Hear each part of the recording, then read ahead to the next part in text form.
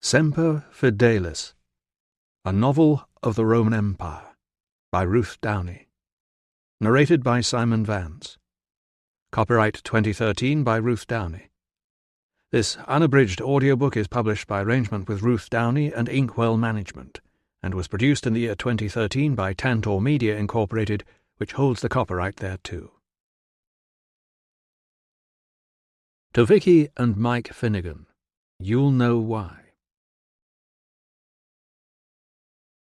Hadrianus Britanniam patiet in qua multa correxit. Hadrian made for Britain, where he set many things straight. Historia Augusta, Life of Hadrian. Chapter 1. Victor's left eye felt as though it was about to burst, like a squashed plum. He ran his tongue along the inside of his gum, tasting blood in gaps that had not been there before. He made a tentative exploration of a couple of loose teeth, seeing how far they would move. It was a mistake. He gasped and fell back against the trunk of the willow as pain welled up and flooded the lower half of his face. "This will pass," he urged himself, all the while feeling that someone was screwing a hot poker into his jaw. "Count to 10. Breathe in, and 1. In, and 2. Think of something else." But all that came was the memory of Thaddeus, struggling to rise from the floor, and the voices roaring at him, "Get in there, or you'll be next!" Thaddeus, lying very still, blood pooling in the dust. As the pain ebbed, he crept forward again, peering out between the willow fronds. The trumpets had sounded the hour for the midday meal, and there was hardly anyone about. The girl was still alone on the sunny slab that overhung the water, her skirts hitched up and her bare feet dangling in the river. Beside her on the stone sat a wooden platter with bread and cheese, and perhaps beer in the cup. She was busy looking at something in her hand. The willow hid her from the guards over on the fort gates. She had no idea that anyone was watching her. The guards were standing in the shadow of the wall, leaning on their shields and gazing into the distance with the air of men expecting a quiet afternoon. Victor swallowed. There was a time, it seemed years ago now, when he had dreamed that being in the Legion would be a good life. The girl sighed and flung down whatever she was holding. She pushed a wisp of blonde hair out of her eyes and turned her attention to the platter. The sunlight flashed on a blade. His fingers slid toward his own knife. But she was only cutting the cheese. He let out his breath. He did not want to hurt her, but he had to keep her quiet. If she screamed, the guards would come, and he might not be fast enough to get away with the food. He would stroll up and try to chat with her. If he said he was hungry, she might even offer to share. He ran a fingertip over his injured eye. She might not. If the eye was as ugly as it felt, she might scream at the sight of him. The guards were still looking vacant and bored. The girl tore off a big chunk of bread and put it into her mouth. Victor stepped forward. "That is a good day to eat beside the river." The girl jerked round. Her eyes widened in alarm, but instead of screaming, she was convulsed by a choking fit. He reached for the platter, ready to grab the food and run before she could call for help, then saw one hand flapping helplessly toward him as she spluttered and tried to draw breath, and thought, what if she chokes to death? He stepped behind her, hesitated for a moment, then smacked his hand against the middle of her back. Moments later she took the beer from him and nodded her thanks. When she could breathe again without coughing, he spoke slowly, trying not to let his swollen jaw mangle his words. "I didn't mean to startle you." "If you don't want to startle people," she said with the accent of a tribeswoman from farther north, "don't creep up on them, especially when they are eating."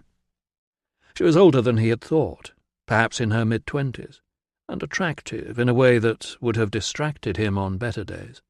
He took a deep breath. "I was hoping—" Her gaze shifted past him. Too late he heard movement. As he hit the ground, a boot clamped across the back of his neck, ramming his face into the grass. Pain flared from his jaw to his temple.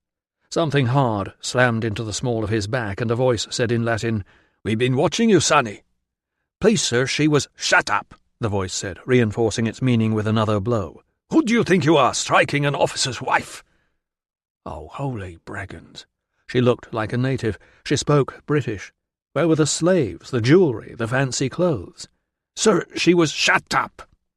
There were two of them, one who gave the orders and one who looked as if he would obey them without question and without mercy. As they wrenched his arms back and lashed his wrists together, the woman began to say something. The soldier cut her short. "It's all right, miss. You're safe now." "But—" "We'll deal with him." As if to show how, one of them rammed the pommel of a sword into his ribs. He had no idea why the woman cried out. She wasn't the one being hit. She wasn't the fool who had thrown away an escape for the sake of bread he couldn't even chew. Half dragged, half stumbling, Victor was hustled up through the rough grass toward the fort gates. The officer's wife was hurrying to keep up, still talking. "Don't you worry, miss," the senior one assured her. "He'll understand Latin when we've finished with him." "I want to speak to him myself." The men ignored her. A few paces farther on she appeared in front of them, holding her skirts clear of the grass with one hand and clutching a pair of battered boots in the other. "So," she said, looking from one to the other, "I am worth rescuing, but not worth listening to?" For a moment Victor thought they were going to barge her out of the way.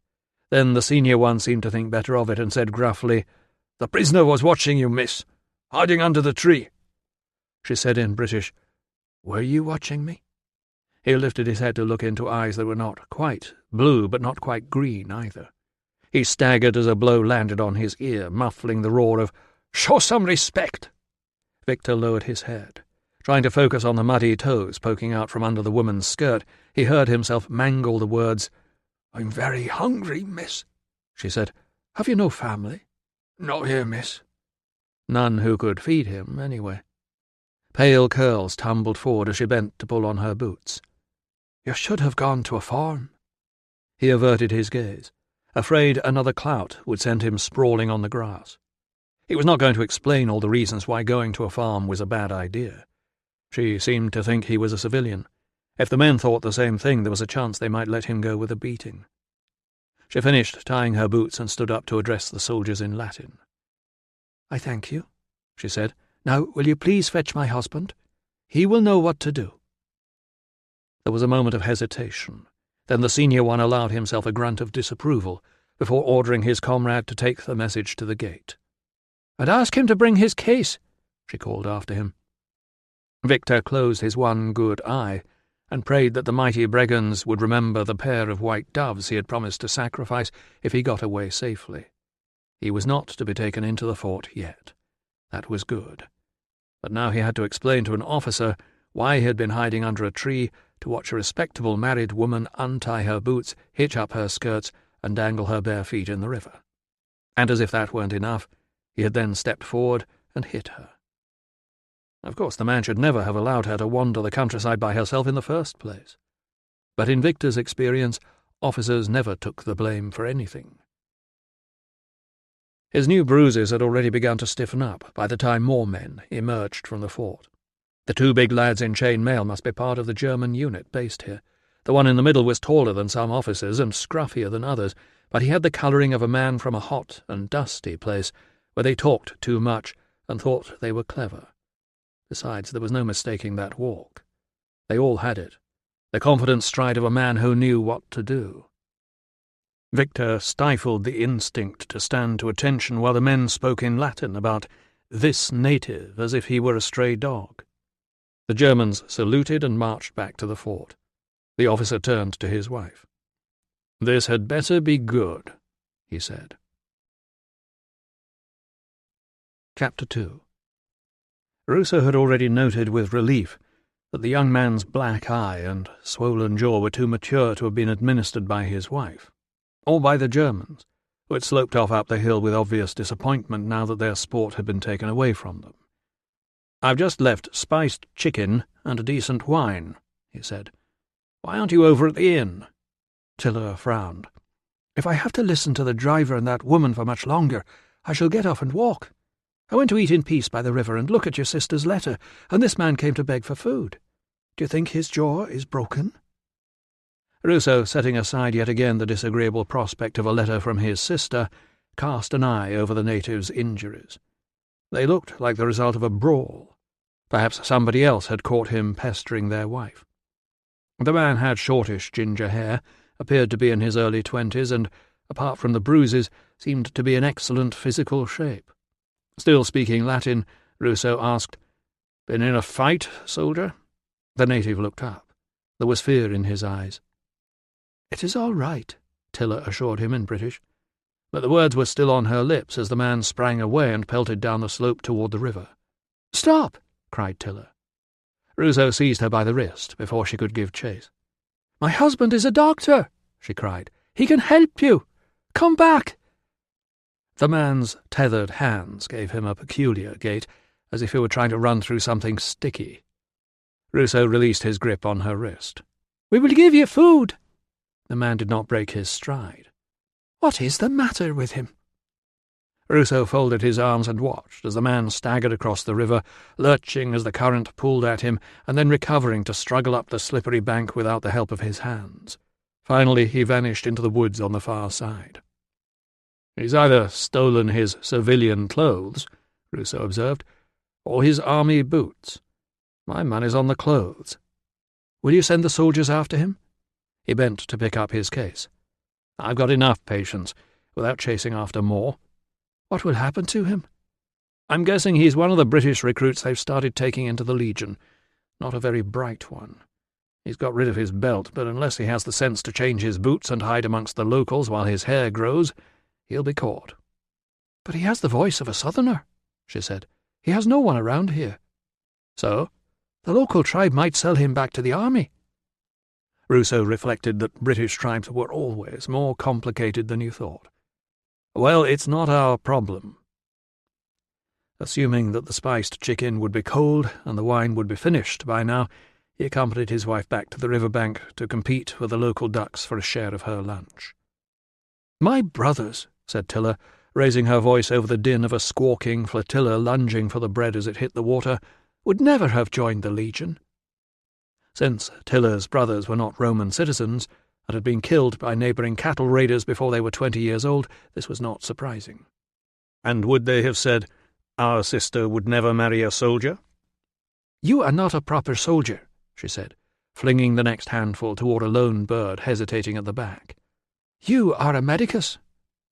Ruso glanced down at his army belt and reflected that this fine distinction might be a comfort to Tiller, but it was invisible to everybody else. He had renewed his vows to the Emperor. He was an officer of the 20th once more, and it did not matter that he had only come back because he missed the salary and the camaraderie, and because he never ever wanted to work as an investigator again. As far as the rest of the world was concerned, he was just another soldier. When all the food was gone, he escorted her back to the inn. "Just stay out of trouble this afternoon, will you? If that driver is still in there telling stories about how stupid the natives are, I may punch him on the nose." "Fair enough," he agreed. "If it needs straightening afterward, send him up to me." On the way back past the gate guards, he wondered if he should, after all, report the escaped Briton as a deserter. But then he remembered it was his own wife who had prized the man away from the guards, and decided someone else could do it. Chapter 3. Victor struggled on into the deep shade of the woods, his head pounding with every step. His throat was sore, his legs felt like lead, he was torn all over by brambles. He stumbled over a root and went headlong, crying out at the jolt of the landing, but knowing he was lucky. The rotting leaves had broken his fall. He lay still, trying to listen over the rasp of his own breathing. Nobody seemed to be following him. He began to squirm, curling up into a position in which he might be able to reach the clasp knife they had not taken because they had not searched him properly. Whatever they had tied around his wrists was digging into his flesh. His fingers felt numb and clumsy. Slowly, patiently, he managed to tease the little knife out of its hiding place in the sodden sheepskin that lined his boot. Still listening for pursuers, he pried it open and tried to angle the blade against the binding without cutting himself. He could move it only a fraction of an inch at a time. He had no idea whether it was having any effect. Suddenly the knife slipped out of his grasp. He yanked his wrists against the binding, but it felt tighter than ever. Groping for the knife amongst the leaves, he touched a smooth surface with the tip of one finger. He stretched out his hand. He had 2 fingers on the blade now, pressing down to get some purchase. It shifted, flipped away from beneath his fingers and landed somewhere out of reach. Victor lay back, exhausted. He was beginning to shiver. He thought, I could die here. He dared not go back to Iberacum. But if he went home, what would he tell everyone? That he had run away in the fine army boots Corinna's family had given him for a leaving present? Even if his people took him back, what if Geminus and his men came looking for him? Whole families had been known to be condemned as traitors. There was always room on the ships for more slaves to feed to Rome. He couldn't go to his own people. He wasn't going back to the army. He couldn't rely on hospitality from other tribes. There was only one place where he was wanted, and he definitely couldn't risk being found there. He had made a mess of everything. That was when Victor, champion wrestler of the Dumnoni tribe for 2 years in a row, only the second Roman citizen in his family, proud recruit to the 20th Legion, father of one, almost able to read and write, laid his head on the ground and wept like a girl. Chapter 4. The travellers from the 20th Legion reached a damp and blustery Iberacum early in the afternoon of the next day. The horses splashed across the ford while the pedestrians waited for the ferry. It was a slow and very visible approach, but no one came out from the fort to greet or even acknowledge them. While the escort continued to thump on the south gates and bellow, "Open up for the Tribune!" Ruso watched Tribune Axius himself, glaring at the wood as if he expected to break through 4 inches of iron-studded oak with a hard stare. Or perhaps he was just mildly annoyed. It was difficult to tell with Axius. The sharply defined nose gave him an air of perpetual haughtiness, and the slight scowl about the dark eyes suggested a preoccupation with weighty matters that lesser men would not understand. Axius, as he had made quite clear, had no intention of spending his military service hunting and carousing like many of the young nuisances sent out from Rome. No, Axius was a nuisance of an altogether more dangerous sort. He was the sort who actually wanted to do something. When there was still no response, the Tribune twitched a rein and his horse obediently circled round, allowing him to frown at the ferrymen rowing the rest of his entourage across the river. Ruso followed his gaze and watched the first of the 2 baggage wagons venturing down into the choppy water. "Something's not right," Axius declared, as if it were not obvious. "Stop knocking!" Ruso sniffed. The moist air was sharp with the smell of burning, but the casual whistling of a figure loading crates outside a warehouse downriver suggested that whatever was going on behind the ramparts of the vast and under-occupied legionary fortress was nothing unusual. Axius said, "I sent Geminus a message. They should be expecting us." Remembering that Geminus and Axius were related, Ruso did not venture to suggest that the aging centurion might have forgotten. Even if he had, the guards should have heard them by now. He hoped the 6th Legion had not arrived early. Axius had travelled from Deva to represent the 20th at the official handover, and his welcome would sound rather hollow if the new arrivals had already thrown down their bedrolls in the barrack rooms, while their legate was happily sweating out the grime of the march in his private baths. He said, "Sir, the ferryman's trying to get your attention." The standing figure in the ferry was pointing downstream past the warehouses, but his words were lost in a cacophony of yelling and waving passengers, all trying to help him communicate. Behind them the mule team faltered, alarmed by all the shouting, and the driver struggled to keep the wagon moving across the ford. Finally someone gave the order for silence. A lone voice rang out, "East Gate, sir." It was a poor start, and nothing on the short ride around the corner to the East Gate suggested to Ruso that Iberacum was going to get any better. It pleased him enormously. Ever since the Emperor had declared the date of his visit, Britannia's administrators had been working themselves into an increasing frenzy of counting and tidying and reordering. Everything that did not move was being painted, at least on the side that faced the road, while inns were being improved and new buildings flung up in the hope that Hadrian might be enticed to stay in them. Friendly tribes in the south, and perhaps here too, if Tilla was right, were busy preparing a spontaneous explosion of joy to mark his arrival. He supposed the less friendly ones would be equally busy stashing away whatever weapons they still held after the recent troubles. Meanwhile, the 20th Legion had been swept up into an orgy of practicing, polishing and sharpening, pausing to inspect, and then practicing, polishing and sharpening some more. Exasperated by all the fuss, Ruso had devised himself a tour to inspect the medical facilities of the most obscure outposts he could get away with. Iberacum, awaiting a new garrison and currently not home to anyone important, had seemed a good choice. He eyed the peeling paint and the sagging thatch of the civilian buildings with satisfaction. The few still in use stood out along the street like the remaining teeth in aging gums. Ruso suppressed a smile. This was just the place for a man who wanted some peace and quiet to get on with his work. Axius was not smiling. Glancing back down the potholed street, Ruso wondered if Centurion Geminus had said the wrong thing to somebody important. Nowhere looked inviting on a wet afternoon in Britannia, but Ruso had to admit that the faded glory of Iberacum was an especially forlorn place for a decorated war veteran to end his career.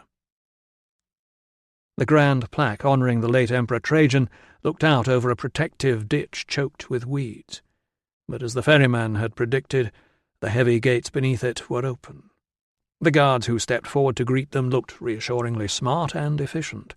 The tribune and his party were expected. Yes, sir.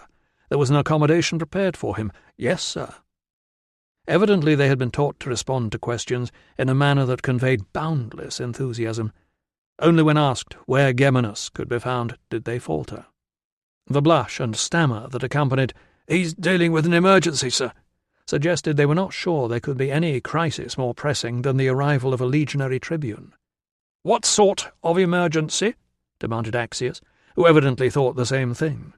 "He's up on the roof of the headquarters hall, sir." "He's mending the roof?" Axius was incredulous. "No, sir. He's trying to get somebody down."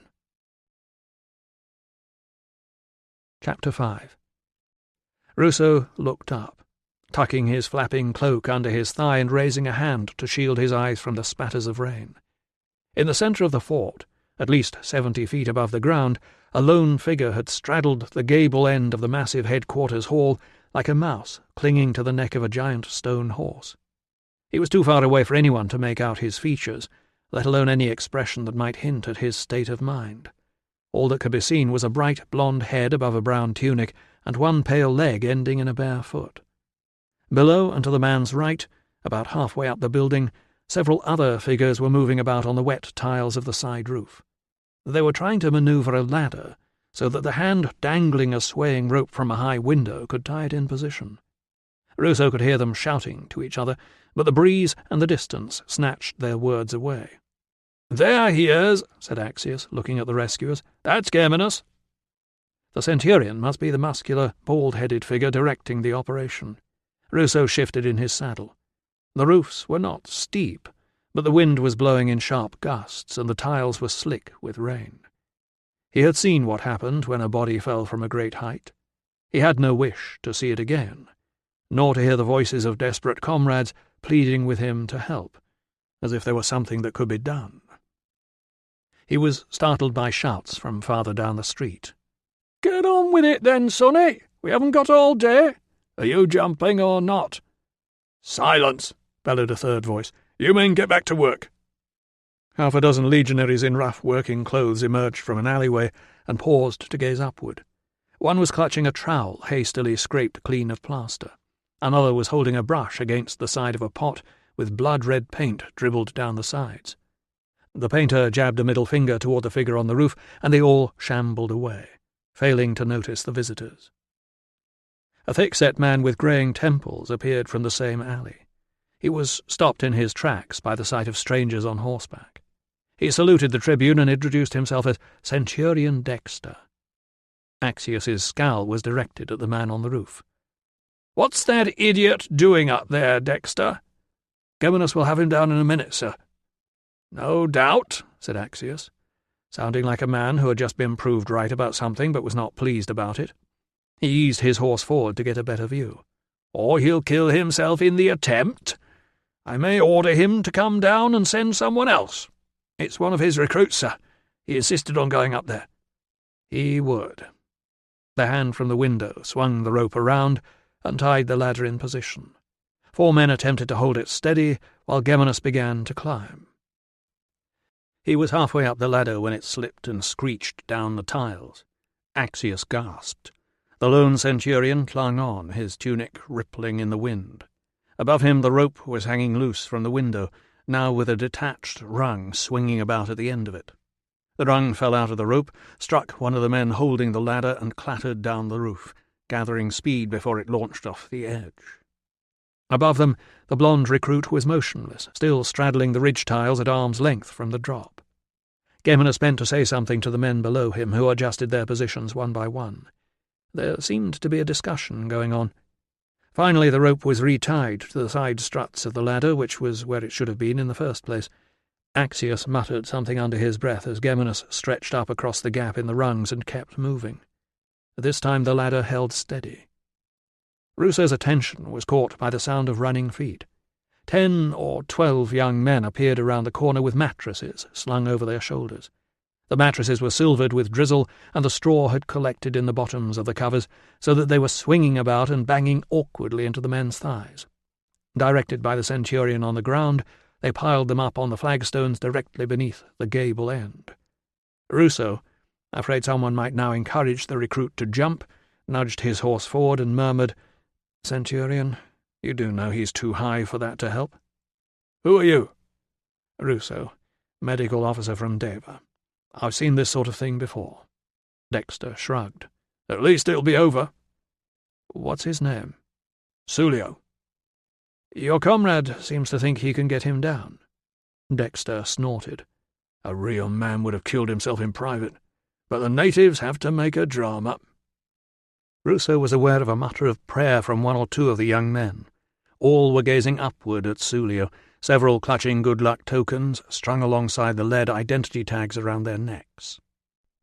"Move along there," shouted Dexter, adding, "It's not a bloody show. Get back to training," as they retreated. Geminus was at the top of the ladder now, but he was still not high enough to step onto the roof. He put both hands on the tiles. Ruso could feel the thud of his own heart. Geminus looked very small against the dull grey sky. One leg rose tentatively. Then he grabbed the ladder again. Ruso instinctively groped behind him to check that his medical case was still strapped behind the saddle, as if it would do any good.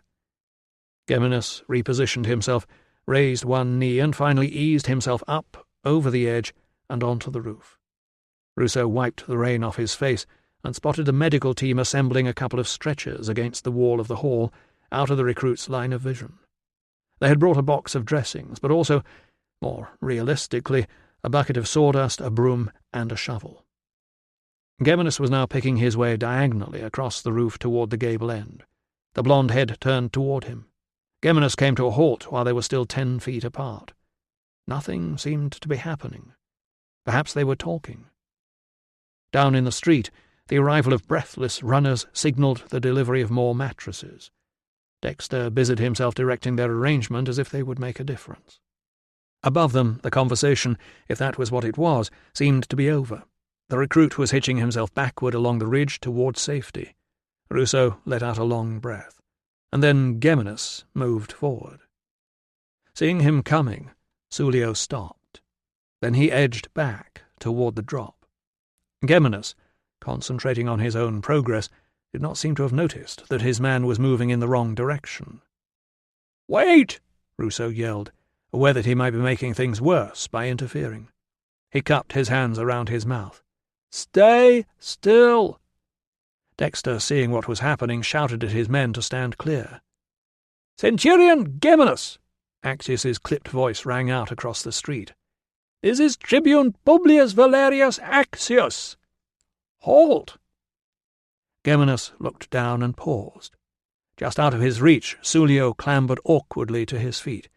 He swayed above the drop, then steadied himself. His wet tunic flapped against his thighs.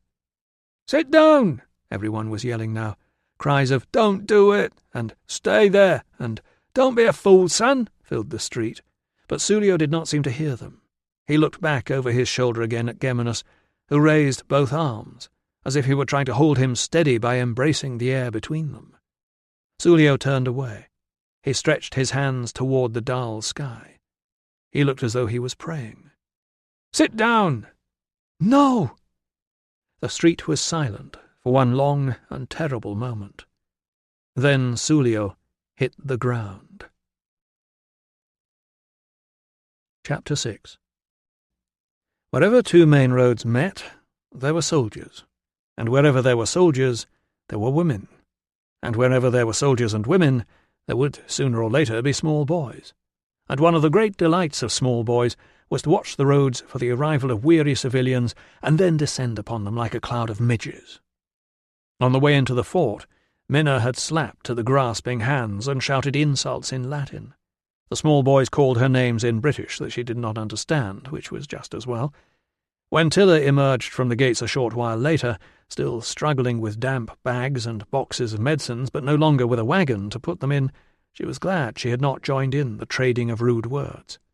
It made it less likely that the scrawny, barefoot helper she now chose to escort her to the official inn would run away with her luggage.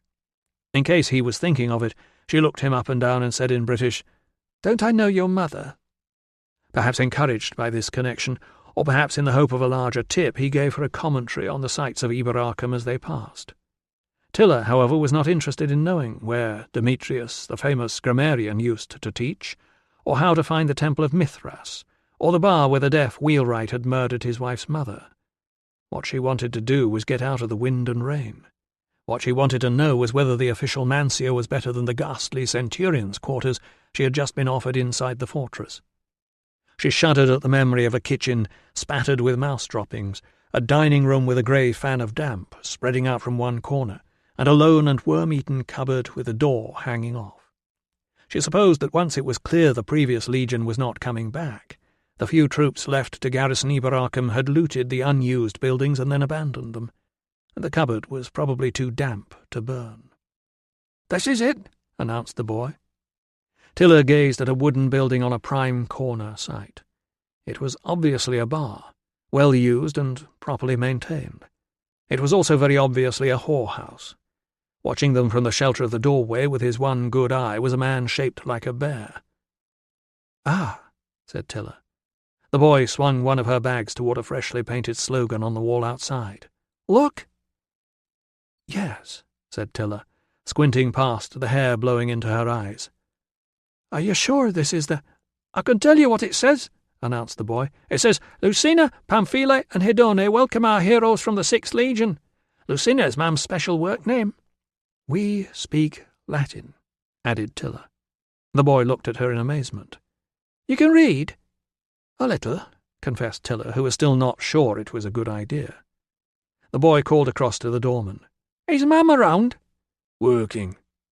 The boy shrugged and apologized to Tilla, who said, "We mustn't disturb her." He took out the bag again. "I'll take you to the Mancio now." Evidently nothing worth telling her about had happened on the next street, possibly because hardly anyone was living there.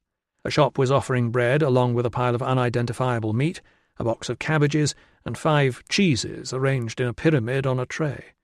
But at the moment she had no use for any of them, nor for the shoemaker on the corner, who broke off from his work to offer instant repairs and grease to keep the rain out.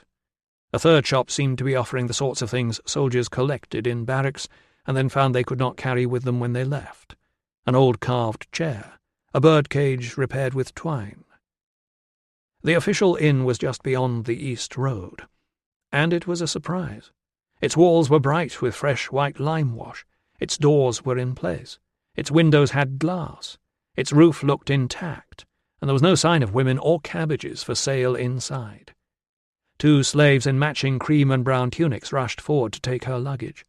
Relieved, she paid the boy more than she should have, and they were both happy. The slaves took her to a downstairs room that looked out over the dripping courtyard garden. It was not cheap, but it smelled clean, and it had all the things she needed. 2 narrow beds, 2 lamps, 1 table with a jug and bowl, and a wicker chair with a faded scarlet cushion. Better still, there was no sign of anything with more legs than herself living there already. The slaves bowed and retreated.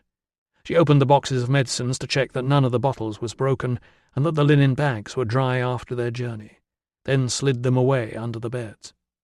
There was nothing to replace or refill. They had barely been used on the trip so far. She pulled her sister-in-law's letter out of its safe place, tucked away in her tunic, and left it in the middle of the table. She had no idea what the letter was about. Marcia's writing was like nothing she had ever seen before. She had given up trying to make out anything beyond "Dearest Gaius." Gaius was what the family called him. Dearest was what they added when they wanted something. No wonder he was putting off looking at it. That was one of the bad things about being able to read. People could nag you from a great distance. She washed her face and pulled a comb through her hair, before twisting and pinning it tight at the nape of her neck. The pleasure of a proper wash and dry clothes would have to wait.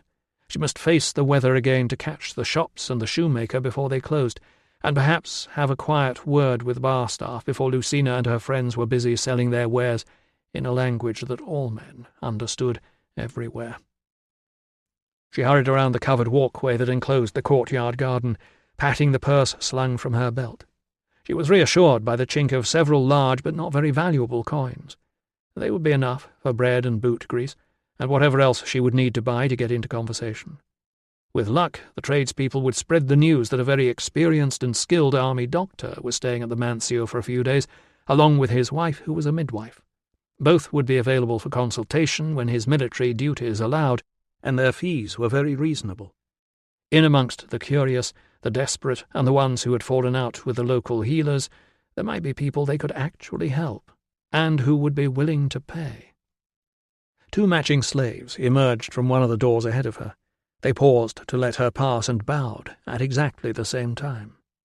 She was wondering whether they held bowing rehearsals in spare moments when she heard a voice inside the entrance hall that was familiar but not welcome. "And a private kitchen," it was saying. "A proper kitchen, that is, not just a brazier in a corridor somewhere. The cook needs space to prepare the tribune's food. He is very particular about his diet." It seemed Axius's staff had not been impressed with the housing inside the fort either. Tiller glanced round the courtyard. There must be a way out that did not pass through the entrance hall. One of those doors must lead to the street, but which? Now that she needed them, the bowing slaves had disappeared. She wondered whether to go back to the room, then realized how ridiculous it was for an officer's wife to be hiding from someone else's slave. Pulling her hood up over her head as if it were blustery indoors as well as out, she stepped into the entrance hall. The tribune's housekeeper was still in full flow. "Ah, there you are, madam." Tiller clenched her teeth. She had spent most of the journey listening to Minna and the driver competing to see who could find the most to complain about. She had silently added, "must understand about speaking only when spoken to the list of qualities their future slave must have when they finally got around to buying her. Or him. The disagreement was one of the reasons they were still paying the neighbours back at Deva for the services of a borrowed kitchen slave. The other was that most of her husband's earnings went back to his family in Gaul. "Here I am," she agreed politely. Minna might be a slave, but her master was a powerful man, as she never tired of pointing out. "I was just explaining, madam," Minna continued. "That house over in the fort is a disgrace. I've never seen anything so filthy in my life." Tiller bit back. "Then you are a very lucky woman." "I see you weren't prepared to put up with it either, madam." "I am staying here," said Tiller, not wanting to give her the satisfaction of agreeing. "You see?" Minna demanded of the manager, as if the state of the military accommodation were his fault. "It's not even good enough for the natives." As Minna carried on, "My master is a tribune, not just some passing centurion." Tiller felt the blood rising in her cheeks. Not even good enough for the natives. One of the local staff, who were probably listening somewhere out of sight, ought to hide a frog in the wretched woman's bed. Better still, a cow pie. Perhaps she would do it herself.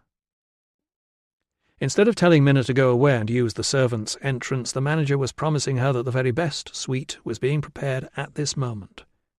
"Well, I hope they're doing it properly. I know what you people are like." Tiller paused in the doorway to give the manager a sympathetic glance, but his face was still a mask of politeness. She said, "I shall be out for a little while, and I may have some visitors later." The manager bowed. "Yes, madam. I will come back for dinner." "We shall look forward to it, madam." She made her way down the steps outside, leaving Minna complaining that it wasn't as if the soldiers hadn't known her master was coming. Perhaps she thought the poor man might feel sufficiently outraged to go up to the fort and berate the 20th Legion for negligence. Chapter 7. "Dr. Ruso, sir?" The voice echoed around the empty branches in the entrance hall of Iberacum's hospital. Ruso would have been hard-pressed to recall many faces from the ever-changing trail of young hopefuls who had followed him around the wards back at Deva, supposedly watching and learning, but standing before him was an older, thinner version of a short, curly-headed youth whom he remembered only too well. "It's Pera, sir. You were at Deva," said Ruso, grateful for the reminder of the name. "We got your letter, sir," said Pera. "Welcome to Iberacum." "Thank you," said Ruso, trying to remember anything Pera might have done to distinguish himself apart from that unfortunate prank in the mortuary. The awkwardness of the pause that followed suggested Pera might be trying too. "So, who's in charge here?" "I am, sir." He sounded as if he was expecting this mistake to be rectified at any moment. "Really?" said Ruso, recalling the disciplinary hearing when Pera had explained how, instead of leaping out from beneath a shroud to terrify his fellow students, he had made the catastrophic blunder of doing it in front of half a dozen relatives grieving for the man on the next table. "Excellent," he said, realizing Pera had heard really as an expression of disbelief. "Well done." Pera looked relieved. "Thank you, sir. Perhaps you could explain the setup here. I'd imagine the camp prefect's rather busy welcoming the Tribune." It was one of those conversations that reminded Ruso of all the things he liked about military medics. Pera, his confidence restored, did not waste time with rambling discourses on why all his rivals were fools, or praising his own secret medical recipes, or blaming the patients for his failures. Within minutes Ruso had a clear picture of the varied needs of 2 centuries of experienced but aging legionaries, a small auxiliary unit, and 48 recruits in basic training who were barely out of their teens. "Sorry, 47 now, sir." What Pera did not say did not need saying. There was no need to elaborate on the usual struggle to impose ventilation, cleanliness, and sobriety upon men who would quite happily spend their off-duty hours drinking the local beer and their nights huddled in a warm fug of unwashed bodies. Nor did he need to explain that Iberacum, like much of Britannia since the uprisings in the north, was chronically undermanned. Pera's small team was rattling around in a hospital built for a garrison 10 times the current size. It was just as well the rebellious tribes had retreated to lick their wounds and bury their dead. Hadrian, who seemed like a sensible man, was seizing the chance to bring reinforcements and a fresh legion. Pera was ushering Ruso through the side door and into the corridor when an orderly came to ask for guidance about a diet, and a bandager wished to report that he thought a sprained wrist might be fractured. Pera settled the diet question and promised to have a look at the wrist shortly. Turning to Ruso, he said, "What would you like to expect first, sir?" "Let's start with the wrist." Pera looked pleased. Clearly the last thing he needed was to waste time escorting visitors around. By the time he pushed open the door of one of the treatment rooms to reveal a woebegone young man clutching his right arm, 3 more men had come to ask him for help or instruction, 2 of them wanting orders about what should be cleared out and what should be packed for the impending move to Deva. "Why don't I see to this chap?" Ruso suggested, making a mental note to talk to Pera about training and delegation. "You'll be on it, sir. Then we'll both be out of your way." When Pera grinned, he looked almost as young as the recruits. Sulio had confounded Dexter's attempts to clear the area by leaping beyond the straw mattresses, and several men had fallen awkwardly in the rush to get clear of the plummeting body. As Ruso splinted and strapped up the wrist, and congratulated the orderly on spotting the symptoms that might indicate a cracked bone, he went through the usual speech about the bandaging being loose enough for swelling. "Come straight back if your fingers start to tingle or go numb. We'll splint it properly in a couple of days. Then you'll have it held in position for about 6 weeks." "Will I be discharged, sir?" Ruso looked up from the wrist, surprised. "Gods above, no. It'll probably be fine in a couple of months. I'll give you a chit to show your centurion at Deva so he won't undo all my good work with sword drill." He turned to the orderly. Could you organise that straight away, do you think?" The orderly turned to leave. One of the men who'd been on the roof limped out ahead of him on a bandaged foot. When they had gone, Ruso said, "You can do any training that doesn't involve the arm. Keep the wrist in a sling during the day for at least a week, and don't use it until we say you can." The youth said, "Thank you, sir," with all the gratitude of a man who had just been handed a bag full of snakes. Ruso said, "How's the pain?" "Not too bad, sir." The youth seemed almost disappointed. "You'll be excused from carrying your kit back to Deva." Most men would have been pleased to hear that, but this one seemed not to care. Ruso was tempted to point out that, compared to the dead man, he had little to complain about. Instead, he said, "I'm sorry about your comrade. Did you know him well?" "It's all right, sir," said the youth, staring at the floor. "You don't need to pretend. We know nobody wants us at Deva." Ruso frowned. "What's given you that idea?" "We're an unlucky unit, sir." The youth's weary gaze met his own. "They say we're—" Before he could finish, a voice from the doorway called, "You there! Get a grip!" The youth gulped and fell silent. Pera appeared, clutching a bottle of green fluid. He crouched down beside the youth and hissed in his ear, "Sulio chose to take his own life. The others were accidents. Any more talk like that and you'll be on a charge, understood?" "Yes, sir." "Is that understood?" The youth straightened his back, squared his shoulders and stared into the middle distance. "Yes, sir." Ruso wondered who the others had been, and reflected that the prankster from the mortuary was much changed. Chapter 8. The occupied rooms of Ibaracum's hospital were at the front by the entrance hall, while the kitchens were in one far corner and baths in the other. Kitchen staff and bathers were thus obliged to traverse long corridors lined with gloomy wards whose shuttered windows would have offered a fine view of native weeds strangling the herbs in the courtyard. Ruso waited until they were alone in such a corridor before he asked Pera to explain. The others were accidents. "This way, sir." Pera looked both ways before ushering Ruso through the nearest door and closing it behind him. "Is that why you've come to inspect us, sir? Because of the accidents?"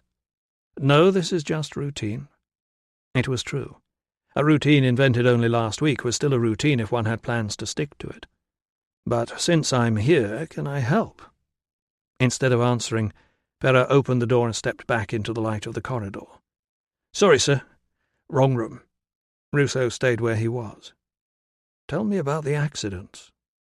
At the sound of distant voices, Pera flattened one arm against the door as if to hold it wide for his old tutor's exit. "We're not using this ward any more, sir. I forgot." "The accidents, Pera?" Pera glanced back along the corridor, but no help came. Still Ruso did not move. Eventually Pera's arm dropped. With the door safely closed again behind him, he went across to peer through the cracks in the shutters before saying, "We've been ordered not to talk about it, sir." "Not in front of the men," Ruso agreed. "That's understandable. But if any of this has involved the medical service, I need to know." Pera massaged the back of his neck with one hand as if it would ease his obvious reluctance to speak. Finally he said, "It's all nonsense, sir." "Nonsense or no," said Ruso, "the lad's right. If word reaches Deva that they're an unlucky batch of recruits, they won't get much of a welcome." "What happened?" "You'd have to ask Centurion Geminus, sir." Ruso sighed. "Pera, if you invite someone into a private room and close the door, he expects something interesting to happen." "But I can't tell you anything, sir." "So it seems, although anyone who's watching will think you have." There was a silence, and Ruso guessed Pera had not thought of that. "Never mind," he said cheerfully. "I'll go and ask the patients." "No!" Pera sidestepped to block his exit. "Sir, there was a recruit who drowned when he was crossing the river." "When was this?" "About 6 weeks ago. And then 2 days ago a man had an accident during training. You know how superstitious the Britons are, sir. Once they get the idea of a curse, or anything really, into their heads, it's hard to knock it out again." "Yes." "Ah." Pera must have picked up something from his tone. "Sir, I didn't mean to insult your—" "I know," said Ruso, who was frequently baffled by Tilla's intransigence himself. "The ones whose fathers were in the Legion have more of an idea, sir," continued Pera hastily. "But some of them are full-blooded natives. They're only citizens because their fathers are officials. It's not like the old days." "True," observed Ruso, wondering whether Pera really imagined he was ancient enough to remember the days when most recruits were sent out from Italy. He was right, though. It was not like the old days. Nobody had explicitly stated that standards were to be relaxed, but Ruso was not the only doctor to end up arguing with a recruitment officer when a medical board rejected more men than was convenient. That, however, was a battle for another day. In the meantime, 2 fatal accidents in 6 weeks was unusual. But he was not an investigator now. He was not going to start imagining curses and conspiracies around every corner. He had seen the difficulties of crossing the river for himself, and deaths in training were not unknown. Men had nasty encounters with the moving parts of heavy weaponry. They wandered across a firing range, or got too close to a sharp edge, or were trampled by horses. Sometimes a man simply succumbed to a physical weakness that had revealed itself under the pressure of the demands upon him. Once the facts were clear, even the Britons might begin to grasp the concept of coincidence. "What happened to the lad in training?" "He was dead before they got him here, sir." "Is there something wrong with your neck?" Pera retrieved the hand. "Sorry, sir. I was told he fell and hit his head." "But presumably the lad this afternoon went up on the roof of his own accord. Do we know why?" Pera's hands were clamped behind his back. He glanced down as if he could not remember where he had put them. "I think Centurion Geminus might be the best person to ask, sir." "I see," said Ruso, curious to know what Pera was hiding and wondering whether he was more wary of the curse than his official position would allow. So far he had revealed nothing that Ruso could not have found out by asking around the barracks. "Well, we can't do anything for dead men," he said, hoping he would get more sense out of Geminus later. "Let's go and see what we can do for the rest." None of the half-dozen men occupying hospital beds was suffering from anything that was of great interest to anyone except himself.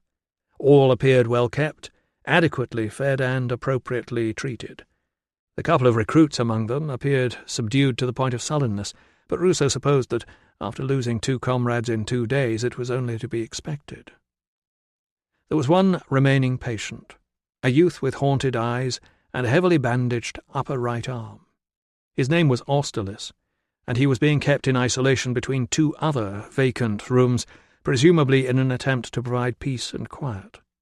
His response to, "How are you today, Austerlitz?" was a worryingly weak, "Very good, sir." "I hear you had a knife injury. Mind if I take a look?"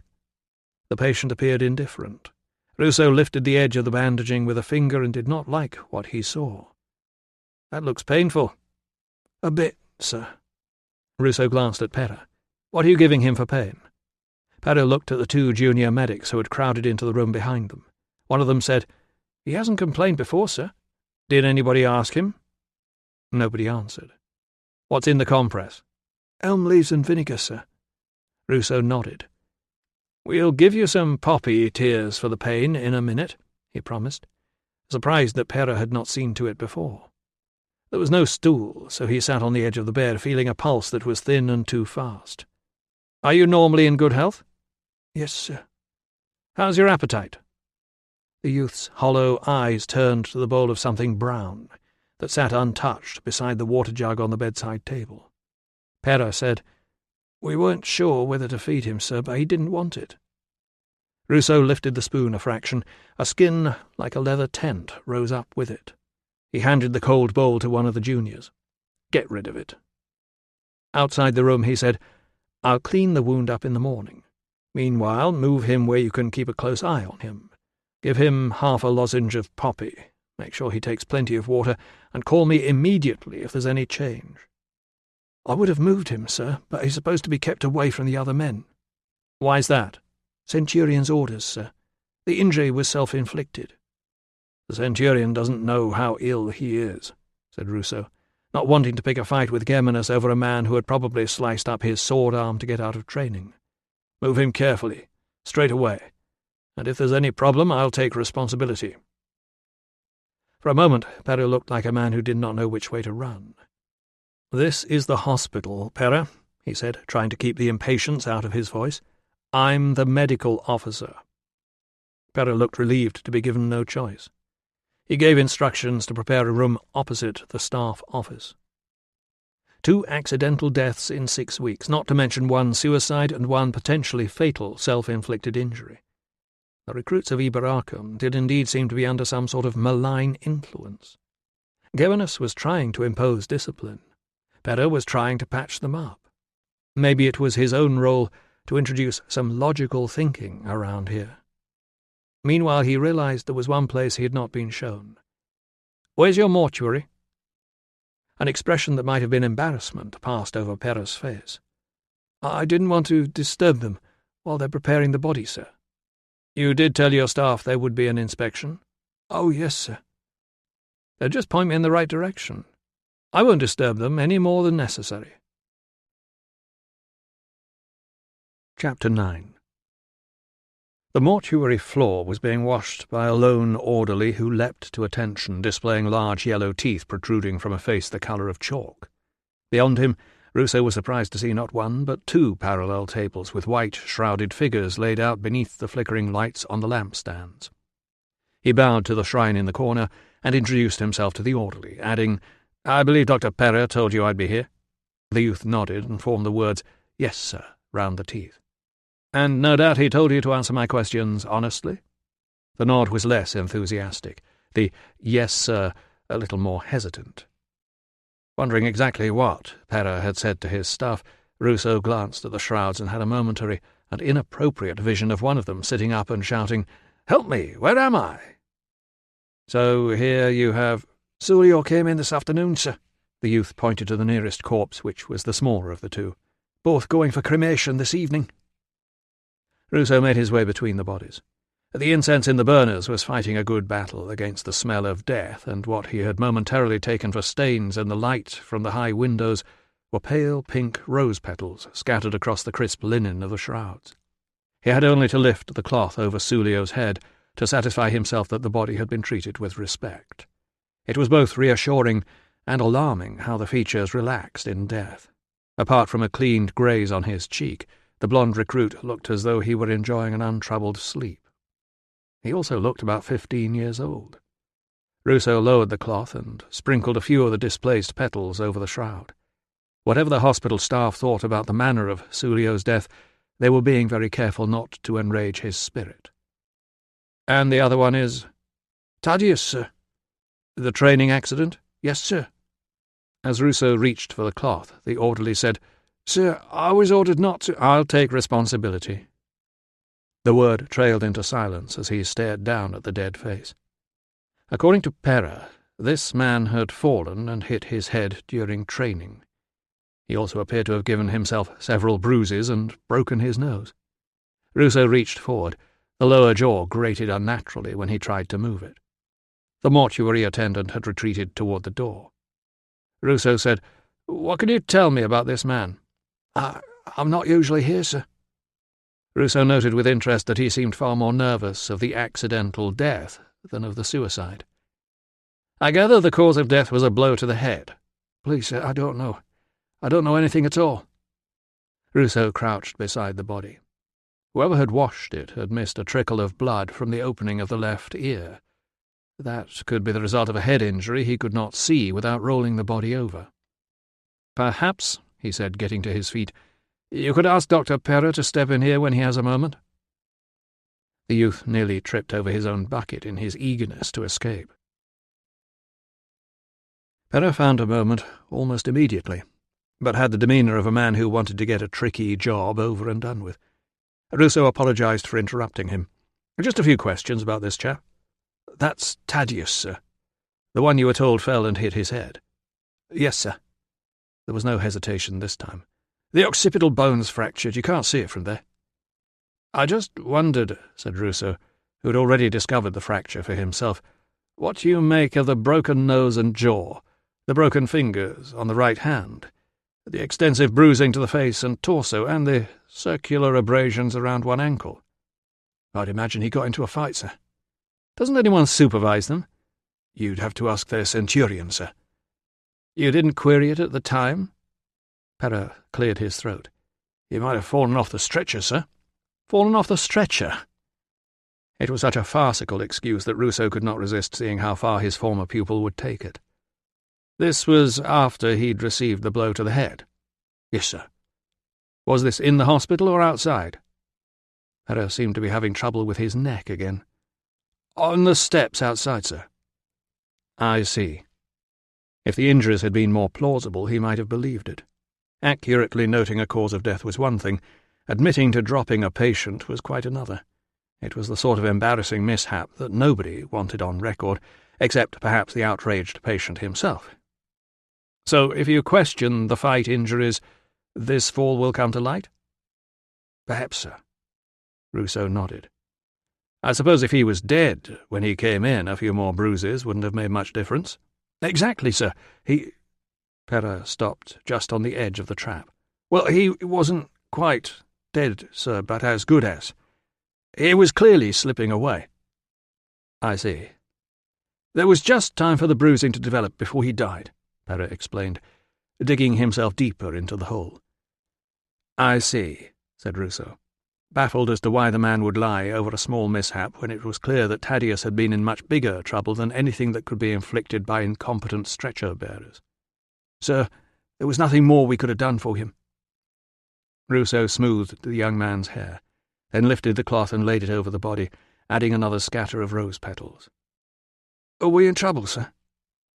"I don't know," said Ruso, "but somebody should be." Chapter 10. Ruso left Perra to worry, and seated himself on a wobbly stool in the office. He was aware of his every move being scrutinized by a hefty clerk who, despite being told to stand easy, still looked as though he were being squeezed into a small space on one of his own shelves. Medical records, as Ruso had insisted to Perra and dozens like him over the years, were crucial. They told the next medic what you'd seen and done. They told you what you'd seen and done, after a string of night duties when it was hard to remember your own name, let alone anything about the patient. If you took the time to review them, they helped you to decide which treatments were useful and which weren't, or which patients were genuinely ill and which were constant complainers. The trouble was, when you were the doctor, there was always something more urgent to do, and when you were supervising other doctors, the prospect of sitting down to read their notes made you aware of a pressing need to go and do, well, almost anything. Like asking what that wooden box with Sulio chalked on the side was doing here. "It's his effects, sir.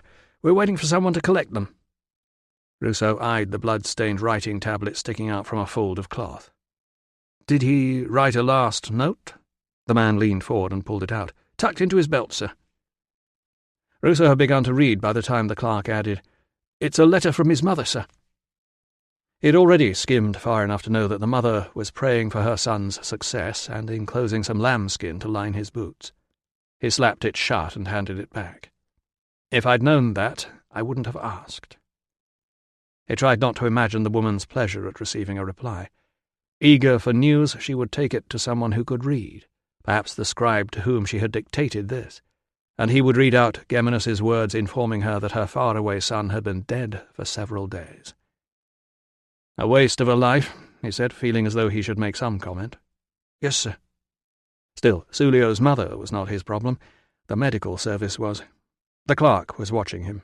He must make a good show of inspecting the records. "Right," he said, wishing, as he always did at this stage, that his own clerk, who genuinely loved this sort of thing, was still in the army, instead of hanging around down in Verulamium while a local woman decided whether or not she wanted to marry him.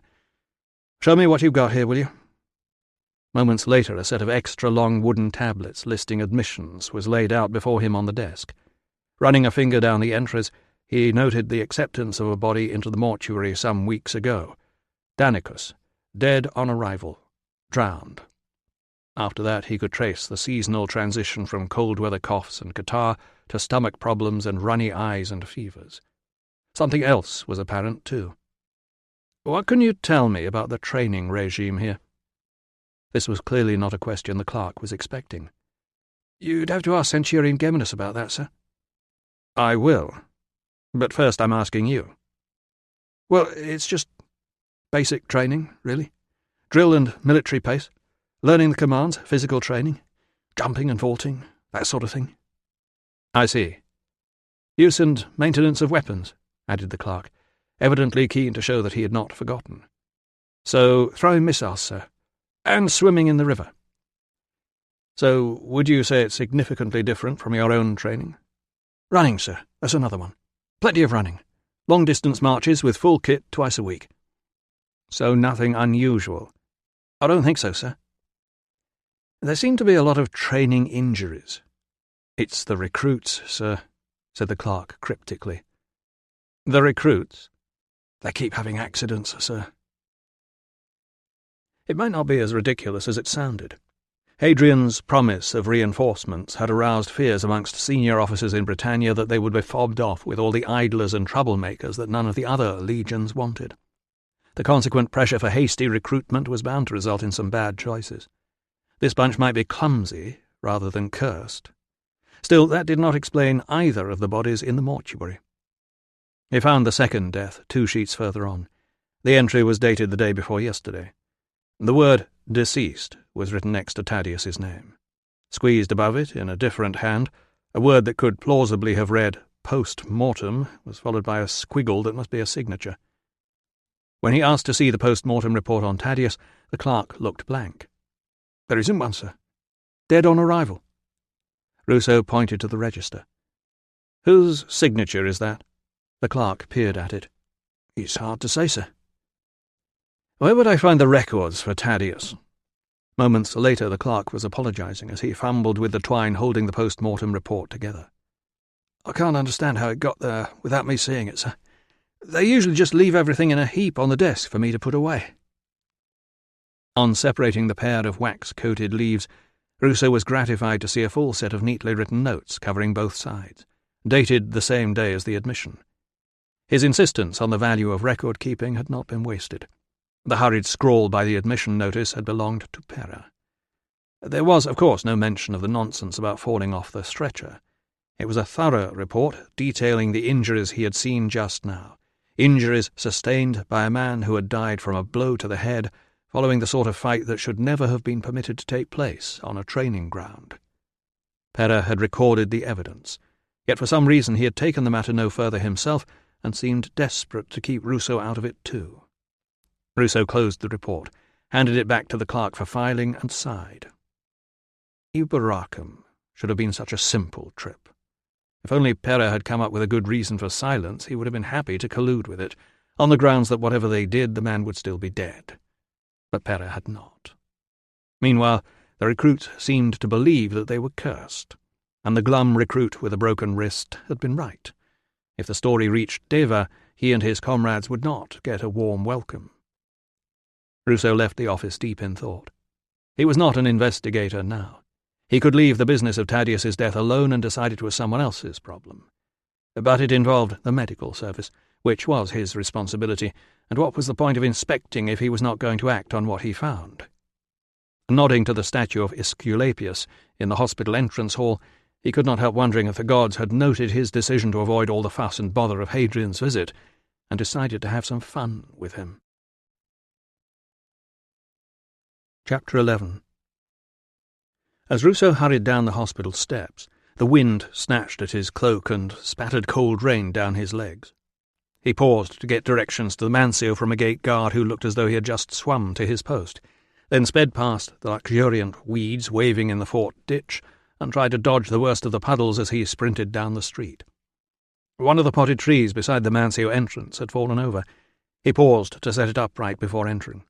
He was stamping his clammy boots on the mat when he heard the thud of the wretched thing blowing over again. The manager confirmed that, yes, indeed, the medicus's wife was here, and rang a bell to summon a servant. While he was waiting to be taken to the room, Ruso was treated to the sight of another visitor tottering up the steps toward the entrance hall. The girl was clothed in a style that was appealing, rather than appropriate. Below the look-at-us boy's cleavage, the flimsy pink dress that appeared to have been shrunk onto her was grubby and mud-spattered. This was as much as Ruso saw before the door-slave stepped into his line of vision. "Guests only." She craned to see past. "Is he the medicus? It's urgent." "This is an inn," the slave pointed out, "not a doctor's house." "Well, that's not very nice. I just picked your tree up for you." Ruso moved away from the doors and stood examining his damp boots and his conscience. It had been a long day. Now he needed to tell Tiller that he had been invited to dine with a tribune this evening, while she had not. Experience had taught him that women did not like this sort of news, even if they had never wanted to go in the first place. He was also fairly confident that the last thing Tiller would want to hear next was that his best kit needed to be polished before tomorrow morning, and that he didn't have time to do it himself because he could neither arrive at dinner smelling of horse nor keep the tribune waiting, so he needed to rush off to the bathhouse straight away. Meanwhile, the young woman outside was urgently seeking a doctor. "It's all right," he said, noting the unkempt hair and the wide eyes peering over the door slave's outstretched arm. The body was mature, but the face above it was that of a child. "You can let her in." The slave withdrew the arm, and the unescorted girl stumbled past him, too busy taking in her surroundings to look where she was going. Noting the expression on the manager's face, Ruso drew her away from the desk and into a corner beside a shrine garlanded with wilting flowers. "I'm the medicus," he explained, "but I can't—" "Virana."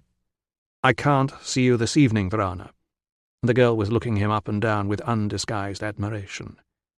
"You are an officer?" "Someone has to be." She shook her head. A loop of brown hair escaped from whatever was supposed to be holding it in place.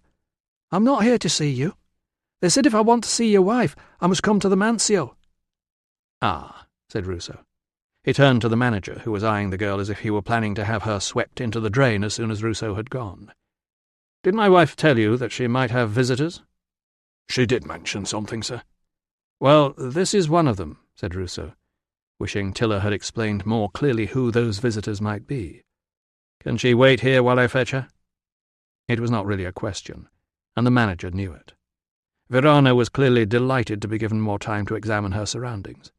As Ruso left the hall in the company of one of the Mancio slaves, he heard the manager snap, "Don't touch those flowers." The walkway provided some shelter as the slave led him out around the courtyard and tapped on the fourth door. Beyond it he found a simple room, and in that room was just the sort of domestic scene a man wanted to come home to after a long day. A beautiful blonde woman was presiding over a small table laden with a selection of salads and meats, a flagon of wine, a jug of water, and 2 cups. "I did not know when you would be back, so I thought cold food would be easiest." "Ah." Tiller reached for his hand. "You look tired, husband. Is it true that a man jumped off a roof and killed himself?" That was how it was in places like this. A man inside a fortress had only to sneeze, and moments later 6 people on the far side of the wall were wishing him good health. He said, "It hasn't been a good day." "It is over now. Sit and eat." "There's someone waiting." "Let them wait." She pulled the chair out for him, then handed him a cup. "Why did he do it?" He took a sip of the wine and hoped they would not have the nerve to charge much for it. "I don't know." "They said he was from the Atrebates." "Was he?" Nobody had mentioned Sulio's tribal origins, probably because only other Britons would be interested. "Tiller, I can't stay. I'm sorry. I have to go and talk army business over dinner." "But I thought—" "And there's a patient waiting for you in the entrance hall." She sighed, looking at the food. "I suppose if I put a cloth over the top, it will do for breakfast." "So you're going back to the fort?" "I'll be here planning the move back to Deva with the tribune and the local centurions." "I do not like that tribune." "I didn't know you'd spoken to him." "When you are not there, he looks at me." "Really?" He would keep an eye on Axius from now on. "Not in that way," she added quickly. "At least, I think not. More as if I am something strange and interesting." What a perceptive man. "And unlike you, he has never been rude to me." Ruso grinned, just to show he was not in the least bit perturbed by Axius being younger than he was, almost handsome, powerful, rich, and unable to keep his eyes off other people's wives. Tiller had moved on to a new subject. "I suppose Minna will be there too, bossing the slaves around." She wrinkled her nose in distaste. "Finish the wine at least. It will help you put up with all the boring soldiers." "I'll be as boring as I can. Then perhaps we'll finish early." She leaned across the table and kissed him. "I am sure you will be very good at it." It was not until he was sitting on a towel in the hot room of the Mancio bathhouse feeling the sweat begin to sting his eyes and trickle down the small of his back, that he realized he had forgotten to ask her to clean up his kit. Later, perhaps while they were both polishing in a scene of domestic harmony he could not quite picture, he would see if she could shed any light on this business with the recruits. Despite a brief fling with the followers of Christos in Gaul, Tilla retained a firm belief in the power of cursing and blessing. She might have some insight into what the Britons thought was going on here, and then he could work out how to deal with it. Ruso did not know a great deal about curses, but he did have a wide experience of army recruits. The impression he had formed at medical examination boards was that most of them were very young and poorly educated. Many were away from home for the first time, and even the best were trying not to show how nervous they were. His limited contact with them farther down the road suggested that Geminus's men would now be exhausted by the rigours of training, feeling trapped inside the fort, struggling with a level of discipline they had not known at home, and no doubt wondering if they had made a terrible mistake. Isolated from their own tribes, fed on rumour, and grieving for lost comrades, he could see how these young men had worked themselves up into a panic. Axius, evidently well briefed, had done his best to settle them down before they went back to barracks for their evening meal. As befitted a young man with an expensive education, he knew how to give a speech. Better still, he knew when to stop. In a very short space of time, he had said all the things they needed to hear. He had looked out over the men of the 20th assembled beneath the roof from which the recruit had jumped. He introduced himself with the clarity and authority of a man twice his age. He offered them his sincere condolences on the death of Sulio, whose mind had gone. He honoured the bold rescue attempt of Centurion Geminus and the men who had supported him. He commended their example to the recruits, reminding them that soon they would be back at the Legion's main base in Deva, where the discipline, bravery, and loyalty they had begun to develop here would bring them the advancement they deserved. They would be a credit to their centurion and their families back at home. Finally, he announced a dawn parade at which he would personally preside over the sacrifice of a prize ram to Jupiter. Prayers would be said for the safety of the emperor and the spirits of the departed, and every man would be there in full dress uniform to witness it. Axius was undeniably impressive, and it had seemed to Ruso that the young men whom Geminus marched out of the hall were less wild-eyed than before. Perhaps it was the presence of an officer of Axius's standing. Perhaps it was the prospect of a long evening shining up such parade kit as recruits in basic training might manage to muster. Most likely it was the neat way the tribune had managed to respond to their fears without openly acknowledging them. He must have known what had been going on, and the people who had briefed him must be the centurions with whom Ruso was about to spend the evening. Perhaps he would find out what really had happened to young Tadius, and why Pera wanted it kept quiet. Ruso wiped the sweat from his eyes and breathed in gently so as not to scald the lining of his nose. Deciding he had suffered enough, he got up from the bench and clacked across the hot floor on wooden sandals. A quick scrape of the dirt, a cold plunge, a rub-down, and he would be ready for a dinner which might turn out to be much more interesting than he had led Tilla to believe. Chapter 12. The black beads were cheap, and the pink dress had been made for someone much slimmer. The first owner had probably abandoned it when efforts to scrub out a spatter of grease spots across the middle of the skirt had left them marooned in a faded patch. Before Tilla could speak, the girl said in British, "Are you the doctor's woman?" "I am the midwife," said Tilla in the same tongue. The girl was too young to be the boy's mother, so she was not Lucina come to ask why some stranger had been claiming to know her. It must be Pamphile or Hedone, or some other working girl who was supposed to be looking forward to the arrival of the 6th Legion, which was more likely to mean her owner was looking forward to a rise in his profits. "I am Virana." The girl glanced over her shoulder at the manager. "Grumpy over there doesn't like me. But you did say to come here, didn't you?" Tilla gestured toward the courtyard door. "Come with me. We will speak in private." "You are not Parisi," the girl guessed, following her along the walkway. "From your accent, Brigante?" "Near enough," agreed Tilla, because no matter how many times she explained about the Corionotati, people only remembered the names of tribes they had heard of before. "You are Brigante, and you have married an officer?" It seemed the girl had never heard of such a thing. "How did you do it?" "That is a long story." Tilla ushered her into the room and gestured toward the chair with the red cushion. The girl seated herself and gazed around her, lifting the corner of the cloth to see what was laid out on the table. Is this your dinner?" She tipped the flagon toward her and sniffed the contents. "I don't like wine," she said. "Beer is much nicer." "Yes," said Tiller, putting the flagon back and replacing the cloth. She had left Marcia's letter on the table, hoping her husband might read her some news of his family in Gaul.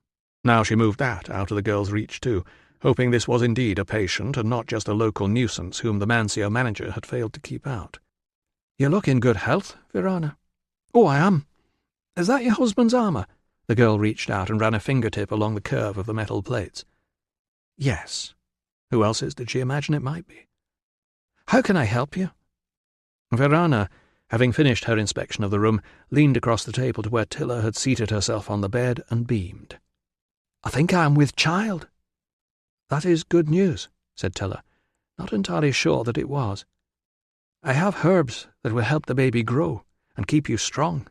I can give you something to take when the time comes, and an egg charm to hold in your hand when you give birth. But you will have to find your own midwife. We're only here for a few days." "And then you're going back to Deva with the soldiers?" said Verana, with her eyes bright. "Tell me, is it true there are stalls selling silk and ivory and spices and Eastern perfumes? And I can wear my shoes outside because there is no mud in the streets, and nobody needs buckets because the water flows to every house?" "No." "Well, never mind." Verana reached back to retrieve a bone pin and shook her hair loose. "I'm sure it will be better than here. I know the 6th Legion are coming, but they'll send all the best ones up north to build the Great Wall, won't they? We'll just be stuck with the old fat ones again. So I thought you would know what to do." "What to do about what?" "I don't mind if he doesn't marry me. I know it's not allowed unless he's an officer." "It is not recognised," corrected Tiller. "But if you have chosen a soldier, and he has chosen you, that is none of the army's business. That's what I think too. When your man is moved, you will have to follow. It will not be easy, but plenty of women do it." Verana pouted. "But that's the trouble. Nobody wants me to follow. They all say the baby is somebody else's." Tiller suppressed a sigh. Was there no end to the supply of stupid girls living near army bases? "Please don't shout at me. Everyone else does." "I am not going to shout at you. I'm going to work out some dates.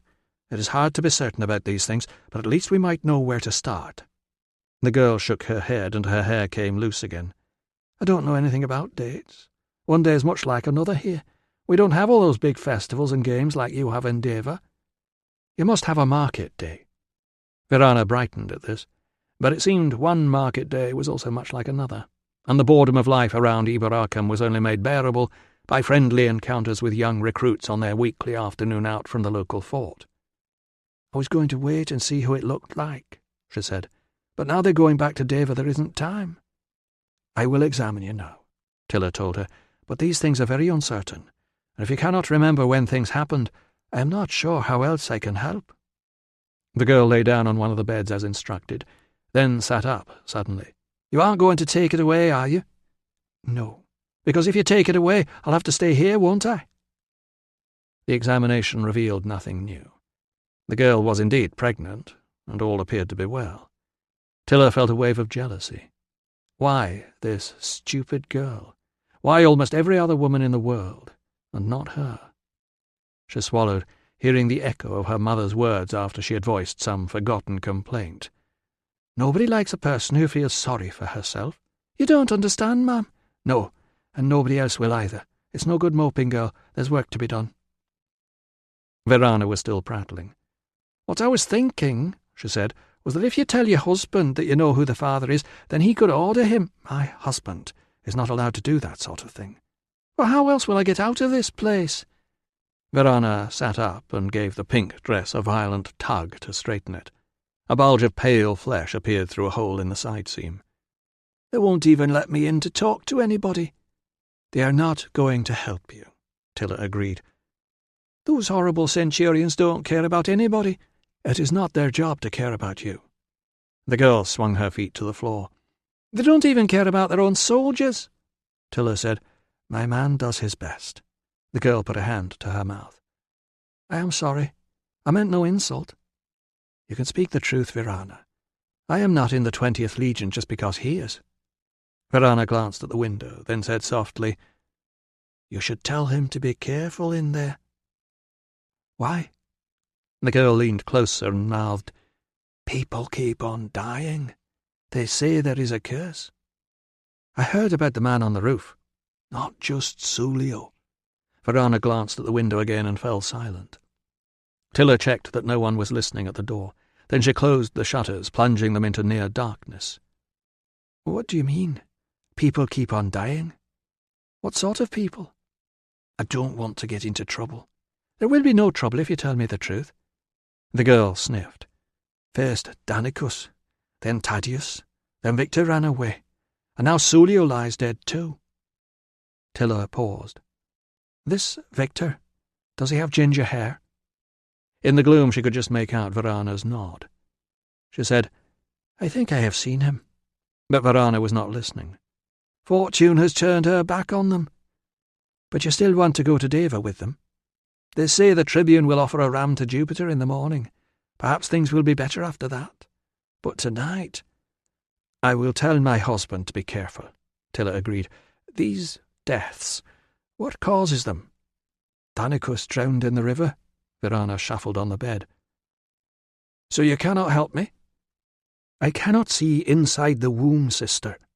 Think who you lay with at about lambing time, and try to work it out." Verana began counting on her fingers and murmuring names. There seemed to be a lot of them. Tiller opened the shutters again. "They were all nice to me." Verana stopped counting. "I wouldn't do it with the rude ones." "Of course not." "They bought me beads." "So I see. I felt sorry for them." Tiller, trying to remember if she had ever felt sorry for a soldier in her life, said, "Why was that?" "Mum said to stay away from them, but what does she know? I shall have plenty of time to grind flour and milk cows when I'm old like her." "There is no need to feel sorry for soldiers, Verana, especially when they ask you to comfort them." The pout reappeared. "They won't have me back at home now. My aunt says I'll turn the milk sour." "I am sad to hear it." "It wouldn't be Tadius, would it? I only did it once with him because of my sister." "Once is often enough," said Tiller, pushing aside the thought. "But not for me." "Well, I'm sure it isn't. Anyway, I need somebody alive. Marcus is nice." The girl looked up. "You won't tell my sister about me and Tadius, will you?" "I do not know your sister." "She thinks she was the only girl he ever looked at. Now she's lying at home sulking." Tiller dismissed the question of what the parents had done to deserve two such daughters, and tried to steer Verana back toward the danger the medicus might be in. "Could the father be either of the other men who died? Oh, Sulio and Danicus weren't interested in girls. You know, like they say about the Emperor." Tiller was not going to discuss the Emperor's bedroom habits with a girl who could not control her tongue, or, it seemed, much else. "So the boy who jumped off the roof was the lover of the one who drowned?" Verana nodded. "After Dan was drowned, Sulio was so frightened he couldn't eat. He wanted to run away. I told him not to be silly." She sniffed. "I should have said yes, go, shouldn't I? If he had run away, he would still be alive." "Why was he frightened? Was he to blame for the drowning?" "Tadius and Victor were really cross with him." "He was frightened of the other recruits?" But Verana had moved on. "Now Tadius is dead and Victor knew it would be him next, and Corinna will be left on her own," she sniffed. "Like I will be if I'm not careful." While the girl paused to wipe her nose on the back of her hand, Tiller tried to make sense of what she had said. 3 soldiers are dead, but from different causes, and one has run away. Verana nodded vigorously, shaking the remaining strands of her hair loose. "Corinna really is Victor's wife, but that's none of the army's business, is it?" Talking with this girl was like trying to catch fleas. You never knew which way she was going to jump. "That depends on who you ask." Verana thought about that for a moment. "It's not so bad for me, really, is it? I mean, I've got plenty to choose from. Corinna never lay with anybody else, so she can't get them to help now that Victor's gone." It seemed the local girls had rushed to make the new recruits very welcome indeed. A harder woman would have told them that if they must take on a soldier, go for an older man who was about to settle down with his retirement fund. The young ones had no money, little free time, and no choice over where they were posted.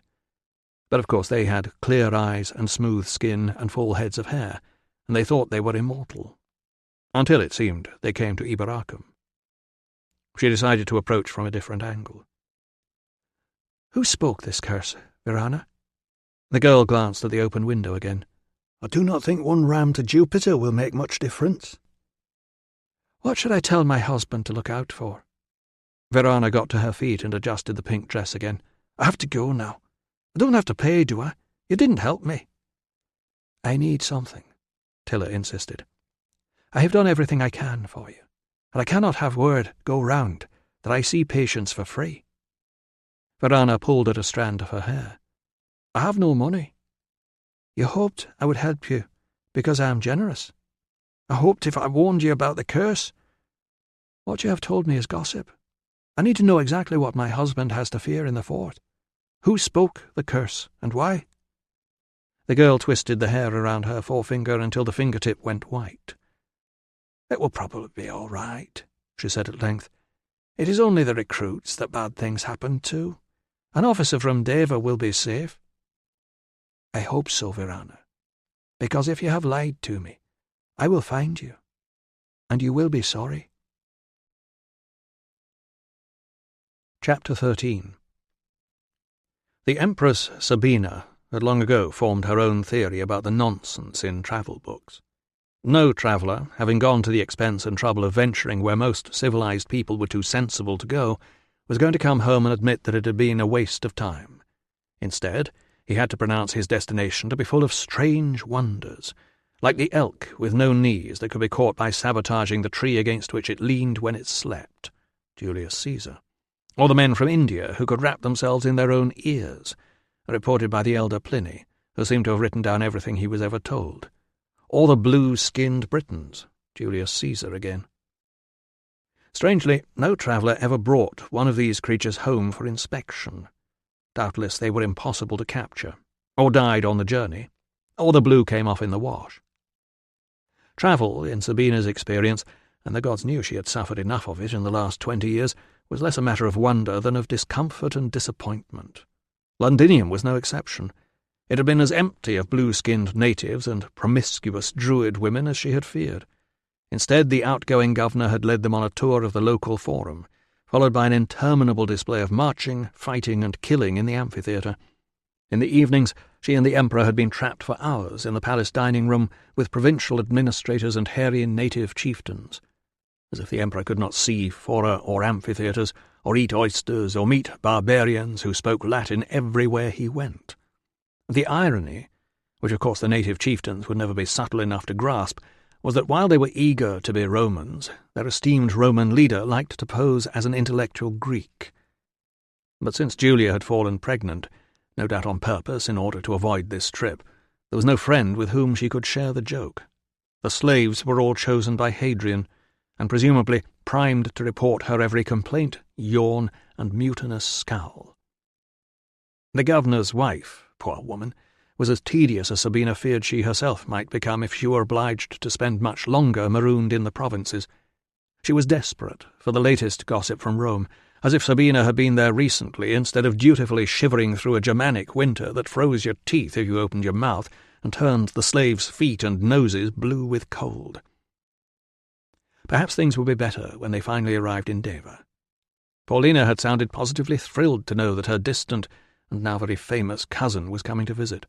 She had promised to keep Sabina entertained while the emperor and her husband did all those important things that emperors and legates had to do. Meanwhile, Sabina had asked the governor's wife in vain for the locations of singing stones, statues that spoke, stuffed monsters, giants' bones, or relics of Helen of Troy.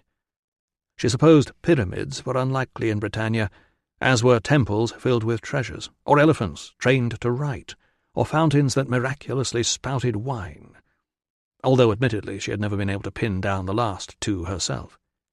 But it seemed even the distant hills of the north and west boasted no steaming sulphurous craters or fissures belching poison gases. There was not even an oracle. "There is the circle of very large stones, madam." "Do they do anything?" "Not that I know of, but you might like the temple of Sulis Minerva at Aquasulis." "What does that do?" "It is an old and very holy place where a constant supply of hot water springs out of the ground." "How very convenient," she conceded. "If one were short of slaves." The people throw in offerings to the goddess and curses on their enemies. Well, I suppose it will have to do. Is it nearby? Sadly, it was not.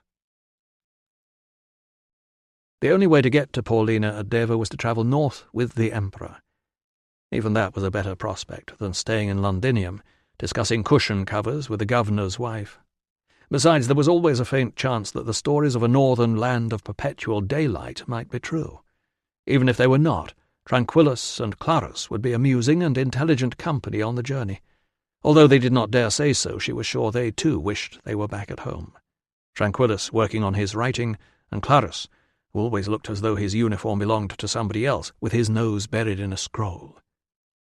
Hadrian could find someone else to bore with his lectures about drawings and measurements. His latest project might be the biggest and best wall in the empire, but it was still just a wall. Of course, she was the only one who had ever dared to tell him so. An auspicious day had been chosen for the start of the voyage, and the omens had been good. Even so, things had gone wrong, almost straight away. The dress she wanted to wear turned out to be in one of several trunks loaded onto the wrong ship.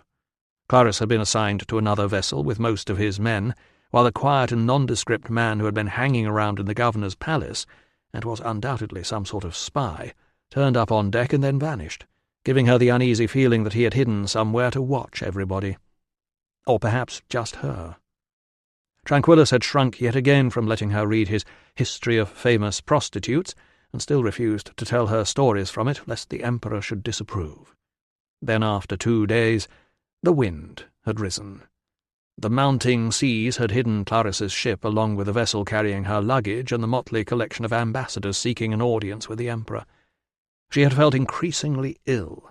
Tranquillus had retired to his cabin to work on his latest biography.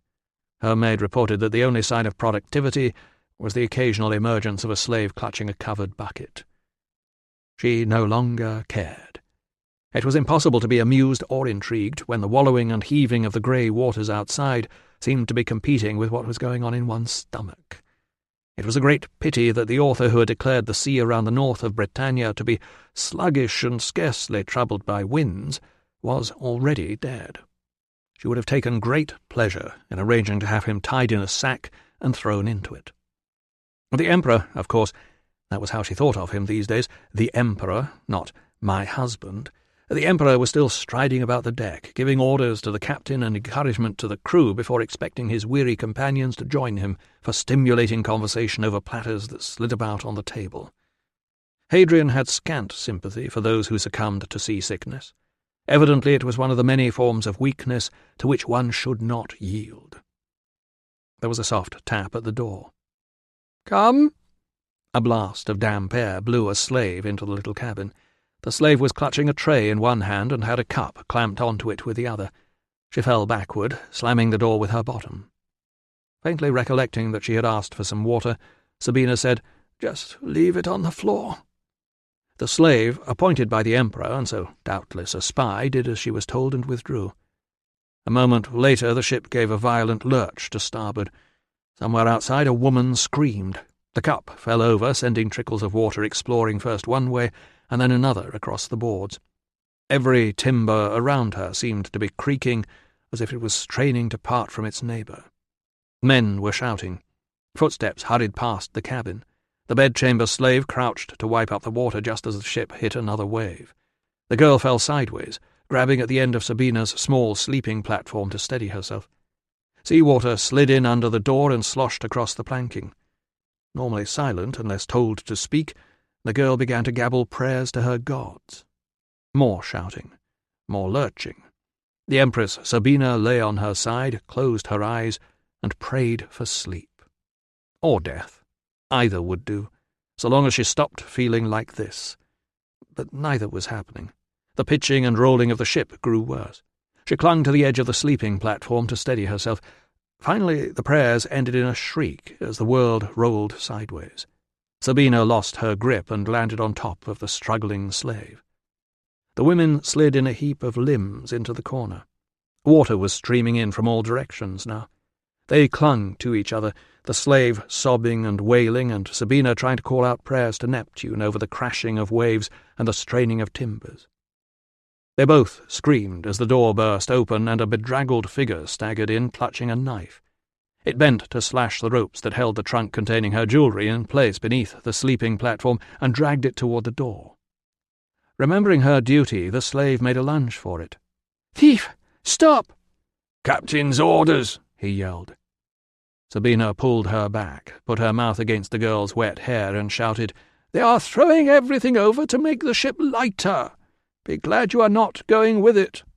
If this does not work, we will all drown." Chapter 14. Axius reclined on one of the rather worn couches that graced his private dining suite in the Mansio, and Ruso congratulated himself on his mature lack of jealousy, as he noted that this room alone was 3 times the size of the space he was sharing with his wife. The housekeeper who had irritated Tiller bustled around straightening covers, while Ruso and the remaining guests spread themselves across the other couches. While the Mancio's slaves in their matching cream and brown tunics trotted in to serve drinks, a confusing set of introductions was performed. There were 4 centurions, plus a man from the auxiliaries who explained that he was in charge of road patrols and proceeded to say nothing else all evening. Perhaps he was overawed. The others all had at least 3 jobs each. The granite-faced Geminus appeared to be in control of the recruits and of everyone else. Dexter had something to do with the maintenance crews. The plump one was in charge of stores and supplies, and smelled as though he'd been checking out the wine stocks before he arrived. The one with thinning hair and a careworn expression was tasked with fobbing off the complaints of the locals, or, as it was officially known, civilian liaison. All gave the impression that they would be happy to shed a few titles in exchange for being posted somewhere else. "So," said Axius, helping himself from a bowl of hard-boiled eggs that had been cut into halves and dolloped with some sort of green sauce. "No problems getting things lit in the rain?" Geminus said, "All done, sir. Quick, quiet, respectable." "Good. I didn't want funerals hanging over the proceedings tomorrow. How are the men?"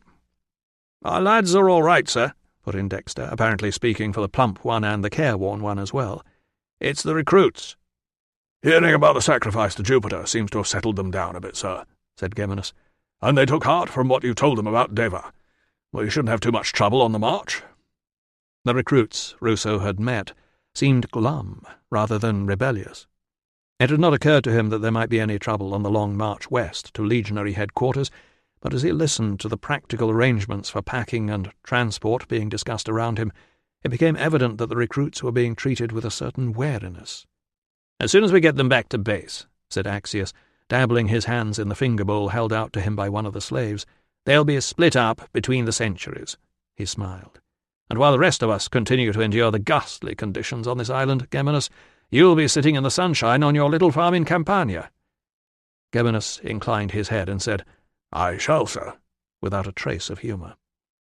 Ruso reflected that Hadrian, who insisted on mixing with the ranks and sharing a military diet, was probably the only man in the army who did not grumble about his working conditions. No doubt the incoming troops would have plenty to say about the state in which the 20th had left the fortress at Eboracum. Meanwhile the 20th would have the satisfaction of knowing that the headquarters and their one occupied corner showed they were civilized men, even though they had long ago stripped the remaining buildings of anything that might contribute to the domestic bliss of their successors. Anyone who imagined that the legions were happily united in the service of the emperor was woefully naive. Reaching for a spoonful of the fish with leeks that had been a favourite recipe of his first wife, it occurred to Ruso that Claudia would not have been impressed with his conduct so far this evening. "You must make an effort, Gaius. Do try and join the conversation. People will think you don't approve of them." He doubted they cared whether he approved of them or not, but it was clear he was not going to find out anything interesting unless he asked. "I was wondering, sir," he put in when they seemed to have run out of things to say about the crop yields of the farm Geminus had bought in Campania, "why the recruits were sent here instead of being trained at Deva." "Because somebody has to garrison Eboracum while everyone's up on the border building the Emperor's wall," explained the Tribune, as if it were obvious. "And they look like soldiers to the natives," added Geminus. "Ah," said Ruso, suspecting he now appeared dim rather than sociable, and not sure what to say next. "It was thought," continued Axius, helpfully filling the silence, "that if we trained them over here, they wouldn't pick up bad habits from the older men back at Deva. But it turned out they got plenty of their own, observed Geminus. You've all done everything that could possibly be asked of you, Axius assured the centurions. I saw that for myself this afternoon. Geminus said, I should have got rid of that lad before, sir. But sometimes a recruit like that comes good. Dexter wiped his bowl with a chunk of bread. You can't do anything with a man whose mind has gone. He crammed the bread into his mouth as if there were nothing more to be said on the subject. Ruso felt there was a great deal more to be said, but not here. Instead he reached for the water jug. So how did they get the idea they were cursed? No one replied. He glanced up. The others were looking at him as if he were an earwig that had just crawled out of their lettuce. He had a feeling this was not the sort of reaction Claudia would have intended. The curse of the Britons, said Geminus finally, is that they don't do what they're told. A couple of them found out the hard way that they should have paid more attention in swimming practice. Geminus dived in and rescued one of them himself, said Axius, as if he were afraid his relative might be too modest to mention it. Lost the other one downstream. Geminus shook his head, acknowledging defeat. Then this week we lost one in a training accident, and they put the two together and made up some tale that means none of it's their own fault. He clapped his glass down on a side table as if signalling the end of this depressing subject, and turned to Axius. I noticed the mention of discipline in your speech, sir. Very appropriate. Ah, yes. Axius reached for his own wine. Of course, you know why we have altars to disciplina? To encourage the men, sir, ventured the plump one. The same reason we have coins celebrating Concordia, said Axius, taking a sip and looking around the room. Because we like to pretend we've got it. We do, sir, agreed Geminus. The plump centurion gave a grunt that might or might not have been assent. The thin one looked round for a cue, and the silent one busied himself with his dinner.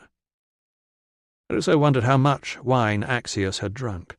The wording stamped on coins was chosen at the very top, and, given the bad relations between the Senate and Hadrian, it was hardly tactful for the son of a senator to be heard criticising imperial policy in a building where any member of the staff could be a spy.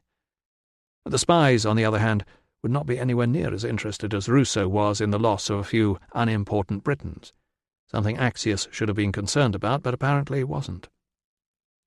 I was wondering, sir, he said, if the second recruit who died had been in some sort of a fight. Geminus frowned. Where did you get that from? Too late, Ruso realized that a fight might suggest Geminus had failed to keep control, whereas an accident could be blamed on the gods. The body, he said, unable to think of a suitable lie and wishing the Tribune had found some women to invite. Women were good at filling embarrassing silences, except for Tilla, who was good at creating them. This time it was Axius who restarted the conversation. Did Geminus ever tell you, he said to the centurions, how he and I first met? The fat and the thin centurions greeted this opening with the eagerness of men stranded on a lonely road spying an approaching carriage. The silent one did not appear to notice. We are related, you know, Axius explained, on my mother's side. Ruso, who knew this much already, surmised that Geminus was a useful sort of relative, distant enough not to be a social embarrassment, but close enough to be claimed as family when he had marched home from the Dacian campaign, his chest sparkling with decorations for bravery. Apparently the 8-year-old Axius had been escorted onto the streets of Rome to watch him in the victory parade. Later he had followed Geminus around the house, asking every question he could think of about life in the army. Geminus's hard features softened slightly as his protégé reminded him of the marching lessons around the fish pond in the garden, and how Axius had taken to demanding the day's watchword before allowing anyone to enter his presence. Do you remember that wooden sword you gave me? Very well, sir. Did Mother ever tell you Father confiscated it? I knocked over one of the statues in the garden while I was practising the thrust and twist. I wrote to the Praetorian barracks to ask you for another one, but I think the slave must have been told to lose the letter. I never got it, sir. And finally, after all these years, I heard we were serving in the same province, and I had the chance to thank you. The bald head dipped in acknowledgment. You've made me very proud, sir. And to apologize to you for being an insufferable brat. There was a brief silence, while everyone waited to see if Axius would smile. Then they all laughed, even Geminus. The subject of dead recruits was forgotten. Chapter 15. By the time Ruso headed back around the courtyard toward his own room, the blustery rain had put out all but one of the torches, which was why he failed to see the puddle before he trod in it. To his surprise, he found his wife still awake and sitting at the table. Whatever was left of the food had been pushed to one side beneath a cloth. The flames of a triple-wicked lamp were dancing in the sudden draught from the door as she rolled up a scroll that had been laid out in front of them. He recognized the collection of poetry a friend had lent her for reading practice. "If one of our poets had spoken this rubbish," she said, tying it closed, "nobody would pass it on, and it would be forgotten, and good riddance. But this man wrote everything down, and now it floats about like somebody else's hair in the bath. Who cares if his lady's pet sparrow is dead?" He sat on the bed and bent to tackle his wet boots. "The only other scroll Valens could lend me wasn't fit for a decent man to read with his wife. It's a foul night out there. How was your patient?" "Pregnant and very silly. Is it true 3 recruits have died?" "And one's deserted." "He's the one we met on the way here. His name is Victor. I hope he is somewhere safe in this storm." "I'm surprised more haven't run off. They seem to be an unhappy bunch." He tossed the boots into a corner. Tiller retrieved them and put them on the windowsill to dry in the draught. "The girl said Fortuna has turned her back on Iberacum, and you should be careful. She thinks it is only the recruits who are cursed, but I have prayed to Christos for you. I wish you wouldn't keep doing that, and I will find a place to leave a gift for the goddess, just in case."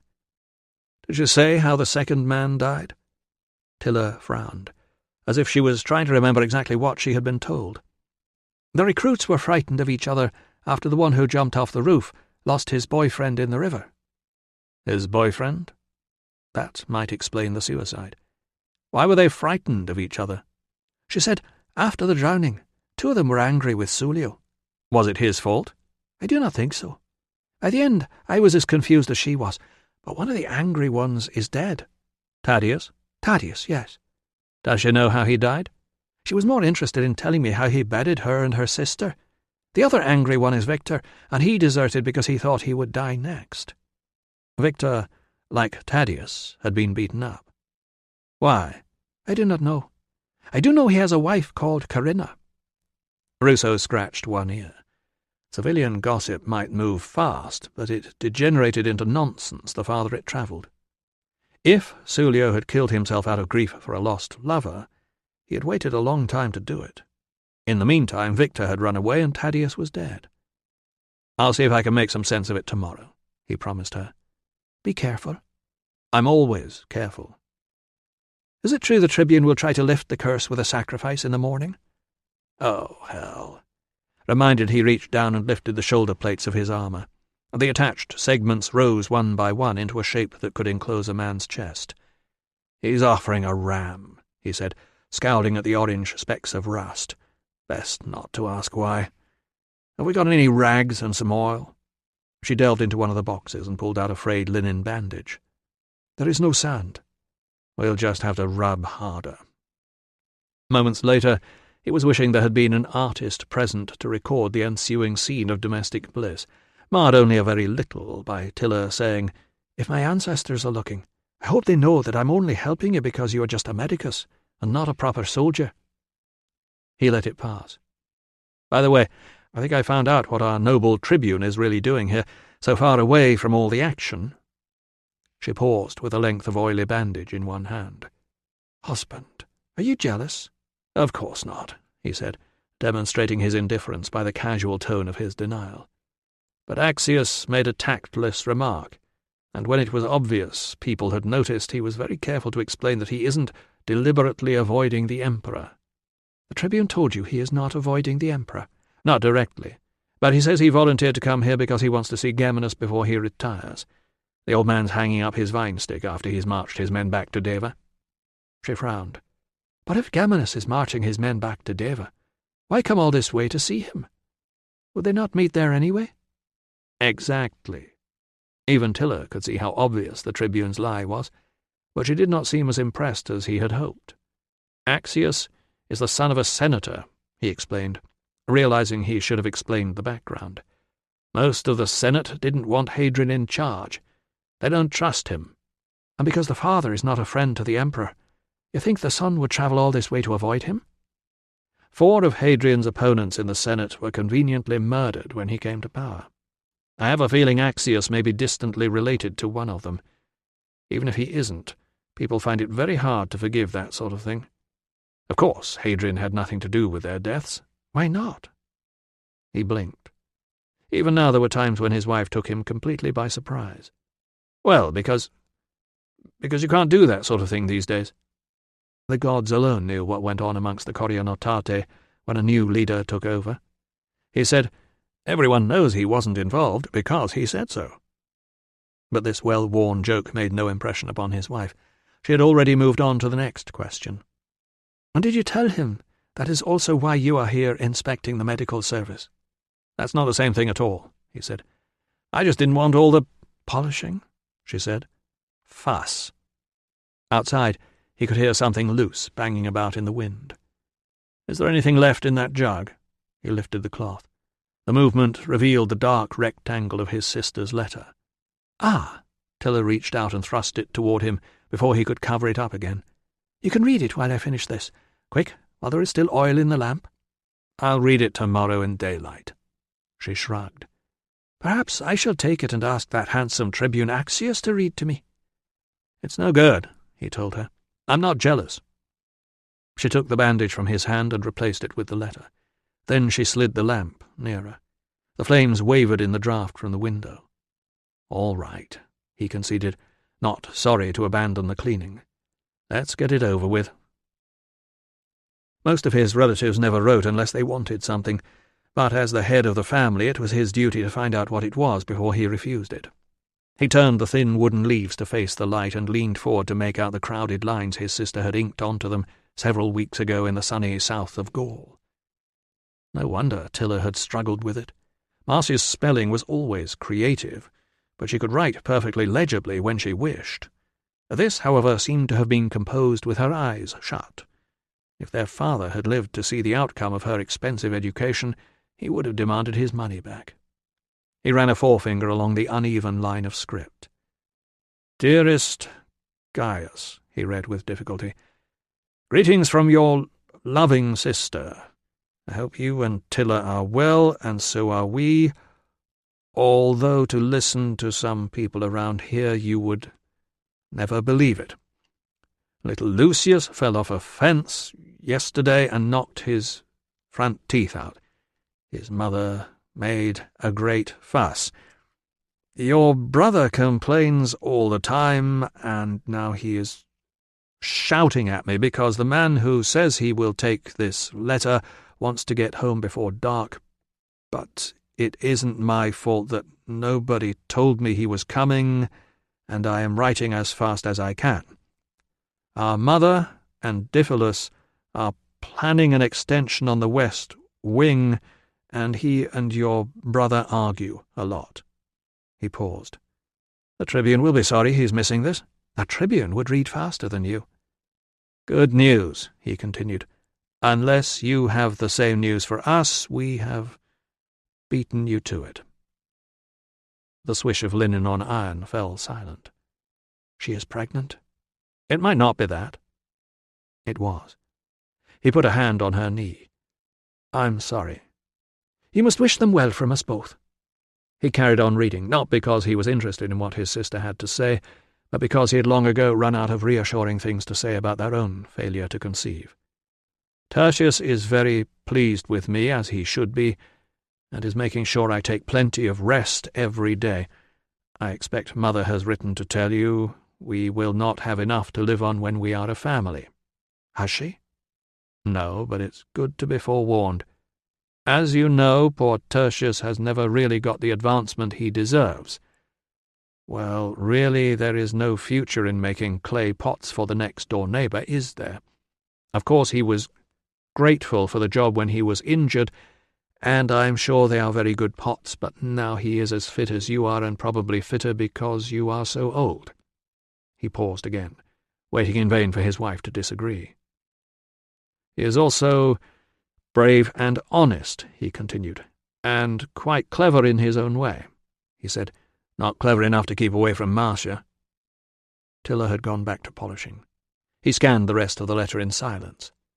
So as you are the head of the family and Tertius has nobody else, it must be up to you to help, Gaius. We all know you are hopeless at putting yourself forward, but please think of other people and make an effort.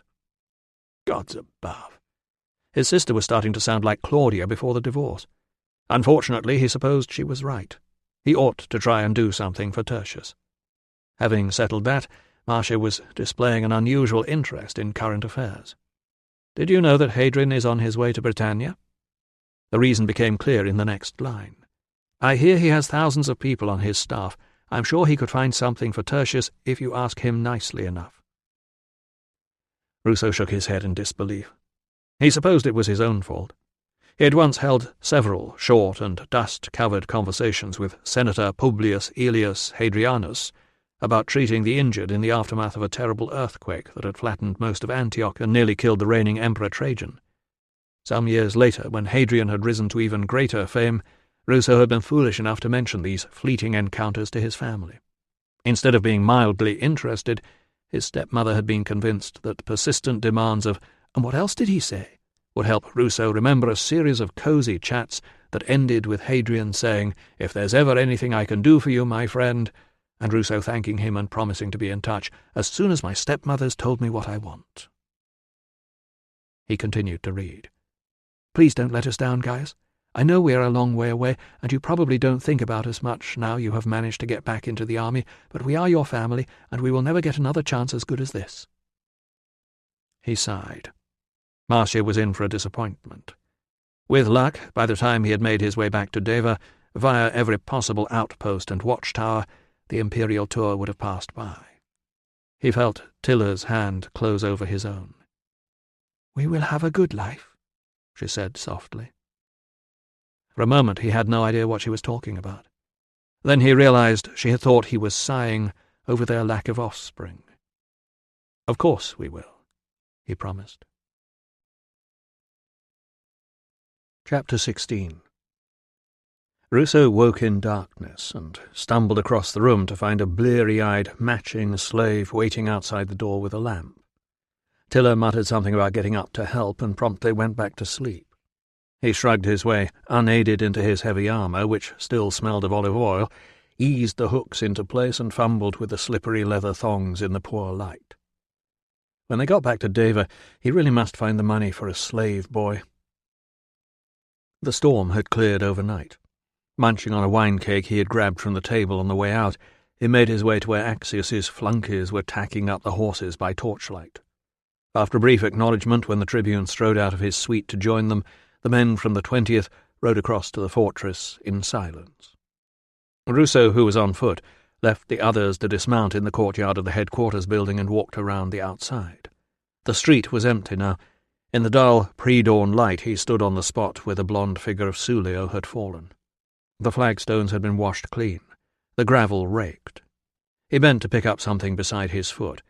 It was a strand of straw that might have come from one of the mattresses. Above him, the gable end rose black against the clearing sky. What had passed between Geminus and Sulio in those last moments? How had Geminus tried to entice him down, and why had Sulio refused to listen? Did the deserter, Victor, have anything to do with it? Did Tadius? There was definitely something odd about the death of Tadius. Or was Sulio overwhelmed with grief about his drowned lover? He didn't know.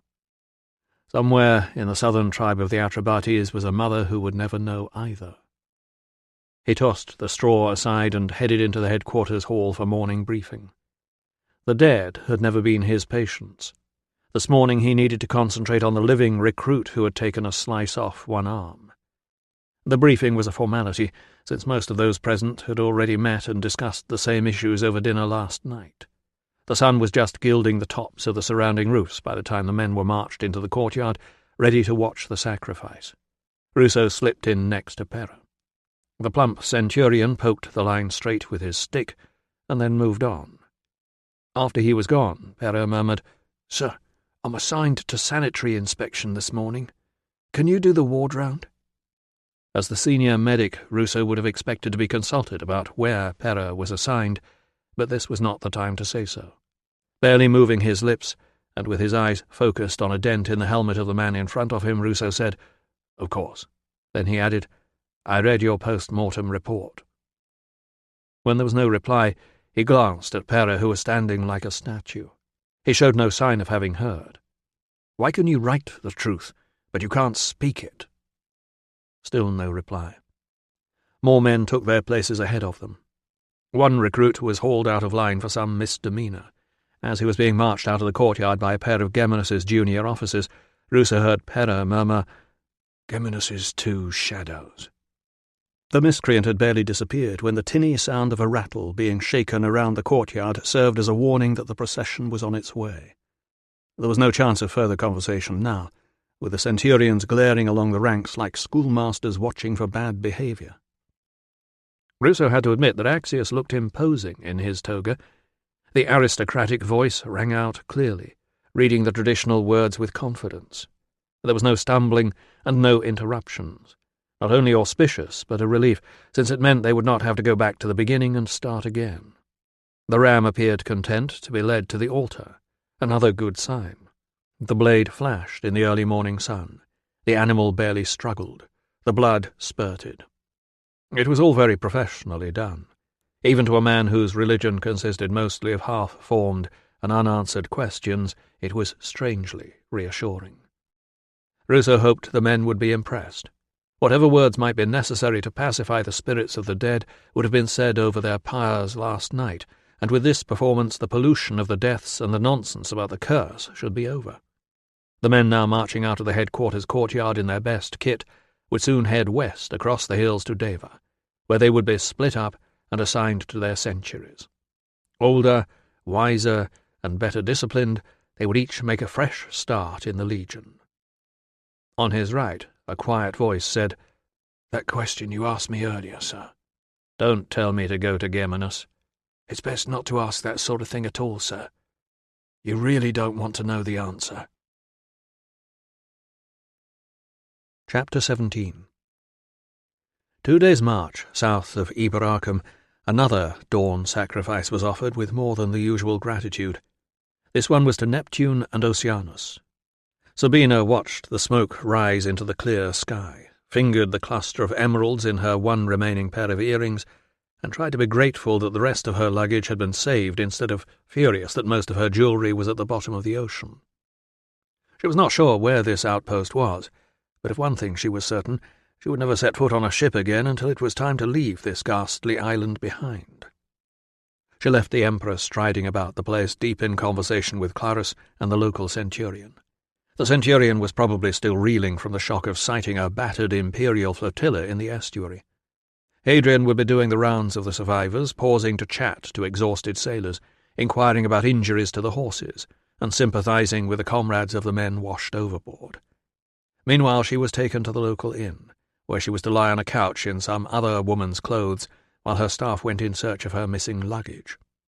She glanced across at the Emperor's secretary, busy scribbling dispatches explaining the change of imperial plans. "Tranquillus, madam?" Watching poor Tranquillus trying to conceal his excitement at being noticed was an entertainment in itself. "I hope you are taking notes on all this, so that you can tell the world what we have had to suffer." "Indeed, madam." "Because you will hardly get a whole book out of interesting things to see in Britannia. A few statues of dead emperors, stones arranged in a circle, and burial mounds of people no one has ever heard of." "Indeed, madam." "I've been wondering if Clarus and I could persuade you to include the present emperor in your list of biographies." Tranquillus swallowed. "I am delighted to say that the present emperor is still with us, madam. It would be premature to attempt to summarize his already great achievements, when there will doubtless be so many more to record." "Ah, yes," agreed Sabina. "Of course." There were times when she wondered whether she should be kinder to Tranquillus. Then he came up with an answer like that, and she wondered whether he, too, was enjoying the game. Tranquillus was not fool enough even to consider writing about Hadrian, but as the limping chambermaid from last night took her arm to escort her around a pothole, she wondered if he was thinking of the scandalous material he could include if he did. Nothing as scurrilous as the depravities that he had related from the old days, of course, but Hadrian would not want the world to read about that sordid squabble with Trajan over the pretty boy, nor about the dubious manner in which he had become emperor. She did not believe for a moment that Trajan had named Hadrian on his deathbed. The old man's widow, the only witness, was one of Hadrian's collection of devoted middle-aged women. All of them thought they understood him better than she did. But what normal man preferred the company of his mother-in-law to that of his wife? Neither she nor Tranquillus, of course, would ever mention these things. The quiet man who had appeared on the ship had vanished. But the slaves were always there, and always listening. She knew that, because once she had invented an overpriced diamond and spoken of having it imported from India, and sure enough the Emperor had later accused her of wasting money. He had not been in the least perturbed when she complained about him spying on her. "Of course," he said, as if it were as natural as breathing. "Do you have something to hide?" "How could I?" "Precisely." He had turned away to discuss the defence of Lower Pannonia, and that was the end of the interview. Now, of course, he really would have to buy her some jewellery. The sound of hammering and sawing rose from the wharf. They were starting the repairs on the ships already. She turned to Tranquillus. "I begin to understand why you refused your first posting here." Tranquillus turned pink again, and mumbled something about not refusing exactly. It was simply that at the time he had been inconveniently unable— "Do you know whether one can travel by road to the place where the hot springs rise?" "It is even farther from here than from Londinium, madam." Tranquillus's apologetic tone suggested this was his own fault. "What about the land of endless day?" "Many miles to the north of us, madam." She sighed. "Well, if you can think of anything at all that might relieve the ghastliness of this place, please do suggest it." Chapter 18. She had dreamed the dream again. Tilla lay in the warmth of the blankets, gazing past the empty bed beside her to the bright streaks of light around the shutters. The storm seemed to have blown itself out during the night. Sparrows and pigeons and a blackbird were celebrating the morning in the courtyard, hardly disturbed by the slap of sandalled feet passing along the walkway. The house in the dream was always endless. Last night there had been a broad fan of grey damp spreading from one corner, but the rest was always the same. Empty rooms and steps and corridors that she wandered through with no clear idea of where she had come from or how she would ever get out. She had dreamed about it so often that when a travelling interpreter came to Deva, she had paid good money to find out what it meant. "Ah, yes." The interpreter had looked into her eyes while clasping his hands together, as if he could squeeze the meaning out from between his palms. "And are the rooms collapsing?" "I don't think so." "Any smouldering or ash?" "No." "I am happy for you, mistress. If a room burns brightly without falling down, then you will come into riches." When she failed to look pleased, he said, "You are quite sure there is no ash, because damage warns that something bad is on the way. A burning bedroom signifies ill fortune for a wife. Damage to the men's rooms means ill fortune for a man." "I see." "The meaning is quite clear, even if only one wall is collapsed. The wall with the door in it represents—" "What if the rooms are not on fire at all?" "Not on fire?" "No." The man laid his hands flat on the table. "Then it is very hard to say." She was glad she had not told her husband where she was going. She could see now that the meaning was obvious. It did not matter that she had risen from slave to housekeeper, from housekeeper to wife. It did not matter how many babies she helped other women to bring into the world.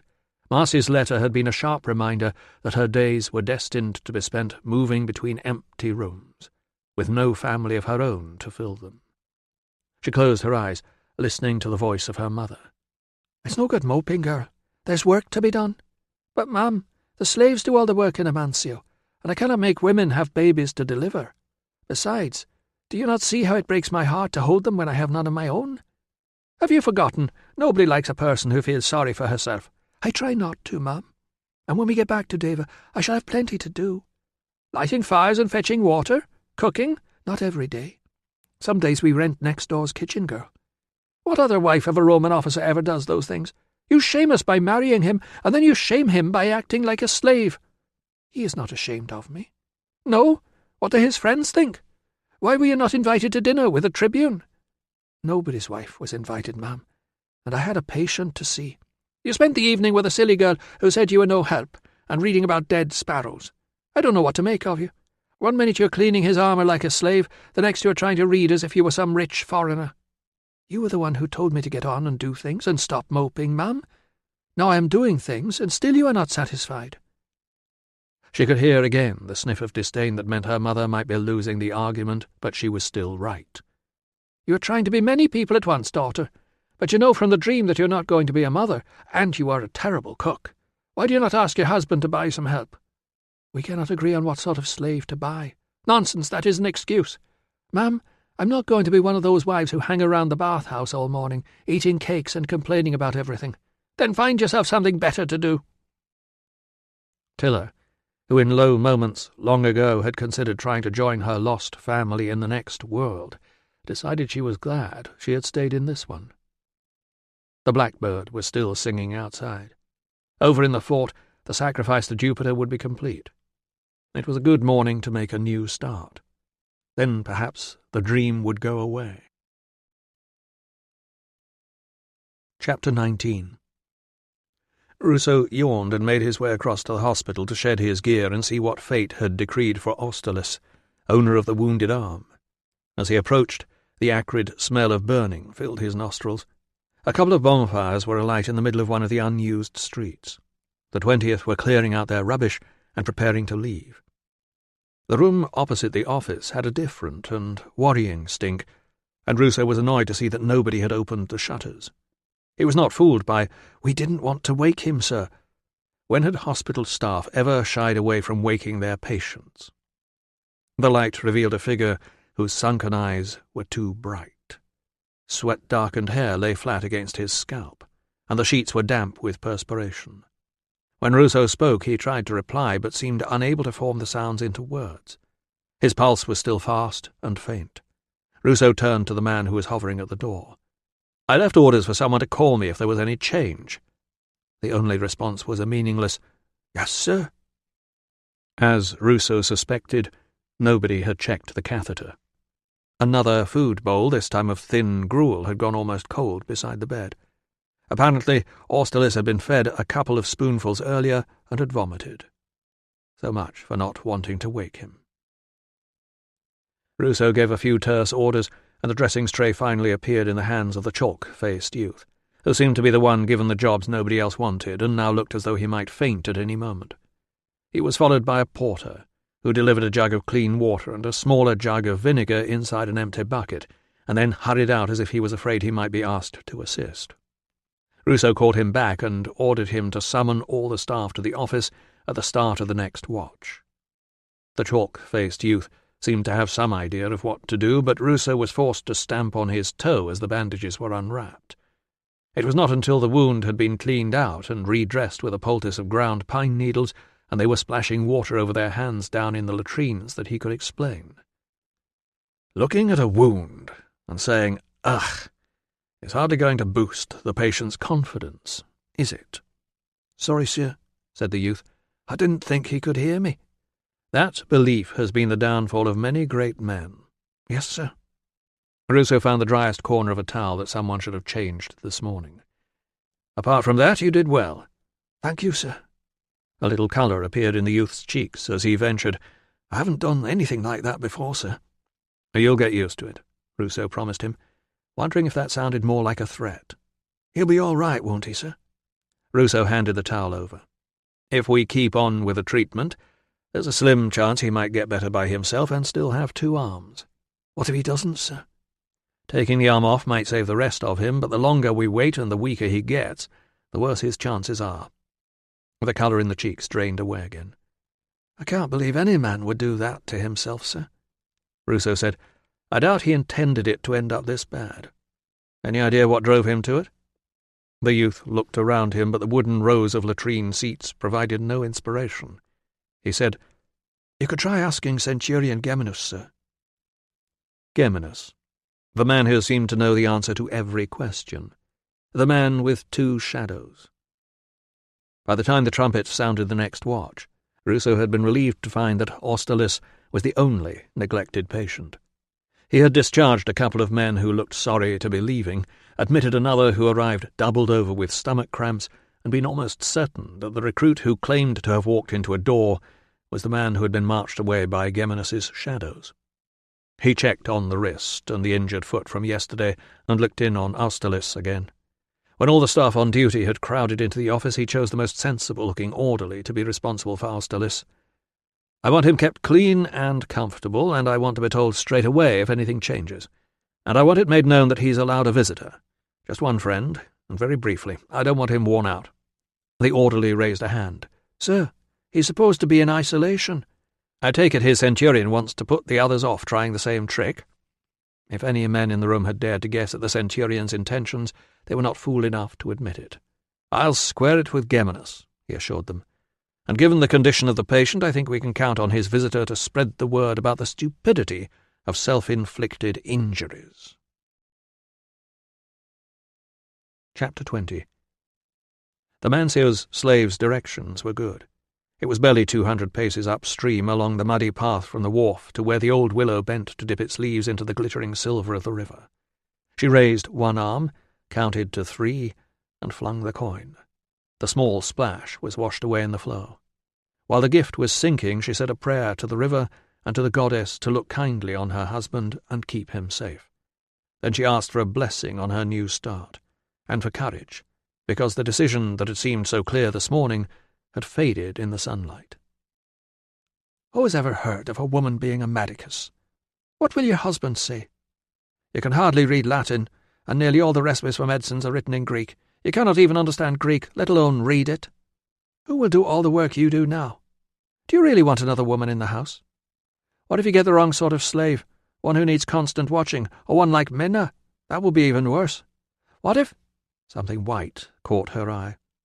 2 swans, a cob and a pen, were gliding downstream. She watched as they drifted past the fort walls, smoothly changed direction to pass behind the approaching ferry, and disappeared beyond the warehouses. It was a sign. She let out a long breath and whispered a prayer of thanks, remembering the wounded Briganti warriors she had tended with stolen bandages and medicines during the troubles. None of them had complained about her being a woman. All will be well. All will be— "There you are. They told me you were here. What are you doing? Can I help?" She turned, startled and not pleased. The pink dress was no cleaner than yesterday. "Good morning, Verana. Are you looking for plants for healing?" "Not this morning." Verana parted the fronds of the willow as if she hoped there might be something interesting beyond them, then let them fall. "This is where Sulio came to pray for the soul of Danicus." "Is this where he drowned?" "No, farther down by the ford. Sulio tried to save him, but he couldn't, and then the centurion had to get Sulio out too. It must have been frightening." "I suppose so. I was at home with my family." She hauled the beads out of her cleavage and hung them down the front of the pink dress. "They were all being horrible to me as usual. Did you hear the trumpets this morning? They don't usually sound like that. Was it because of the sacrifice?" "Sulio must have been a brave man." "Oh, he didn't jump in. He was there anyway." When Tiller looked puzzled, she said, "He hurt his knee while he was on one of those long marches they do, and Dan stopped to help him, and then they had to get back across the river. Well, that's what they're saying." Tiller frowned. "Why did they not use the ferry?" The girl began to fiddle with the beads again. "I wasn't there myself. You can tell me the rest of the story while we walk back to town." The string had twisted and hooked over one bead, making a loop. Verana frowned as she tried to straighten it. "If I tell you, will you tell your husband? My husband is a medicus. He understands about secrets." The bead was finally disentangled. "I only know what I heard." "That will be fine.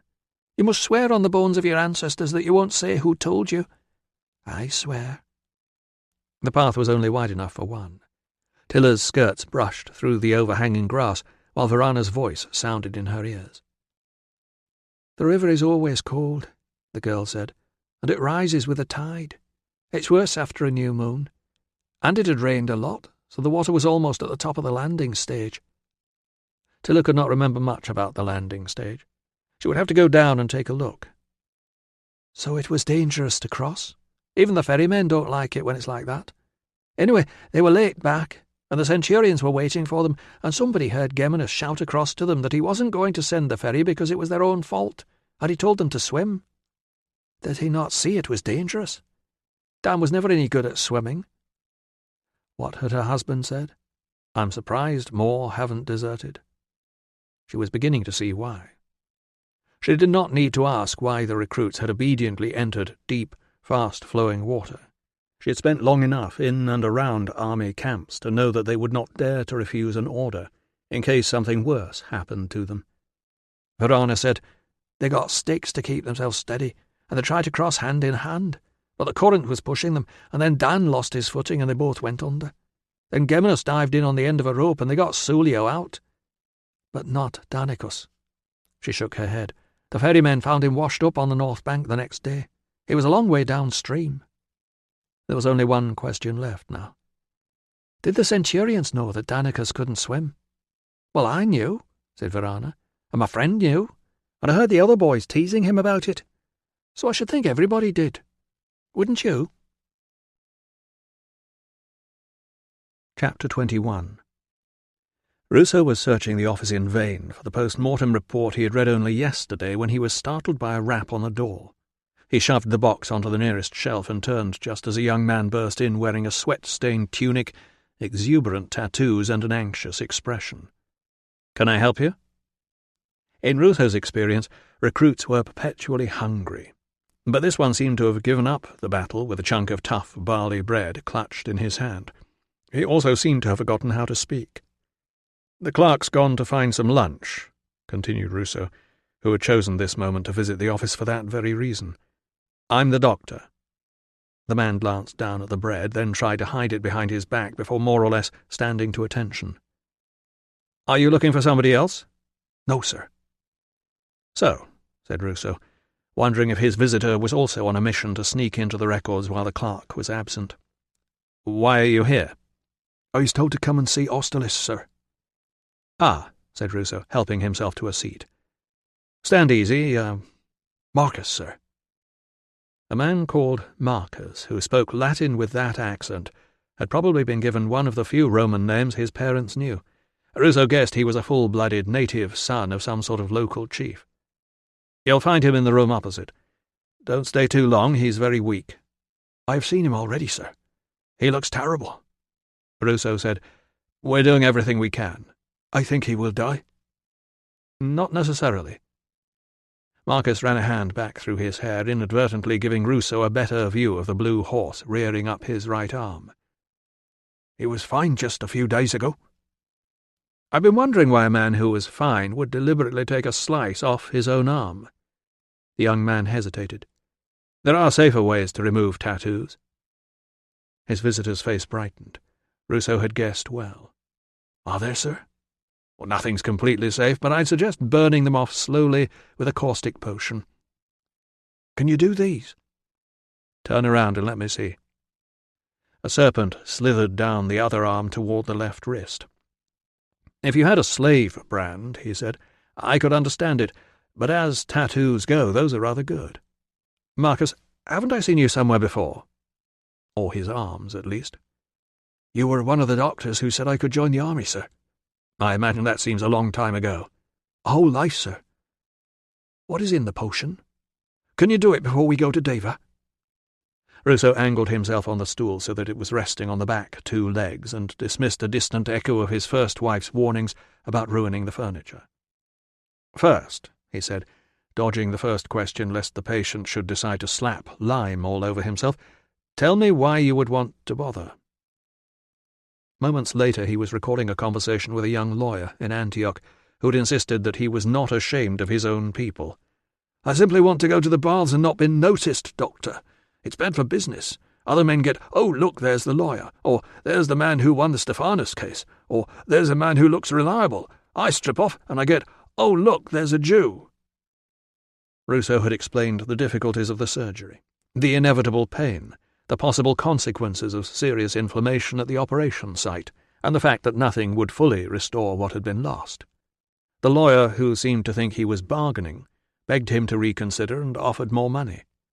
That evening Ruso's ex-wife, who had recommended him through an acquaintance, demanded to know why he had embarrassed her by refusing the case. "Because it's unnecessary, nasty, and dangerous." "But it must work or people wouldn't do it." "True. And if you get a good reputation for doing this epispasm thing, He'll send all his friends, and I don't want any sort of reputation for surgery people don't need. But he thinks he needs it. Now he'll have to go to somebody who's not as good as you, and when his thing drops off, it'll be your fault." Sometimes Ruso thought it was a wonder he and Claudia had stayed married for as long as they did. They had still been arguing when the earthquake struck. The lawyer was only one of a great number of people he had never seen again. Now he was facing a man with a similar problem. The trouble with tattoos, apparently, was that when legionaries of any rank saw them, they thought, "Oh, look, there's a Briton," and lowered their expectations accordingly. "It's bad enough to be in an unlucky unit, sir, but if the rest of the region think we are no good because we are barbarians—" "Do they?" Marcus twisted the rough bread between his hands. A shower of crumbs fell to the floor. "I am a Roman citizen, sir," he insisted, "just like the rest. My father has a copy of the citizenship order, signed by the Emperor Trajan himself." Ruso said, "To be chosen by the Emperor is a great honour." It was true, although Tiller would have said that any Briton chosen by the Emperor had obviously done something to be ashamed of. "Are you the first legionary in the family?" Marcus nodded. "Everyone's very proud of me at home, sir." He looked up. "How can I tell them what it's really like?" "It'll be better when you get to Deva, and you're assigned to your century," Ruso promised him. "It's not all like basic training." "Austerlitz will never go to Deva now, sir, will he?" "I don't know. Austerlitz would be lucky if he survived at all." "It's not right, sir. Me and Austerlitz grew up together. We had our first tattoos on the same day. We enlisted together, and now... Marcus, unable to find the words, gestured helplessly with the bread. Then he raised the arm with the horse tattoo. A roar of fury and despair covered the sound of hard bread crashing against shelves. The British curse on the name Geminus was clear enough, and so was the threat to kill him. In the silence that followed, a stack of record tablets teetered, then clattered to the floor. Marcus slumped back against the wall. As they both surveyed the chaos he had caused, someone knocked hard enough to rattle the door latch. "Are you all right in there, sir?" "Fine, thank you," Ruso called, glad the bread had not been aimed at him. "Just give me a few minutes." The Briton put his hands over his head. He slid down the wall until he was cowering on the floor like an animal expecting to be beaten. Ruso shifted his weight forward. The front leg of the stool landed on the floorboards with a gentle thud. He said, "While we pick all this up, Marcus, I want you to tell me exactly what happened to Austerlitz." Once he had accepted that he was not about to be clapped in irons and flogged, Marcus made distracted attempts to tidy up, consisting mostly of stacking tablets vertically and then failing to catch them as they slid sideways off the shelf and fell over. Ruso, crouched on the floor, took his time, retrieving the strays from under the desk, because the lad had started to talk. Austerlitz, it seemed, had committed some minor offence. Geminus had discovered it and delivered one of those devastating streams of abuse that centurions were fond of serving up to recruits at high volume in front of anyone who happened to be around at the time. Geminus had scorned Austerlitz's intelligence, his personal hygiene, his prospects, and his parentage, before singling out the tattoo of a stag on his arm as symbolic of his inferior status. "It was a beautiful tattoo, sir. Even better than mine. And Austerlitz, he decides this is enough. He says, 'What is wrong with it?' And the bastard with the two shadows hits him round the head with his stick and shouts, 'You might as well write up your arm. Look at me, I'm a barbarian and I'm stupid.'" It was not hard to picture the scene. So then what happened? Austerlitz shouts back. Geminus calls it insubordination. They make him stand outside HQ for hours holding a clod of turf, sir. Ruso had seen this many times.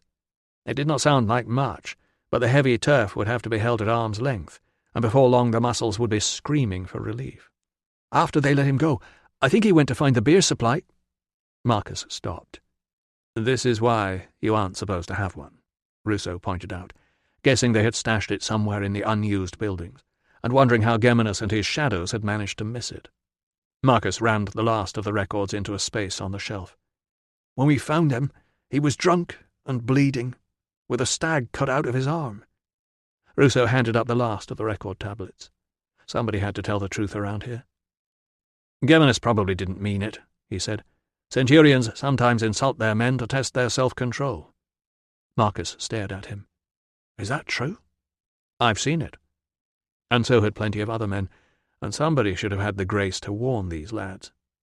The lad stiffened. You must think the Britons very funny, sir. If I thought the natives were a joke, said Ruso, I wouldn't have married a brigante. Marcus seemed to be pondering this as the trumpet sounded the next watch. I must go, he said. If I come back tonight, can you start the potion? Let me talk to your centurion first. But, sir— Leave it with me, said Ruso, who had no idea what he was going to say to Geminus, the war hero, but knew that whatever it was, it needed saying. Chapter 22. The clerk returned not long after Marcus left. He was reeking of bonfire and surprisingly sanguine about the disorder on the shelves. It did not matter, since he was currently engaged in a sorting out anyway. Ruso sniffed. What have you been burning? Old rubbish we don't need to take to Deva, sir. Medical records? Ruso was on his feet. Show me. The charred edge of the tablet that Ruso rescued with the end of a hoe almost certainly said Tad. But he was too late. The words inside had run away with the wax.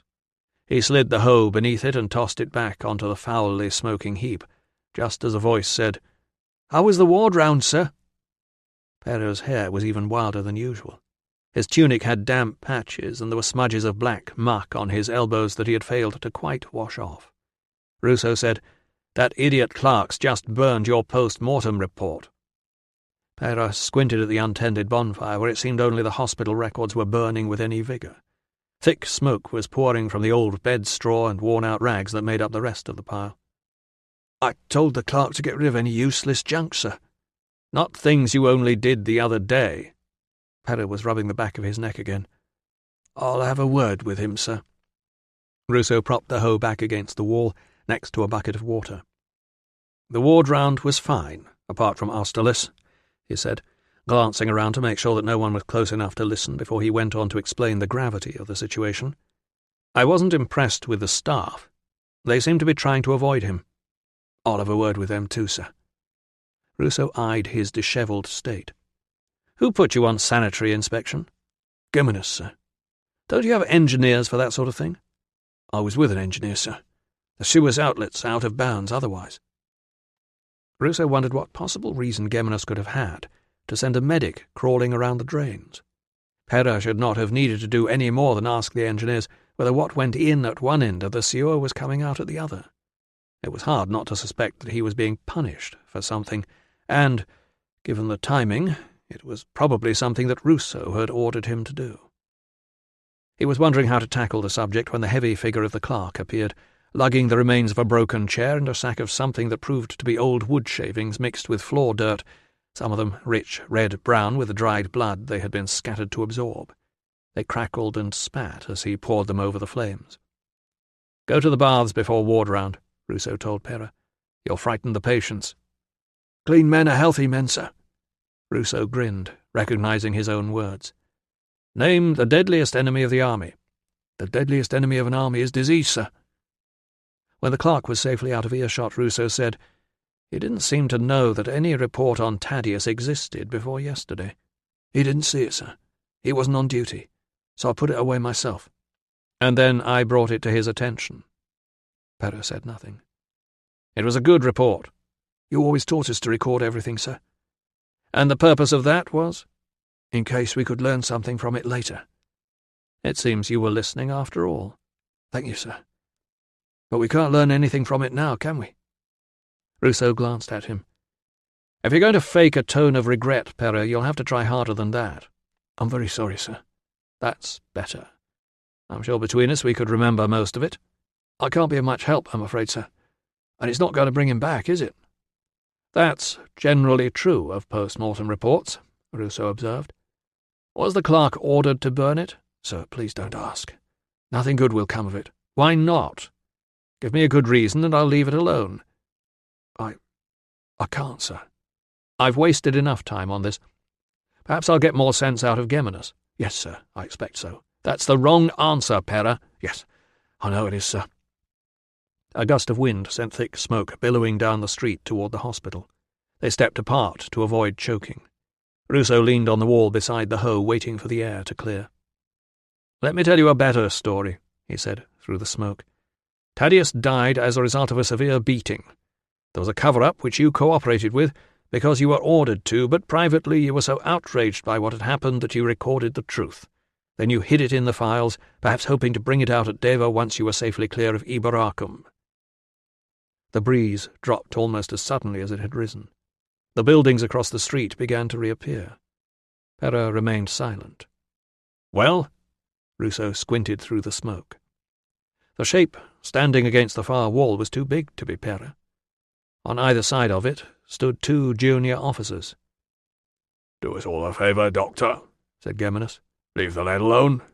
He's only doing what he's told." Ruso felt his heartbeat quicken. He wanted to ask, "How long have you been standing there?"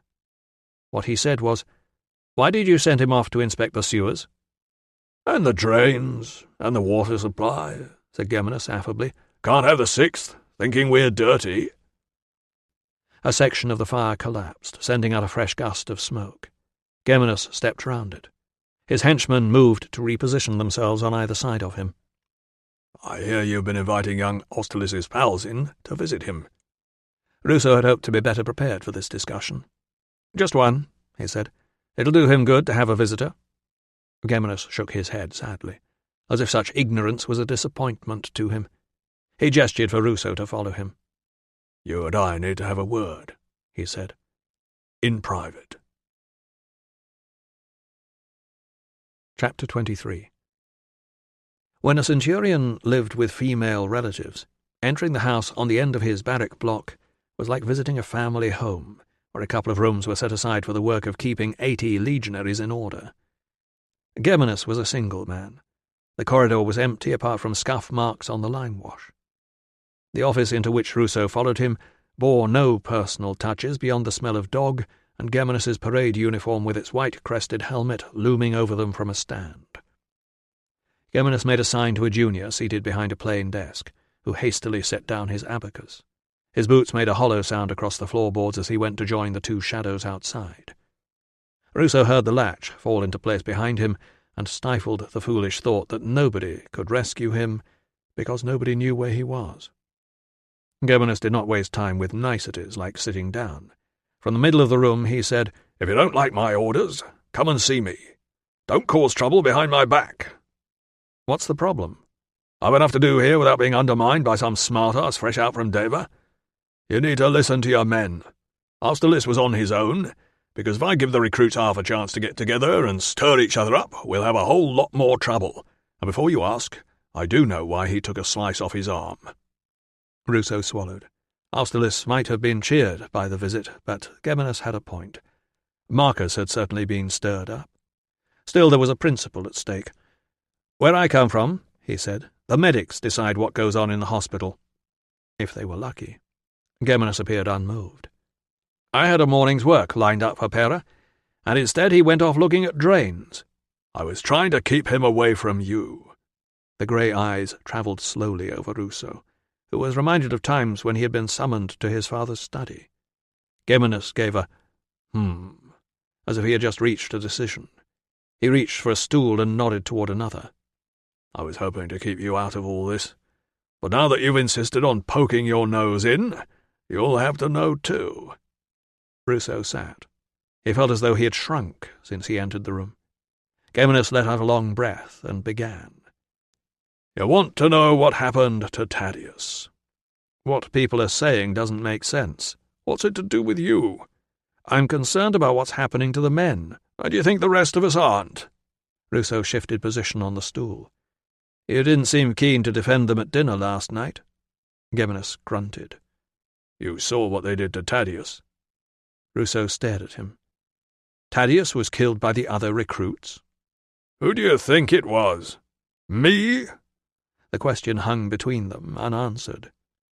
"There was some native festival a few nights back. I forget what. You'll have to ask your wife." Ruso did not ask how Geminus knew about his wife.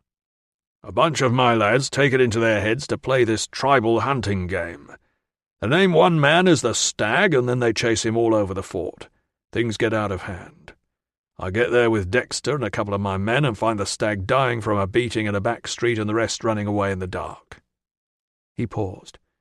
perhaps to let Ruso imagine the scene. There could have been 15 or 20 of them. We could only pick out 2. One was a lad called Victor. We think he hid out somewhere and then went over the wall. Ginger hair? Silly bugger, should have worn a hood if he wanted to get up to mischief. I ran into him just outside Calcaria, admitted Ruso. He escaped into the woods. Did you report it? Ruso said truthfully.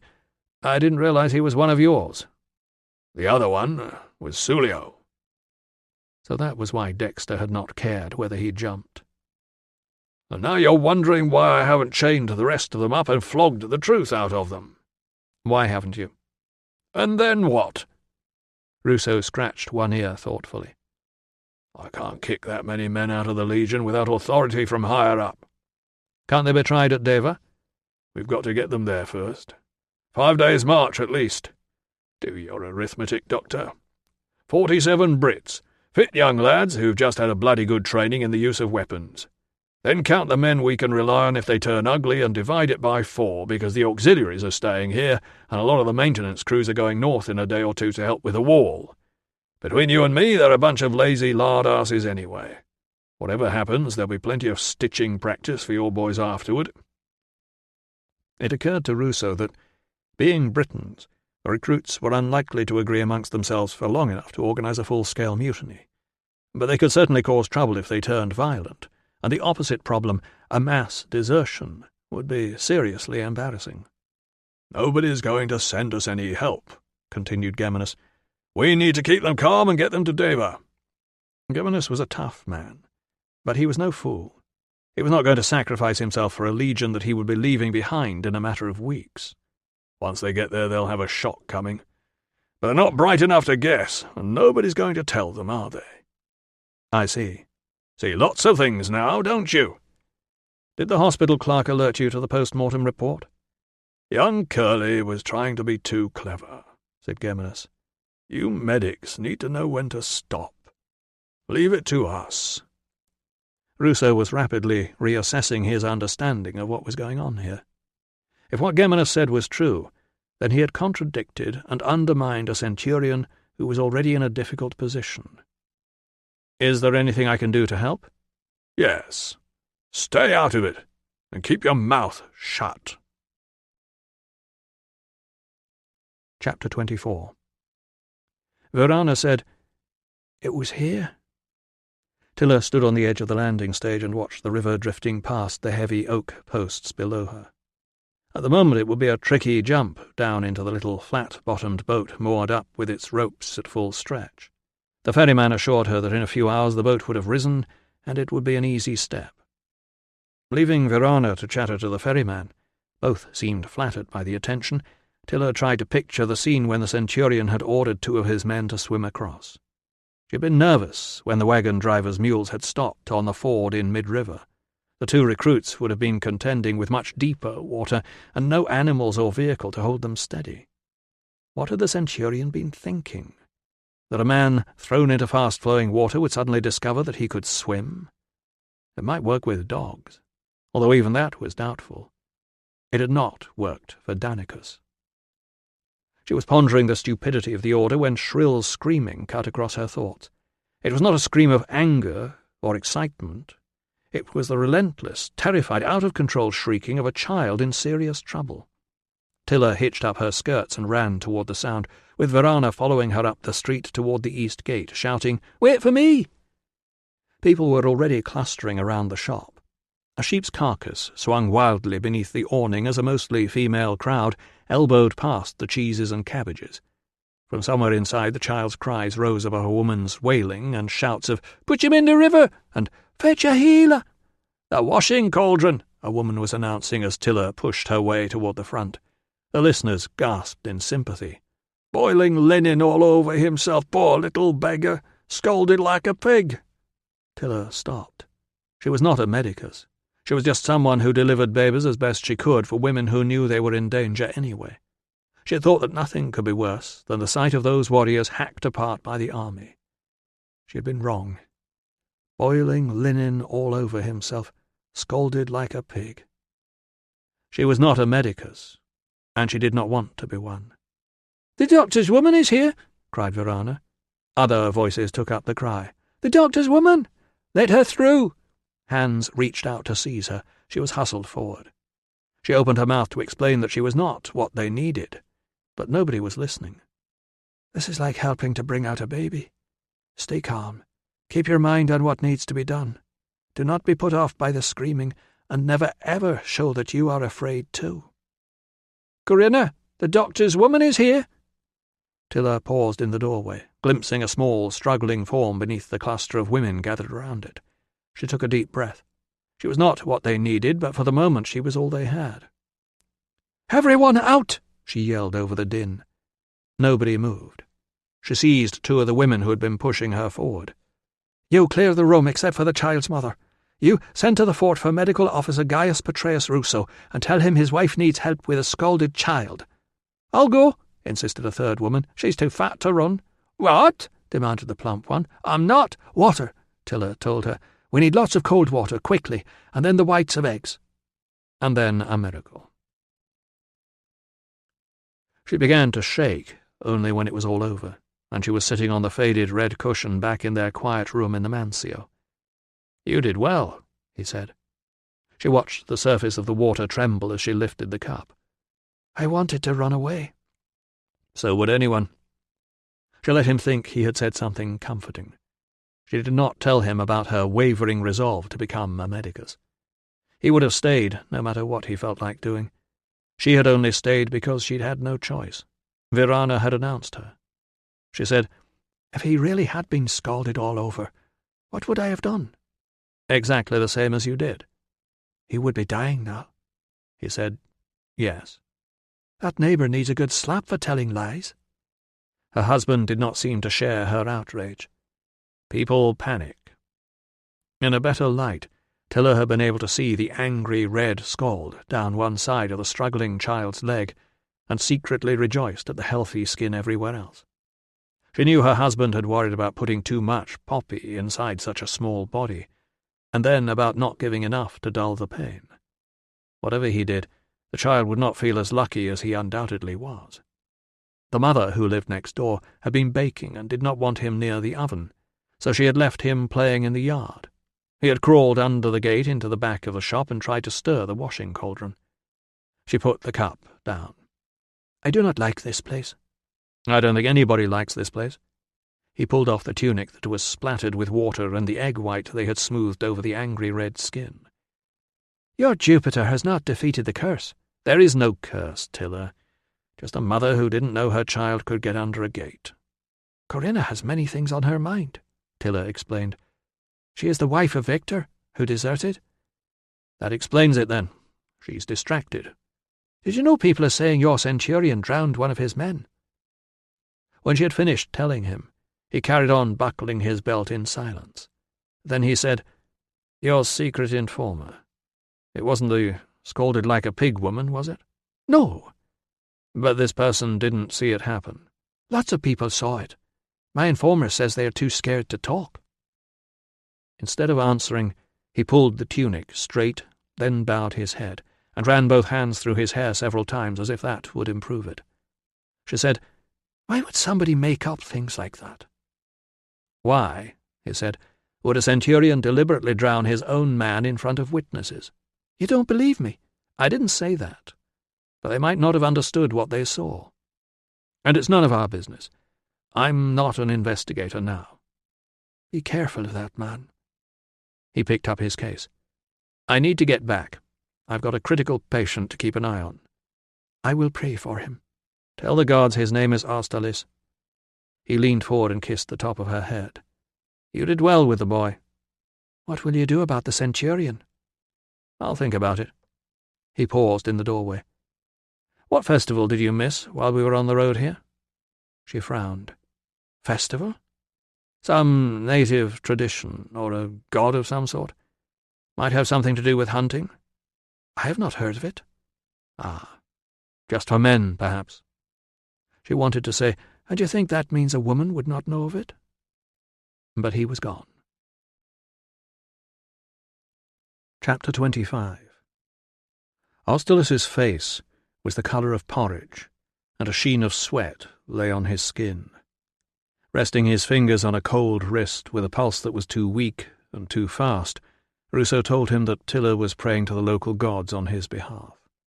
The lad's cadaverous attempt at a smile of thanks was interrupted by a hiccup. Ruso exchanged a glance with Pera, who had just entered the room. Hiccuping might sound trivial, but for a man in Austerlitz' condition it was a bad sign. Ruso observed him for a few minutes, checked the dressings, and promised to return in a couple of hours, not adding that there would still be enough light to perform the amputation. He had no idea whether anything would have changed in 2 hours. He was just putting off the decision, and he knew it. Geminus had shaken his confidence. How could he have been so wrong? Why had he listened to the recruits, but not to the medics? Why had he believed every word he had been told? Because he liked the recruits, and he didn't like Geminus. Because Geminus and Dexter's blame the natives attitude had annoyed him from the moment he'd arrived here. Because they would have said the same things about Tiller, and even if they were partly right, he would still have wanted to punch them. "Sir?" Ruso realized Pera had been talking to him since they set off down the corridor. "Say that again. I wasn't listening." "A word in private, sir." "Is it urgent? I've had enough words in private for one day." Pera conceded that it wasn't, but his expression said something different. Ruso owed the lad an apology anyway. "Come on," he said, taking him by the arm and skirting past a squeaking trolley loaded with linen baskets into one of the unused rooms. He closed the door. The squeak faded into the distance. He said, "I'm listening now." "Sir, I apologize for that excuse about the man falling off the stretcher." "It wasn't very convincing." "I'm usually much better at lying, sir." "Perhaps you'd like to tell me the truth now." "I'd rather try for a more convincing lie, sir." "I've had a conversation with Geminus," Ruso said. "He's explained some things I didn't understand about the situation here." "Yes, sir." "You should have listened to your staff. So is there anything else you think I ought to know? Anything you haven't just invented, that is?" "If the Centurion has explained everything, sir, then I have nothing to add." "Good," said Ruso, noting the odd formality of the response. "That's all right, then." "Yes, sir. Thank you, sir." "That's all you want to say to me?" For a moment he thought Pera was going to offer something new, but all that came out was another bland, "Yes, sir." Ruso opened the door again. "You can go." Alone in the empty room, Ruso leaned back against the wall. Conscious of the distant bellowing of orders and the steady tramp of boots, he found himself wondering how many of the healthy recruits being drilled up and down the parade ground had been involved in the killing of Thaddeus. He closed his eyes, imagining the broken body lying in the street, and the guilty men fleeing away into the night. Someone, the Centurions, perhaps, had gathered Thaddeus up and carried him to the hospital, where Pera had recorded the details of the injuries straight away in the post-mortem report. Ruso frowned. He was not an investigator now. He never wanted to be one again. He just needed to satisfy himself about one thing. Then he would be able to concentrate on Austerlitz. Pera was halfway across the entrance hall when Ruso grabbed him by the shoulder. "Thaddeus," murmured Ruso, in a voice so low even the statue of Aesculapius, benignly gazing out to welcome his new patients, would have struggled to hear. "What time was he brought in?" Pera thought about it. "It was after the evening meal, sir, but it wasn't dark." "About the 10th hour?" "The days are very long at the moment." Ruso nodded. "It was still light enough for you to do a detailed post-mortem report the same day?" "Yes, sir." "Which ankle was the shackle mark on?" "I can't remember, sir." "But you can confirm that there was one?" Pera's hand rose to rub the back of his neck. "It's hard to remember anything, really, sir." Ruso sighed. "Never mind." "Will you be joining me on the ward round, sir?" "No," said Ruso, heading for the street. "But get a trumpet called out for me if there's any change with Austerlitz. I need to go somewhere else." Chapter 26. As he walked toward the east gate, Ruso could make out the shouts of men in training. The watch captain was talking to a couple of his men beneath the stone arch of the gate. Ruso lingered in a doorway, pondering what Geminus had told him about the guilty recruits running away in the dark. It must have been a simple slip of the tongue.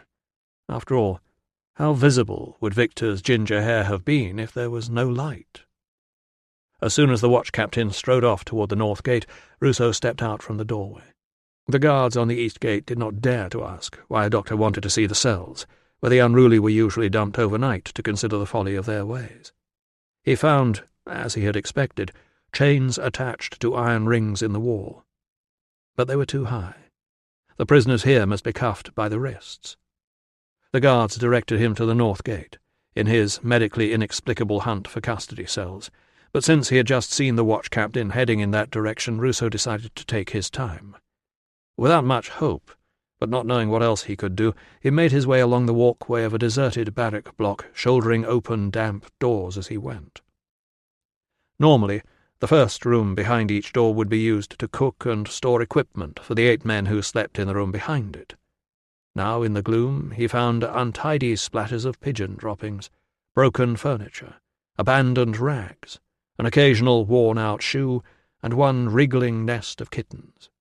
A small dead animal lying on a windowsill turned out to be a lady's hairpiece, the presence of which would be forever unexplained. By the time he reached the third block, he had to acknowledge that the search was hopeless.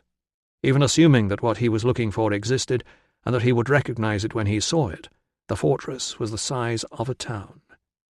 Laid out between the main roads were dozens of buildings with hundreds of rooms. Even if he ignored all the doors blocked with weeds and anything that was locked, that would still leave more places than he would ever have time to check. He crunched over broken glass in the doorway of a storeroom, wrinkling his nose at the stench. Crisp brown leaves had blown in across the floor, and the dung suggested the most recent occupants had been goats. He turned on his heel and walked out, heading for the north gate. A couple of soldiers clutching brooms appeared from between 2 buildings and passed him with the purposeful gait of men who might be on their way to doing something, or might just be wanting to look as though they were. The north cells turned out to have the same security arrangements as the east. This was a waste of time. Trudging down a street between 2 rows of storehouses, all of which proved to be locked, he tried to assess the situation logically. The first 2 deaths were not connected. The drowning had been bad luck, or maybe bad judgment on the part of the centurion. The training accident was a murder. Army basic training was not a pretty sight, with free men apparently being treated like slaves and pushed beyond what they believed to be their limits in body and mind.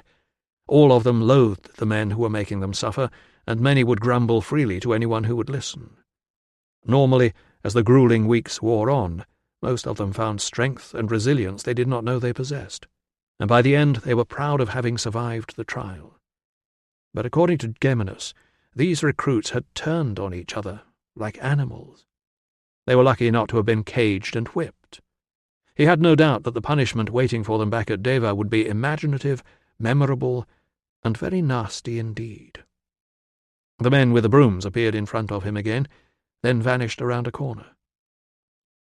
Maybe he should go back and confirm the time of the death with Geminus, just to allay any lingering doubt. Maybe he should ask him about the shackle mark. There was probably a simple explanation. He was trying the door of an abandoned centurion's house when the trudge of boots and jingle of strap-ends woke him from his thoughts. He turned to see 2 men in patched work tunics. The one with a shovel said, "Looking for something, sir?" "Just checking." It sounded ridiculous, and it was, but he was an officer and they weren't, so they would not say so to his face. He wondered how long they had been watching him, and what they could possibly imagine he was doing trying to break into empty buildings. Fortunately, compelled by the need to look busy in his presence, they would not be able to hang around and find out. As soon as they were gone, he turned and headed in the opposite direction. It was only then that he noticed a gap between the barrack blocks that he had already passed once without thinking. It was not the gap itself that was remarkable. The buildings were the standard 10 doors per century blocks, with the centurion's house on the end, and a narrow break before the pattern was repeated. What struck him was that the gap was unusually well trodden for a passageway leading from one empty street to another. At first he thought it was a goat track, but as he moved closer he could see that the edge of the puddle, filling most of its width, bulged into the ovals of boot prints. He was about to leap across the puddle when he heard someone whistling. A lone and overweight soldier rounded the corner and began to shovel the accumulation of dead leaves and dirt from a doorway where it must have lain mouldering since last winter. "Are you lost, sir?" Ruso indicated the passageway. "What's down there?" The man paused from his work to peer between the two buildings before declaring, "Nothing, sir." "There's a lot of boot marks." "That'll be our lads, sir," the man explained. "That's how we get round the back, to paint the walls and fix the windows and what have you." "Ah," said Ruso. He wondered what strange diligence might lead the maintenance gangs to converge on the backs of these buildings when the fronts were so neglected. Before he could speak again, the man gave a yell of alarm, and there was a thudding of hooves, and a black and white billy goat leapt over a broken door and cantered away down the street, leaving a distinctive waft in the air behind it. Ruso said, "Doesn't anybody round them up?" "Only for dinner, sir. Goats keep the weeds down." He resumed his walk back to the hospital. The man followed him. He turned right. The man was behind him. He turned right for a second time. The man with the shovel had gone. In his place were the two with the brooms. Ruso stepped off the track and into a doorway. The men trudged past with barely a glance. He waited until they were 20 paces in front, then set off after them. Sure enough, one of them turned to see where he was. He lifted one hand in a cheery wave. The man pretended not to notice and kept walking. There was nobody behind him now. The men in front turned off down an alleyway. He sidestepped into the muddy passage. Beyond the barracks, the timbered walls rising on either side of him were no longer accommodations, but some sort of large warehouses. Each had a couple of shuttered windows just above head height, too small for thieves to slip through. Emerging onto the street at the far end, he followed the muddy trail round to the right and found himself in front of a nondescript wooden building about 30 paces long. At first sight, the double doors were padlocked, like all the others, but then he saw that although the lock had been slid across, it was not secured into the body. He glanced round to check that nobody was watching, slid the lock open, and stepped into a silent darkness. With the door closed behind him, he could see nothing. Then he could make out bright lines around the shutters. He picked his way across what felt like a bare earth floor to reach up and let in the light from the passageway. He turned and waited for his sight to adjust to the gloom. Gradually, the object he had been searching for took shape in the middle of the floor. He had seen this sort of thing before. A shackle and chain attached to a heavy stone block. It was where the captured animal or the condemned prisoner was attached so that it could not escape from its tormentors, while the crowd in the amphitheatre cheered them on. Ruso perched on the edge of the block and fastened the cold shackle around his ankle. He stood. 2 experimental paces away from the stone, the chain jolted him back. He tried to move as a man would who was trying to defend himself. The chain wrong-footed him. It wrapped around his free ankle, so he had to hop to release himself. Then he tripped over the block and sat heavily on the floor. That was when he noticed darker patches on the mud around him. He ran a forefinger over one of them and sniffed it. Blood. Blood, and a shaft of light spreading across the floor, and the broad silhouette of a legionary in the doorway. Centurion Dexter's voice said, "Best to stay out of here, Doctor. The roofs are none too good in some of these buildings. That's why we keep them locked." Ruso said, "The place looks used." Dexter made his way across the room and slammed the first set of shutters closed. "Crafty buggers had a stash of beer hidden in here." "Is this where Austerlitz was found?" "I hear he's dying." "Not if I can help it." The second set of shutters slammed. "When I joined up, we got paid to keep the Brits out. Now we invite 'em in and give 'em weapons." As he followed Dexter toward the door, Ruso said, "What's the block and chain for?" Dexter halted in the doorway and turned to gaze across the room as if he had not noticed the stone cube he had just walked around. Ruso pointed to it. Dexter shrugged. "Something left by the last lot, I suppose." The statement was plausible. The pretended ignorance was not. Ruso was beginning to think that something even worse than Geminus had described had happened to young Thaddeus. This did not look like a hunting game that had gone wrong. The blood could have belonged to a drunken Austerlitz, but the presence of the shackle made it look very much as though Thaddeus's comrades had taken him here, chained him to a stone, and beaten him to death. Chapter 27. Corinna's son was lying motionless on the little bed in the alcove, his eyes closed and one plump arm flung above his head. Tilla bent over him, relieved when the faint rise and fall of the covers told her he was breathing. His skin was pink, his hand was warm. The poppy had done its work safely. "I always check, too." Reassured, Corinna teased out more wool from the combed fleece by her stool and twirled the dangling spindle. "As soon as they are born, you worry about them." Tilla noticed again the soft burr of the southwest in her voice. This girl was a long way from home. She left the curtain drawn back so they could see the little bed from where they sat talking in low voices by the hearth. It seemed the family lived in this one narrow rented room, with a loft above, a small plot behind where Corinna had planted a few vegetables, and an empty shop counter at the front under which they kept a stock of firewood that had almost run out. It was clean and homely, and probably as good as anything they had grown up with. The child was bonny, and Corinna seemed a gentle sort of girl. Wondering what could make a man leave all this behind, Tilla gave her the bag of dried honeysuckle leaves to help against weariness, before passing on the news that she thought she had seen Victor at Calcaria 2 days before. The girl's eyes widened. "You know about him?" "Verana told me." Corinna gave the wool a sharp tug. "I've had no message. There is nothing I can tell you. The army are not chasing him, and if they were, I would keep silent unless you asked me to speak. Someone tried to help him, but he ran away." The girl laid the spindle in her lap. "How was he?" "Bruised, but well able to run." Corinna did not seem to be sure whether she was pleased about that or not. Tilla said, "It is not easy to be married to a man who is supposed to be married to the Legion." Corinna glanced over at her son again. "I thought at first that I could manage. You are a strong woman, and your son will heal. I want to go home." Tilla sat back in the battered chair. "Tell me about your home." "It is very beautiful," Corinna said. "The army hardly bother us. The seas are wild around the rocks, but there is good fishing. The land is rich for cows, and good for crops if you lime it, but things do not change very fast. And Victor is a man who always thinks there is something better somewhere else." She picked up a rag from the wool basket and wiped the grease off her hands. "I tried to tell him it was a good life, but he wouldn't listen. He's a fighter, a champion wrestler.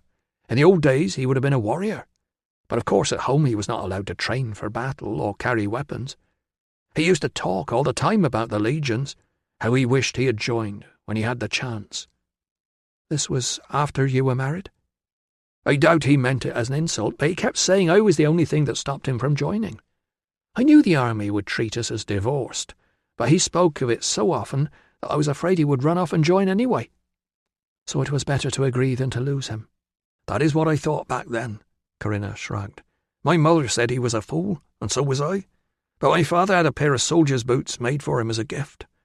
We travelled for weeks to get to this place of terrible winters. Then he was only allowed out for one afternoon every week, and when we saw him, all he wanted to do was quarrel or sleep." "I have met other women who say the same." "Perhaps it is different if your husband is an officer. The Legion was not the life he was expecting. The training is hard, even for a strong man. There were a lot of arguments." Tilla said, "Did he tell you he was leaving?" The thin fingers rubbed a fold of her skirt. "He said we would slow him down. The soldiers came here to look for him, but I do not think they were sorry to see him go."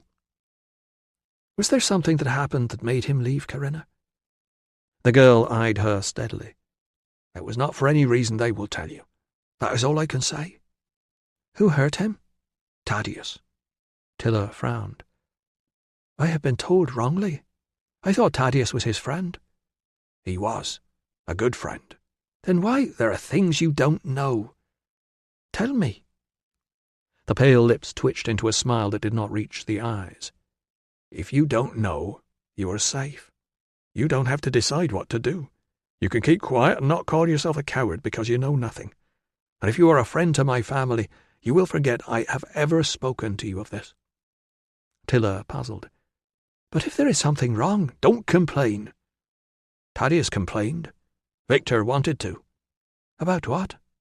About lots of things, said Corinna. But look what happened. The Legion always wins in the end. Chapter 28. No! The orderly seized Austerlitz by his good arm and wrestled him back down onto the bed. No! Ruso raised his hands to show they were empty, but Austerlitz was too frightened to care. The orderly kept him pinned down while Ruso retreated and leaned against the wall. No! I'm not doing anything, Ruso assured him, which at that moment was true. The no was more of a whimper now. Austerlitz had reached the end of his strength. Ruso stood motionless, as he would have with a frightened animal. Eventually he said, "Would you like some water?" No. "You're very ill, Austerlitz." No. "The surgery would help." The voice was very weak now. Don't cut. Ruso nodded to the orderly, who stood up, hitched his torn tunic back over his shoulder, and retreated to a corner. To Austerlitz he said, "You're in a bit of a mess there. Shall I put your bed straight?" There was no sign of Austerlitz caring one way or the other. Ruso straightened the bedding and poured a few drops of water between the cracked lips. "Let me tell you about Clementinus," said Ruso. "Clementinus used to be a vet in the 20th. Now he earns a good living as a dog breeder, and he's fathered 2 children. Or there's Amandus, the brewer. He's got a wife and a son. Both men lost an arm at about your age, and I did the surgery." A whisper of, "No." "We can give you something to dull the pain, and I'll be as quick as I can." No. "If it's the arm or you, I know which I'd choose." The silence was encouraging. "It's the best choice. We'll get rid of the disease—" The door burst open, and Geminus strode into the room. He loomed over the end of the bed, eyed the startled patient, and announced, "That arm's coming off, then." "Out!" Ruso had him halfway to the door before he recovered his balance. Geminus twisted free and blocked the exit. "He's my man! He's my patient." Ruso was taller. Geminus was solid muscle. There was no sign of his shadows, but they were probably out in the corridor somewhere. Ruso said, "Not here." "You didn't listen." "Not here." Ruso was conscious of a faint voice behind him. The words were in British. Not my arm. No. "Don't worry," Ruso assured him in the same tongue, keeping his eyes fixed on Geminus. "Nothing will happen here unless I say so." "Outside," growled Geminus, stepping back to let him pass. Ruso murmured, "Stay here and keep him calm," to the wide-eyed orderly, and gestured to Geminus to go first. He was not giving that man a chance to get near his patient again. "You were told to mind your own business." Ruso envied Aesculapius, whose tranquil gaze across the entrance hall was undisturbed by the centurion's tone. He had brought Geminus here because if there was going to be a fight, he wanted witnesses. He also wanted help, but he doubted he would get any. Still, at least there was no sign of the 2 shadows. He said, "If you want to talk to my patient, you talk to me first." "I should have known you'd be trouble." "Did you have me followed?" Geminus glanced around to make sure no one but the god was listening. "My men have better things to do than get you out of places you shouldn't get into." "You told me Thaddeus died at night." "I told you everything you need to know." Geminus moved closer. He smelled of the sweat of the training ground. Ruso stood very still. "When I heard you were coming," Geminus said, "I asked some questions, and I got some very interesting answers. Why was it you left the Legion last time?" Ruso knew now where this was heading, and he did not want to go there. "I was injured. By the time I'd recovered, my contract was over." "Nothing to do with your woman, then?" Ruso took a slow breath. "That's old news. But I'll bet it hasn't reached the Tribune, has it?" "I've no idea." Geminus's smile was even more fearsome than his scowl. "We're all on the same side here, Doctor," he said. "You leave me to get on with my business, and I'll leave you to get on with yours." Chapter 29. After last night's costly mistake, Tilla did not order the evening meal until her husband turned up. At the same moment, A local man and his nephew arrived to show him a limp and complain of a bellyache. Then the stew came, and he ate in silence, listening to his own thoughts. It did not seem the best time to ask for a slave so she could learn to be a medicus, so she said, "How is your difficult patient?" "Your patient, Austerlitz. How is he?" "Desperate to keep the arm. I'm leaving him for one more night." "Perhaps he will improve." "And perhaps I'll have killed him." So that was what was troubling him. "I went to see Corinna's boy again," she said. "He was asleep." "She told me something I did not understand." He tore a chunk off the bread and dropped it into the liquid. "Shall I tell you what it was?" What?" "Yes." "She said Thaddeus and Victor were good friends, but then they had a fight." He scooped the bread out on his spoon. "Friends fall out." "She said there are things we don't know." "Maybe we don't need to know them." "Did you think about that centurion?" He looked at her. "That centurion knows why we had to go to Gaul." She put her spoon down. "But how?" "Apparently he's been asking around. It's not exactly a secret, is it? Metellus circulates his security lists. That's the point of them." Her throat was suddenly dry. "I thought that was all forgotten." "So did I." "I always knew that centurion was—" "I know what he is." The force of his reply startled her. "Sorry," he said. "Don't worry. You're none of his business, and Metellus will be busy up on the border arresting anyone who isn't a loyal subject of Hadrian." As she said, "I hope so. That man is a snake." There was a rap on the door, and a slave announced more visitors for the medicus. Tiller sighed and put the bread platter over his bowl in the faint hope that the stew might not be stone cold when he finished. The back sufferer turned out to have tried every remedy that was suggested, and refused to believe that gentle exercise would help. The child who could not speak was deaf. She had devised her own gestures to communicate with her family, and seemed to have accepted the situation far more readily than they had. Tiller had just lifted the bread platter from his bowl when they both looked up, uncertain. He called, "Come in," and the movement of the latch confirmed that there was indeed somebody there. A bent and wrinkled slave shuffled in. Tiller recognized the figure she had seen hoeing the weeds out of the rose beds, but when she greeted him with, "You are the gardener," he shrank away and begged them not to tell anyone he was there. The reason became apparent as he explained his symptoms: stiffness in the hips, painful knees, difficulty in movement, hot and swollen joints in his hands. None of these was desirable in a gardener. He was terrified of being sold and replaced with someone younger and fitter. Tiller, seated on the bed and half-heartedly scanning the poetry scrolled in the poor light, reflected that any decent owner would buy a boy who could learn from the older slave and take over the heavy work. But while the old man had worked in the Mancio gardens for as long as he could remember, managers came and went, and new men liked to make sweeping changes. She glanced up and saw that her husband was scratching one ear in the way he did when he was thinking. The treatment she had seen him recommend for this sort of thing would be of no use to a slave who was more likely to sleep in a damp bed than be able to lie in a hot bath. And if he managed to scrape together regular warm fomentations of bark and barley meal, where would he find the privacy to apply them? Finally she heard, "Tiller, can you get me the bottle of mandrake in wine, and a spoon?" And to the patient, "Do you grow dill and rue?" "Dill, yes. Rue smells. I could find a patch outside." While Tiller rummaged inside the case, her husband explained how to boil the herbs together to make a medicine that was good for easing joint pain. When she handed the bottle across, he checked the thin wooden label tied around the neck as usual, and frowned. "Mandrake," he repeated, handing it back.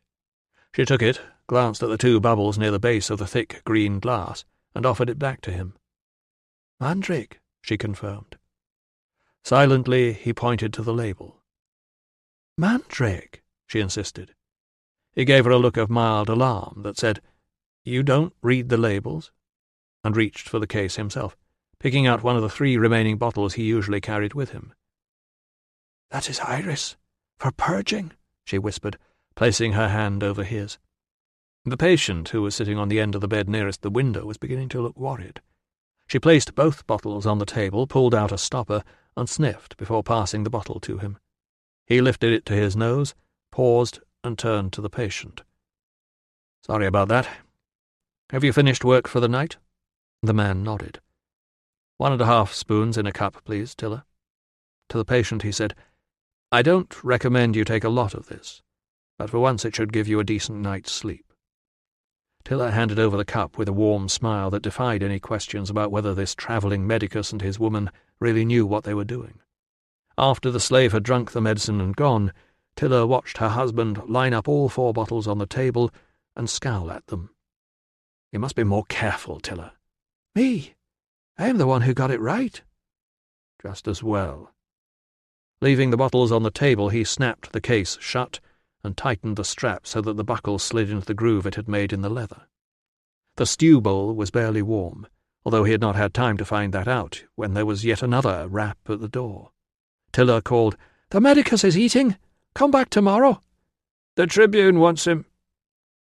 Tiller would have told the Tribune to wait, but her husband was already on his feet. That was the sort of thing they were trained to do in the army. Obey without question or delay. When they were ordered to swim across a swollen river, they did it, or died trying. "Can you sort those bottles out while I'm gone?" "I did not tie the wrong labels on." "But it's obvious you don't read them." He scooped a last mouthful of stew. "Why bother when it is quicker not to?" She reached for the bottle of purgative and examined the knot in the twine. "This is someone else's work, husband. I always leave a loop and an end so it undoes easily." He was not listening.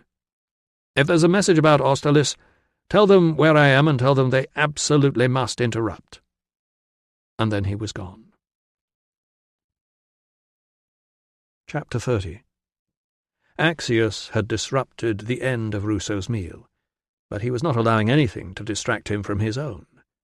While the Tribune picked at a bowl of olives and perused a scroll on the table in front of him, Ruso stood as silent and unnoticed as the slave in the corner, and wondered why Tiller was always determined to argue instead of apologizing. He had enough troubles without standing here feeling annoyed with her. Axius had disrupted the end of Ruso's meal, but he was not allowing anything to distract him from his own. While the Tribune picked at a bowl of olives and perused a scroll on the table in front of him, Ruso stood as silent and unnoticed as the slave in the corner, and wondered why Tiller was always determined to argue instead of apologizing. He had enough troubles without standing here feeling annoyed with her. Almost as annoying, in fact, as it was for that doctor to have a centurion dictate what should happen to his patients. On the other hand, did that make 3 hands? He'd lost count. If the man had nothing to hide, why start making threats about reporting Tiller's past to the Tribune? Axius spat out the last olive stone, looked up, and said, "Ah, there you are," as if his visitor had just walked in through the wall. "Sir, how are your medics doing?" Before Ruso could answer, he said, "I went to the hospital, but you weren't there." "They've mostly done a good job in difficult circumstances, sir." "Good. Are all your patients fit to move?" "One's doubtful, sir." "Then we may have to leave him with the 6th and have him sent back later." When Ruso looked blank, Axius said, "That's what I called you over to tell you. Apparently the 6th are only a couple of days' march away." "I see, sir." Ruso felt the muscles in his shoulders relax. He was not here to be reprimanded. Nobody had reported his disagreement with Geminus. Why would they? He was getting as nervous as the recruits. Axius was talking about the arrangements for the takeover. "So our recruits will have their final trials the day after tomorrow, and then we'll be ready to march them to Deva as soon as the 6th take over." "I'll tell my men, sir." "Good." Axius paused. "How did you think the ceremony went this morning?" Ruso said, "Very well, sir." "Yes." Axius appeared pleased, as if some other answer had been possible. "I thought so too. I think we've cleaned off the slate so we can start again." Ruso took a deep breath. "Sir, there's something I need to mention to you." He glanced at the slave. "It's confidential." "Is this really necessary?" "Yes, sir, I think it is." Axius glanced at the slave. "More wine, and then clear out till I call you." "It's something I should have mentioned before, sir," Ruso confessed. When the slave had refilled the wine, with none offered to the visitor, and cleared away the olive stones, Ruso began to attempt a version of events that laid out the facts, while skirting round the truth in the middle of them. "It's all been dealt with, sir. But I think you ought to know that some time ago my wife received some coins that turned out to be from a stolen pay wagon. And did she report this? She didn't realize it, sir. At least not until he had pointed it out to her. We were about to leave for Gaul, and she spent some of the money. When we returned, I found the governor's security adviser had put her name on one of his wanted lists. Would that be Metellus? Yes, sir. I hear he's a useful chap. He's very thorough, sir.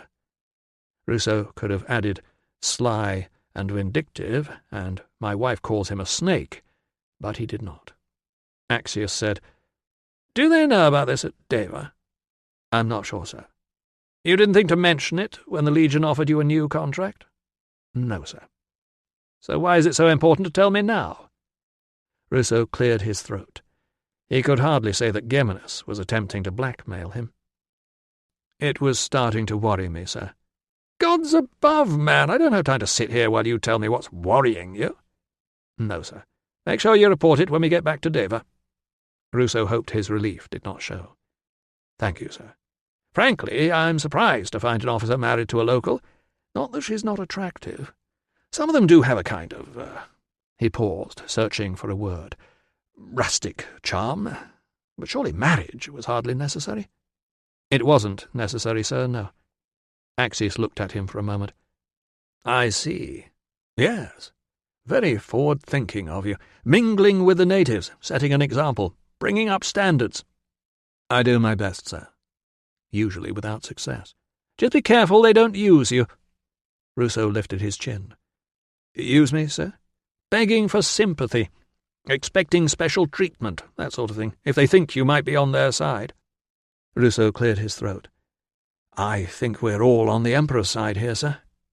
Axius was the son of a politician. He would be used to hearing pompous platitudes. Yes, of course. But given your wife's unfortunate history, you need to make it clear where your loyalties lie. You needn't have any concerns about my wife, sir. Suddenly he saw his opening. Geminus was not his personal problem. He would do the correct thing and refer any decisions up the chain of command. At the same time, he would establish Tilla's loyalty. In fact, that's the other reason I wanted to talk to you. Only today she reported a worrying rumour she'd heard in the street. She thought we should know. Really? No, not really, but it was close enough. The locals are saying that the lad who drowned was well known as a poor swimmer, and the river was exceptionally high, but Geminus refused to allow the ferry across to pick them up. I hope you explained that Geminus entered the water himself to try and pull the men out. It's why they got in to start with. That's the issue, sir. Axius did not look pleased to be brought back to the point. The recruits are here to be challenged and stretched, Ruso, not to enjoy themselves. No doubt that looks a little harsh to the locals. Yes, sir. He had begun now, so he might as well finish. There's something that concerns me about the second death as well, sir. The training accident. Geminus has briefed me on that one. The fierce eyes met his own. I believe he's spoken to you as well. Yes, sir. But if something's affecting the welfare of the men, it's my duty to try and deal with it. The live men, Axius agreed. I don't expect you to resurrect the dead ones. I believe the victim was shackled to a weight before he was killed, sir. It wasn't just a piece of horseplay that went too far. Axius shook his head. It's not pretty, I know. We have an intake of recruits who can't be trusted. To be frank, I think they dressed up a murder as an accident and invented a native right to explain it. Keep this to yourself, but at one point Geminus was seriously concerned about mutiny. Personally, I'd discharge the lot of them, but it's politically sensitive. Some of their fathers are the heads of tribes who are supposed to be our allies. I'm telling you this because we'll have to keep a close eye on them all the way to Deva. Yes, sir. Axius, he decided, would go far, if only he could resist the urge to outshine the men above him. Anything else bothering you? Axius's tone suggested that if there was, he did not want to hear it. Ruso told him anyway. Sir, we're accusing the deserter of murder, but the locals are saying he was a good friend of the victim. Axius scowled. What did I just warn you about? That pretty wife has you dancing on a string. Civilians don't know the facts, so they speculate. No doubt some of them are saying Geminus forced that man off the roof. Not to my knowledge, sir. I appreciate that he's a relative of yours, but Are you saying I can't form a fair judgment? No, sir, I am saying Geminus's men are unusually frightened of him. Axius reached for the water and topped up his wine. Doctor, do you really imagine that nobody has looked into all this other than you? No, sir. Axius took a long drink and placed the glass exactly back over the damp ring on the table before speaking. I've spoken to Geminus at length about the suicide, he said. He tried to persuade the man to come down, but Sulio had convinced himself that he was personally under a curse. His last words were a confession about his involvement in the death of Tadius. Ruso said nothing. Recruits complain, Ruso. You should know that. Ruso had heard far more complaints than would ever reach the noble ears of the tribune, but it would not be tactful to say so. Especially Britons, Axius continued. They're not used to discipline. Even the ones whose fathers are soldiers have grown up running wild with their native cousins. The gods alone know what they get up to at those shrines in the woods that they aren't supposed to have. Add that to the usual behaviour of recruits, spending all their wages on extra food and drink and impressing the local girls, so they have to send requests home begging for things like socks that they haven't bothered to buy for themselves. If we didn't stop their wages for the basics, half of them would have no boots. Yes, sir. Frankly, anything your wife has heard is likely to be a long way from the truth. Get her to give you the names of the rumour-mongers, and I'll have them brought in and spoken to. Ruso's stomach clenched. This was not at all what he had expected or intended. He said, I'm not sure she knows, sir. She may have just overheard something in the street. Well, tell her to find out. If she was close enough to listen, she must have a description. Sir, I saw evidence of the shackling. Then for all our sakes, keep it to yourself. We don't want the recruits any more stirred up before the march. As for the rest, well, it never does any harm to know what's being said around the enemy campfires. I'll let you know if she hears anything else, sir. Oh, there's no need for that. We need to deal with the gossip-mongers now, before any of this nonsense gets passed on to the 6th. I'm sure you can explain to her why she needs to be more helpful this time than she was over the pay wagon. Ruso swallowed. The Britons have loyalties just like we do, sir. She's your wife, Ruso. Her loyalty is to you. Yes, sir. And you, of course, are loyal to the 20th, which, as you helpfully reminded me earlier, serves the Emperor. Chapter 31. I can't stop to argue. He swung his cloak around his shoulders. I'm going back for a last check on that arm, and then there's something we need to talk about. It was not something good. Tilla could tell from his voice. There is no need to argue, she told him, following him out onto the walkway, because I am right. The other knot was the same. Be cross with someone at the hospital, not me. He called from the walkway. Nobody over there has any right to go into my case. Well, someone has, and they are not very good at it. Too late, she added. What is the thing we need to talk about? But all he said was, Don't speak to anyone till I get back. Tilla closed the door and surveyed the room. 2 bowls, one half full of cold stew, a scroll of stupid poems, and nobody to talk to. It's no good moping, girl. There's work to be done. She lit the spare lamp. Then she set out to reassure herself that nobody had meddled with the rest of the medicine bottles, the little linen bags, and the limewood boxes in the case, and to make sure that the salves were still in their right containers. It was one of those times when a person could see the use of being able to read. The medicines were neatly stacked in their compartments, and the extra lamp had fizzled out by the time she heard footsteps on the walkway. She snatched up the scroll, but the footsteps went past. She put the scroll down again. If her husband had to do an emergency amputation, he could be gone all night. She might as well go to bed. She was on the way back from the latrine when a voice said, Stop there, miss. In the torchlight, one large figure separated itself from another. Before she could dodge, the second man had placed himself behind her. She told herself not to be afraid. This was the Mancio. There were plenty of people around. Anyway, he had called her Miss. But then a man could hide bad intentions behind good manners. She said loudly, Who are you? The Tribune wants you. What for? Follow me. If they tried to take her out of the building, she would scream. Faintly consoled by the thought that she had a plan, she set off behind them. The torchlight glinted on the scabbard of his sword. He was, at least, some sort of soldier.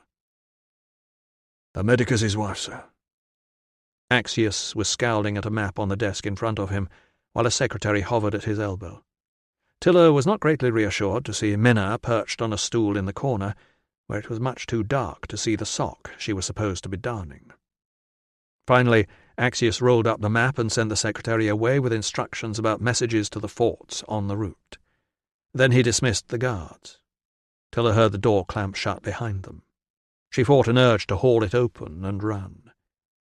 "Tiller," he said, looking her up and down as if he were trying to decide whether he would allow her to keep the name or give her another one. The black smudge of soot across his forehead made his dark features even crosser than usual.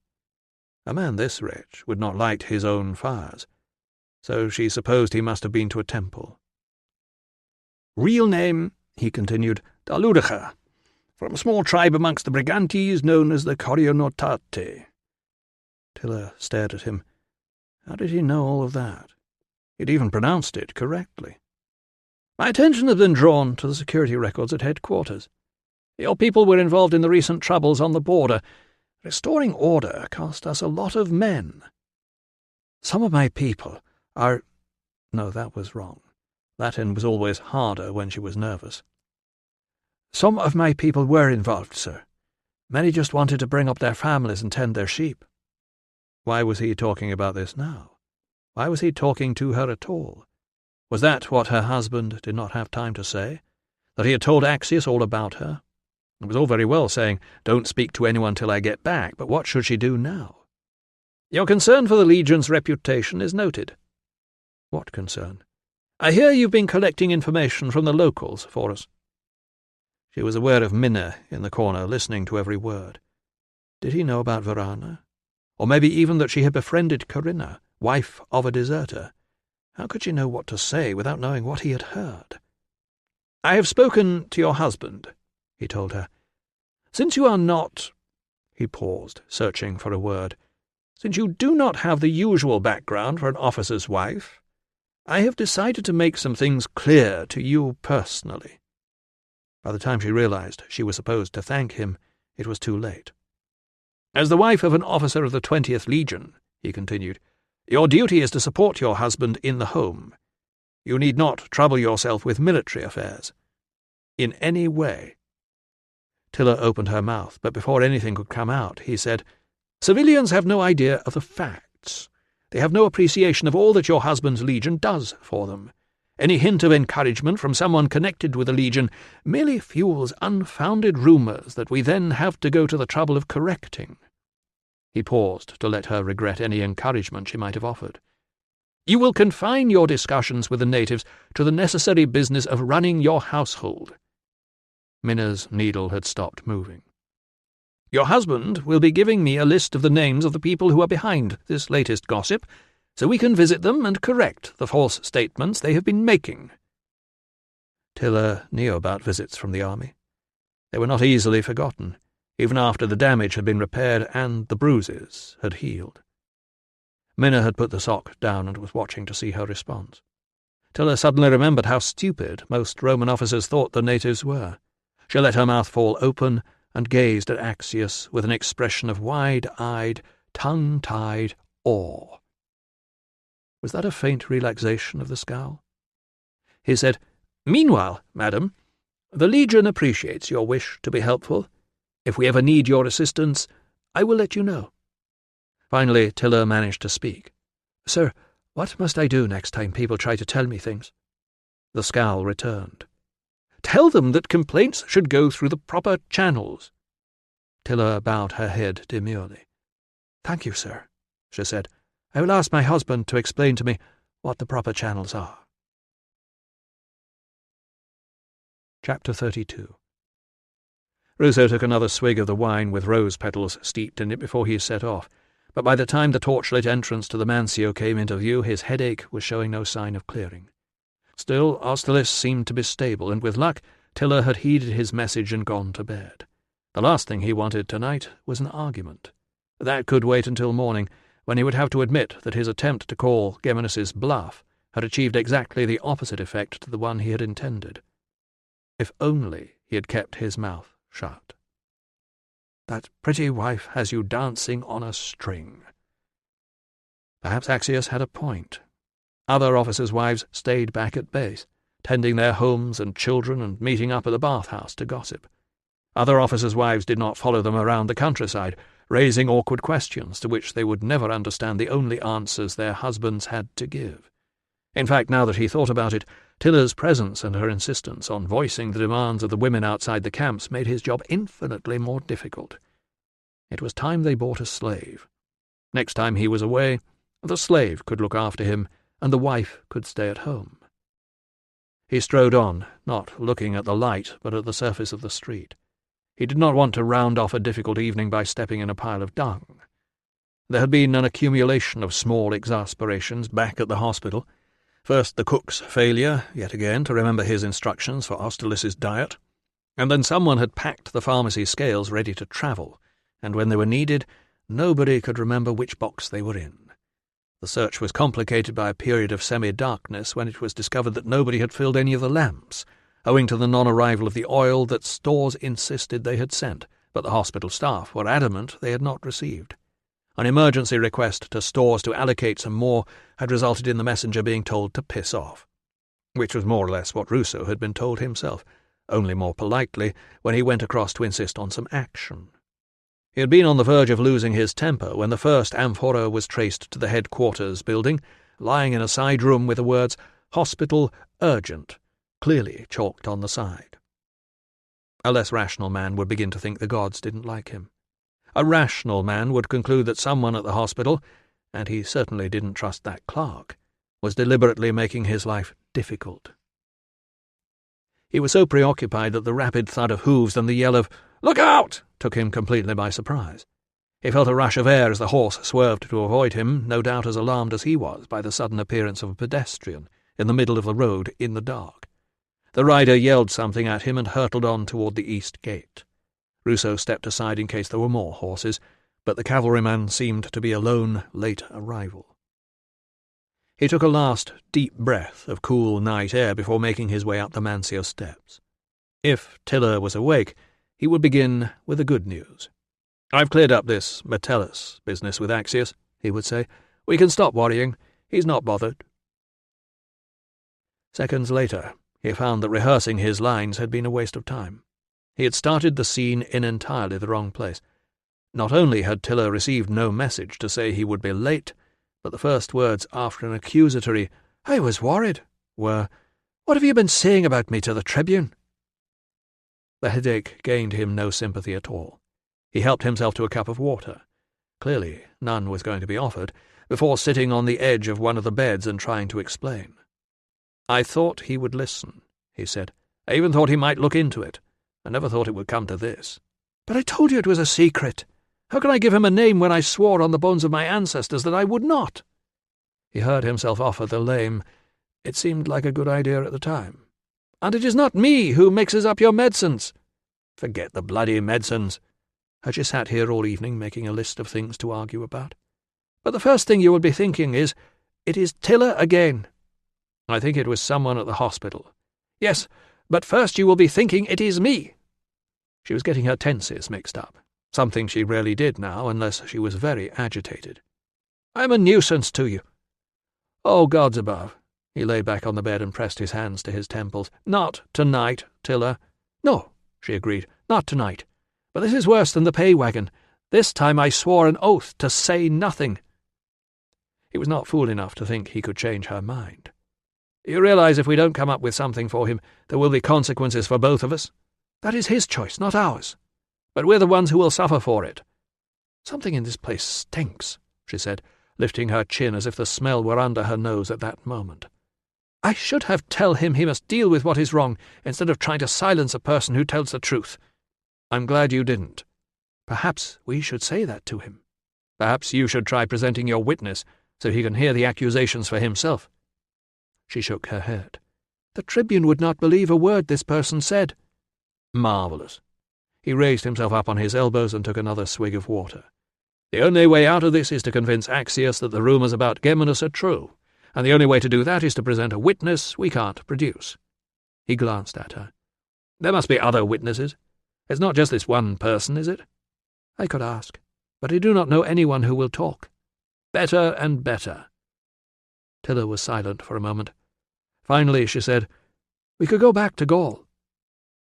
"That pretty wife has you dancing on a string." "He was only here in Britannia because of Tiller. Last time we went I was on sick leave at the end of a contract," he pointed out. "This time it would be desertion." He pulled off his boots. "What I want," he said, "the only thing I've ever wanted, is a job where all I have to deal with is what's in front of me." He slung his belt over the bedpost. "Is that too much to ask?" She said, "What is in front of you?" He hauled the covers over himself and closed his eyes. "A good night's sleep, I hope." "And tomorrow?" "Amputation of the right arm at the shoulder." "In front of me is a girl many weeks' walk from home, abandoned with an injured child, and a centurion with something to hide." He sighed. "Stay out of it, Tiller. There are any number of veterans who will swear to you that the training isn't as tough now as it was in their day.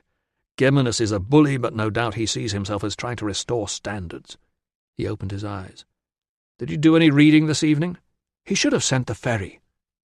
For a moment he thought this was her last word on the subject. Then he heard, "Do you think he was angry because two men were fond of each other?"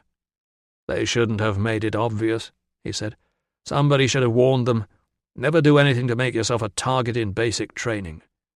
"But when the Emperor himself runs after boys—" She paused. Some sort of commotion was going on outside. There were doors banging, raised voices.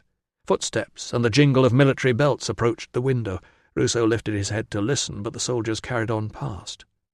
"The Emperor can do what he likes," he said, relieved that whatever the fuss was, it did not require a medic. "He's not answerable to Geminus." "Geminus likes to frighten people."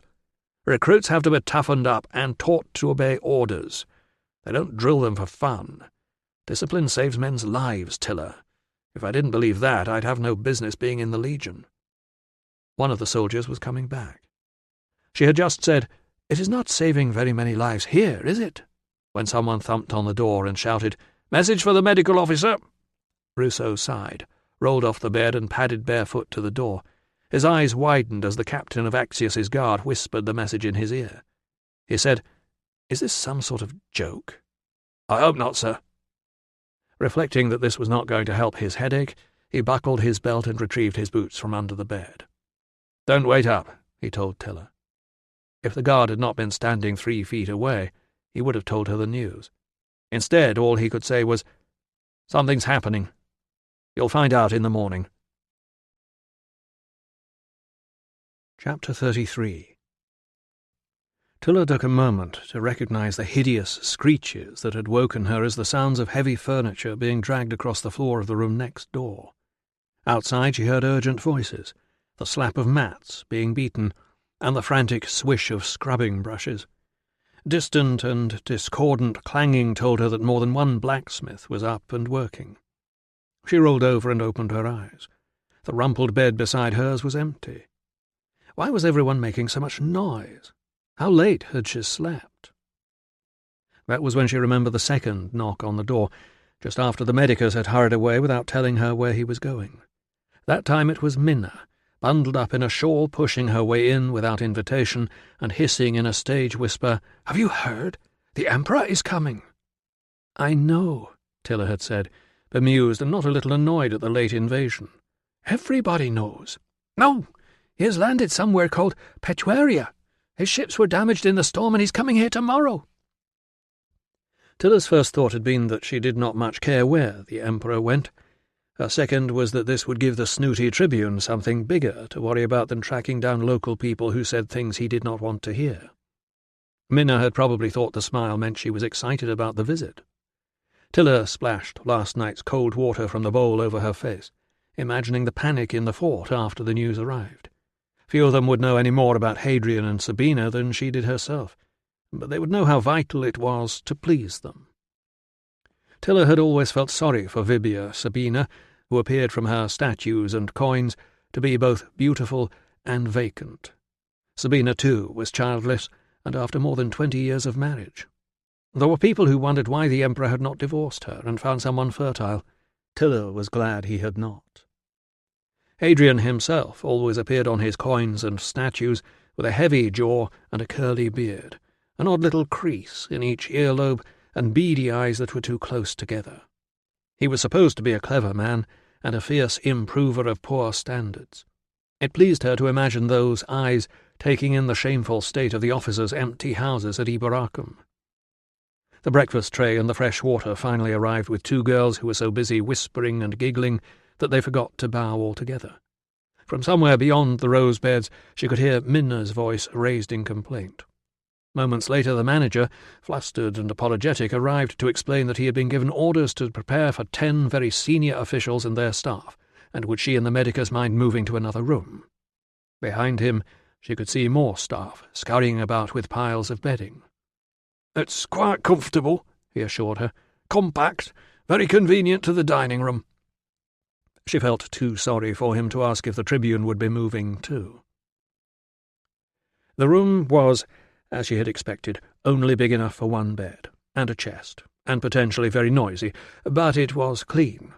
She was checking that the staff had brought all the luggage when a shadow fell across the courtyard window, and a voice she had not expected said in British, "There you are. I couldn't find you."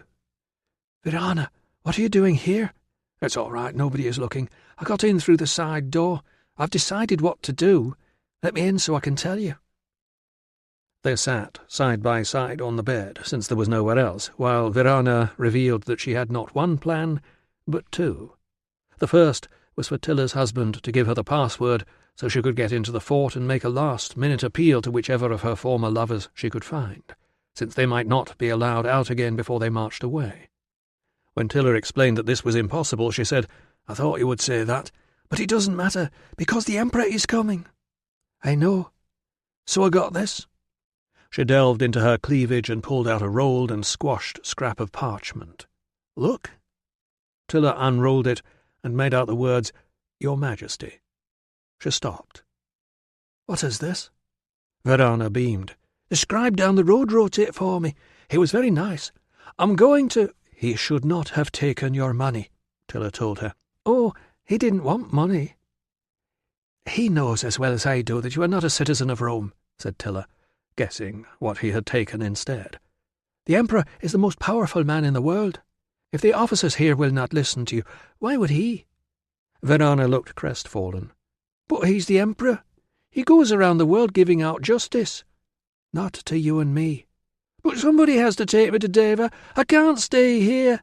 Verana threw the parchment aside and clasped her hands together. "Let me come with you, please. I could help you. You need a servant." It was true, and it irritated Tiller that even this silly girl could see it. "Go home," she said. "You should not be wandering unescorted around here." Verana pouted. "You wander unescorted? That is different. The 6th Legion will be here soon, did you know? And the new governor will come with the Emperor, and there will be the cavalry escort, and the Praetorian Guard with the scorpions on their shields. Is it true they're all 6 feet tall and very rich?" "The Praetorian Guard would swallow you whole and not even notice," said Tiller, who had never met them except by reputation. "Go home." Verana's lower lip began to tremble. "Please don't send me away. Nobody wants me." Tiller sighed. "Very well. You can stay with me just for this morning." Verana clutched at her arm. "Yes, oh, thank you, thank you. Where shall we go? Can we go inside the fort?" Tiller detached her grip. "No. You can wait while I visit Corinna, then you can take me to talk to your family." "My family?" The girl grabbed at her again, then remembered and let go. "My family will not listen to anyone, not even you. Anyway, I can't miss the Emperor. And Vibia Sabina, did you know the Empress was younger than me when she got married?" "The Emperor will not be here until this evening. Perhaps your family will bring you back to watch." "No, they won't. They're horrible. Anyway, I can't walk that far. I feel sick." "Some exercise will do you good." "My brothers are nasty and violent, and they don't like strangers." "I am Brigante, and the wife of a Roman officer," said Tiller, squaring her shoulders. "Your family will not frighten me, and unless they are very stupid they will not hurt me either." At least, she hoped not. Anyway, she could not spend all day sitting in this room with nothing to do or wandering about the streets. None of Verana's family was in the army, so she could truthfully say she was obeying the Tribune's orders not to get involved in the Legion's affairs. She got to her feet. "Are you coming? Or will I have to find the way by myself?" Verana was chewing her lower lip. "They will tell you lies about me." "Then it will be best if you are there to tell the truth," said Tilla, bending to tighten the laces on her boots and reaching for her bag. Chapter 34. The lazy lard-asses of the maintenance crews were lazy no longer. It was a bright morning, and everywhere Ruso went, men in brown working tunics were hammering wooden shingles onto roofs, sweeping up old leaves, filling potholes, clearing dumped rubbish, scything grass, slapping on paint, greasing hinges, and opening windows to air long-neglected buildings. The granaries had been opened to release extra wheat, and pink-eyed slaves who'd been up all night grinding flour were now shambling back and forth to the ovens with trays of loaves. An arrhythmic clanging had been echoing across the fort since first light as the sweating blacksmiths laboured to keep pace with the demand for tools and repairs.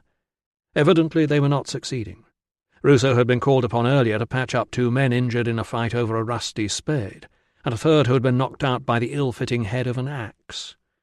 A long queue outside stores was jeering as the clerk who had refused to give Ruso more lamp oil last night was being told by a man twice his size exactly where he could shove his official permit. Ruso had snatched barely 3 hours in bed after Axios's emergency planning meeting last night. The hospital's role, to open up the empty wards to accommodate the Praetorians, was decided early on, but clearly there was no hope of being sent away to get some sleep. As the discussions wore on, he found himself reflecting that at least they had some warning. He could only imagine the consternation of the man in charge at the humble ferry port of Petuaria when Hadrian's ships had been sighted in the river Arbus instead of the Tenere.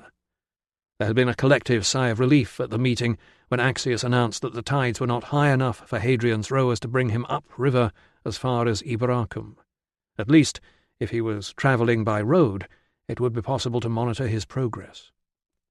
Ruso had just left Axios's second briefing meeting of the morning, where a dusty cavalryman had confirmed that the imperial invasion, which was how Ruso thought of it, was still 6 or 7 hours away. He strode back toward the hospital, anxious to see Austerlitz, who to his immense relief seemed to be showing signs of responding to treatment. He had set aside his plans to amputate, pleased that his visit here might at least have achieved one useful outcome. As for the Geminus business, it was unfortunate, but with the tramp of the Emperor's escort growing closer every second, it was hard to see who would care about the loss of a few recruits. As he rounded the corner, he was startled by a rumbling growl, furious, deep-throated barking, something huge and brown with teeth hurtling toward him. He flung himself sideways, hauled open a door, thank the gods it wasn't locked, slammed it shut and threw himself against it, feeling the jolt as the massive creature collided with the other side. Back to the door, gasping for breath, he marvelled at the closeness of his escape, until the room went dark, and the snarling dog crashed in through the open window. Wrenching himself away from something tearing at his tunic, he was out of the door and scrambling up the nearest pillar, with the dog snapping at his feet. Finally he collapsed, breathless, on the shingles of the walkway roof.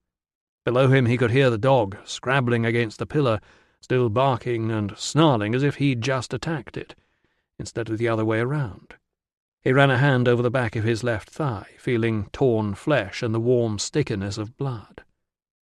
Somebody was yelling over the din. He lifted his head to shout, "Careful! It's vicious!" just as the barking stopped. "Here you go," said the gravelly voice of Centurion Geminus. He sounded almost affectionate. Then he called, "Sorry about that, Doc. Did she get you?" Cautiously, barely able to believe what had just happened, Ruso peered over the rough edge of the roof.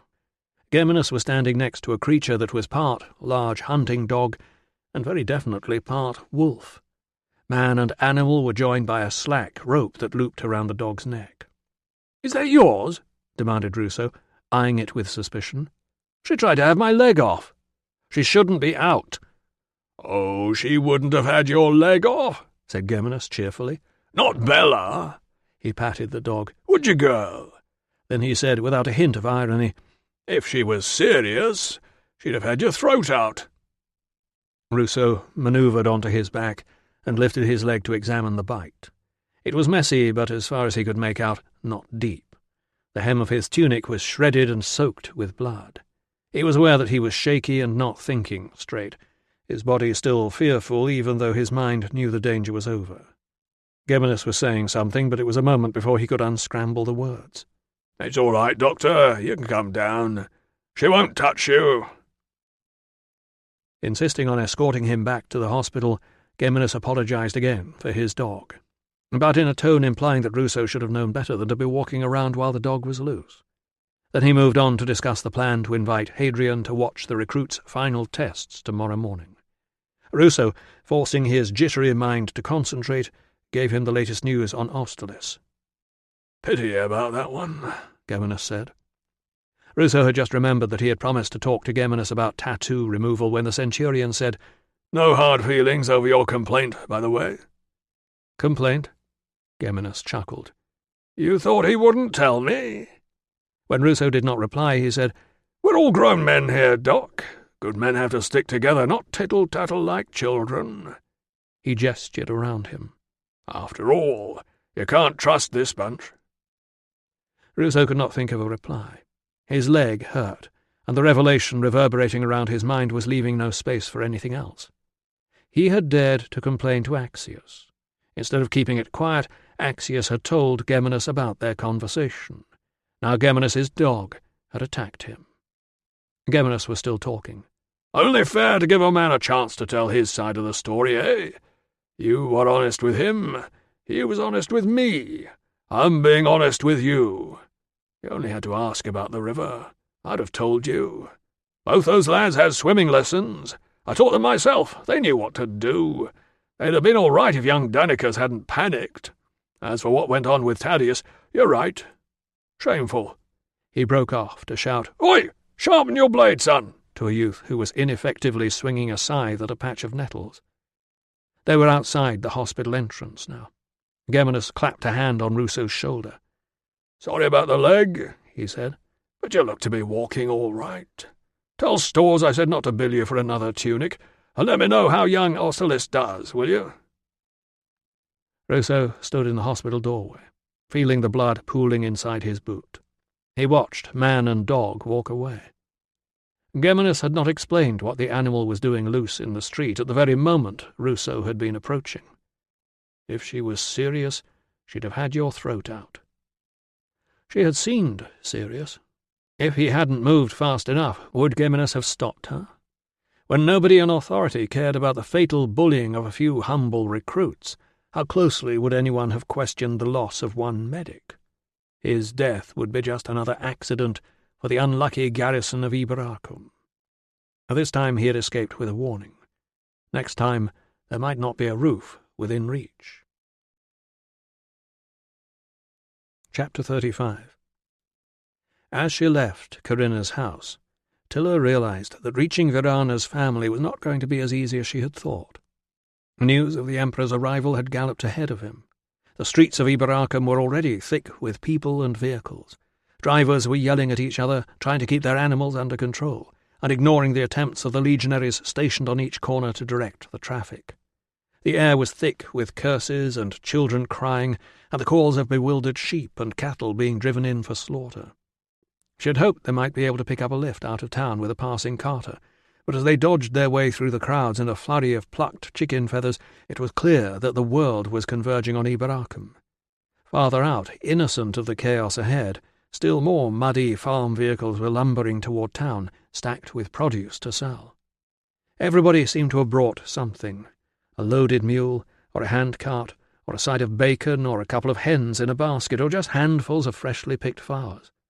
One old woman was trying to sell lucky pebbles from the shore where the Emperor had landed, while her husband had carved wooden souvenirs depicting the great man as a lumpy figure with bulgy eyes.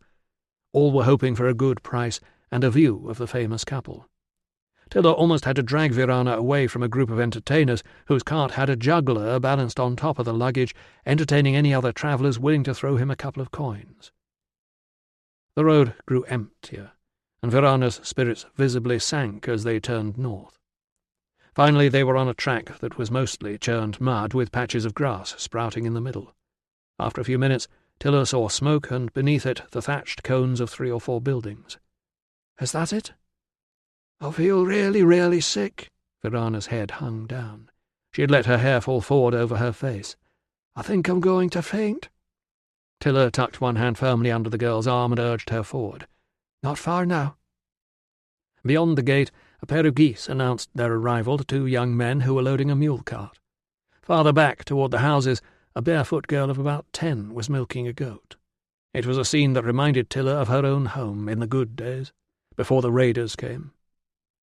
The girl moved the bucket out of kicking distance and abandoned the goat, running toward one of the buildings. "Ma'am!" A woman emerged, pushing greying hair out of her eyes with exactly the same gesture as Verana. She stared at the 2 figures by the gate. "Where have you been, then?" "As if we can't guess," put in the smaller of the young men, sounding more disdainful than fierce.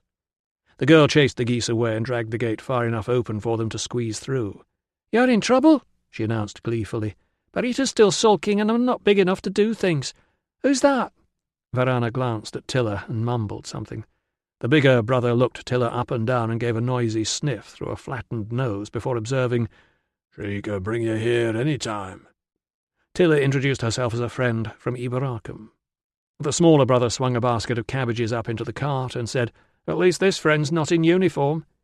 "Remember your manners, you," snapped the mother. She turned to Tiller. "You'll have to excuse them. They take after their father. Not that he cares. I do my best, but they take no notice, none of them. Will you get off that gate? How many times?" The small girl grinned and slithered to the ground. The woman turned to Verana. "You, get in the house and put some proper clothes on. What do you think you look like running around like that?" Verana cast Tiller a look that said, "I told you so," although she had not. Tiller said, "Perhaps." "She looks like what she is," observed the smaller brother. "A cheap little bitch who opens her legs for the soldiers." "Shut up!" Verana shrieked at him. "Just shut up!" Then, with a sob, she buried her face in her hands and rushed toward the house, the pink skirt trailing in the mud. Her mother rounded on him with, "Now see what you've done," as if it were all his fault.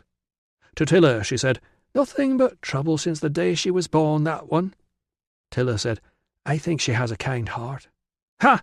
That's what they used to say about me. Too kind I was." "What about you, then?" The smaller brother, who really was very rude, had turned to Tiller. "You another friend of the soldier boys?" "Take no notice of him, miss," put in Flatnose. "All mouth and no manners." "I came to bring your sister home," said Tiller, deciding the rude one was not worth the bother of slapping. She was not sure she would be welcome. "She don't have to be bloody welcome," observed the rude one. "She lives here. What's it to do with you?" "I am a friend of your sister," said Tiller, "and since you ask about soldiers, my husband is a senior medical officer with the 20th Legion." In the silence that followed, she was conscious of them all staring at her. "Well done," muttered Flatnose to his brother. The small girl said, "Are we in trouble, miss?" "Not you," Tiller assured her. She turned to the brothers. "Perhaps when you're finished loading all those things you were hoping to sell to the soldiers you despise so much, you will escort me into town." "They'll escort you into town and like it, miss," said the mother, before they could answer, "and they'll keep their big mouths shut for a change. Miss, you come into the house for a sit-down and a drink while you're waiting. You two, get that load on. You should have been off at dawn. At this rate the Emperor will be gone before you get there." Tiller's eyes adjusted to the gloom inside the house while she breathed in the familiar smells of wood smoke and cabbage water and dog. Verana approached and offered a cup of fresh goat's milk. She had changed into a dull brown tunic tied loosely around the middle with braid. Her eyes were swollen and her hair was even more dishevelled than usual. Tiller said, "Verana, your mother needs you. It is safer for you to be here." Safer at least than ending up in a whorehouse in Deva. But she could hardly say that in front of the mother, and without it she was not sure her claim sounded very convincing. Verana sniffed and went back to sit next to her little sister on the log by the hearth. Her mother thanked Tiller for bringing her home, adding with a sidelong glance, "The longer she hangs around the fortress, the more shame she heaps upon us. At least her sister got herself properly betrothed to a decent—" "She wasn't betrothed," interrupted Verana. Only officers can get married, ma'am. Everybody knows that." The mother sighed. "Well, he can't marry her now, that's certain." She raised her voice and called into the shadows behind her. "Barita, come and say hello to the officer's wife." A muffled voice from the darkness said, "Leave me alone." "If your father were here, my girl, he'd have you out of that bed in no time." No reply. The mother shook her head but made no attempt to roust her daughter. "I've told her she can't keep this up. There's plenty of lads round here would take her on. She's not disgraced herself like this one." Suddenly there was movement. A wild-haired, blinking figure in creased clothes shambled into the light. She moved toward her mother. "You don't know what you're talking about," she hissed. She turned to address her sisters and Tilla. "You will never understand. None of you." With that, she shuffled back toward the darkness. Tilla said, "I am sorry for your loss." The girl spun round. "You? What do you care?" "Oh, Barita," sighed her mother, "there are plenty of other lads." "You are right," agreed Tilla, wishing she'd kept quiet. "It is none of my business." "It was never anyone's business," retorted Barita. "You're just like the rest of them. Wash your hands and walk away." Verana folded her arms. "Anyone would think she's the only one with troubles." "Oh, will you two stop?" cried the mother. "Barita, put on your good tunic and comb your hair." Tilla drained the milk and said she would go and see whether the cart was ready. She was halfway across the yard when Barita's voice called after her, "They place bets. Geminus and his men were betting on whether Dan and Sulia would get across the river." "Enough." Tilla spun round, raising one hand for silence. "Say nothing more." "Walk away, officer's wife. Pretend you haven't heard, just like everyone else." Even with her hands over her ears, Tilla still heard, "Thaddeus and Victor tried to get it stopped. None of the others had the courage to help. Not one." Tilla could feel her own heart beating. Flatnose and the Rude One had paused to watch her from the far side of the cart. The girl was standing with her hands on her hips, waiting for a response. Tilla walked over toward her. "You have not spoken about this," she said. "I have not heard it, and neither have your mother and your brothers and sisters." "So, Brigante woman," said the Rude One, "you are just as bad as they are." "And you are a fool," snapped Tilla. She turned back to Barita. "I am already in trouble because I repeated what a person told me, hoping as you do that something would be done. They have done nothing to help, and now they are trying to make me say who told them." "Tell them it was me. Tell them Barita of the Parisi told you. Tell everyone what I said. If I die, I will be in the next world with Thaddeus. They will not just come for you, girl. Have you not seen what they do to troublemakers? They will come for your family as well. When they have finished with you, they will feast on your animals and sell you as slaves. Do you want that to happen?" "But your husband—" She seized the girl's thin shoulders. "Understand this. I have already explained it to your sister. My husband is a good man, but he is only a doctor.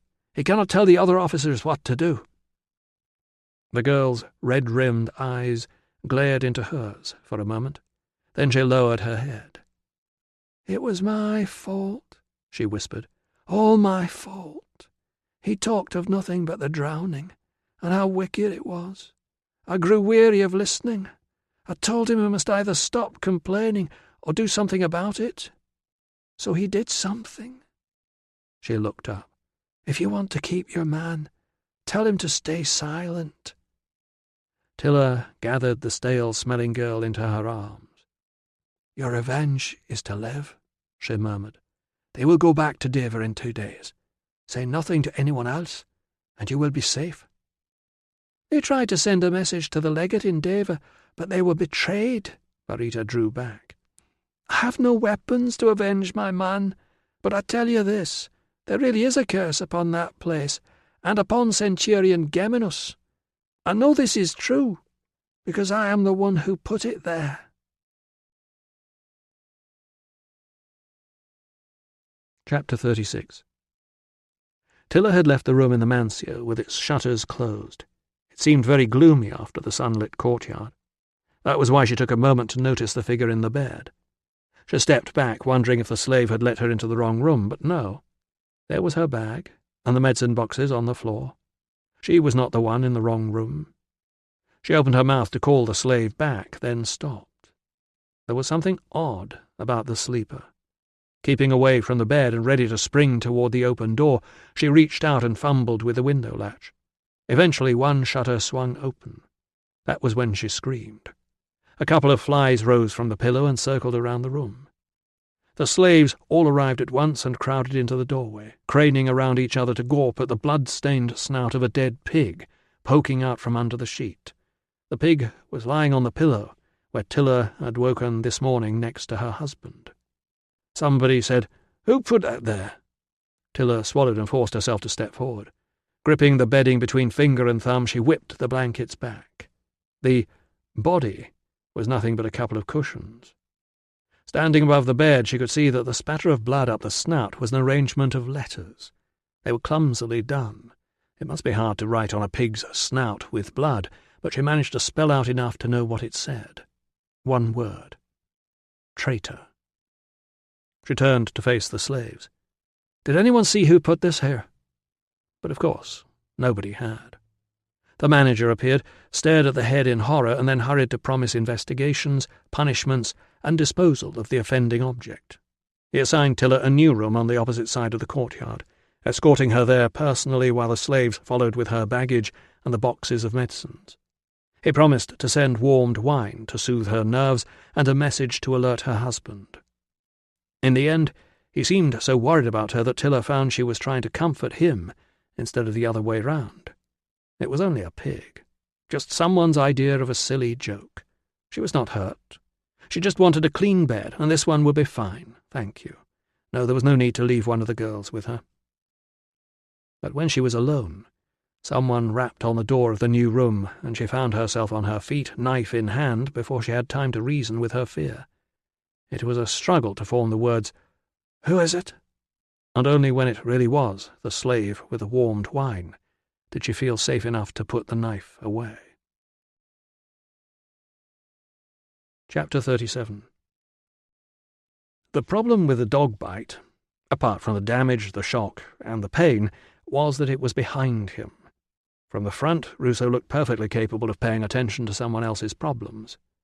Greeted by, "Sir, the window in the blanket store's been leaking, and the bedding is all musty," he was tempted to reply, "I don't care, I've just been chased and bitten by a bloody great wolf dog." Instead, he said, "Oh, should we launder it, sir? Do you think the Emperor will mind a few wet blankets?"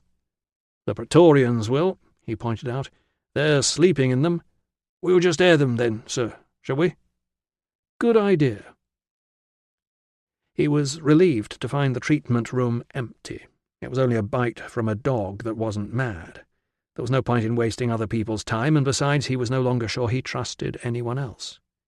With the worst of the blood wiped off, he lay on his back on the table, raised his left leg in the air, and contorted himself to an angle at which he could examine the jagged tooth marks.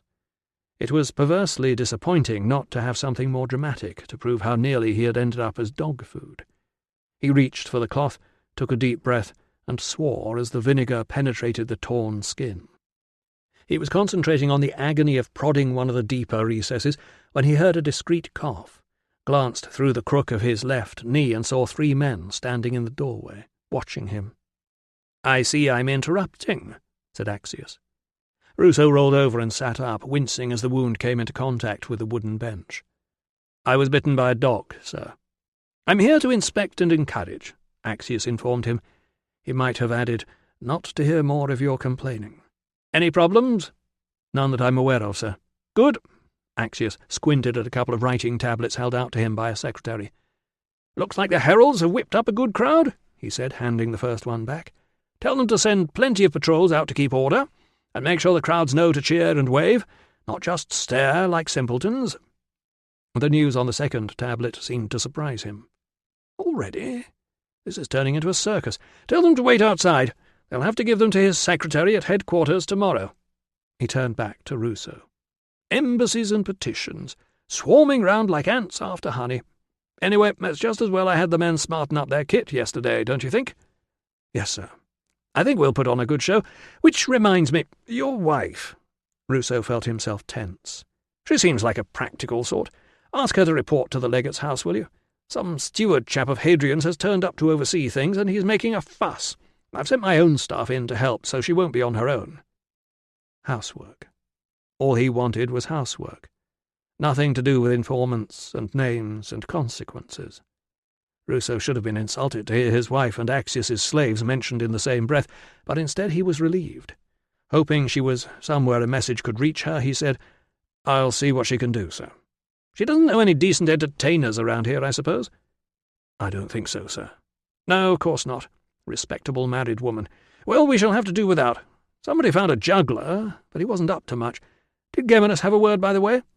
"After his dog bit me, sir." "Good. I had a chat with him on the way to worship last night. He took it, like the man I always knew he was. Shame you weren't there. He could have put your mind at rest personally." "Yes, sir." "You're not a follower of Mithras, are you, Ruso?" "No, sir." "You should consider it. Not only an inspiration, but you make good contacts. Friends wherever you go." Ruso, whose former clerk was miles away in Verulamium and whose old friend Valens was somewhere sucking up to people more important than himself, felt suddenly like the only man left out of the club. "Geminus has his rough edges, but he's a fine centurion, staunch. A lot of men owe their lives to him. I couldn't allow the end of his career to be blighted by unfounded rumours." "Yes, sir." "So onward. Tell your men to keep up the good work." Axius was enjoying himself. Hadrian might not be his family's choice for emperor, but this was his chance to shine, and he knew it. "Not long to go now. Eberacum's luck has turned." "I hope so, sir. Is there anything else I can do to help?" "There is," said Axius. "When Hadrian gets here, stay out of his way." Chapter 38. Motionless, silent, gazing at the crested helmet of the man in front of him, Ruso marvelled at the way a couple of trumpet blasts had conjured these splendid ranks of legionaries out of the chaos of half an hour ago. The first call had been the signal for every man to abandon whatever unfinished task lay in front of him, run to his quarters and scramble into full parade uniform. The second was the signal to assemble. They were now standing like parallel rows of statues lining the road from the marketplace to the east gate, waiting in the low evening sun for the most powerful man in the world to pass between them. All around, an excited rabble of civilians chatted and laughed and argued in the sunshine, waiting for the free show. Youths dangled their legs from the eaves of buildings. Children had been hoisted up on parents' shoulders. A white-haired woman was clinging to a donkey. Ruso shifted his grip on his shield and watched a fly land on the helmet and begin to crawl up the crest. His bandaged leg was aching, and his mind kept going back to two conversations. The first was with Marcus. He had spotted the tattooed recruit moving toward the barrack blocks with the cautious gait of a man in pain. He offered what was intended to be a friendly greeting. Marcus jumped as if he had felt the cold touch of a ghost, then turned and gave an awkward salute. His upper lip was swollen to twice its normal size. There was dark blood congealed around his nostrils and a jagged wound at the edge of his hairline. "What happened to you?" "Nothing, sir." The swollen lip distorted the edges of his words. Ruso wondered what else was concealed beneath the tunic. A training injury, perhaps? "Yes, sir." The Briton glanced around awkwardly as if he were trapped with a bore at a party and was longing to get away. "I haven't forgotten our conversation. I'll talk to your centurion—" "No, sir, don't." "I'm speaking." Ruso was not used to being interrupted by his juniors. "I'll talk to your centurion when things aren't so busy." Marcus's eyes widened with desperation. "Please, sir, I've changed my mind. I want to keep them, sir." "Keep the tattoos?" "Yes, sir." A slave emerged from one of the barrack rooms. "I have no complaints, sir," Marcus announced in a voice loud enough to be overheard. And that was all Ruso could get out of him. The second conversation was with Tilla. His message to report to the Emperor's steward had allowed her into the fort, where she had arrived at the hospital with some medicines he didn't need in order to tell him things he didn't like the sound of. First, someone had been in their room in the Mancio and left a gruesome souvenir of the visit, and she was clearly not as calm about it as she was trying to pretend. "I'm going to have this out with Geminus," he fumed. "It'll be him, or one of his shadows, and I'll see the manager. I can't believe a thing like that can happen and nobody sees anything. It's outrageous." "The manager is asking his staff," she said, "but there are always people coming and going there. Lots of them are carrying things. Nobody would notice one more sack." "Surely the room was locked." "Lots of people can pick locks." "I don't want you going back there without me." "Then where am I to go when I have finished cleaning and sweeping up for your emperor? It will be all right. We have another new room and the staff are watching. Now stop making a fuss, because there is something else I must tell you." He did not like the second piece of news either. Had he not been so busy nor she so pale, he would have quarrelled with her, demanding to know why she had allowed herself to listen to more scandalous gossip about Geminus. "Somebody will have to do something," she said. "They cannot ignore something like this." "I can't do anything now, Tiller. This is not the time." So she had looked him in the eye and said, "Then when is—" Ruso opened his mouth very slightly and directed a stream of air at the fly. It flew off on his second attempt. Geminus was strutting up and down the silent ranks, prodding the occasional offender back into line with his stick. Ruso found himself eyeing the end of the stick for traces of Marcus's blood. He was certain that the clerk had overheard the conversation in the office and reported every word. And now there was Tiller's news. "They have been placing bets on the recruits." It made sense. It made sense of the dangerous order to cross the river. It made sense of the training injuries incurred when the British recruits were urged to compete with each other. It made sense of Austerlitz and Marcus's desperation not to be marked out as Britons when they reached Deva, lest they be exposed to more men like Geminus. Geminus, or perhaps his shadows, had beaten Marcus into silence. Now he had taken steps to frighten Tiller. If it was true that Thaddeus and Victor had been caught trying to report their centurion's twisted abuse of power to Deva, then perhaps they had been not only threatened, but silenced. On the other hand, it was hard to be rational about a man after being attacked by his dog. He tensed the muscles in the injured leg. A fresh stab of pain cut through the ache. There were times when it did not matter whether you were rational, as long as you were right. There had been no physical coercion of Sulio, but there had been no need. Recalling his early conversation with Geminus, Ruso doubted that the centurion had really persuaded the lad to stay in the army. If the conversation had taken place at all, it was far more likely that Geminus, knowing what Sulio might reveal once he was freed, had refused him permission to leave. Trapped inside the fortress, perhaps fearing that he too would shortly meet with some kind of accident, Sulio had attempted the only escape that seemed open to him, and Geminus had followed him onto the roof to make sure he succeeded. Ruso focused his gaze on the blank faces of the men lining the far side of the street. How many of them could testify to Geminus's bullying? There must be witnesses standing all around him now, too frightened to speak. If only Pera had kept his nerve, and clung to the courage that had caused him to slip an accurate post-mortem report into the records without anyone else seeing it. He must have watched with horror as Ruso blundered in and drew it to the clerk's attention. Now the report was destroyed, and Pera had fallen silent, just like all the others who had failed to support Thaddeus and Victor. Perhaps it was too far-fetched to imagine that all those minor annoyances at the hospital had been arranged by Geminus. But someone had put that thing in the Mancio bed. And then there was the dog. The dog had been a deliberate attack. If only he had known all of this when he first approached Axius, the tribune would have been compelled to do more than have an informal chat with an old friend.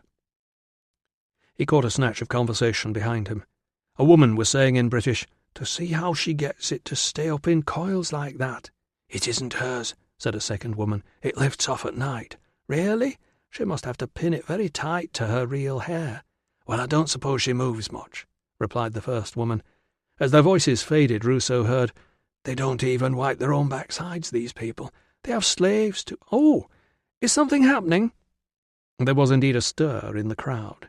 While the legionaries stared stoically ahead, the civilians were craning for a view of what was approaching down the east road. The chatter died away.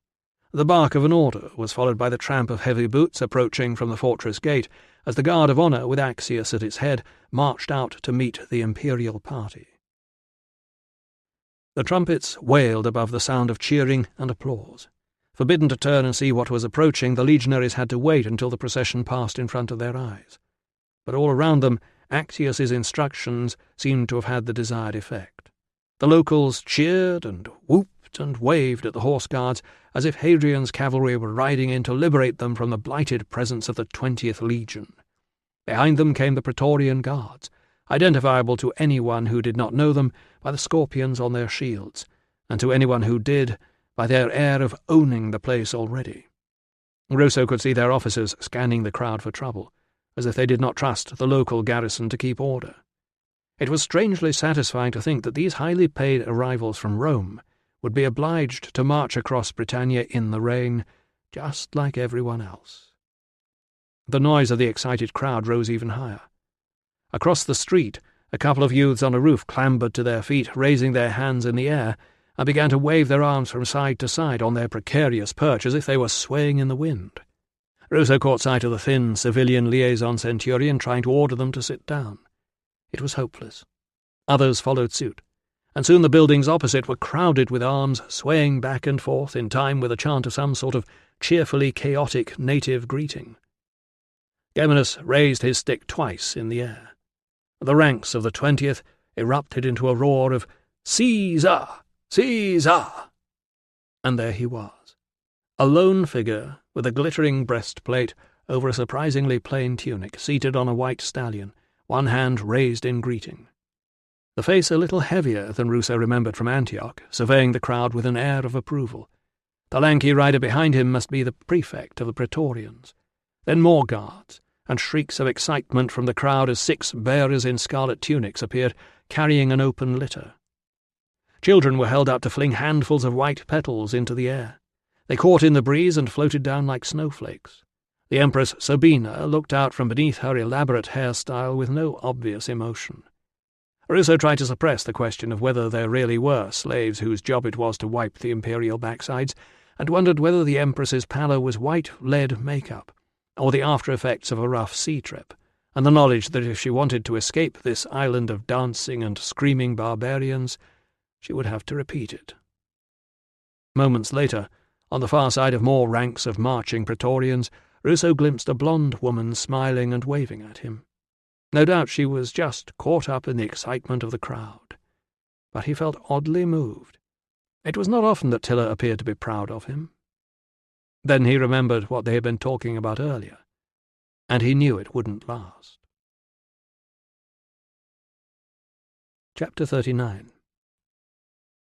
The dog, Ruso reminded himself, would not be loose in the streets without Geminus. Geminus was definitely busy because he, and conspicuously not, Ruso, had been invited to dine with Axius and Hadrian's friends and officials this evening. Still, as he set off on the few minutes' walk from the hospital to the Mancio, Ruso found himself alert to the sounds and shadows in the dusk around him. As he rounded the corner, he was not sorry to see the lanterns outside the Mancio entrance flare into life, and to notice the door-slave making his way back inside, carrying a taper.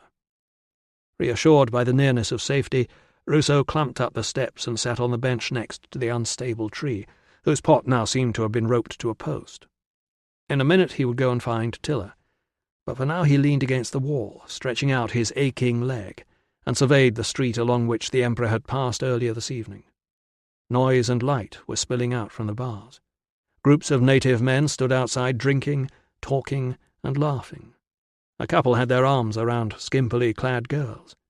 The respectable women would all have gone home, or to wherever respectable women went at night, when it was too far to get back to their own hearths. Ruso filled his lungs with cool evening air that smelled of beer and roast meat and spice and roses. A man needed to sit quietly and think after such an eventful day. They have been placing bets on the recruits. This is not the time. Then when is? Hadrian had been impressive. He had barely paused to recover from the march before going across to the headquarters courtyard and greeting the assembled men of the 20th, calling them fellow soldiers, which pleased them, and adding, "Now that I've experienced the climate of Britannia for myself, I'm even more proud of you." There was a gust of laughter. Ruso could see from their faces that the older men liked him. The recruits, who might be excused for not trusting anyone in authority, seemed to like him too. He thanked them for their preparations for what he called this unexpected honour. He was, he said, aware of the disruption an imperial visit can cause, even the most welcome one." Watching him, Ruso was impressed. This man had risen from being the son of a provincial senator to become a general, a scholar, and now emperor. There was no sign of the country accent that had made him the butt of jokes when he first entered the Senate. He appeared relaxed, well-groomed, and confident, despite just having completed a long march after the terrors of a near shipwreck. It was clear that Hadrian was a very determined man. As expected, he informed the recruits that tomorrow he would be pleased to observe their final trials before their full admission to the 20th Legion. He would also oversee the discharge of veterans. The veterans cheered. Ruso had glanced across to where Geminus was standing as straight as a board beneath the magnificent white crest on his parade helmet. The silver discs that testified to past bravery were polished and gleaming on his chest. If he was concerned about how his men would perform, it did not show. As for the recruits themselves, Ruso was not sure it was possible for them to be any more terrified than they already were. He stood up slowly from the bench, feeling the stitches pull in the back of his leg. The manager of the Mancio leapt up when he saw who it was, assuring him his wife was safe and well and that the staff were keeping an eye on the room. He found Tilla practising her reading while she waited for him. Evidently they were now to sleep in a large cupboard, and to be entertained by the merry whistling of the cook in the kitchen next door. She was wrinkling her nose before he was fully in the room. "Fish sauce?" "Good for dog bites. You won't notice after a bit." He had expected her to launch straight into the subject of Geminus, but instead she busied herself rolling up the poetry scroll. He said, "Have I missed any patients?" "A boy who jumped off a wall and sprained his ankle, and one old lady who fainted and fell off a donkey. I have bandaged them both. Everyone else is too excited to be ill or too drunk to notice. How is it in the fort?" He hung his cloak on the back of the door, and joined her on the bed. "The horse guards and the 20th are eyeing each other with mutual suspicion," he said, "and the hospital's full of Praetorians who haven't spoken to anyone so far except to complain. But they're all on the same side. Only if there's an enemy." There was a shout from the kitchen and the clang of a metal pan hitting the floor. He said, "We need to talk. I don't doubt what you say about Geminus, but if Axius finds out you've been listening to more rumours after he told you to stay out of it—" "I tried not to listen, but she was determined to tell." She paused, running one finger slowly down his forearm. "Husband, if I tell you who said it, will you swear not to tell Axius?" "I suppose so." "That is not swearing. Tilla, you know I won't tell." That was not swearing either, but she let it pass. She leaned back against the side wall and tucked her bare feet between his legs while she explained about the farm she had gone to visit. "Virana is a very silly girl," she said, "but now I have met her family I am not surprised." He shook his head. "What is it about soldiers that sends girls silly?" "You should be glad of it," she said, wriggling her toes. "Ow!" "Sorry." She moved her foot away from the bandage. "So the Tribune did nothing about this Geminus?" "Oh, he did something. He conveyed my complaint, word for word, to him. Geminus assures me he has no hard feelings over it." "And now his dog has bitten you?" "Evidently the dog doesn't feel the same way." "You could have been killed." He slid a friendly hand up her thigh, reminding her of what she might have lost. She did not seem to notice. "This proves Barita was telling the truth," she said. "Now he is trying to frighten me with a pig head, and silence you too." "One of the recruits who complained has been beaten up." "Has he lost his mind? He cannot go round threatening and killing everybody." "He doesn't have to. He just has to make them think it's not worth making a fuss." "We must stop this man." He slid the hand higher. "Axius won't do anything. If he believes anything's wrong, which I doubt, he's waiting for it all to blow over." "You will have to talk to someone more important." "There's no one here." He caught her expression. "Oh, no. No, that would be ridiculous." "You have met him before. You could remind him." "I will pray that he will listen." "You're starting to sound like my stepmother. Besides, I've been told to stay away from him. I'll talk to the camp prefect about it when we get back to Deva. Until then, I'll just have to be careful. I don't imagine any more of the recruits will step out of line." She grasped his hand. "Not now. I'm trying to think. But I'm thinking you should be very careful. I saw that pig's head. I think Geminus is mad enough to try to stop you from getting back to Deva." unless he thinks he can make me keep my mouth shut." She brought his hand up to her lips and kissed it. "You are a good man, in a bad place." "And if I'm not prepared to risk my neck to make that place better," he said, "will I still be a good man?" "I do not know," she said, "but you will still be alive." Chapter 40. The dawn briefing was a crowded affair, but Ruso was greeted by nobody except the plump centurion, who looked too hungover to know who he was grunting at. He was not sorry to make his way back to the hospital, where he intended to remain while men with fiercer ambition tried to impress each other. Austerlitz' smile of greeting was encouraging in more ways than he could know. Ruso supervised the changing of his dressings, and, since the kitchen orderly had been commandeered by Hadrian's cook, went to fetch the breakfast nobody had remembered to bring. This took longer than expected, as he was called upon to intervene in a squabble over what the Praetorians called requisitioning of saucepans and the kitchen slave called theft. Thus he emerged completely unaware of the panic that had gripped the other end of the corridor. The kitchen slave had ladled a generous helping of honeyed milk into Austerlitz's cup. Ruso was concentrating on not spilling it across the tray when the sound of footsteps and voices caused him to glance up to avoid a collision. 6 men were bearing down on him. At their head was the tall figure of Hadrian. The short, flush-faced man next to him was Pera. Recording the tribune's order to stay out of Hadrian's way, Ruso stepped aside to allow them to pass just as the emperor reached the end of a sentence. "That's him, sir," declared Pera, with obvious relief. Hadrian stopped. So did everyone else. Ruso, back to the wall and still clutching the tray, felt a sudden sympathy with patients who found themselves surrounded by a gang of apprentices and an instructor ready to show them how to conduct an intimate examination. He could not salute without dropping the tray, and without the salute his "Hail Caesar!" sounded rather odd. Hadrian put his well-groomed head on one side and peered at Ruso. "Don't I know you?" He really must insist that Tilla stopped praying for things. "Ruso, Your Majesty, we met after the earthquake in, gods above, what was the place called?" His memory had deserted him. "I thought so," said the Emperor, seeming not to notice his confusion. "I never forget a face. I don't know why I bother having a man to tell me who people are. Half the time I know more than he does. Ruso, you were one of the rescuers in Antioch. A terrible business." "Yes, sir." "So you're in charge here now?" he said. "I'm only here for a few days, sir. Pera's usually the man to talk to." Pera, who must have thought he had escaped, did not look grateful to be placed back in the target area. Hadrian glanced from one to the other of them with an air of amusement. "Ah, Pera, back to you. So what can you tell me about the Britons?" Pera's hand rose to his neck. "They've calmed down a lot since last year, Your Majesty." "So I hear," agreed Hadrian, apparently satisfied. "But I'll be leaving the 6th over here in case there's any more trouble." Pera swallowed, as if he was not sure whether he should thank the Emperor or not. Hadrian, evidently used to smoothing over conversations with a tongue tied, turned to Ruso.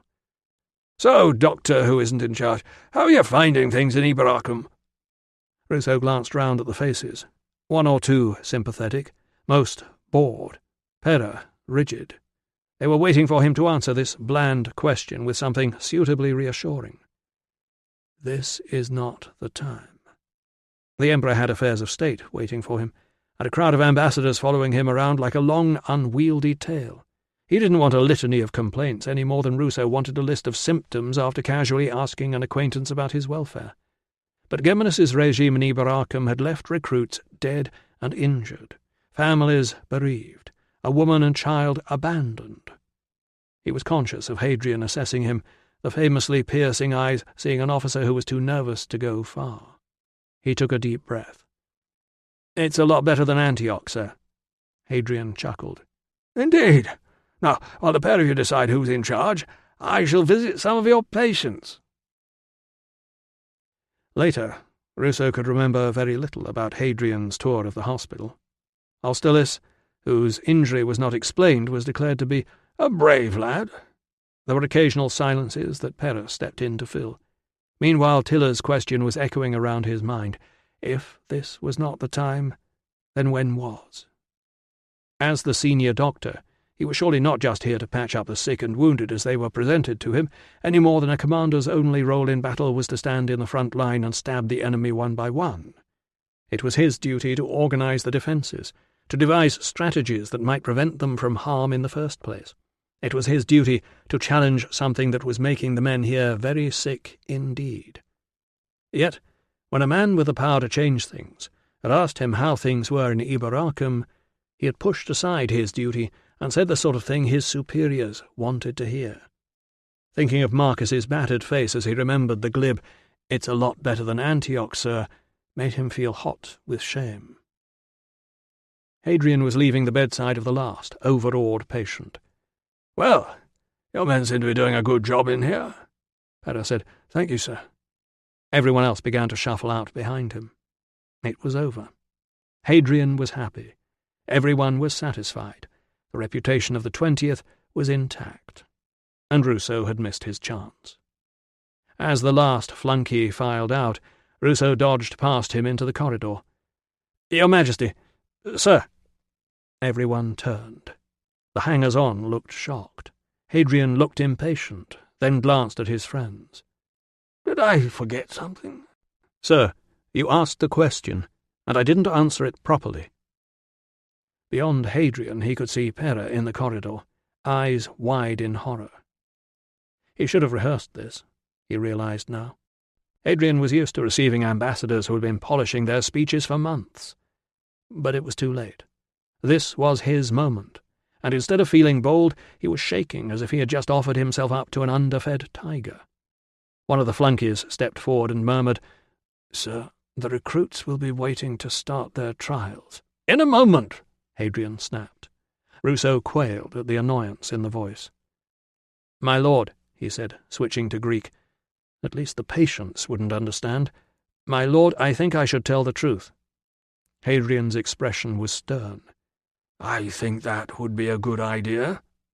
"My lord—" He stopped, conscious that everyone was waiting to hear what he had to say. If only he could speak privately with a great man, but Hadrian, by dint of his very greatness, was perpetually surrounded by other people. Hadrian indicated his rotund secretary and the lanky Praetorian prefect. "These are my friends. You can speak openly." That was when Ruso noticed the nondescript man loitering at the back of the group. Metellus, security advisor to the outgoing governor. Metellus would put Tilla's name on one of his infamous lists.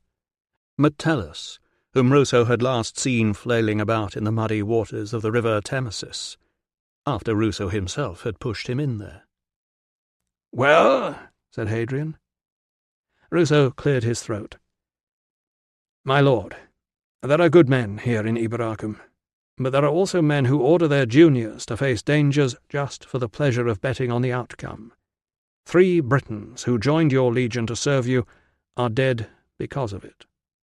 He stopped speaking. Somewhere someone slammed a door. The crash echoed down the corridor.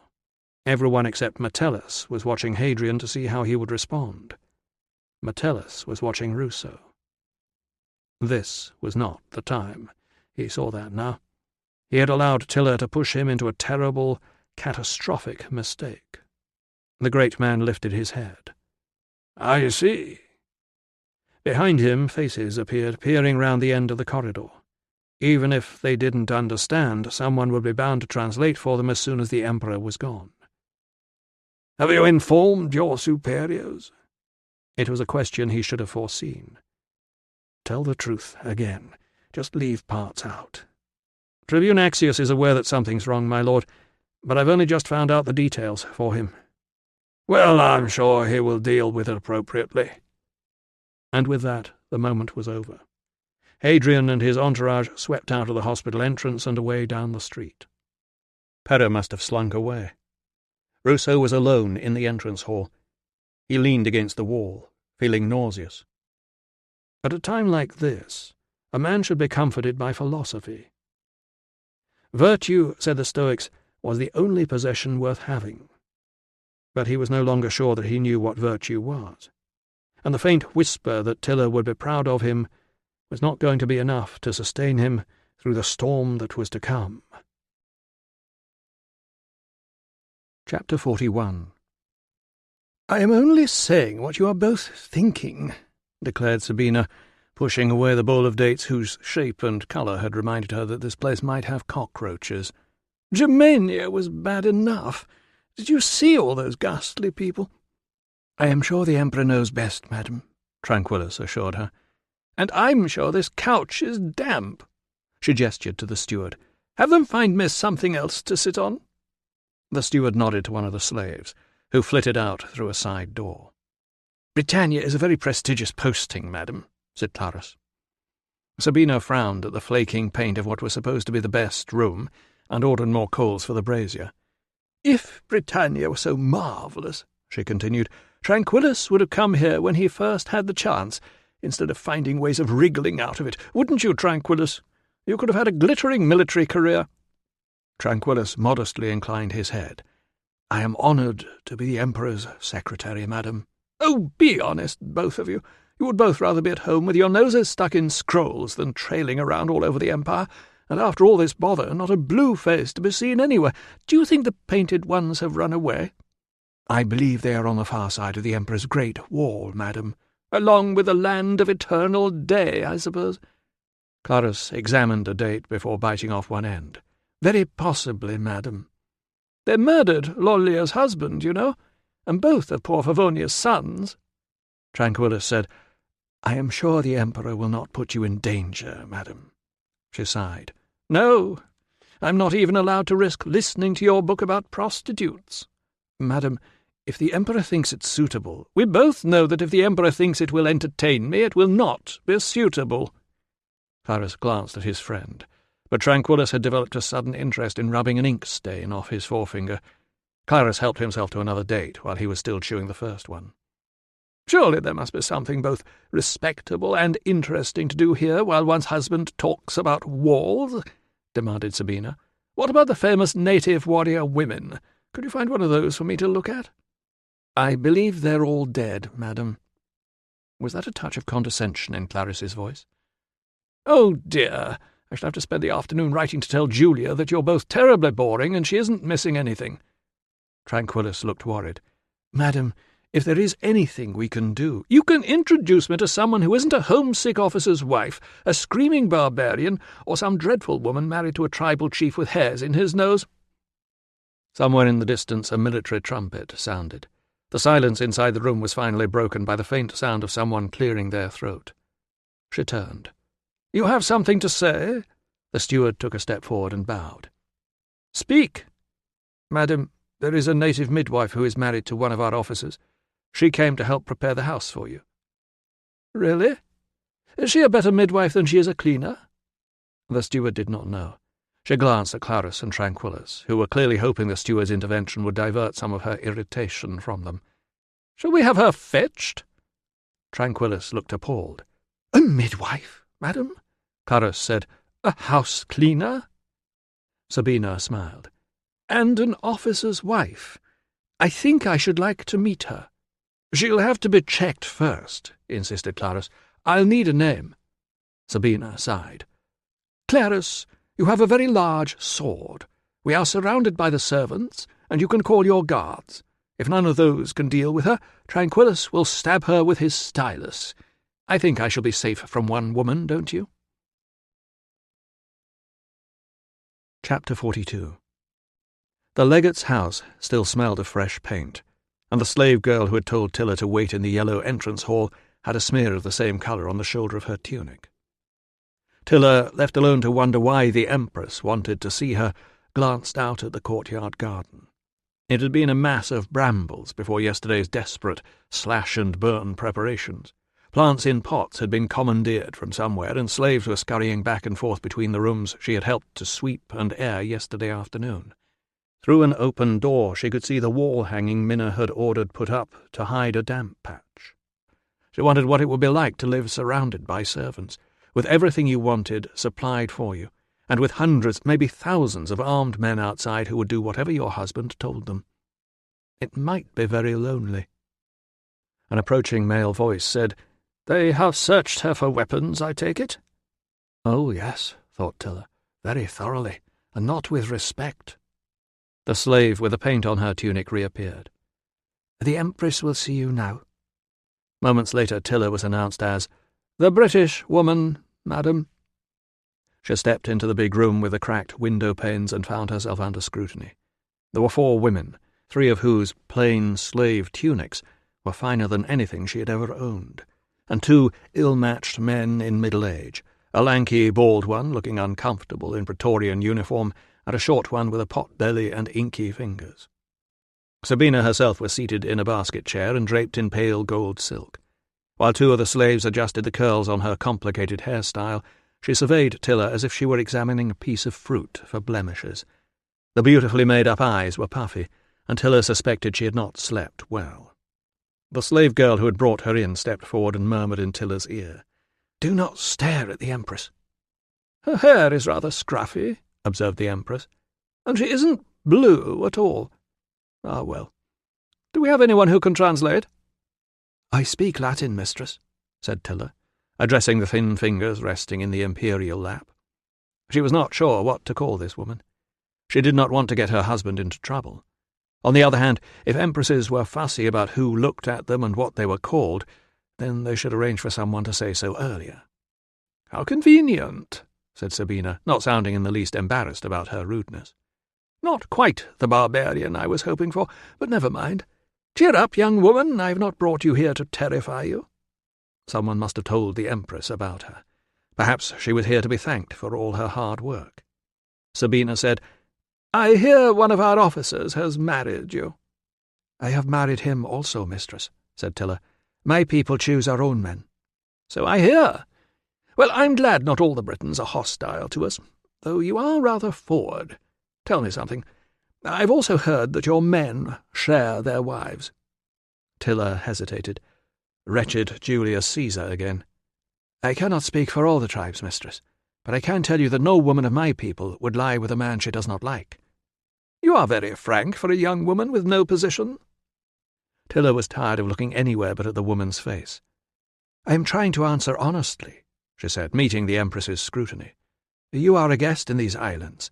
It would be inhospitable to lie to you." The men looked from her to Sabina. The Empress's brittle laughter seemed to come as a relief to everyone. "A guest in our own province? How quaint. Tell me, why are none of you blue?" What was it that made Romans so interested in this sort of thing? "Warriors paint themselves, mistress.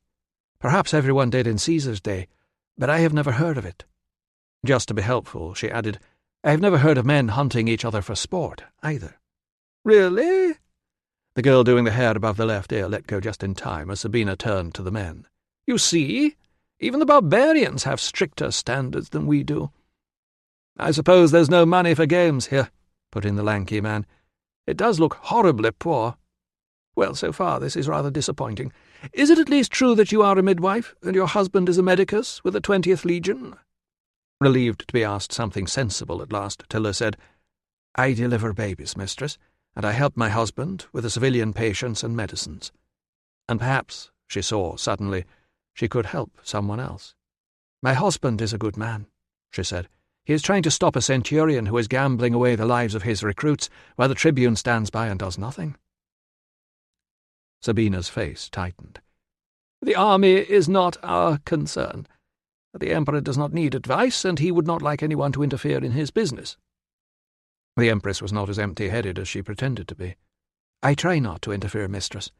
I just try to find something useful to do, as the gods have not yet granted us children." "I shall pray for you." Tiller bowed her head. "And I for you, mistress. There is always hope. Not long ago I delivered a first child for a woman who had been married for 17 winters." "I see," said Sabina, not warmly. "Well, this has been very interesting."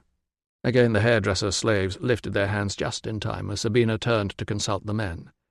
"Do we have any more questions for her, gentlemen?" They did not. "You may leave us now. Oh, and girl?" "Mistress?"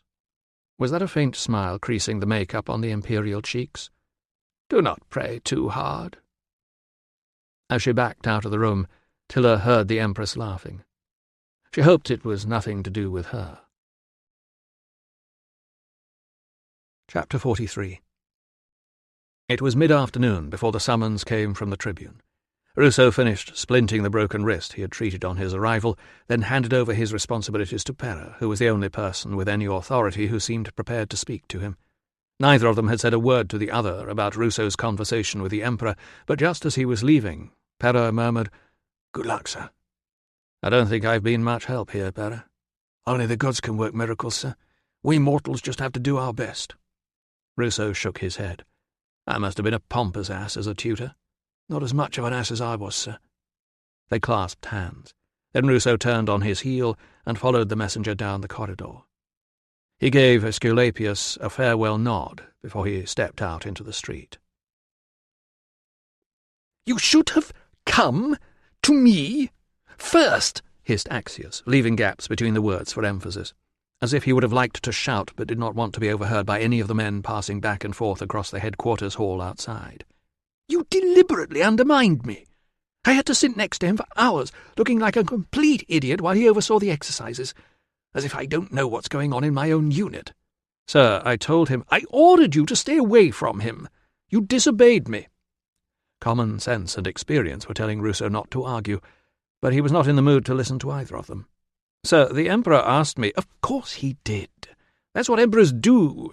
The answer was, "Yes, everything is fine," because it is. Our men were having a simple run of bad luck. Everything was getting back to normal until you and that native woman started stirring up malicious gossip.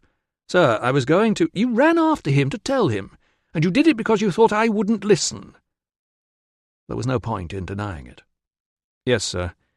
I did it because—" The back of Axius's hand hit his face with a force that stunned him. "Don't speak! Guards!" The men Axius had stationed outside the door stepped in. "If this man speaks again, run him through."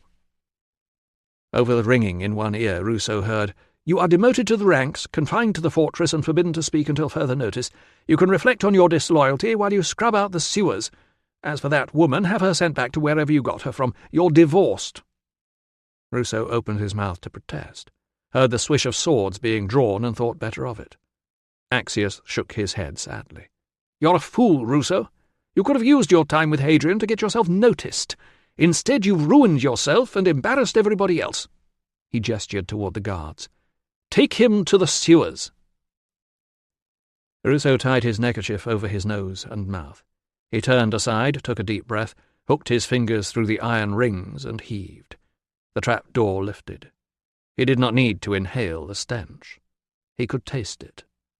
The guards, one of whom Ruso vaguely recognized as a former patient from Deva, stepped back. "The Tribune didn't order you to stay," said Ruso. The pair looked at each other, evidently wondering whether to run him through for speaking, then shrugged and walked away. Chapter 44. "Well," said Sabina when the woman had gone, "what did you make of her? Shall I take her with me?" "Take her with you?" At the sight of Tranquillus's mouth forming an O of horror in his little round face, Sabina felt a shiver of delight. This afternoon had been the best entertainment she'd had since coming to Britannia. "Oh, Tranquillus, you look almost as amusing as she did when I said, 'Do not pray too hard.'" "Madam, the woman is a native." "That is what makes her interesting. Clarus, what do you think?" "And very impertinent," put in Tranquillus, before he had a chance to answer. Sabina sighed. "Yes, I suppose so. Sooner or later I shall be obliged to have her beaten, which would be a pity. Do our centurions really gamble away their men, Clarus?" "It is not customary, madam. I think that woman must be the wife of the rather wild-eyed doctor who ran after the Emperor this morning." "Really?" Sabina sat forward, felt herself jerked backward, and aimed a slap at the slave who had failed to let go of her hair in time. "A doctor ran after the Emperor? How wild was he? Did he have to be restrained?" Tranquillus said, "He was not quite that wild, madam." "A pity. Still, at last, something interesting. I love a good scandal." "But, madam—" "Don't pretend you don't, Tranquillus. We all know what you wrote about Tiberius.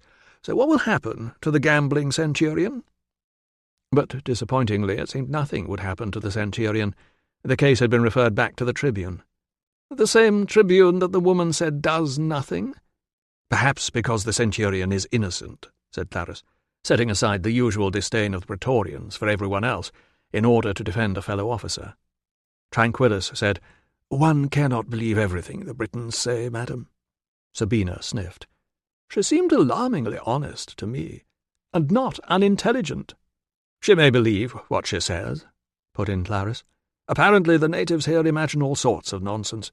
"I see," Sabina said. "Perhaps I shall bring her back and ask if she believes in men who wrap themselves in their ears." The chief hairdresser was hovering in front of her, clutching a mirror. Sabina snatched it from her because no matter how many directions one gave, a mirror in someone else's hands was never at quite the right angle. She moved it about, examining the result of their efforts, and saw the relief on their faces when she said, "I expect that will do. It is rather hard to tell. Why is it that no one has made a mirror in which a person can see all of herself at once?" It was one of those perfectly sensible questions that left everyone in the room looking worried, as if she were about to order instant execution if they failed to produce whatever it was she wanted. The next question was just as good. "And why," she said, "do our officers leave it to some mad-eyed doctor and a barbarian woman to discipline one of our centurions?" Chapter 45. Tilla held her head high as she stepped into the entrance hall of the Mancio. She was not going to allow a group of spoiled rich people to upset her. The manager, looking concerned, hurried to greet her. The last time he had seen her, she was being marched off to the fort by 4 Praetorian guards.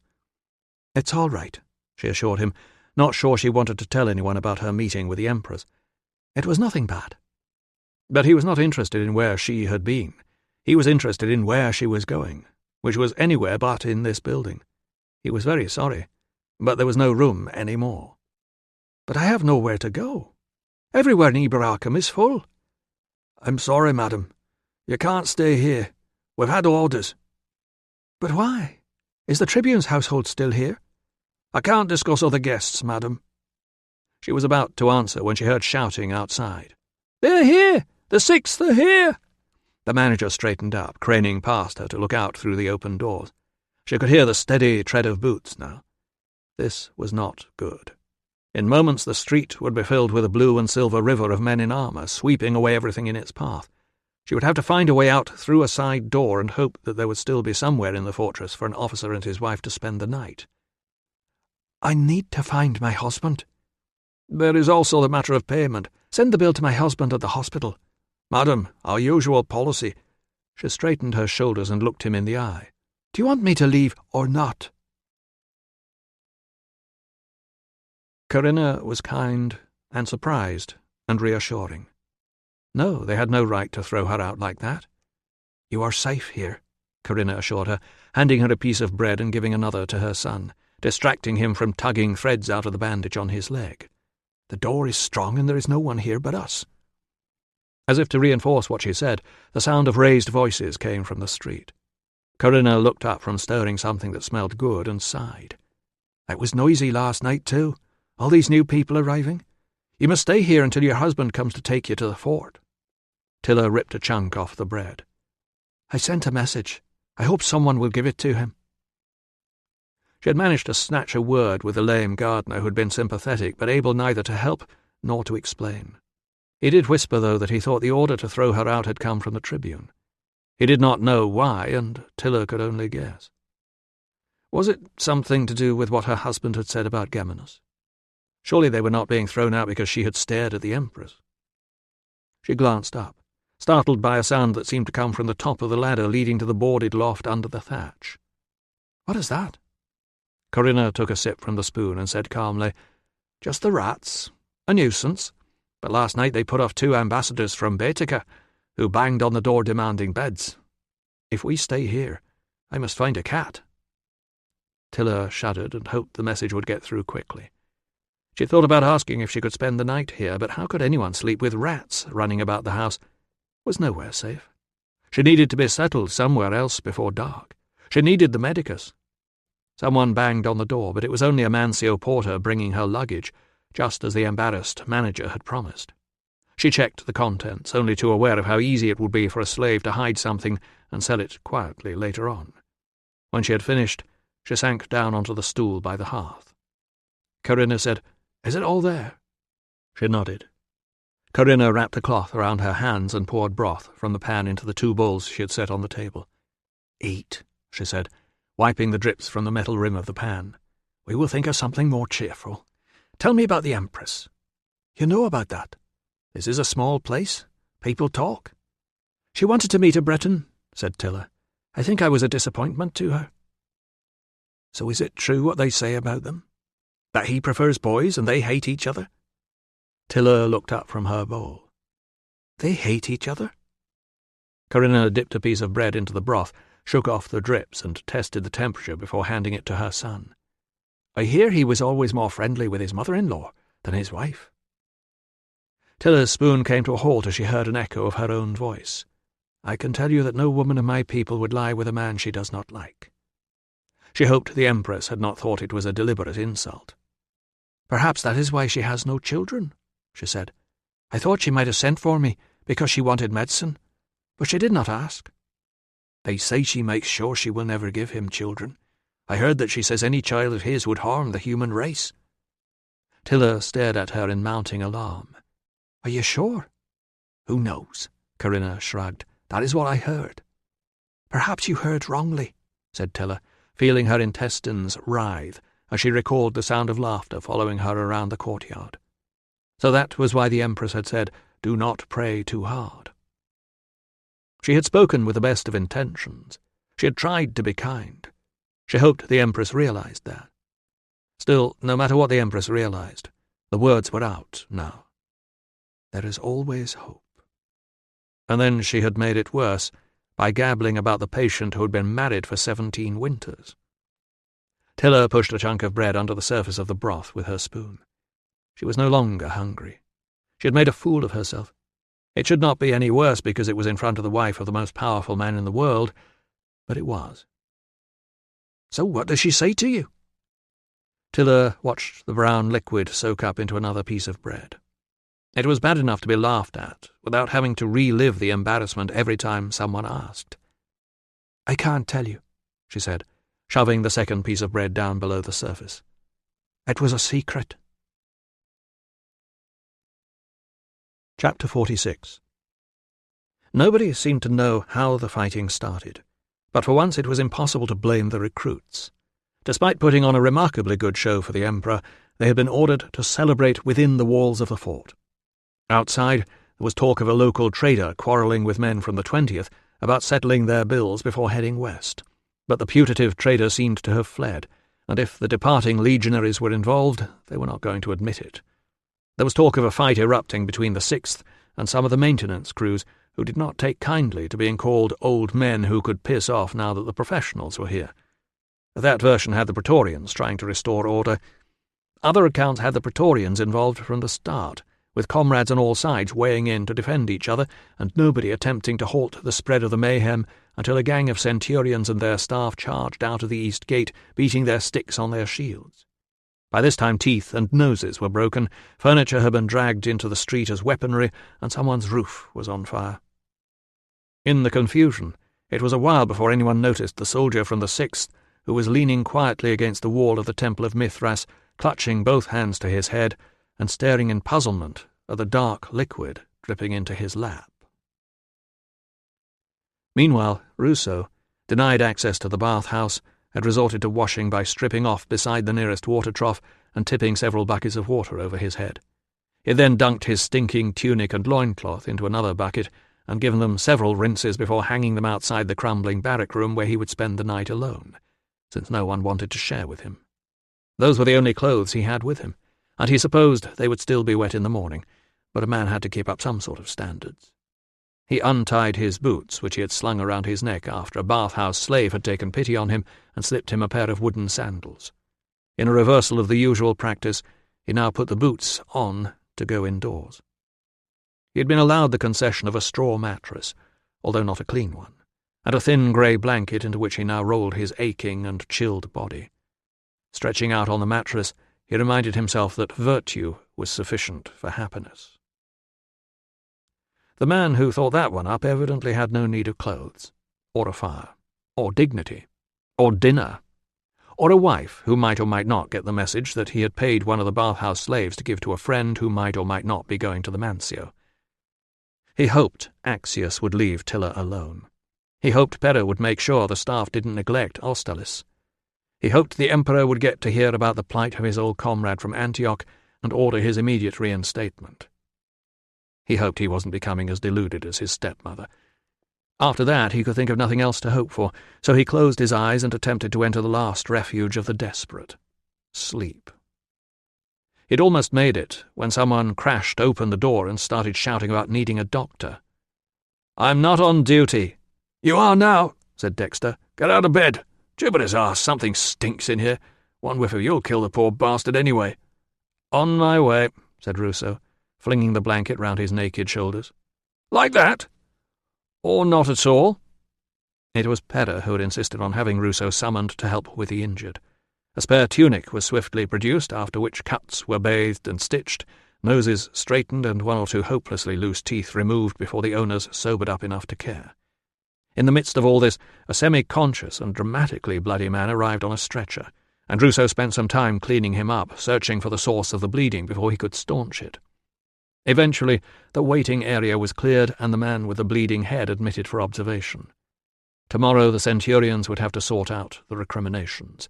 Tonight, since Dexter must be busy elsewhere and had left no instructions, Ruso and Pera left the orderlies to clear up the treatment room and headed off down a poorly lit corridor to take advantage of whatever warmth was left in the hospital baths.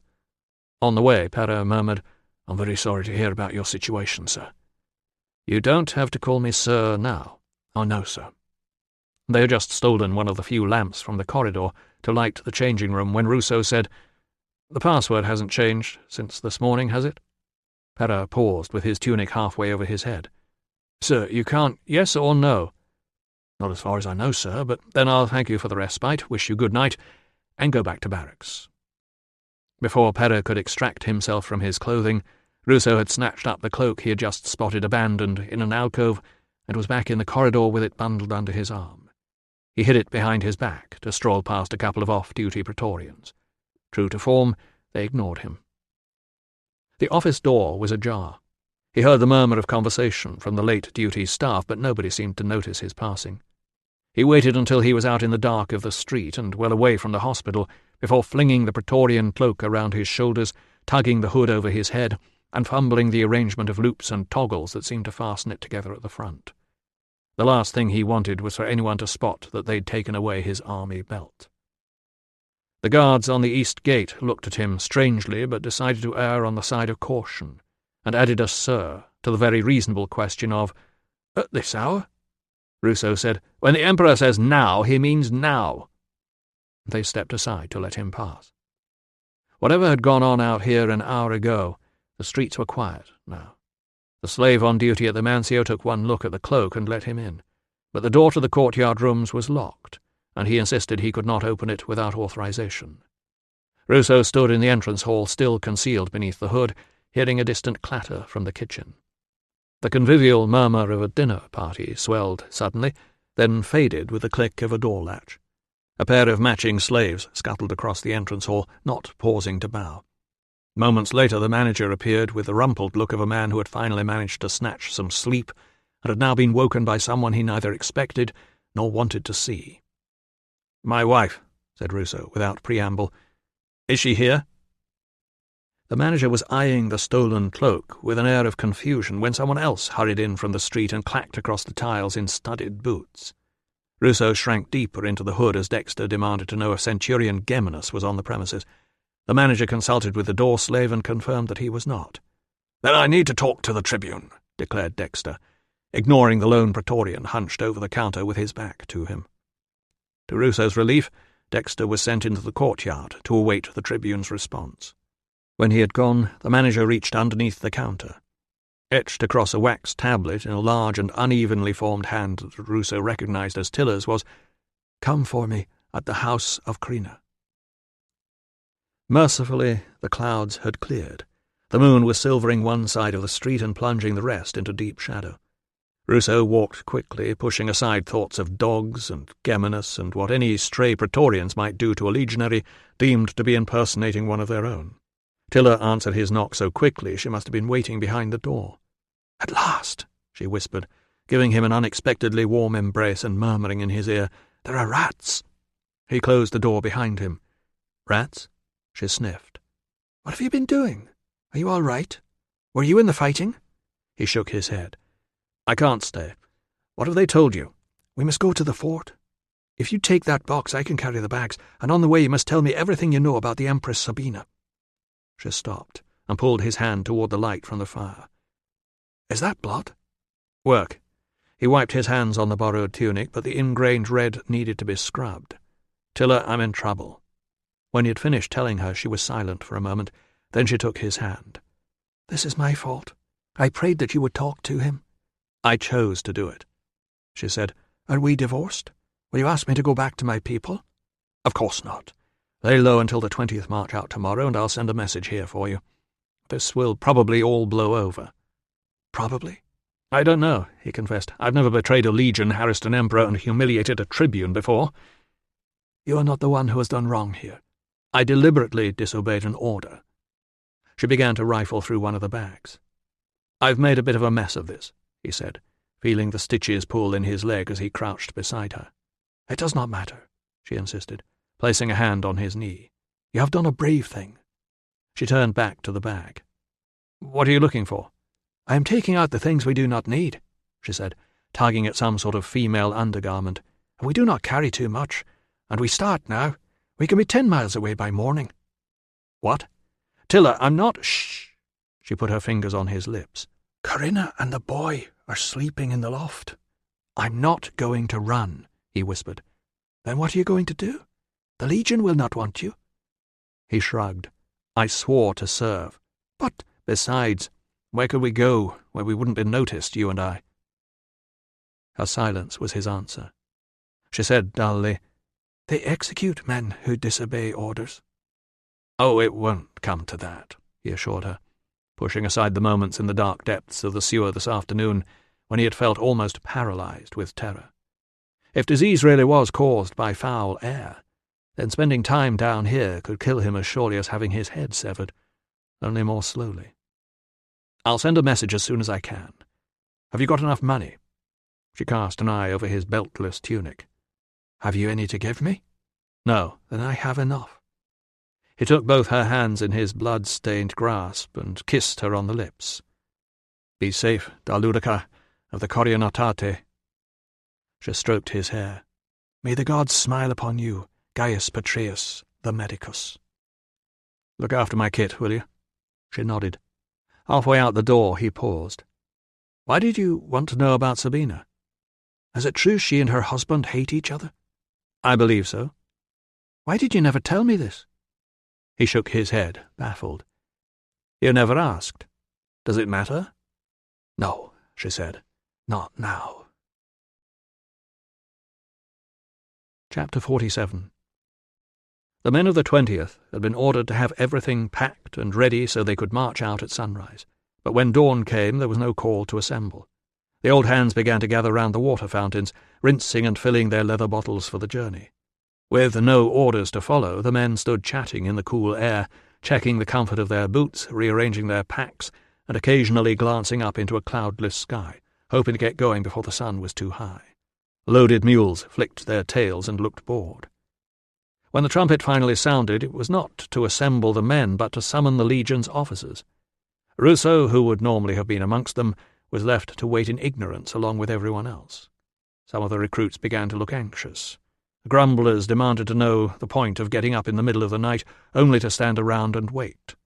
Meanwhile, several of the more experienced men propped themselves against the barrack walls in the early sunshine, closed their eyes and appeared to fall asleep. One of Geminus's shadows finally appeared with instructions to return to barracks, where they were to sweep the floors and scrub the walls. There were groans of disbelief, and several voices demanded to know the reason for the hold-up. "None of your business," said the shadow. "He doesn't know," interpreted one of the complainers. "Yes, I do," retorted the shadow. "How long's it going to be then, sir?" "Just go and clean up.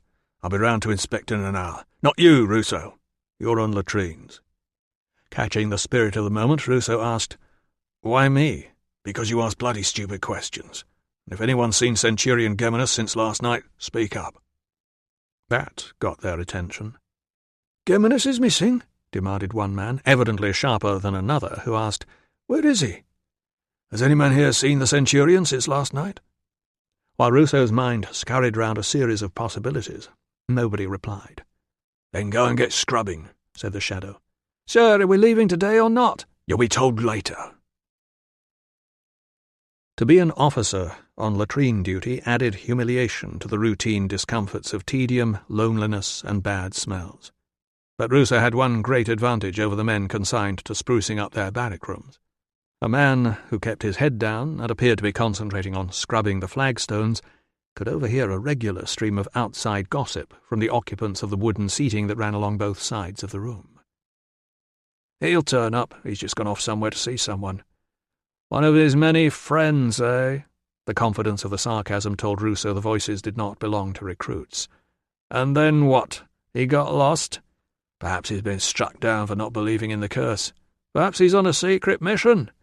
Perhaps he's saying goodbye to his fancy woman. Lucina is as fancy as he gets." "Lucina? That's it then. He'll be waiting in the queue." "Have the 20th found their centurion yet?" "Don't think so. They're even more hopeless than they look." "They're searching all the empty buildings now." "They ought to set his dog to find him." "A dog needs to follow a trail, dim brain. His stink'll be all over the place." "Like yours." "Ha ha." A pair of broad feet stepped past Ruso, and a sponge on the end of a stick was lowered into the channel that ran along the middle of the floor. Ruso shuffled out of splashing distance as the sponge was pumped up and down several times to rinse it. A voice said, "Perhaps he's deserted." "Never. Not this close to his retirement money." The man smacked the sponge on the edge of the paving to shake out the worst of the water, then thrust it back amongst the others in the bowl of weak vinegar solution. "I heard he didn't want to retire anyway," he said, "but it sounds like he'll have to now." "Aulus says the medics are crank. The Tribune's back in Geminus." Ruso, who had no idea who Aulus was, resisted the urge to look up and see who was talking. "He might be a crank, but he's forced the Tribune into a corner." "I wouldn't like to be him right now." "The Tribune? The medic?" Ruso remembered he was supposed to be working. The men's departure was drowned out by the swish of bristles on stone. He's forced the Tribune into a corner. Rumours of his conversation with Hadrian must have spread through the fort. Geminus would have heard of the allegations of betting that had been made against him. Now he had disappeared. Ruso dropped the scrubbing brush back in the bucket and sat back on one heel with his injured leg stretched out in front of him. Geminus, the war hero, was not a man to run away. But if not, where was he? I wouldn't like to be him right now. Ruso was not enjoying being him either, but at least his misdemeanours had brought about some good. Geminus had bullied his last recruit. He would retire with a tarnished reputation. His handsome discharge bonus might be in doubt too. Ruso emptied the bucket into the drain and rinsed the brush. He was not fool enough to expect a release, nor a reinstatement. Axius could still make plenty of trouble for him both within the Legion and beyond, but he had known that when he took the risk of speaking to the Emperor. He would just have to console himself with the thought that somehow justice had been done. He was about to put the bucket back in the corner when he was startled by the sound of shouting and running feet. Still clutching the bucket, he opened the door and slipped outside to watch. Pera and 3 men he recognized as hospital orderlies were hurrying toward the east gate with a stretcher. 2 members of the 6th were running in the opposite direction, one of them shouting, "Where's the Emperor?" A passing Praetorian asked who wanted to know. "Primus, Optio, in the Century of Proculus. Important visitor for the Emperor." A sceptical voice from back in the latrine said, "Another one come to lick the Emperor's arse." The Praetorian directed the man toward the legate's house, adding in a superior drawl, "Try not to make too much fuss. They aren't always as important as they think they are." Ruso glanced around. Nobody was paying him any attention. He weighed the bucket in his hand for a moment, then set it down, swiftly washed his hands, and sprinted down the street after Pera. Pera's men were hampered by the stretcher and a box of supplies, and Ruso caught up with them just before they reached the gate. "Want some help?"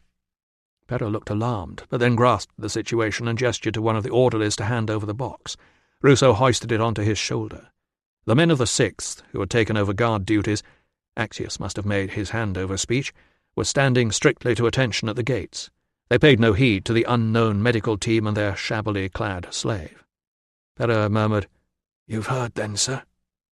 As they emerged from the archway of the gatehouse, he saw a carriage approaching, pulled by a team of 4 matching bays. There were dark patches of sweat on the horses, and the red paint was dull with dust. The man had been right. This was somebody important. "Who is it?" "He's dead, sir," Ruso said. "Who's dead?"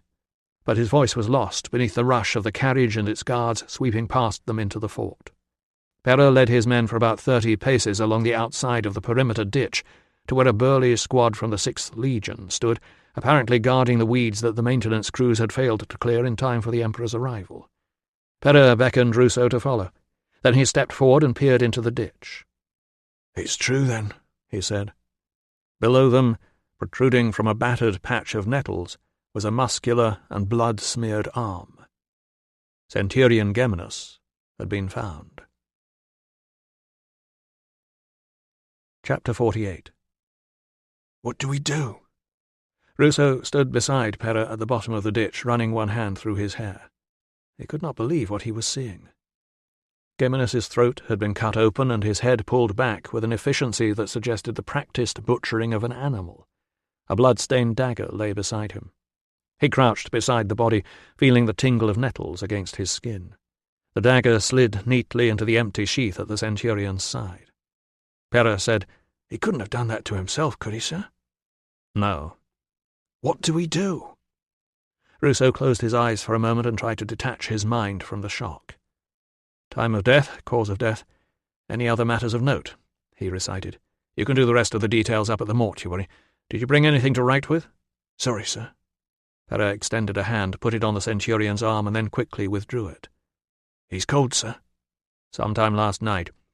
Cause of death, severing of right and left carotid arteries. Anything else of note?"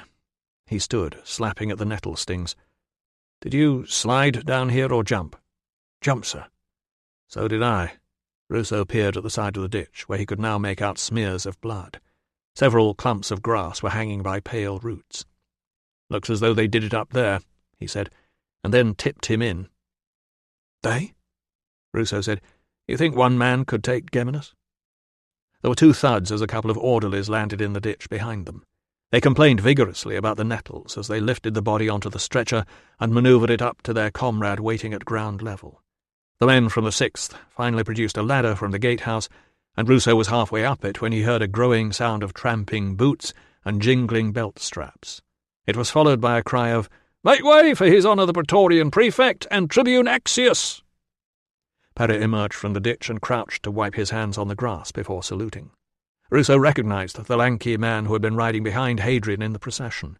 Praetorian Prefect Clarus, the only man authorized to carry a sword in the private company of the Emperor.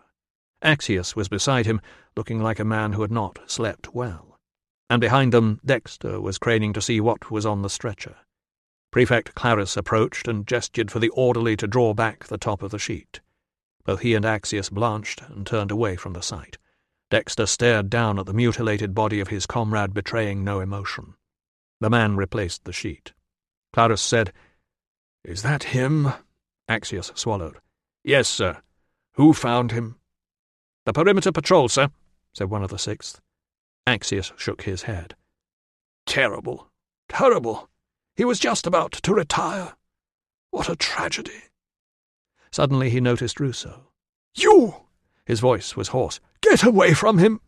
"Sir, if I can help—" "Arrest this man!" "But, sir—" "Have him chained up in the guardhouse!" "Sir, I didn't—" The blow to his head sent him staggering sideways. "Speak when you're spoken to," snarled Dexter. "and show some respect to the centurion, like a flock of vultures, you lot." Dazed, he was aware of Axius somewhere in the distance saying, "He can speak at his trial. Until then, get him out of my sight or I'll have him killed on the spot." Chapter 49. Ruso's head was throbbing. He supposed he should be glad that they had left him the dignity of a loincloth, but the stone walls of the cell were cold and unyielding against his naked back, and the iron bands he had seen 2 days ago were now cutting into his own wrists. He could not even scratch at the crawling itches of the nettle stings because the chains were too short, clamped to the wall in such a way that it was impossible either to stand up properly or to lower his hands from shoulder height when he sat. What a fool he had been. What a pompous ass. "I swore to serve," indeed. At every crossroads he had taken the wrong turn. Pero's careful report about Thaddeus had been destroyed because he had blundered in trying to help. Hadrian's annoyed expression as he had called "Your Majesty" should have warned him to shut up, but instead he had ploughed on. He closed his eyes and pictured Tilla pulling clothes out of their luggage. If we do not carry too much and we start now, we can be 10 miles away by morning. If only he could have that moment over again. He would say, "Give me both bags and you take the box." She had said, "May the gods smile upon you, Gaius Petrius the medicus." Whatever the gods were up to, smiling was not a part of it. He was drifting into a fitful sleep when a key rattled in the lock and the door crashed open. "On your feet," bawled a guard. "Septicius Clarus, prefect of the Praetorian Guard, and Tribune Axius, to see the prisoner." Ruso struggled to his feet and stood with his back straight and his knees bent. It was marginally more respectful than leaning against the wall with his legs stretched out, but much less comfortable. Clarus stepped into the cell. When Axius joined him, there was barely room to shut the door. Ruso, forcibly shortened and with his thighs already aching from the effort of his unnatural posture, looked up at them and waited, while Clarus angled a wax tablet to catch the light from the small high window. Axius glowered at a space somewhere above Ruso's head. Normally, a disciplinary investigation would be conducted by a tribune, but there were all sorts of reasons why Axius was the wrong man to investigate this, and Ruso guessed he had been forbidden to speak. "Gaius Petrius Ruso," Clarus declared, looking up from his notes and addressing him as if he were making a speech in the forum. "As you are known to the Emperor, I will be making the inquiries relating to the accusation of murder that has been made against you." "I didn't do it, sir." "I am instructed to inform you that if you confess, things will be easier for your wife." "I have no wife, sir. I'm divorced." Clarus looked down his nose at him for a moment, then continued. "Last night you were confined to quarters." "I was called to a medical emergency, sir." "Yes." Clarus ran one finger over the notes until he reached the point he wanted. "And when the emergency was dealt with, you went out through the east gate disguised as one of my men." This was not going well. "You were seen at the Mancio asking for your wife." Ruso swallowed. "There was blood on your hands." "The blood was from a patient, sir." Clarus let that rest. "There are some doubts about the loyalty of your wife, are there not?" "I have no doubts, sir." "You wouldn't deny that you asked to see her?" "I needed to inform her that our marriage was no longer legal, sir, because I'd been demoted." "But you still think of her as your wife?" The burning in Ruso's thighs was becoming unbearable. "I didn't kill Geminus, sir." "Several people have told me that you have a grudge against him." "Not him personally, sir. The things he did. He caused the deaths of 3 of his recruits and then made threats against me when I tried to look into it. I wasn't the only person who—" He stopped just in time and finished with, "who had trouble with him," instead of "who wanted him dead." "The Tribune here was already dealing with the business of the recruits." "Yes, sir." He could stand it no longer. He wriggled around until he could lean against the wall with his aching legs stretched out in front of him. Axius burst out, "Stand up straight!" Clarus shot him a warning glance while Ruso shuffled back to his original position. He turned to the prefect. "Sir, I'm not going to escape. Could I have the chains removed?" "Other men, perhaps," said the prefect. "A man with your history, no." "My history, sir?" "Your record of violence against fellow officers." Ruso frowned. "What?"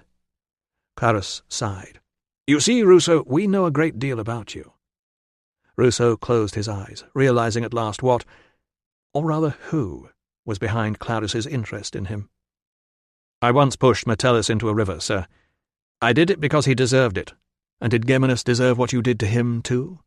What happened to Centurion Geminus wasn't justice, sir, and the person who did it is still free." He took a chance. "I've worked as an investigator in the past, sir. I could help you track down the guilty men." Clarus snapped his writing table shut.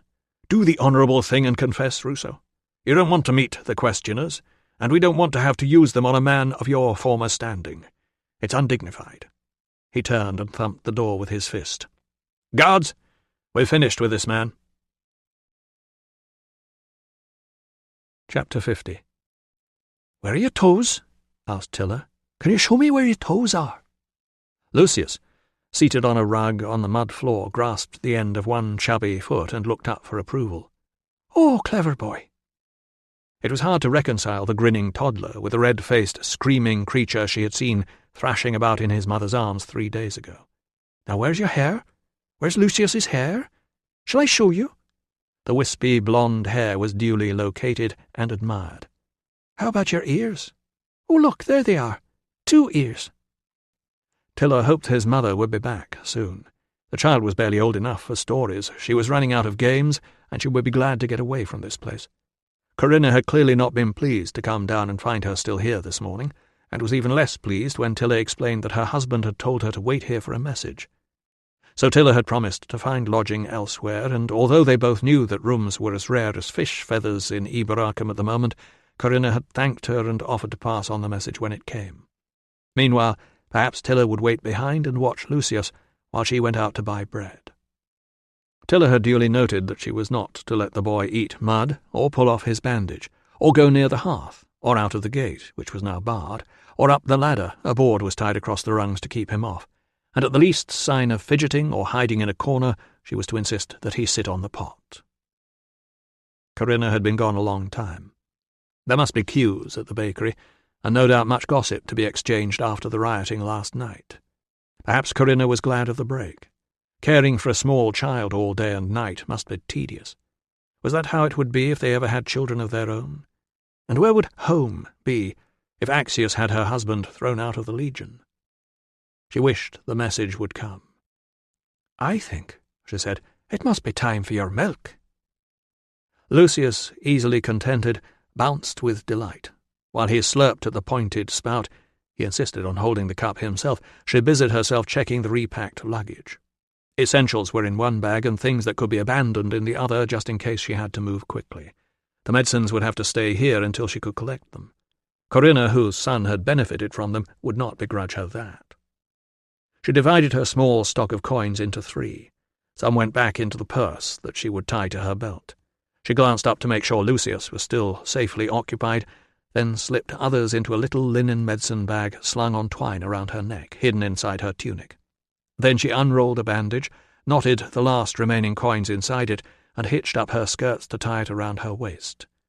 It was difficult to form a knot by feel, especially with the skirt fabric getting in the way, and it took several attempts, but finally she was satisfied that if she found herself travelling alone, she had done all she could to fool anyone who wanted to rob. Lucius was not on the rug. Her heart beat faster. He was not in the room. Holy Mother's web! "Lucius!" she called, trying to sound calm. "Lucius!" She stopped. "How did you get up there?" The toddler was balancing on the top rung of the ladder, just out of her reach. He was holding on, loosely, with one hand. The thumb of his free hand was stuffed into his mouth. "Stay still," she urged, untying the wretched board that was stopping her from reaching him. He must have bypassed it by climbing up the cupboard shelves. "Hold tight and don't move. I'm coming." By the time she reached the top of the ladder, he was waddling away across the gloomy loft, giggling as if this were a fine new game. "I can see you," she declared, hoping her voice would frighten the rats into hiding. "Here I come." There was no point in being cross. It was her own fault for not watching. She hoped she could get him safely down again before Corinna came home. The boy threw himself onto a striped bed cover laid out on the floor. She moved toward him, ready to make a grab if he tried to run, but keeping a wary eye on the dark expanses under the eaves, lest something should scurry out. A misshapen pile hidden by an old grey blanket looked particularly suspicious, but that thing poking out from it was not moving. It was only an old sandal. She stopped. There was nothing unusual about an old sandal in a loft, but this one had toes inside it. Lucius had tired of the game. He held his hands out toward her. She scooped him up, then retreated carefully down the ladder, holding tight as he wriggled under her arm. As soon as they reached the ground, she carried him out onto the sunny cobbles beside the vegetable patch and placed herself in a position where she could watch the back door of the house. She sat with him between her knees and sang him a "Please Go to Sleep" song. Not too loud. in case she missed the sound of a messenger from the fort knocking at the front. She'd heard nothing from either the door or the loft when Corinna returned. Lucius was finally asleep on a blanket in the shade, thumb in mouth, and looking like a Cupid in one of those dreadful paintings that decorated the stepmother-in-law's dining room in far-away Gaul. "I am sorry I am so late," whispered Corinna, gathering up her sleeping son. "The army are out on the streets arresting people. I had to hide until they were gone." Tilla stabbed a finger toward the thatch and whispered back, "There is someone up there." Corinna glanced at her, then carried the boy into the house and lowered him onto the little bed in the alcove. He wriggled and opened his eyes, then found his thumb and drifted back to sleep. She beckoned Tilla across to the dead hearth. "Please tell no one. He has nowhere else to go." Tilla said, "It is not my business to tell. So there are no rats?" Corinna managed a weak smile. "Just the one big one with ginger hair." "I will leave now," said Tilla, wondering what he had overheard. "I will find somewhere else to stay." Corinna shook her head. "You should not go yet," she said, reaching for the wicker chair. "Something very bad has happened." Sitting on the wooden bench by the ashes of the hearth, Tilla learned that the 20th was still here, and did not look likely to leave today. "Geminus is dead?" Tilla was stunned. This was not how it was supposed to end. According to Corinna, the army was stopping people to question them about last night. Anyone who did not answer in the way the soldiers wanted was being arrested and taken away. "What about my husband? Is there any news?" "I heard—" Corinna paused. "I heard that a doctor has been taken for the murder," she said, adding hastily, "but it might not be him." "Of course it is him. That is why he sent no message." Tilla sprang to her feet, grabbing the bench before it toppled behind her. "I must go to the fort." "Not yet." A figure was climbing down from the loft. To his wife, Victor said, "How do we know she won't talk?" "She is a friend, husband." It was hard to recognize this ginger-bearded man as the creature who had begged her for food and then fled across the river. The swelling had gone down, and the bruises were yellow stains. "Our man's accused of murder," he said, placing himself between Tilla and the door to the street. "She knows I'm here, and everyone knows I had no love for Geminus. How do we know she won't betray us to save him?" Tilla drew herself up to her full height, which was not much less than his own. "Because I give you my word," she said. "She brought her husband to help Lucius," urged Corinna. "And if it were not for us," said Tilla, "what would have happened to you when they caught you at the river?" Victor continued to glare at her as if he were waiting for submission, then closed his eyes. "Forgive me," he said quietly. "It is hard to know who to trust." "Indeed," agreed Tilla. "Now, may I leave my bags here, while I try to help the man who saved you and tended your son?" "You may," he said, stepping aside. "Holy Brigands go with you." Chapter 51. "No admission without a gate pass." Tilla made another show of hunting through Corinna's basket as she stood in front of the archway of the east gate. "I am sorry," she said, scrabbling around under the onions and the wedge of cheese. "It was in here when I went out. I must have dropped it somewhere. What a nuisance." "No admission without a gate pass," repeated the man. He was wearing the blue tunic of the 6th Legion, so it arrived only yesterday. "No, of course," she agreed. "If you do not know who I am, I will wait while you send a message to the Tribune." The guard glanced across at his comrades, but they were busy arguing with an old man whose donkey had shed a load of firewood and blocked most of the entrance. He said, "Tribune?" "Tribune Axius of the 20th Legion," she explained. "Tell him his housekeeper Minna is at the gate, and he will have a pass sent down straight away. If you do not, his dinner will be late." The guard's eyes narrowed. "You look like a native." "I am the Tribune's personal choice," she assured him, leaving him to decide what that might mean if he annoyed her. The other guards were still busy insulting the old man, whose only hope of clearing up his scattered load any faster was for them to stop complaining and start helping. "You could ask at the Mancio," she suggested, "or at headquarters. Everybody knows Minna." The guard pursed his lips, then stepped aside. "Next time make sure you've got your pass." She flashed him a smile of thanks that was much more friendly than anything the real Minna would have given him, and strode into the fort past rows of loaded and abandoned vehicles as if she knew where she was going.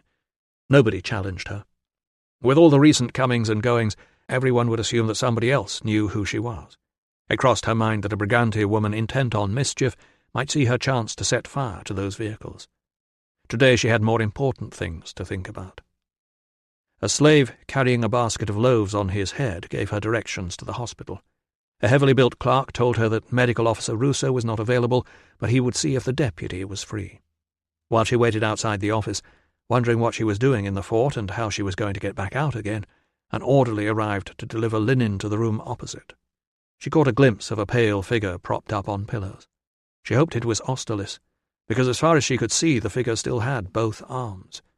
When she found her husband, she must remember to tell him that. It would be a small piece of good news. A couple of men dragged a creaking basket of soiled linen all the way along the tiled corridor and disappeared around the corner at the far end. A group of Praetorian guards strolled past. They had the loud voices and confident laughter of men who thought they were more important than anyone they might be disturbing. Tiller kept her head down, and if anyone paid her any attention, she was not aware of it. The clerk had been gone a worryingly long time when a short young man with dark curls appeared and said, "I'm Pera. Were you looking for me?" There were times when it was necessary for a woman to shut herself in a room with a man who was not her husband, no matter how alarmed that man might look, and this was one of them. When she told him who she was, he looked even more alarmed. She said, "I need to know what has happened to him." Pera reached up and rubbed the back of his neck as if it were aching. When he spoke, it was only to confirm her fears. She said, "Have they hurt him?" "I don't know. They wouldn't let me visit. I heard the Praetorian prefect's taken charge of the investigation." "Perhaps he will be fairer than Axius. They're talking about a trial before the legate in Deva." "But he did not do it." Before he could reply, the door crashed open. 4 legionaries appeared. The one in front demanded, "Name?" Tiller had been expecting this. She told them who she was, and they marched her away down the corridor. Out in the street, she turned. Pera was standing in the doorway, still watching her. Axius was looking just as fierce as before, but this time there was no Minna pretending to darn socks in the corner, just a guard at the door and some sort of secretary with a stylus at the ready. The tribune's gaze wandered over her as if he were assessing an animal for breeding or slaughter. It was no good hoping he would be merciful. She had met ambitious men like Axius before. They were so busy watching every move of the people they were trying to impress that they did not notice who they were trampling on. Finally, he spoke. "Were you both born fools, or has he become one because of you?" "Sir, I am sorry you have lost a relative, but my husband did not kill him." The scowl deepened, as if he was not used to being spoken to frankly by women. "The medicus has chosen his own fate," he said. "You need not share it." She was careful to keep her voice steady. "What do you advise, sir?" Axius rose from his chair and advanced toward her. "I advise you to obey me in future." The secretary was so still against the wall that he might have been painted on it. Axius was only a pace away now. He reached out one hand and lifted a curl from her ear. His breath smelled of wine. "I have been watching you," he said. "I am told that you native women will bed any man who takes your fancy, and have no shame." Holy mothers! He must have spoken to Sabina. She must stay calm. She must think. He was trying to frighten her. If she gave way, what would it gain her? He was not the one in charge of the investigation, but he could still make trouble for them both. "Sir," she said, "you would advise—" No, that was wrong. She tried again. "You advised me well before. My duty is to my husband." "A man of his rank does not have a wife." Before she could stop herself, she said, "And a woman of my rank does not let the army decide who she is married to." She waited for the blow to land. You did not challenge a man like this. You appealed to his vanity. "Sir," she said quickly, "you are an honourable man. I know you will want justice for the death of the centurion." He gripped her by the shoulders. "Your husband tried to step over me to get to the emperor." She swallowed. "He did not kill Geminus, sir." Forcing her back against the wall, he said, "Nobody insults me like that." "Sir, he was with the doctors last night, and then he was with me." One hand was groping her breast. "We both know that's a lie." "Sir, I beg you." But it was not her who made him pause. It was the secretary, tapping on his shoulder. Sir, please, sir. What? Snapped Axius. For a moment Tiller thought the secretary might be a decent man who had chosen to rescue her. But what had saved her was an urgent summons from the Emperor. The secretary even asked Axius if they should keep the woman here until he returned. Don't bother. I don't have time to waste on native whores. She took a deep breath. Sir, I will try to find out who really killed the centurion. What? The local people will not talk to your soldiers, but they talk to me. The fierce gaze was levelled straight at her. Stay out of army business, he said. If I catch you near any of my men, you'll be executed. Guards! The door opened. Take her away. Chapter 52. It was not until the soldiers pushed her out of the east gate that Tiller noticed the state of the streets she had hurried through earlier. Parts of Iberacum's civilian quarter stank of urine, and looked as though they had been battered by a terrible storm. Flowers and weeds alike were trodden flat. A couple of people were wandering about with buckets, picking up broken glass for remoulding. A slave was washing vomit from a wall, and 2 men were removing a shutter that looked as though someone had punched a hole in it. Opposite the Temple of Mithras, a thin trail of smoke still rose from a mess of stark black timbers. A man and a barefoot woman stood in front of the wreckage. The woman was crying. Tiller moved on. As ordered, she would not talk to soldiers. But as for keeping out of army business, well, the murder of Geminus was her business too now. She soon found there was no shortage of people eager to tell her what had happened last night. Many had damage to property or to themselves to show her. For a lucky few, the outrage was soothed by a good evening's takings, but for most it had been a costly night. For some, the worry was not over yet. They were now waiting for news of relatives who had been hauled in this morning for questioning. The trouble was, nobody could tell her anything useful about Geminus. Most people assumed he had been killed by another soldier. Few seemed surprised, and as several people pointed out, all soldiers looked alike in the dark. According to the sleepy girls behind the bruised but defiant doormen at the bar, soldiers didn't all feel alike, but none had seen or felt Geminus last night. None seemed at all sorry about it, nor about what had happened to him. Tiller was fairly certain they were telling the truth. While she was there, the small boy appeared with a stack of kitchen pans and seemed pleased that the lady whose bags he had carried had come back to visit his mother. Tiller promised 2 sestertii to be shared between him and any of his friends who could give new information about Geminus's death. With luck, all the children in the town would now be hot on the trail, and a message would arrive at Corinna's house if there was any news. Tiller was slightly uneasy about this part of the arrangement, with Victor hiding there, but she could not think of anyone else to trust. Slipping into the Mancio by the side door, she managed to snatch a brief word with a slave of one of the visiting Eastern ambassadors. The man spoke just enough Latin to swear that the visiting slaves had huddled indoors, protecting their masters. Nobody had seen any centurions or men with knives, thank the gods. The gardener looked up from weeding the rosebed, hoped she had found no more pigs' heads, and asked if there might be any more mandrake. Tiller would have fetched the whole bottle if it would have released more information. But the gardener knew nothing about the murder. He had enough troubles of his own with that lot. Here he glared at the Eastern slave, pinching herbs and pissing in the flower beds. Before she could escape, the manager appeared, asked after her health, and ordered her to leave in a manner so polite that it almost sounded as though he was sorry. He had not seen Geminus, and his guests and staff had already been questioned by the authorities. He was not able to allow her in at the moment. The guests' privacy had to be respected, and the staff were very busy. When will they not be busy? The manager took a firm grip of her arm and steered her toward the street door. My staff are always busy. Tiller moved on down the street. Nobody had anything useful to offer until a sallow-faced woman filling a water jar at the fountain told her that a man had been seen skulking around the ditch in a suspicious manner. He was wearing a red cloak to hide the blood. This became less credible when she added, he had a blood-stained surgeon's knife in his hand. You saw all this in the dark? Not me. A friend of someone I know. Is the friend here now? No. Perhaps the person who told you. Why do you want to know? Because my own man will be executed if I do not find out who did this. You're the wife! The woman snatched up her jar and backed away.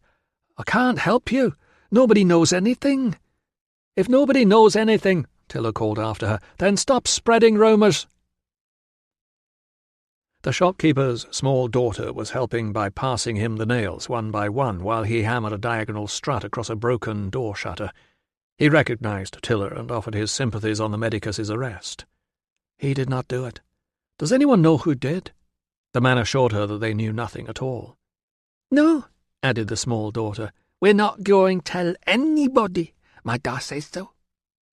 Tiller laid a hand on the arm clutching the hammer. "Shall we talk in private?" The truth, once she had managed to extract it from him, was nothing to do with Geminus. Last night drunken looters had smashed their way into his shop, seized anything that took their fancy, and flung at him anything that didn't. While he was begging them to stop, one of them began to climb the ladder to where his wife, his children, and his day's takings were hidden in the loft. The shopkeeper tried to drag him away. Meanwhile the wife leaned down and cracked the looter over the head with a chamber pot. The man fell senseless to the floor. The others ran off, leaving the shopkeeper and his wife to decide that the safest thing was to haul the dazed man away and dump him outside the Temple of Mithras. "I went to look for him this morning," said the man, "but he'd gone."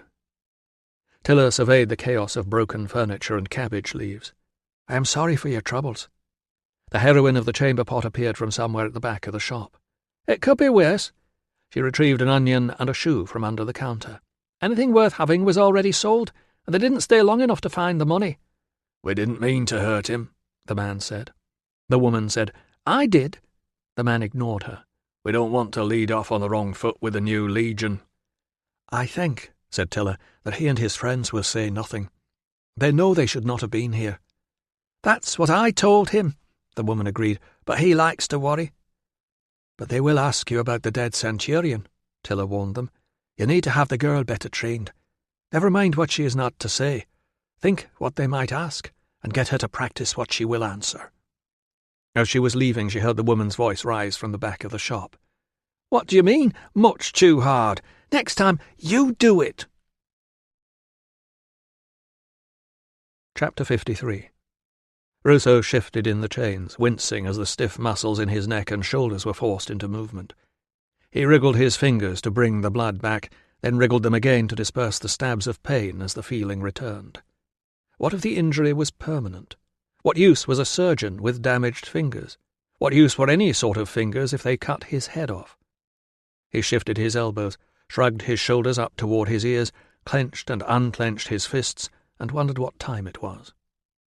Daylight still bloomed around what passed for a window, but from where he sat with his back against the cold wall, it was as distant as the stars. He closed his eyes. There was nothing to do in here but worry and drift into a fitful sleep, and he knew which he preferred. Sometime later, as he was floating back to reality, it dawned on him that there were 2 sandaled feet on the floor in front of him. The pain in his neck and shoulders as he looked up should have jerked him awake, but when he saw who the feet appeared to belong to, he realized this was one of those deceitful, half-coherent dreams that seemed like waking, the sort that the mind sometimes recalled as real even when reason proved they could not be. He blinked. The figure was still there. Valens? The sound of his own voice startled him. Could a man hear his own voice in his dreams? His old friend and colleague looked down at him with an expression of pity. "Gaius." This was definitely wrong. Valens was up on the border with a procurator, and nobody outside the family ever called him Gaius. He tried closing his eyes and opening them again. Above him, the light from the window caught lines on the handsome face that Ruso had never noticed before. Valens looked tired and anxious. That was all wrong, too. Ruso squirmed against the wall and felt the ridges of the stones. If this was not a dream, what was it? A vision? Why a vision of Valens, of all people? Why not a god, or someone useful? Struck by a sudden fear, he said, "Are you dead?" "No." This was not entirely reassuring. Valens was alive, and he himself was seeing things. The vision spoke again. "I've come to try and help you." "Can you take these chains off?" It shook its head. "Sorry, old chap. I did ask, but they said no." Ruso supposed that an apparition's claim to have had a chat with his guards was no more surprising than its initial appearance. It crouched in front of him. A pair of bleary, dark eyes looked deep into his own as if they were searching for his soul. "Gaius, do you realize—" "Why are you calling me Gaius?" "Sorry, Ruso. I just thought, since you were a little confused, that the family name might—" Ruso said, "I know what my name is," before it struck him that if he was rude to the vision, it might disappear. "Sorry." It brushed away the musty straw with a remarkably realistic swish of a hand and sat on the floor beside him. "You do realize, don't you, that the way you've been behaving lately is rather odd?" It seemed like the right thing at the time. "Of course. Look, old chap, you probably don't know this, but your mind has gone." "Has it?" "Yes. You're quite crazy. But don't worry. These things often pass with the seasons. In the meantime, I'll tell them that you're not quite yourself at the moment." Ruso closed his eyes and recalled several patients who had seemed to be living in a different reality from everyone else, a reality that, to them, had been utterly reasonable. How would you know? The vision got to its feet. "I'll get them to bring you some decent food. How about some fresh air? Shall I recommend to Clarus that they let you out for a walk?" Ruso scratched one ear and wondered whether a vision that believed it could hold a conversation with a Praetorian prefect was therefore as deluded as he was. "Yes," he said. It could do no harm. "Excellent," said the vision, with more of Valence's characteristic cheeriness. "And don't worry, old chap. We'll get you sorted out." Instead of vanishing, the vision banged on the door and called, "I'm done." Ruso scrambled to his feet. "It is you. You're real. What the bug are these things?" The chains had jerked him to a halt. Valens paused in the doorway. The anxious expression had returned. "Ruso, old chap, who or what did you think you were talking to just now?" "I didn't murder Geminus, and I'm as sane as you are." Valens's very best reassuring smile would have been more reassuring if Ruso had not seen the circumstances in which he usually used it. "Of course you are, old chap. Or at least, you soon will be." "I'm sane now. I was just half asleep, and I thought—" "Don't leave me here! Valens! Come back!" But he was gone. Ruso was a lone prisoner in chains, shouting at an empty space. Chapter 54. The hammering on the door was louder the second time, which was just as well because it covered the sound of Lucius shouting, "Dada! Dadagon!" as Victor vanished into the loft. Tiller grabbed the child and swept him up into the air, whispering, "Time to play bears sleeping in the trees," while Corinna tried to peer through a crack between the planks. "Some Roman," announced Corinna, stepping back. "It's all right. He's gone." Tiller wanted to say, "What if it is a message for me?" But when she opened the door, there was no one there. They were about to sit down when someone rattled the back gate, and a voice shouted in Latin, "Hello? Anyone in?" The sleeping bear came down from the trees faster than he expected. Tiller paused to kiss him on the forehead, then rushed out of the back door, leaned across the gate, and flung her arms around the visitor. "Valens! Oh, Valens, it is good to see a friend." He stepped back, holding her by the shoulders and looking at her. "Tiller, dear girl, you look exhausted." "It is not me who is in trouble. It is—" I know, I've just seen him." Tiller turned to introduce him, but Corinna had slipped back into the house. Valens said, "They don't seem awfully welcoming around here. I just went to ask for you at the Mancio, and the chap couldn't get rid of me fast enough. Where can we talk?" The owner of the bar brought them very watered wine with a drop of honey and some sort of hard, flat cake. He apologized for the lack of choice, but his man had gone out of town in search of supplies. The locusts had stripped everything else last night. When he had gone, Tiller leaned across the table. "You have seen him? How is he?" Valens shook his head sadly. "It was a shock to see him in that state, I have to admit. I've recommended they improve his diet and let him out for exercise. How long has he been like this?" "They locked him up this morning. They won't let me see him. What will happen?" "You mustn't despair. I'm going to try and talk to some people before I leave, see if we can get him a medical discharge." "You think they will let him out?" "They might allow you to take him back to Gaul. He may well improve, you know. These things often burn themselves out." She shook her head. "I know you're trying to offer comfort, and I thank you, but you've been out of the Legion for a long time. The army will not forgive something like this." There was an awkward silence. Both picked up the unappetizing cake. Valens ventured a bite. Tiller noticed the scalded-like-a-pig woman and a friend staring at them from across the street. She waved and forced a smile, and they moved on. Valens carried on chewing for a while, then pushed the remains of the cake away. "A whole one of those could be fatal." Tiller remembered to ask, "What are you doing here?" "The Emperor is here. The Procurator is the Emperor's man, and I'm the Emperor's man's doctor. We arrived this morning after a rather hasty journey. The wife would say hello if she knew I was seeing you." So he was still calling her the wife. It was as if he might change her at any moment, and did not want the bother of remembering a new name. She said, "Please take my greetings to her and the boys." "I have to say," said Valens, "that finding you here is one bright moment in rather a gruesome few days. I tried to persuade the Procurator not to rush down here, but he insisted, even though he's not, well, politics and friendship, you know, an irresistible force. Now it looks as though we're going to be going straight back to the border again in the morning." Tiller said, "That is a comfort to see you." Valens nodded. "I was sorry to see poor old Ruso like that. He got quite agitated when I left." "I think perhaps it is my fault," Tiller confessed. "Oh, no, never. Every marriage has its troubles, you know. If he could blame this sort of thing on the wife, I'd have been driven over the edge years ago. No, it would have happened anyway. He's lucky he has you to look out for him. But in time, with the right care, I see no reason why he shouldn't make a complete recovery." Tiller frowned. "He is ill?" "Dear girl, hasn't anyone told you?" "No." "I happened to spot him by the gates as we arrived this morning. To be frank, he wasn't looking good, so I asked around. It seems he started to think he'd been sent to inspect the entire fort.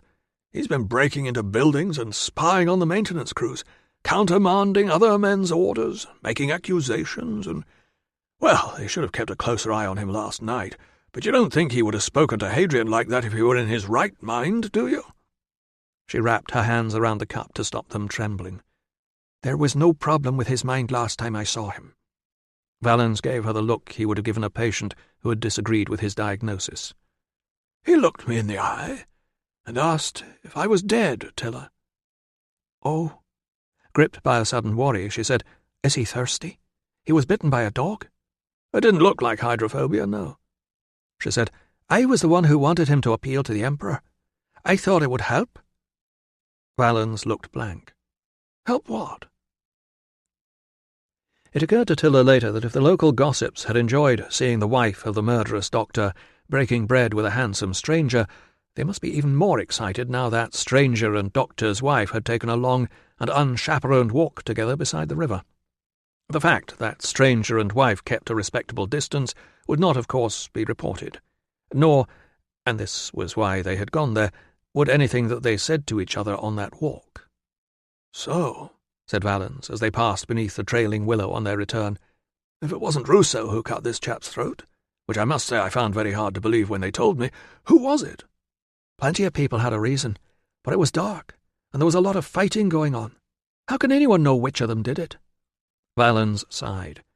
"You really should have left all this alone until you got back to Deva. The recruits would have backed him up once the Centurion wasn't in a position to frighten them any more." "He saw the boy jump from the roof," she said, "and he was angry about the boy who might lose his arm. He could not stand by and watch a patient being treated that way. His student had the courage to write a report, and he did not want to let him down." Valens's smile was brief, but as handsome as ever. "He just can't resist taking on other people's problems, can he?" "No," said Tiller. "That is why I like him." Chapter 55. He had tried shouting for Valens, but nobody took any notice apart from the guard, who yelled back that if he didn't shut his face, they would come and do it for him. So he sat, listening to the distant bellow of orders, the scrape of boots on stone, low voices outside, and the occasional sneeze. They should have sounded the change of watch by now. Perhaps he had missed it while he was asleep. Perhaps he had been too busy shouting. He tried not to think about Tiller, waiting for a message that would never come. There was nothing he could do for her except try to keep her out of this. He should have stayed out of it himself. Valens was going to tell everyone he was out of his mind. Perhaps he was. He squinted up at the window. Was the light fading, or was he imagining it? He squirmed, careful not to knock over the bucket as he tried to arrange the blanket around his shoulders. He supposed he could lie down if he slid the chain through the ring so one hand was in the air. Maybe they would take the cuffs off at night. Maybe they wouldn't. Maybe they would feed him. Maybe the water was all he would get. He should have saved some. He tried the diversion of reciting all the bones in the body, working down the left side to the toes and then back up, each toe and finger separately, just to waste time. He lost his place somewhere in the right hand. Footsteps outside. Someone sneezed as the lock scraped open. Ruso's hopes of explaining everything to Valens were dashed by the sight of a nondescript figure in a plain tunic who could have passed almost anywhere unnoticed. Unfortunately, there was no avoiding him here, and he was the only person Ruso could think of at the moment whom he did not want to see. Metellus waited until he heard the lock fall into place. "Ruso." This did not seem to require an answer. "Your friend is doing his best to convince them you're insane." No doubt hampered by my history of violence to fellow officers. Metellus was either smiling or baring his teeth. It was hard to tell in the gloom. "I felt the events of our last meeting were relevant to the case." "I'd do it again." "You aren't helping yourself, Ruso. Get me out of here. You know I didn't do it." Metellus shook his head. "Sadly, I know nothing at all. I wasn't there. And as I'm sure I must have explained to you in the past, it doesn't matter what really happens. What matters is what people believe. Can you imagine what it would do for discipline if the common soldiers believe a man can murder a centurion under the nose of his emperor and escape punishment by pretending to be mad? If they find out that a man who's trying to help them is punished for a murder he didn't commit, that won't do much for discipline either." "Oh, Ruso," Metellus sighed. "Sometimes you don't seem to grasp how the world works. Those men out there won't care who gets the blame, as long as it isn't them. Believe me, if I thought it would do any good, I would vouch for you. But the Praetorian prefect needs someone to punish, and you've made yourself very unpopular here. I imagine he's keeping you stored away in case he can't find a better candidate." "You imagine?" said Ruso. "Have you spoken to him?" "If he wants you to know his plans, no doubt he'll tell you." "Answer the question, you slippery bastard." "There's no need to resort to insults. The question you should be asking is about the welfare of the lovely Tilla." "Keep away from her." Metellus opened both hands as if to demonstrate that he bore neither malice nor weaponry. "She has no need of my help. She has the handsome tribune to protect her now." "Out!" The chains pulled him up short. "Get out!" The guard must have been listening outside the door. Metellus's teeth appeared for a moment, then he was gone. He had, Ruso knew, achieved exactly what he wanted, and knowing that was even more infuriating. The substance in the bowl, he would have to slurp it or dig it out with his fingers since he had no spoon, reminded him of the slop they had been feeding to Austerlitz. The surface had the texture of goat skin with wet cow pie underneath. He put it to one side. Stretched out and with his pelvis twisted to one side, he managed to kick the door. "Hey! You with a sneeze?" No reply. But was that the scrape of a footstep outside the door? "When you get off duty, go over to the hospital and ask them to give you some bay leaves to sniff. Keep your eyes shut when you do it." No reply. "And while you're over there, tell them to get the procurator's doctor to look at Austerlitz." Still no reply. He had done his best. He sat back and contemplated the contents of the bowl, wondering how long it would be before he was hungry enough to eat it. Chapter 56. The cell was dark and the slop still untouched when a more welcome visitor than Metellus arrived. Blinking in the lamplight, Ruso said, "I'm quite sane, you know." "I know," said Valens, lowering the lamp to inspect the floor before committing himself. "Tilla explained. But I'm sticking to the diagnosis. It's your best chance." "How is she?" "Worried about you?" Valens tugged across enough of the rough grey blanket to sit on. Ruso felt the warmth of his friend's shoulder as they both leaned back against the wall in the cramped space. I want you to take her with you when you go. It won't come to that. Just in case. Valens said. She won't want to come. Use your charm on her. It works on every other bloody woman. Valens delved into the folds of his tunic and pulled out something wrapped in cloth. I brought you this. While Ruso gnawed the meat from a chicken leg and wished it had belonged to something bigger, a turkey, a swan, an ostrich, a horse, Valens explained the plans that he was no longer important enough to be told. Practically everyone's clearing out in the morning. Hadrian's taking his own people and every spare man he can find up to the wall site, but the Empress says she's had enough, so she's going across to Deva to visit a friend and wait for him there. Ruso tried to muster an interest in the Imperial travel plans and failed. What about me? I'm coming to that. Clarus will have to send half his Praetorians off with Hadrian, so they want what's left of the 20th to bolster the escort for Sabina. They put some chap called Dexter in charge of the recruits. I'd imagine you'll be going with them. At least he would be travelling with his own unit. Valens would be travelling north with the Emperor's party, taking Tilla toward her own people and safely out of Axius's way. It was not good, but it was the best he could hope for. He said, Geminus had it coming, you know. He and his pals were putting the recruits into danger and betting on the outcomes. Then they tried to silence the complainers. I know. Did Tilla say if she'd found out anything useful? Not yet.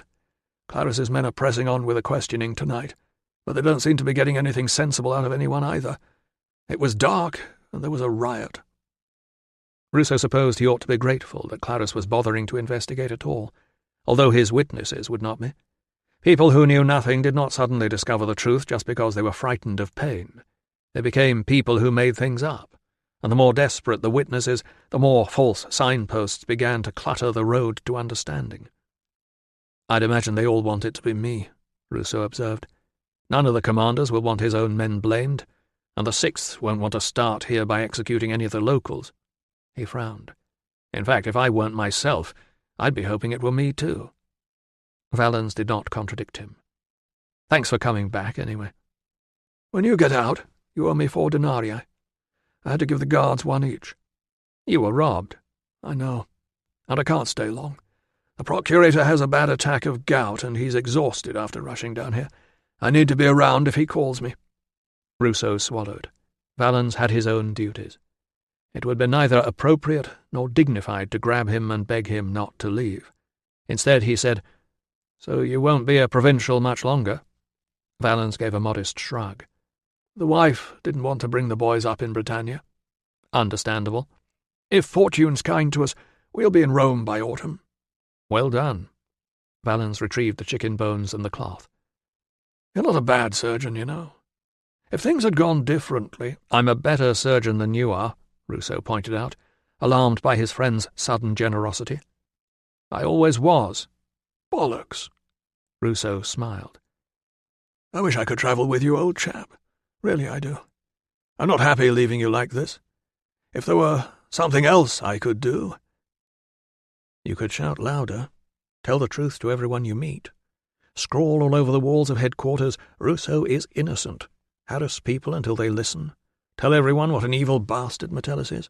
And tell Axius if he goes near my wife, I'll kill him.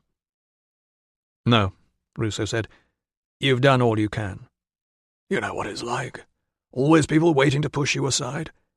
If I don't go with the procurator— No, absolutely you must go.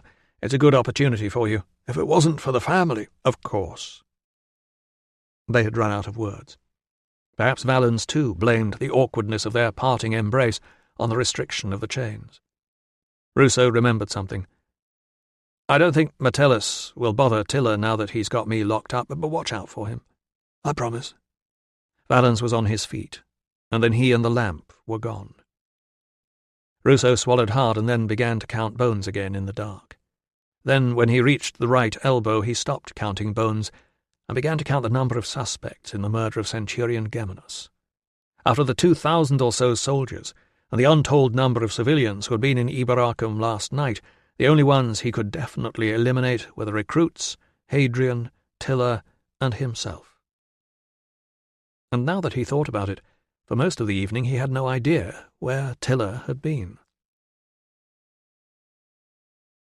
Chapter 57. Lucius saw no reason to linger in bed once he was awake, and it was barely dawn when his father carried him down the ladder and wandered about, bleary-eyed, in search of breakfast.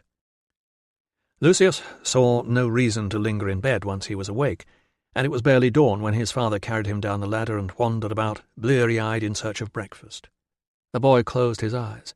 His lips moved as he recited the message, trying to remember. The eyes opened. The words, "Dr. Val," ended in a squeak as a rough forearm clamped around his throat. They threw Tiller against the doorframe. They pushed past her in a confusion of helmets and armour, yelling, "Out! Everybody out!" Corinna was shouting for Lucius above the crash of furniture being overturned. "Stop!" Tiller grabbed the nearest arm. "Stop it!" He did not even turn. The arm shook free, swung back and hit her on the nose. She staggered sideways, gasping with the pain, her eyes filling with tears. "Stop, please!" she cried again, groping blindly with one hand and shielding her face with the other. She could hear the child howling with fright. "Lucius, where are you?" Footsteps above her. Corinna screaming. A confusion of angry voices, thuds, cries of pain. Victor with, "Don't touch my family!" and Corinna with, "Let him go!" And then they were gone, leaving Corinna shouting into the street, "Be brave, husband!" And then, "Rot and die in pain, you filthy cowards!" She gave a squeal of terror as the footsteps came back. There was a dreadful moment with a soldier standing in the doorway, and no sound but Lucius whimpering and the slow drip of liquid from a broken container. At last Corinna said, "Whatever you want, don't hurt the boy." But Tiller could see well enough now to know that it was not Corinna the man wanted. It was herself. She straightened up. He was wearing the tunic of the 20th Legion, but he was not someone she recognized. "Are you the doctor's woman?" A few days ago she might have expected her husband's unit to protect her. Now she was just another native. She should have said something brave, like, "Where have you taken that man?" But all that came out was a little squeak of, "Yes." He nodded. "Sorry about that, miss. But the Tribune thought if we warned you, the prisoner might run off. He said to thank you for your help." Tiller stared after him, still stunned by the blow in the face, unable to understand what he meant. "It was you?" cried Corinna. Tiller turned just in time. The slap only half caught her. Corinna made another lunge and missed. Tiller was out of the door before she could try again. Moments later, one of her bags flew out into the street, accompanied by, "Get out, and stay out, treacherous bitch!" Tiller stepped backward, dazed. Even at this hour, there were more than a dozen people in the street staring at her. "That wasn't me," she said, looking around at them. "I didn't betray him." The second bag landed at her feet. Corinna shrieked, "Get away from my son!" and kicked the medicine box, which was too heavy to throw. One of the onlookers took a step forward. Tiller recognized the scalded-like-a-pig woman, who said, "It was all right here till you and your man started interfering." "That's right," agreed another voice. "Clear off!" The others were advancing toward her now. Sensing a movement, she spun round, grabbing for her knife. It was the boy. He heaved up one of the bags and balanced it across his thin shoulders. "Shall we go now, miss?" Chapter 58. The sun was up by the time they reached the north gate. The bags seemed much heavier than when they had set out. Tiller and the boy struggled through the chaos of vehicles and pack animals. Everyone from armourers and ambassadors to jugglers and souvenir sellers seemed to be planning to set off for the border in the wake of the great man. She recognized the two junior officers who had been Geminus's shadows. They looked somehow less frightening now that Geminus was not there to give them orders. She guessed they were heading north, safely away from the recruits who might want revenge. There was no sign of Valens. A Praetorian who had clambered up onto a cart waved them away. He was busy trying to organize drivers whose vehicles were crammed too close to move, no matter how much they were yelled at. Someone told them that the procurator's carriage was still inside the fort. The informant had no idea where, or who, the procurator's doctor was. Eventually she heard someone calling her name. Before she could respond, several bored travellers took up the cry. There was a mocking chorus of, "Tiller! Hey, Tiller! Come on, Tiller, you're late!" and a round of applause when she appeared. Valens, too, looked as if he had been awake all night. He paid off the boy and seized her bags. She said, "Is there any news?" "Not yet." He lifted the bags into the air, manoeuvring past a stall where a couple of foreign-looking slaves were haggling over the price of coats with hoods to keep the rain off. Finally, he deposited them in the back of a worm-eaten two-wheeler that smelled of sheep. Its lone mule was being held by a boy not much older than the one who had just brought Tiller here. "This is Seller," announced Valens. "He's promised me he's a safe driver. I'll pop back and see you whenever I can." "But where?" "Ruso's fine," said Valens. "I saw him last night. He sends his good wishes." Drawing back from the cart, he murmured, "Sorry about this, but it's all I could find. It should be all right. The mule doesn't look capable of running off." "But where is it going?" "We're travelling with the Emperor," he said, as if he had just told her something good. "Well, a little behind him, actually." "But where is—" "I promised Ruso I'd look after you. But—" he seized her by the elbow. "Jump in," he urged. "Get yourself comfortable. The Emperor should appear at any moment, and then we'll be off." She stood her ground. "What about—" "He's with the 20th. Give me your arm." "We are following the Emperor while my husband is going west to Deva?" "Please get in the cart, Tiller." "The Emperor is going north, to where his wall cuts my people's land in two." "You'll be able to see your family. How long has it been?" "But I have to go where my husband goes." "Dear girl, you don't understand. He doesn't want you there. He made me promise to take you with me." Valens flashed her one of his charming smiles. "You don't think I'd dare to argue with you otherwise, do you?" She almost smiled back. "You are very kind. But, Tiller, if you don't get in this cart, what are you going to do?" His voice hardened. "They won't let you near him. You'll be alone with several hundred men. He's got no authority any more, and you haven't even got a maid to protect you. This isn't the time to be stupidly brave. This is the time to think. Poor old Ruso has enough things to worry about, so I won't give him another one." Tiller leaned back against the worm-holed boarding. "There is just me in this cart?" "There wasn't time to find a chaperone." He gestured toward the melee of vehicles. "But as soon as that lot get moving, I'm sure you can find some local woman who needs a lift." "And you will come back and see me when you can?" "I promised I would look after you. I intend to take my duties very seriously." "Then I thank you for keeping your promise." She gathered up her skirts in one hand, seized the side of the cart, placed a foot on the wheel hub, and swung up without his help. When she was in, she crouched and looked over the side at him. "Valens, did you tell the Tribune anything about the people in the house where I was staying?" He frowned. "Should I have?" "No," she said, "but somebody did." Chapter 59.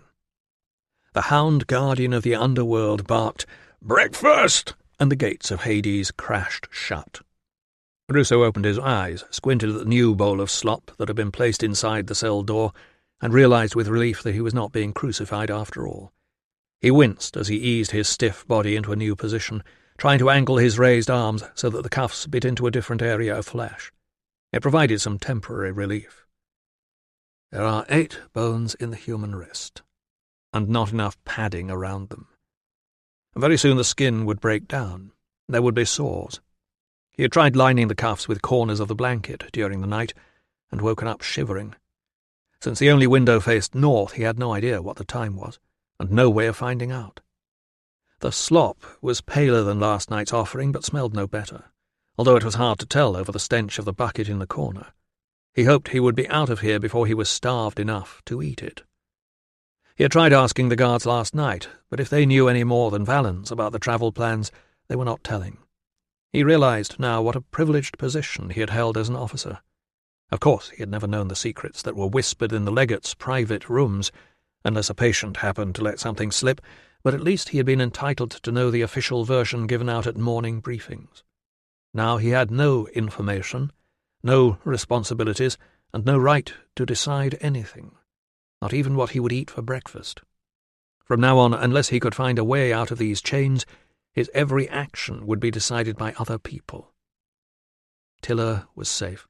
He had seen to that.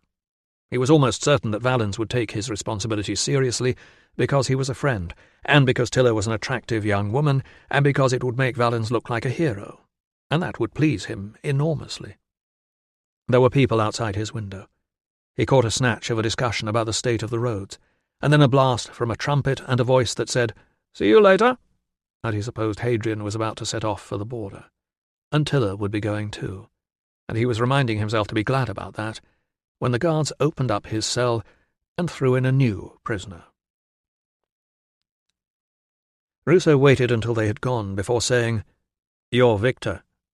It sounded better than "You're the deserter," or "I see they've caught you at last, then." The young man shifted until he could reach up a fist to wipe the blood trickling from his left nostril.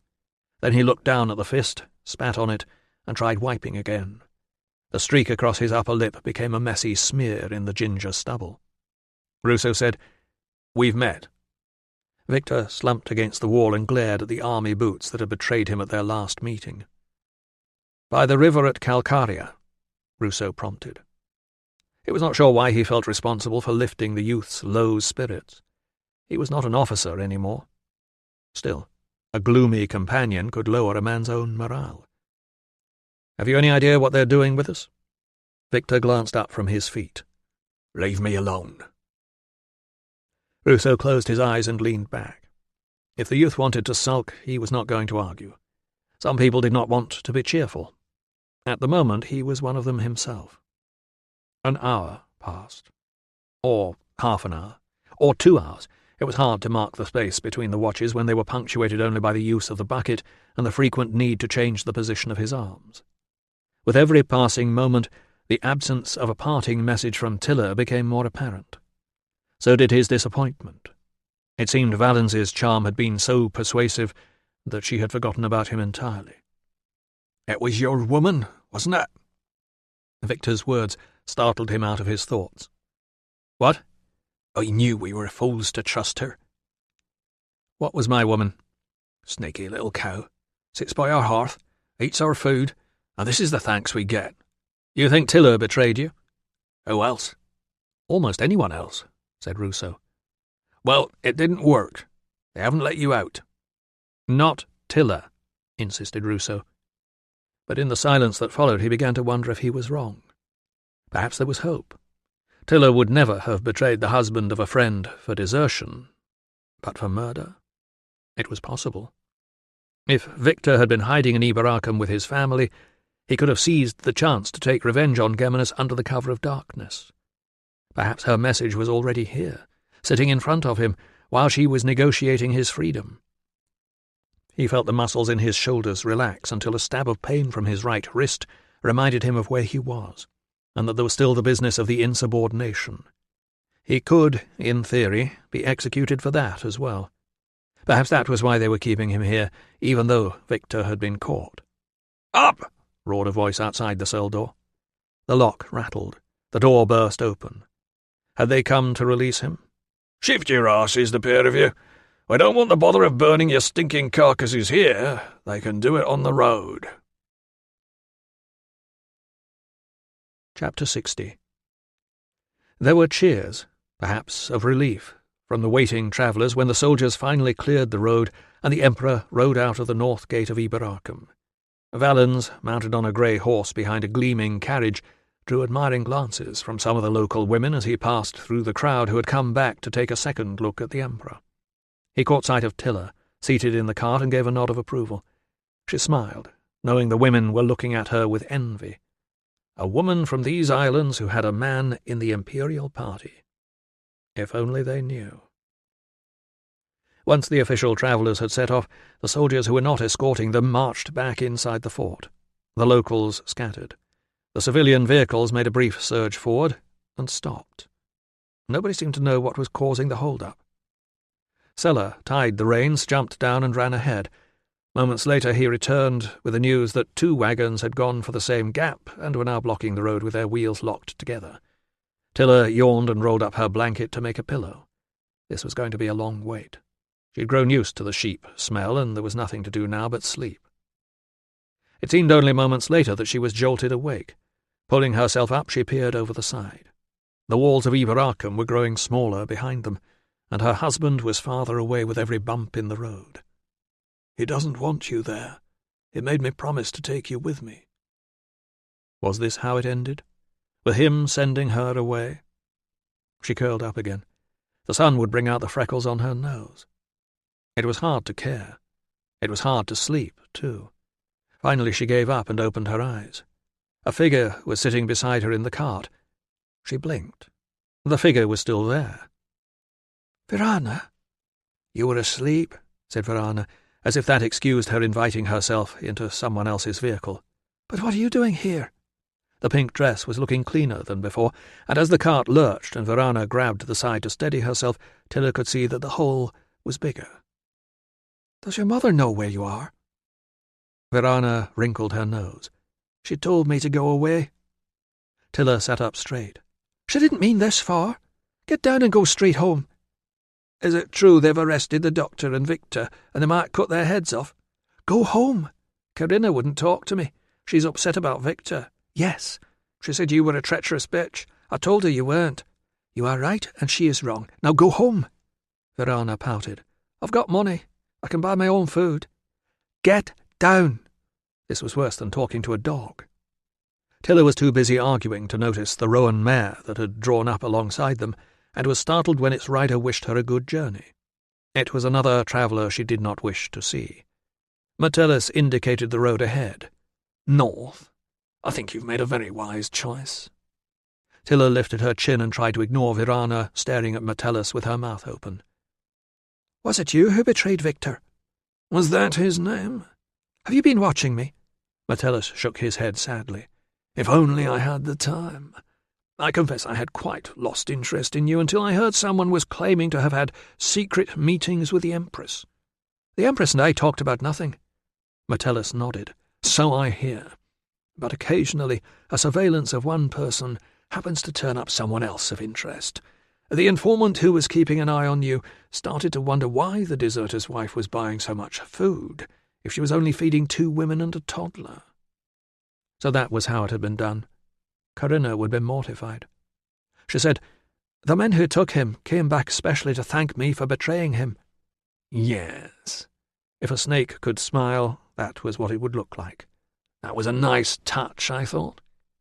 He dug his spurs into the roan's flanks, and it sprang forward, taking him away before she could think of a curse foul enough.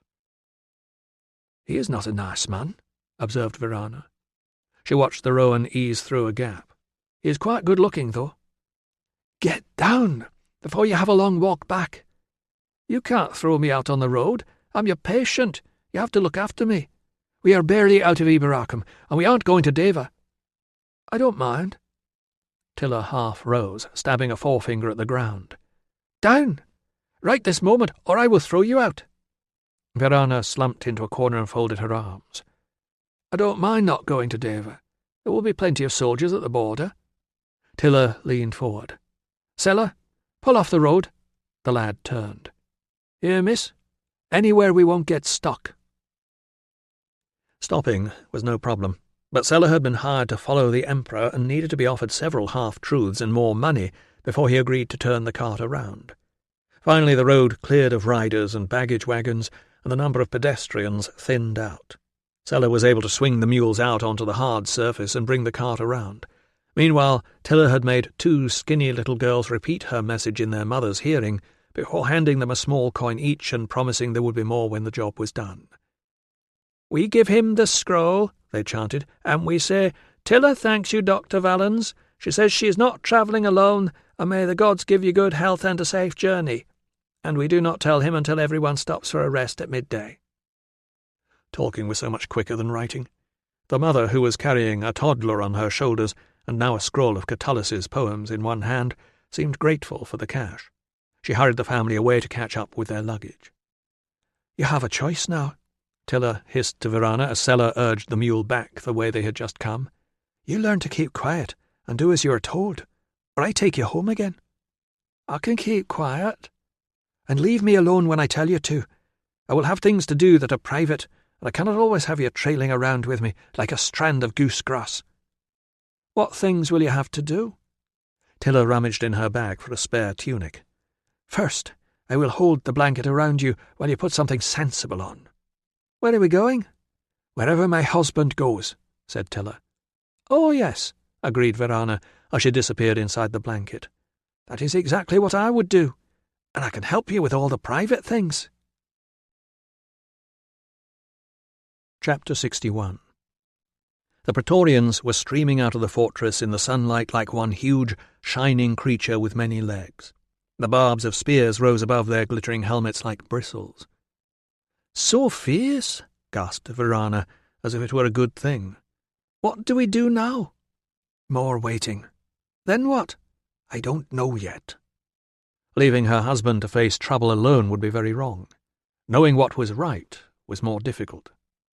The carriage that must hold the Empress was enormous, pulled by 6 black horses whose coats gleamed almost as brightly as the freshly washed paintwork. No doubt there would be soft beds inside, so the wealthy passengers could rest while everyone else was out in all weathers, escorting them safely across lands where they had no business to be. "Here they come!" cried Verana. The sound of jingling and clanking pots and pans accompanied the march of the men from the 20th. The Praetorians must have commandeered the baggage wagons, while the 20th had all their personal kit slung on their backs or loaded onto mules. Tilla recognized Axius on a leggy bay stallion. The squat centurion riding alongside him was Dexter, friend of the murdered Geminus. Verana was enjoying herself. "There's Marcus. And Victor! Victor, it's me! Cheer up!" She turned to Tilla. "They've chained him up like a slave. Do they think he'll run away again?"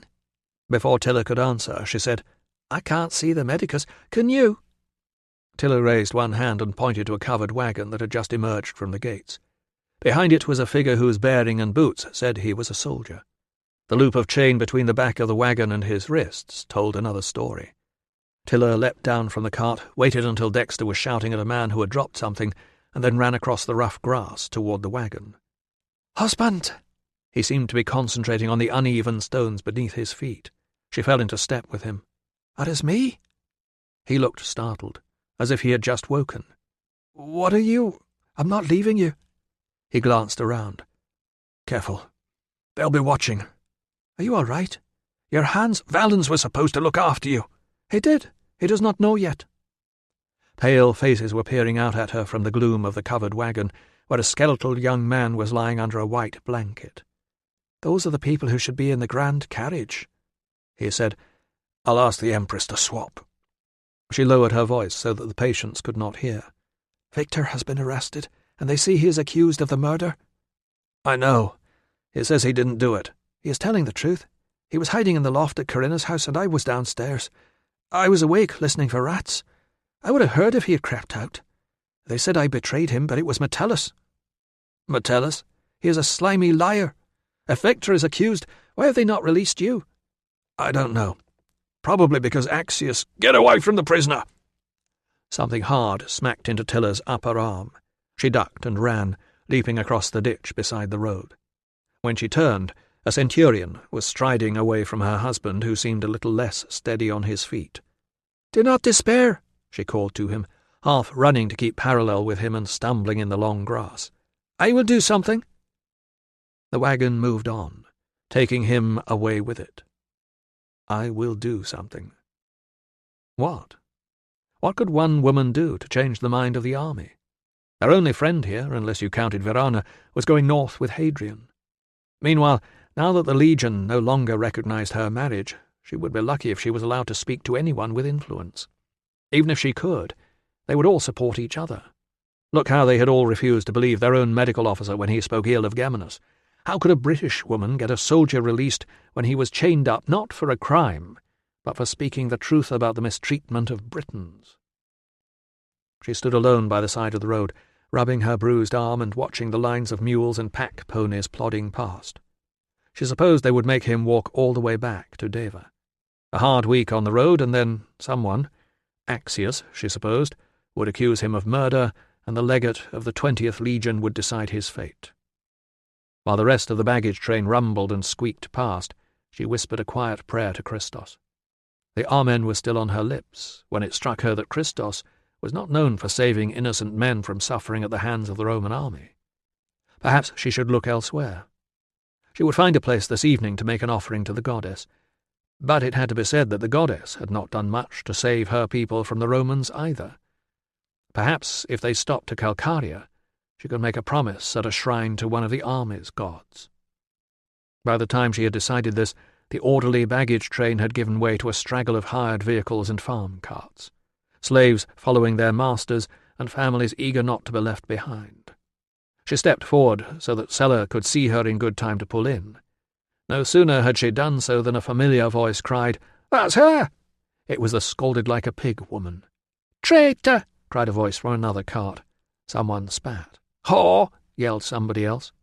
Tilla flinched as something more solid than spittle flew past her ear. "Go back to your fancy, man!" Tilla felt her pulse rise. There was no sign of Corinna. The scalded-like-a-pig woman was seated on the back of a cart, legs dangling.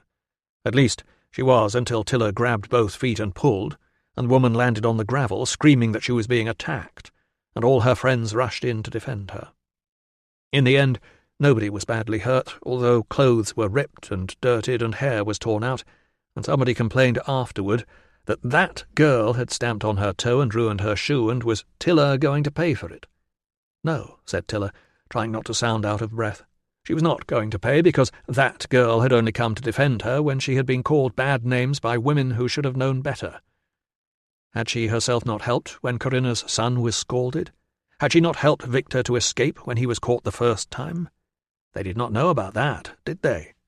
Well, perhaps they should stop name-calling until they knew what they were talking about. Perhaps, if they wanted to know who had betrayed Victor, they should start by asking the shopkeepers. "Did you hear that, Corinna?" cried the scalded-like-a-pig woman, bold now that she was back in the safety of her own vehicle. "She's blaming the neighbours now." "Leave her." Corinna, with Lucius on one hip, stepped forward from the crowd of spectators. "I will talk to the doctor's woman myself, and if anybody calls her names, it will be me." "I was not the one who betrayed you," Tilla insisted, pulling her skirts straight and checking that her purse was still tied to her belt. "We are caught in the same storm, you and I. We should not be fighting." "I wasn't," said Corinna. She turned to the scalded-like-a-pig woman and the others who had come to her defence. They did not deserve to be thanked, but at least it made them go away, which was a good thing, because if they decided to have another try, Tilla was not sure how long she could hold them off, not even with Varana's help. With the excitement over, the crowd melted away. The vehicles set off again. The chatter and the cries of children mingled with the sound of wheels on the road and the calls of drivers urging their animals forward to catch up with the baggage train.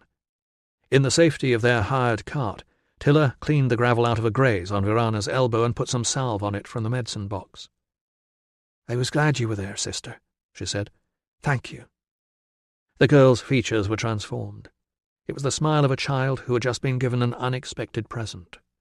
Tilla wondered if anyone had ever thanked her before. "You are a good fighter." "I have brothers." "I can tell," said Tilla, replacing the lid on the ointment pot. "And we must let them know where you are." Varana's face darkened. "Must we?" "Yes. It is not far to the turn, and we can catch up afterward." Tilla paused. "Or have you lied to me again about them sending you away?" Chapter 62. Flatnose moved toward the gate with a limp he did not have before, and glanced across to where Varana was waiting in the cart. "You're wasting your time with that one, miss." The rude one said, "We've had enough of Romans, all right." "It's not her fault." Flatnose turned to Tilla. "We told them everything we could, miss." "That didn't stop 'em," put in the rude one. "Sick bastards." Tilla said, "You were questioned about the murder?" "We saw him come out the gate," said Flatnose, "but we never saw no doctor, not that I know of, unless he were one of them fellas with the scorpions." "A Praetorian?" "That's them." "You saw some Praetorian guards that night?" He snorted. "Couldn't miss 'em. All over the place like a plague of rats. Them and the new lot with the funny-speaking women." He must mean the 6th, some of whose families had followed them from their last posting in Germania. "Where were you when you saw Geminus?" The brothers glanced at each other, evidently embarrassed. Finally, Flatnose said, "In the ditch." "Where Geminus was found?" "No," said the rude one, "the other side of the gates. It was getting a bit lively out there. We didn't want to get stabbed, so we hid, me and him and our mate. He's the blacksmith." "Why did you not tell the questioners this?" He frowned. "I did," Flatnose said. "So did I." Tilla spoke slowly, just to make sure her meaning was precise. "Did you see anyone near Geminus?" "I just told you." The rude one was getting impatient now. "Like I told old Skinny Legs with a fancy sword. I saw the centurions come out the gate banging on their shields. I thought, somebody's in trouble now. Then Geminus come out with some of them Praetorians. I don't know why that's so hard to understand." "How many?" "I don't know, 3 or 4. "You're sure they were Praetorians? It was dark." "They had torches." "And that's how you recognised Geminus?" "Nah, they all look alike with their helmets on. I heard his voice." Tiller looked at Flatnose for confirmation. He nodded. "It was him, all right." "What was he saying?" "It was in Latin. Something about going into action together again." "And then what happened?" "We hid." "So you didn't see what happened next?" "No." "What did you hear after that?" "Hear?" said the rude one. This was clearly something they had not been asked before.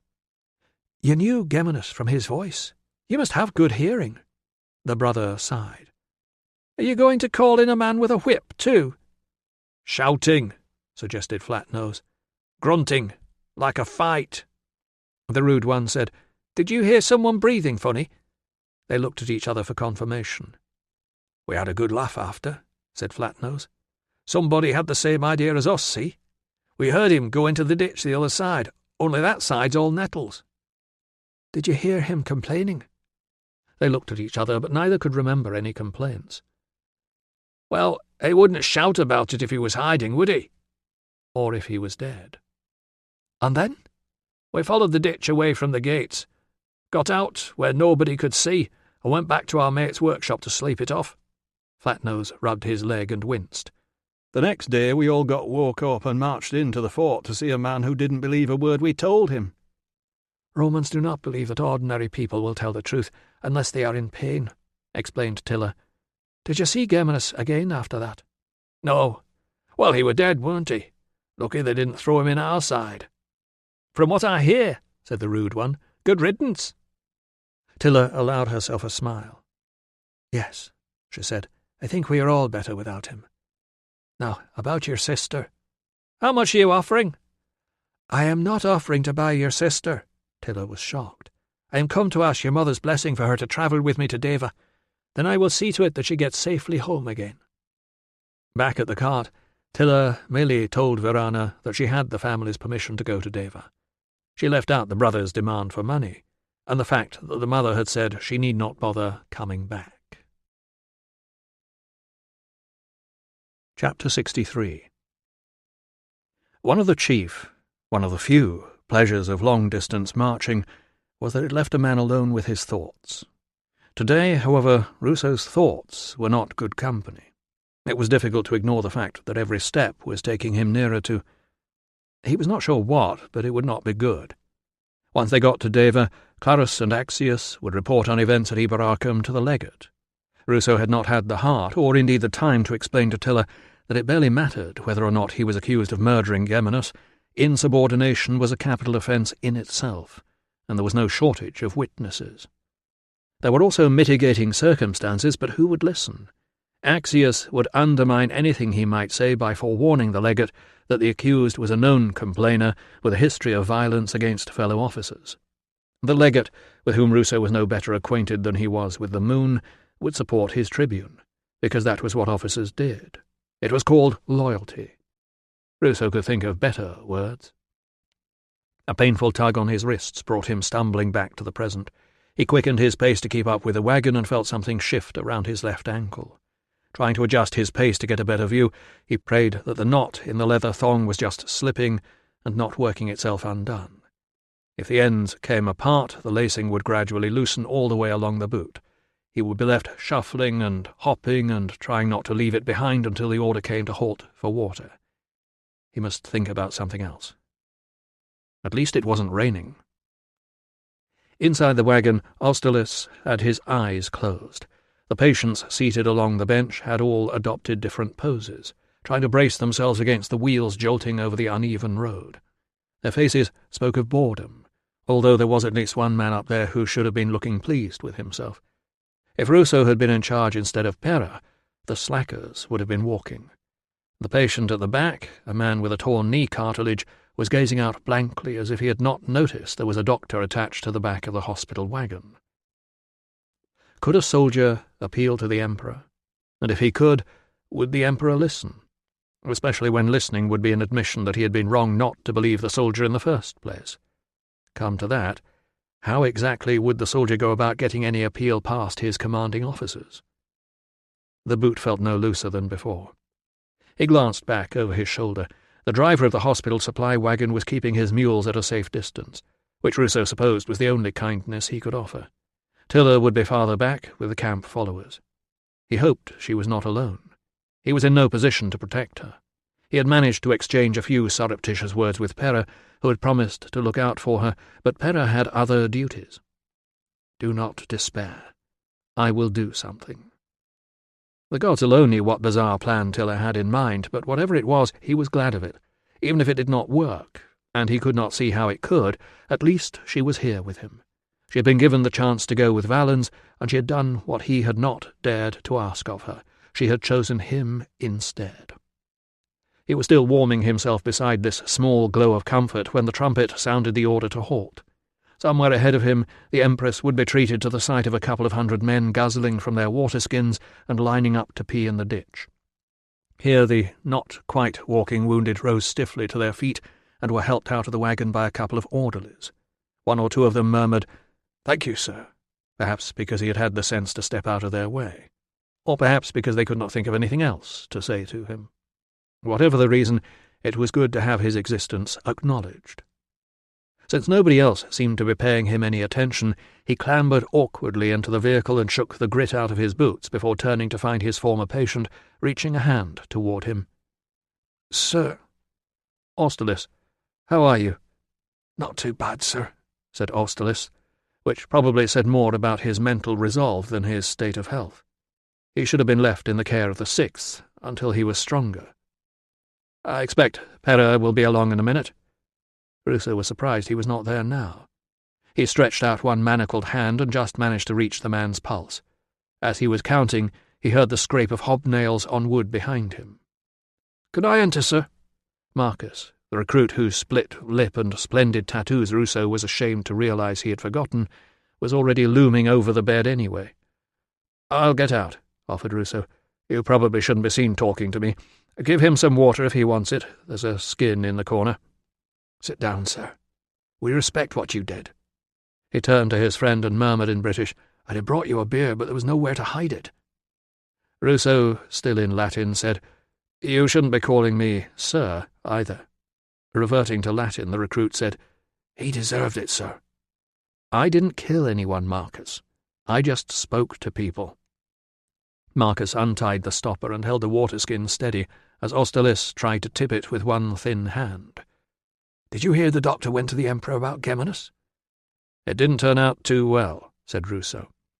"This is what they did to him," Marcus continued to Austerlitz, grasping one of Ruso's arms to show the manacle. Austerlitz pushed the water away. "Bastards," he said. "They've put Dexter in charge now." Austerlitz's lips moved in response. It was a moment before Ruso realized it was a mime of spitting. Marcus said, "Sir, the men are asking what will happen to us at Deva." Ruso hesitated. The Roman officers would find it only too easy to believe the tale that Tadius had been murdered in some wild barbarian ritual and Sulio had killed himself out of guilt. For a moment he considered warning them. But Geminus had been right about one thing. Telling the recruits they were marching into trouble would only make things worse for everyone. Instead, he said, "They don't invite me to briefings these days." "We think they will tell a story about what happened to Tadius," said Marcus, who was evidently not as naive as he looked. "And we think they will say Victor killed Geminus." "They may well accuse me." "We're only recruits, sir. You were useful to them." He nodded toward Austerlitz, who seemed to have drifted off to sleep. "You were a good doctor." "On reflection," said Ruso, "I think you were wise to keep those tattoos." Marcus nodded and got to his feet. "A good choice for a bad reason, sir. We all wish you well." "That's very good of you." Stepping over the length of chain that stretched between Ruso and the back of the wagon, Marcus jumped down. On the ground he turned and put both hands on the wagon floor, leaned in and said quietly in British, "You speak our tongue, sir?" "A little." "I could keep you informed, if you like. We know we can trust you." "Yes," said Ruso. "Yes, please do." He might no longer be an officer, but it seemed he had become an honorary Briton. There was still no sign of Pera come to check on his patient.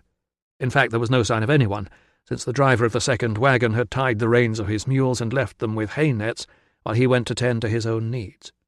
Ruso shuffled as far back as the chain would allow, leaned against Austerlitz' makeshift bed, and stretched his legs out across the rough wooden floor, listening for the plodding of a horse that might mark the arrival of someone who would punish him for resting. He gave a guilty start when a shadow fell across the back of the wagon, but it was only Pera arriving at last. He climbed in and glanced at Austerlitz. "He's had some water," said Ruso. "Fast pulse, but no fever, and he's talking sense." "Thank you, sir."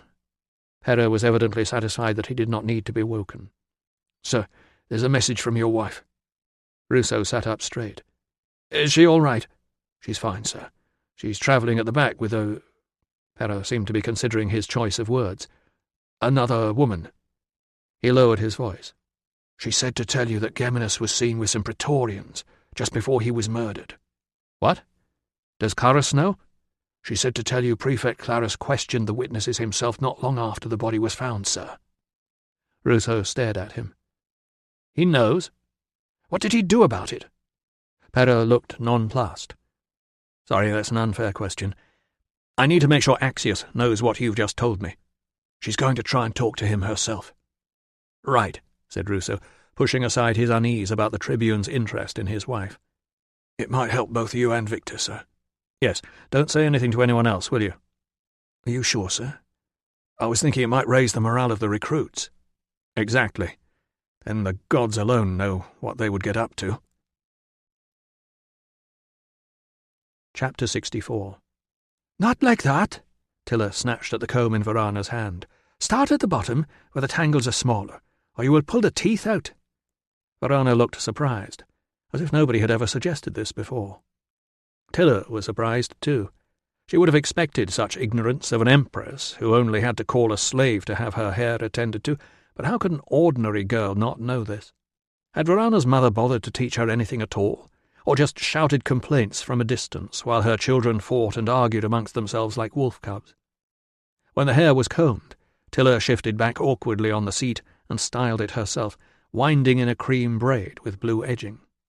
She pulled the knot tight so the hair was plaited for a handspan, and then hung in a neat tail down Varana's back. "That's better."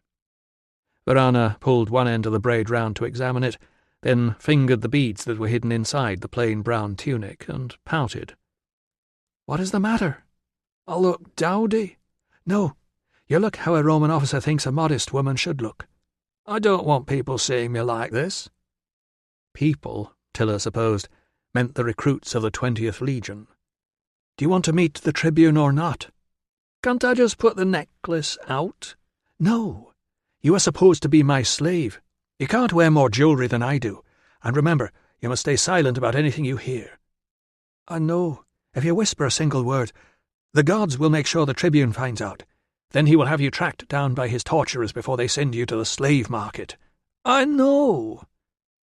But knowing was not doing. Of all the women Tilla had ever met, Varana was the last she would have chosen for an escort. Still, it was take Varana or approach the Tribune alone, which would give him completely the wrong idea. Varana was worth the risk. She reached into the food bag and was about to break a piece off one of the pastries she had bought from a roadside stall when a distant trumpet sounded the signal for the second halt of the day. It must be well past noon. "That's it," she exclaimed, pushing the pastry down into the bag. "Seller, stop a moment so we can get down. Then stay with the others and we'll come and find you later." They hurried forward along the verge, passing the baggage wagons now strung out along the road and still moving, the drivers seizing their chance to close up the gaps and rejoin the marching troops. She felt a surge of pride as she saw him, still striding rather than shambling like Victor, gaze fixed on the uneven road, mind probably somewhere else. She dared not call out in case it brought him more trouble. She hoped Pera had given him the message.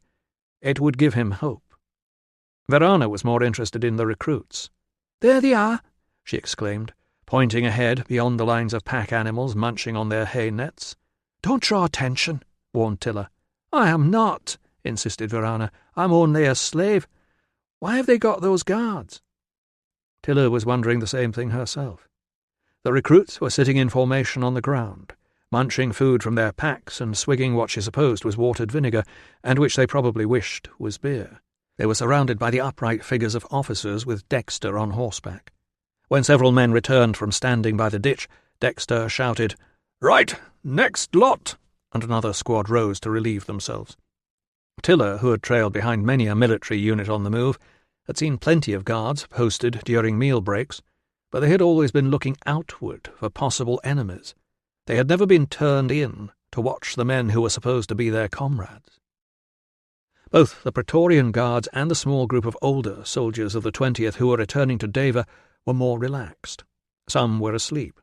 A few were clustered around some sort of game with counters. Another was whittling a stick. All were evidently enjoying their few minutes of rest in the sunshine. Sabina's carriage, meanwhile, was surrounded on one side by folding screens. Slaves were trotting back and forth between the screened-off area and the supply carriage behind, carrying trays with cloths over them. "She has proper tables," hissed Verana, as the straight-backed Praetorians on guard glared at them from under their helmets. "You can see through the gaps. Did you see the silver wine flagon? If this is how she eats on a journey, what will dinner be like?" Tiller could not imagine. It seemed the Empress did not share her husband's taste for eating simple fare with his soldiers. She hoped Axius was not behind those screens, helping to empty the wine flagon. He would not want to be called away to be told something that was only going to cause him more trouble. The problem was she could not see him anywhere else. He had definitely dismounted. The bay stallion was in the line of horses under a stand of trees. She and Verana hurried along the verge, trying to search the crowds of men without appearing interested. Still, they attracted remarks that she pretended not to hear. Eventually they had to turn and retrace their steps, silently grateful to an officer who barked at his men to shut up and show some manners. Did they want the Empress thinking she was guarded by a herd of animals? The speech about manners might have usefully been given to Minna, too. She was bustling toward the screens with a jug of something when she stopped and announced loudly enough for the whole lunch party to hear, "There's that prostitute from the Mancio." Tiller heard Verana draw breath to reply and jabbed her with one elbow. "You are mistaken," she said, approaching and deliberately speaking a little more quietly than Minna, because with luck around them everyone was listening now. "This young woman you have insulted is my assistant. I am the wife of the medicus, as you well know, and we are bringing the medicine requested by the tribune." She held out the bottle, chosen not because it was anything he might need, but because it had been the nearest to being empty before she topped it up with water. Minna frowned at it. "What is that?" "It is a private matter for the tribune only," said Tiller, adding, "We will accept your apology after we have seen him." "Ha! You think the tribune will fall for that? I know nothing about any medicine." "It is a private matter," insisted Tiller, hoping he was listening from behind the screen, because she could not draw out this conversation much longer. If a body slave, or indeed anyone more sensible and less nosy than Minna, arrived, she would be expected to hand the bottle over and leave, and there was no knowing whether he would take the hint and come and find her. "Really, Tribune?" exclaimed a voice Tiller had not expected to hear. "So you two have been having secret meetings with the medicus's wife?" Whatever the Tribune said in reply to the Empress was lost beneath a ripple of laughter from the lunch guests. Male hands appeared, grasping one of the screens. Minna gave a squeak of terror and fled. The screen moved, to reveal Axius looking even fiercer than usual. He stepped out. The screen was replaced. Tiller gulped. Axius was standing over her like an eagle, deciding which part of its prey to tear at first. "What?" "Sir," she murmured, "I have information." "Not now!" "Then when?" He glanced round. "God's woman! Do you have no idea how this looks?" "That is why my assistant is here," Tiller assured him. "Perhaps, sir, you would like to discuss the use of the medicine away from the ears of the guards." Chapter 65. They paused to stand halfway between the road and the line of horses flicking their tails against the midday flies. Anyone watching, and there were plenty of men with nothing much else to look at, would have seen Tiller hand over a small bottle to the tribune and give a small bow of respect. They might, if they thought about it, have seen several other things. They might have seen that neither man nor woman wanted to be thought of as holding a secret meeting with the other. They might also have seen that neither trusted the other, that the woman had a companion and the tribune had 3 guards. and yet that they did not quite trust their own people either, since the companion and the guards had been made to stand out of earshot. They could not have heard Axius say, "Another anonymous informer?" and Tiller reply, "They are the best sort. These men have no reason to lie. They would rather not have seen or heard anything at all. You expect me to believe that you can get information from these people when our questioners can't? They told what they knew. Your torturers needed to ask better questions. Nobody asked what they heard, and they were frightened of getting involved. They're involved now. They're spreading dangerous rumours, and yet again only you know their names. The only evidence that our recruit was at home in bed comes from a wife who is bound to say that, and from you. I have been patient with you. The Praetorians won't be." Tiller had not thought of that. It was not good. Why did this man always look at things backward? "Sir," she said, squaring her shoulders, "you have a choice.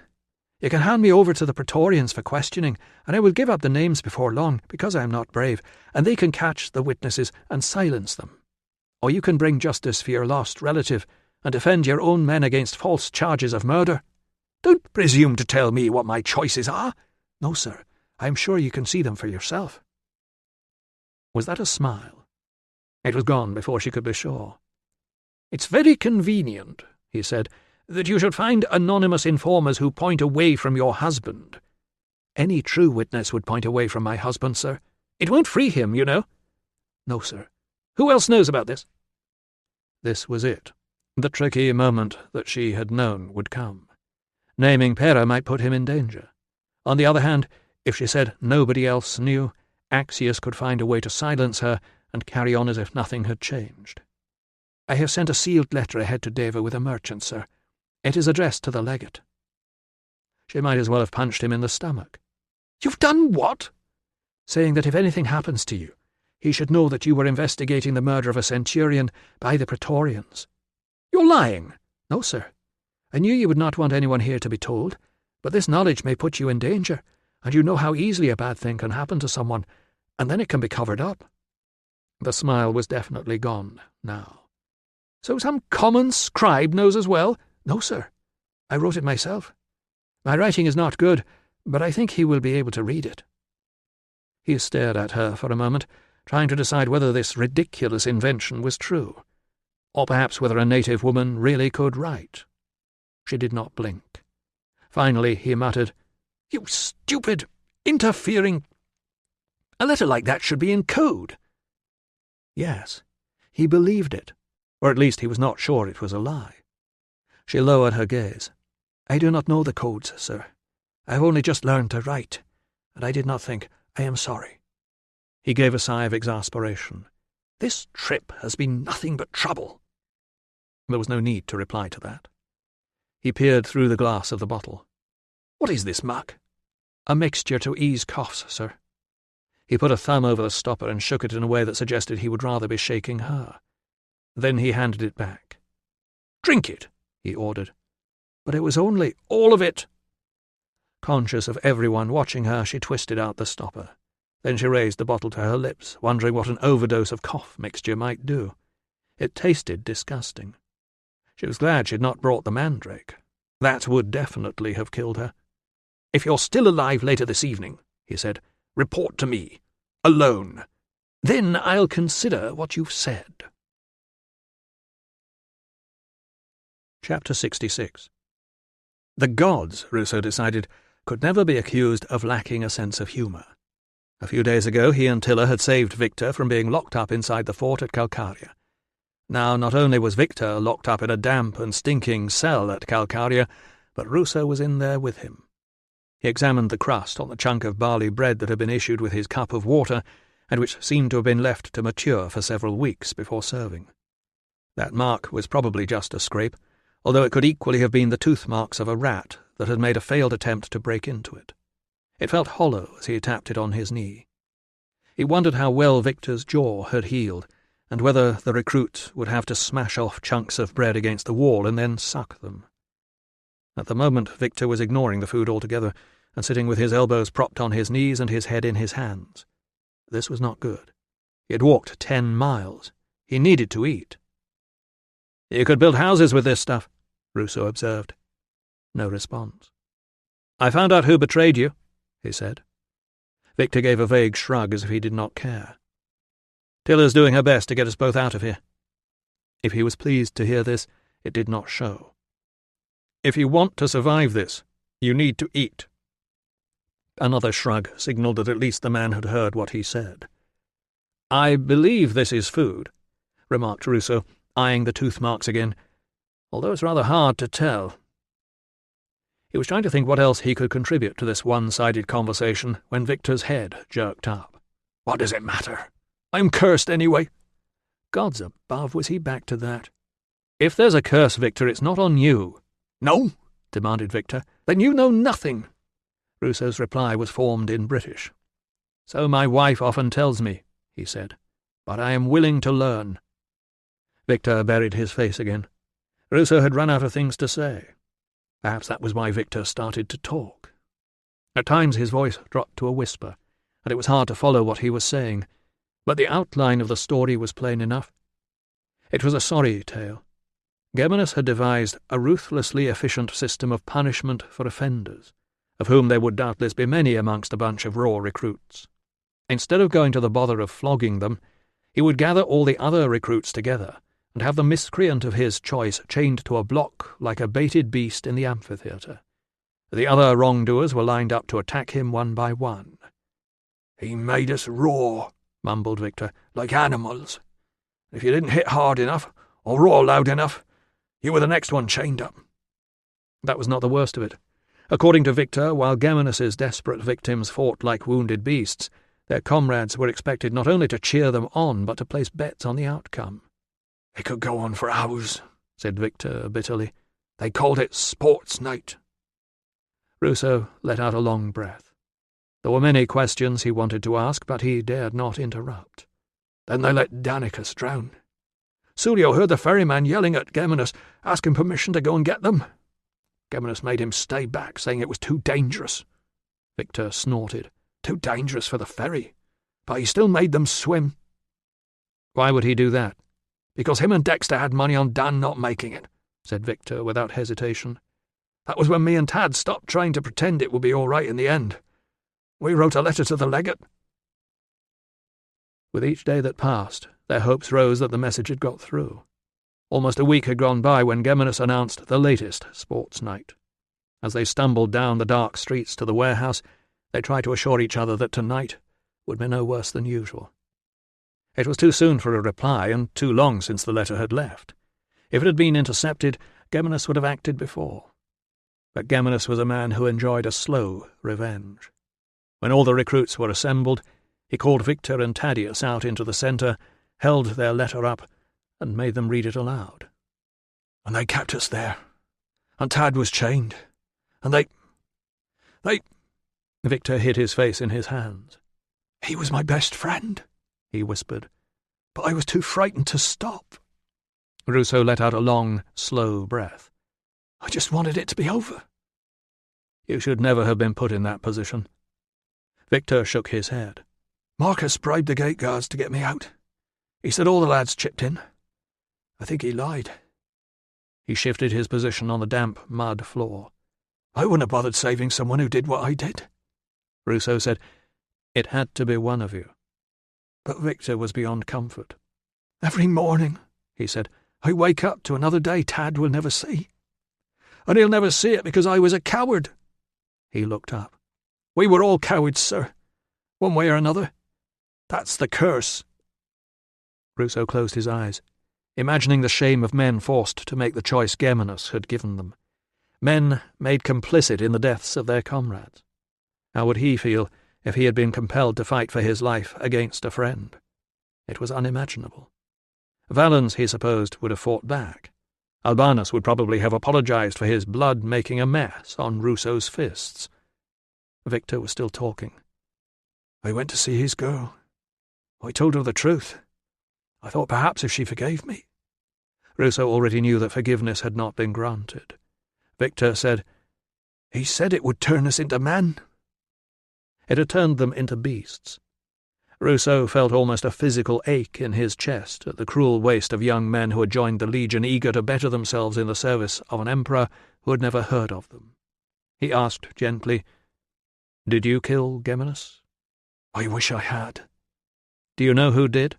"No. And if I knew, I would never tell you." "Next time they ask, don't say that. Just say what you know. Don't antagonize them." "Thanks." "Be a friend to yourself, Victor. If not for your own sake, then for your family." Victor gave a snort of derision.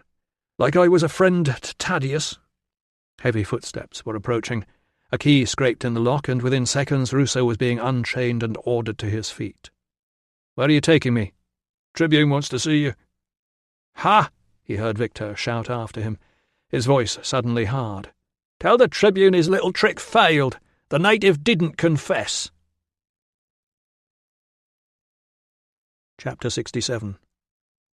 The Tribune was a guest in the commanding officer's house at Calcaria, as, presumably, was the Empress. Ruso, whose request to wash had been refused, was led into a dining room whose decor made him think of the insides of a raw chicken. Yellow fat, cream skin, pink flesh, red blood.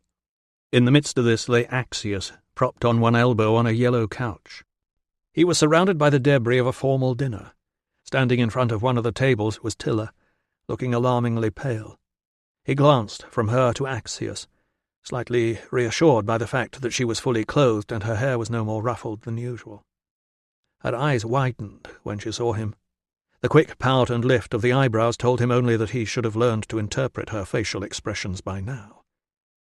"Ah," said Axius, with the languor of a man who had eaten too much and did not want to shake it up with an animated conversation. "Ruso." "Sir." "I have decided," declared Axius, "that it is a waste of skill to have a doctor marching in chains." Ruso let out a secret sigh of relief and offered the obligatory, "Thank you, sir," as if it were not Axius's fault he had been chained in the first place. This was probably the nearest he would get to an apology. "I find myself," said Axius, "in something of a quandary." Ruso glanced at the scattered remains of the meal. He could smell wine and fish and spice and lavender. He looked at Axius's soft leather house shoes dangling from the end of the couch, and thought of Victor crouched in a malodorous cell not 200 paces away. It was hard to sympathize with the Tribune's quandary. "I have been informed by this annoyingly persistent young woman," here Ruso exchanged another uncommunicative glance with his wife, "that there may be further information about the murder of Centurion Geminus. If I tell you that none of this information is to leave this room, do I have the faintest chance of you obeying me this time?" "Absolutely, sir. Whatever it is, it's confidential." Since Ruso already knew what it was likely to be, this was not a difficult promise to make. Axius turned to Tilla. "Tell him what you told me." Tilla looked at them both, opened her mouth, swayed and grabbed at a table for support. Ruso seized her and lowered her onto one of the couches. "Head between your knees," he ordered, feeling her forehead for fever and scanning the tables for a water jug. "It is nothing," Tilla insisted in a muffled voice. "Of course it's something," Ruso glared at Axius. "What did you do to her?" "I haven't touched her." From between her knees, Tilla said, "I drank too much cough medicine." Ruso decided he must have misheard. "You drank too much? Has it been giving you wine?" "Cough medicine," she repeated, making no more sense than before. "It made me vomit. Can I come up now?" When she did, he gave her a look that was intended to mean he wanted to continue this conversation later, and that they would be discussing more than medicine. But it was too complicated a message for a simple look to convey. Restored, Tilla perched on the edge of the dining couch and relayed the account of her anonymous witnesses from Iberacum. 3 or 4 Praetorians, recognizable by the scorpions on their shields, and Geminus, talking to them about going into action together again. Then the sound of a struggle, and someone landing in the ditch. When she had finished, Axius said, "Some of us believe in knowing all the facts before we draw our final conclusions." Ruso bit back, "Then why did you send me down the sewers?" and said, "I thought the Praetorian prefect was in charge." "Prefect Clarus is in overall charge, yes." A misdemeanour in the Legion would normally be dealt with by a tribune. Possibly Axius had not taken kindly to having the investigation snatched away from him. "It has come to my notice, Ruso, that you seem to have the knack of persuading men to confide in you. It's my job, sir. Yes. It has also occurred to me that a doctor can move about freely amongst all classes of men, and since you are the senior medical officer on this march, you need not confine your attentions to your own unit. Yes, sir. Or should that be, no, sir? Was he being released? What the hell was Axius playing at? Do you think you could perhaps attempt the art of being discreet? I'll do my best, sir. Good. I shall deal with your insubordination when we get to Deva. Meanwhile, just carry out your medical duties as usual. Tilla's face brightened. Ruso looked from one to the other of them. Thank you, sir. I don't want our men, or any of the men, more agitated than they already are. Do you understand? Yes, sir. Good. Should you happen to discover anything interesting in the course of your duties, I expect you to report it to me, and only me, immediately. So that was it. Axius didn't trust Clarus, and Ruso the insubordinate had become Ruso the useful. If you get into trouble, you will deal with it yourself. And also Ruso the expendable. He stifled, "What do you actually want, sir?" There was no point. Axius could not tell him to make inquiries about the unknown Praetorians, if indeed that was what Axius wanted. It was certainly what Ruso wanted, so the vagueness of the instructions suited him nicely. Is that clear? No, you're being deliberately evasive, you pompous, self-serving— Absolutely, sir. Good. Just one thing, sir. Axius waited. Ruso gestured toward a dish still half full of small cakes. If you aren't going to eat all of those, can I have them? Haven't they fed you? They're not for me, sir. Axius sighed. Very well. As Ruso lifted the dish, something else occurred to him. Sir, one more thing. You're not having the wine. Am I right in thinking Centurion Geminus joined the Praetorian Guard straight after the return from Dacia, sir? Yes. So that will be— how long ago? I was 8, said Axius. 16 years ago. Thank you, sir. And when did he leave them? Axius frowned. I can't remember. He served in Judea, and then transferred to the 20th. Does it matter? Probably not, sir. Good. You can go. Ruso glanced at his wife. Not her, said Axius. She will be travelling with my household. Ruso tensed. Sir, you can't expect me to release a prisoner and not retain a sign of good faith. Axius turned to Tilla. My guards will arrange for your vehicle to travel with mine. You will lodge with my housekeeper, and you will be treated with respect unless you make trouble, in which case my guards will restrain you. Yes, sir. You are not to speak to me again, do you understand? You have embarrassed me enough. Now get out, both of you. Axius reached back to slide his shoes on. The staff need to clear up. In the lamp-lit corridor outside, at last able to rub his sore wrists, Ruso whispered, "Are you all right?" She nodded. "You were right about the betting. Geminus got what he deserved." Before she could reply, a gang of slaves who had been waiting somewhere discreet bore down upon them carrying trays and cleaning cloths. He said, "Cough medicine? A mistake. What if it had been the mandrake?" he demanded. "You must read the labels, Tilla." Chapter 68. Ruso rolled onto his back, realized where he was, and smiled to himself. He spread his fingers wide and stretched up into the cool morning air. His fingertips brushed the cover of the wagon. He moved them about, pushing against the rough underside of the leather. He had never before thought to celebrate such a simple freedom.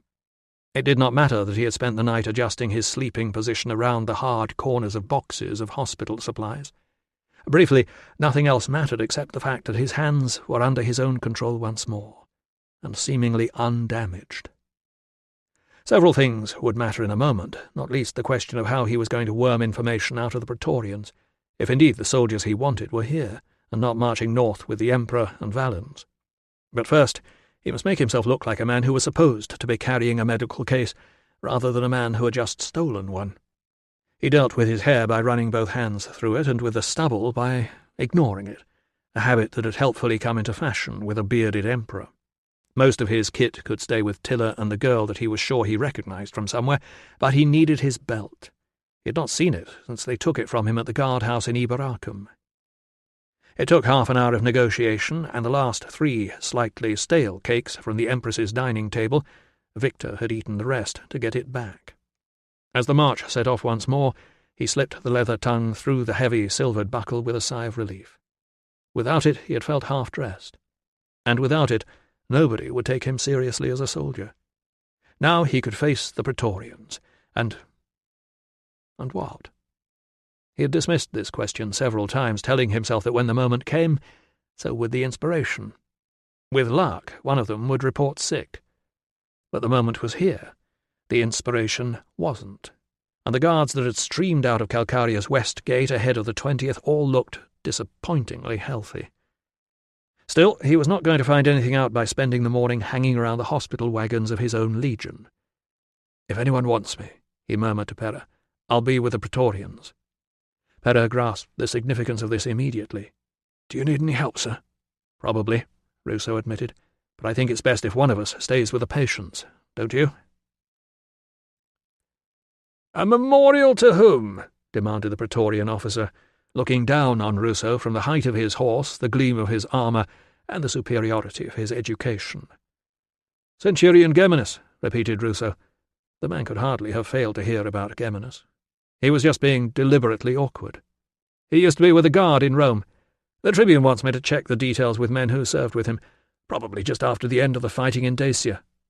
The officer eyed the case in Ruso's hand. "And you say you're a medical officer?" Ruso saw himself as he must appear, a man with no armour whose wrists betrayed the fact that he had recently been chained up, and who had now appeared, clutching a non-regulation case and asking to be allowed to move freely amongst the Empress's guards. "You're the one they locked up for murdering him," observed the officer. "I heard you were insane." Ruso was very much wishing he had not started this. "I'm innocent," he insisted, "and I'm as sane as you are. They've arrested one of his own men instead." "What's in the case?" Ruso unfastened it one-handed and held it up. The small probe slipped out of its clip as usual, and he noticed one of the scalpels was missing. How had that happened? He propped the lid awkwardly with his elbow and put the probe back. There was the empty bottle of cough medicine, clearly labelled. What had Tiller been thinking of? Come to that, what was he thinking of himself, bringing a case full of blades? "Knives for cutting flesh," observed the officer, who had obviously had the same thought. "Keep them sharp, do you?" If he said no, he was a bad surgeon. If he said yes, he looked like an armed lunatic trying to get near to the Empress. "Very," he said, "and they cost a small fortune, so I keep them where I can see them." The officer said, Ruso closed the case. The horse plodded on. "I heard you had a grudge. Why are you doing his memorial?" "Because our Tribune has a sense of humour," said Ruso. The man glanced over his shoulder at a subordinate.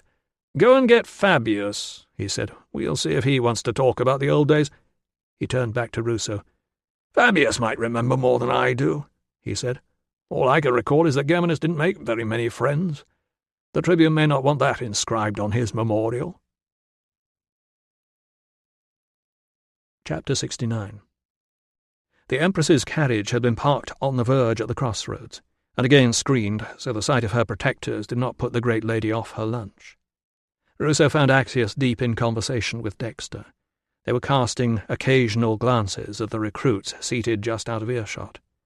In return, several of the recruits were staring at their officers with expressions of glum resentment. Marcus was watching them intently over his waterskin, as if he was trying to work out what they were saying. Axius waved Ruso away with an impatient flick of the hand. Ruso was not sorry to make his way back to the hospital wagons. He was not sure how to tell Axius what he had found out. The Tribune appeared at the wagons a few minutes later. He paused to speak to the patients and had the sense to move well away from Austerlitz before remarking to Pera that the lad was looking very ill.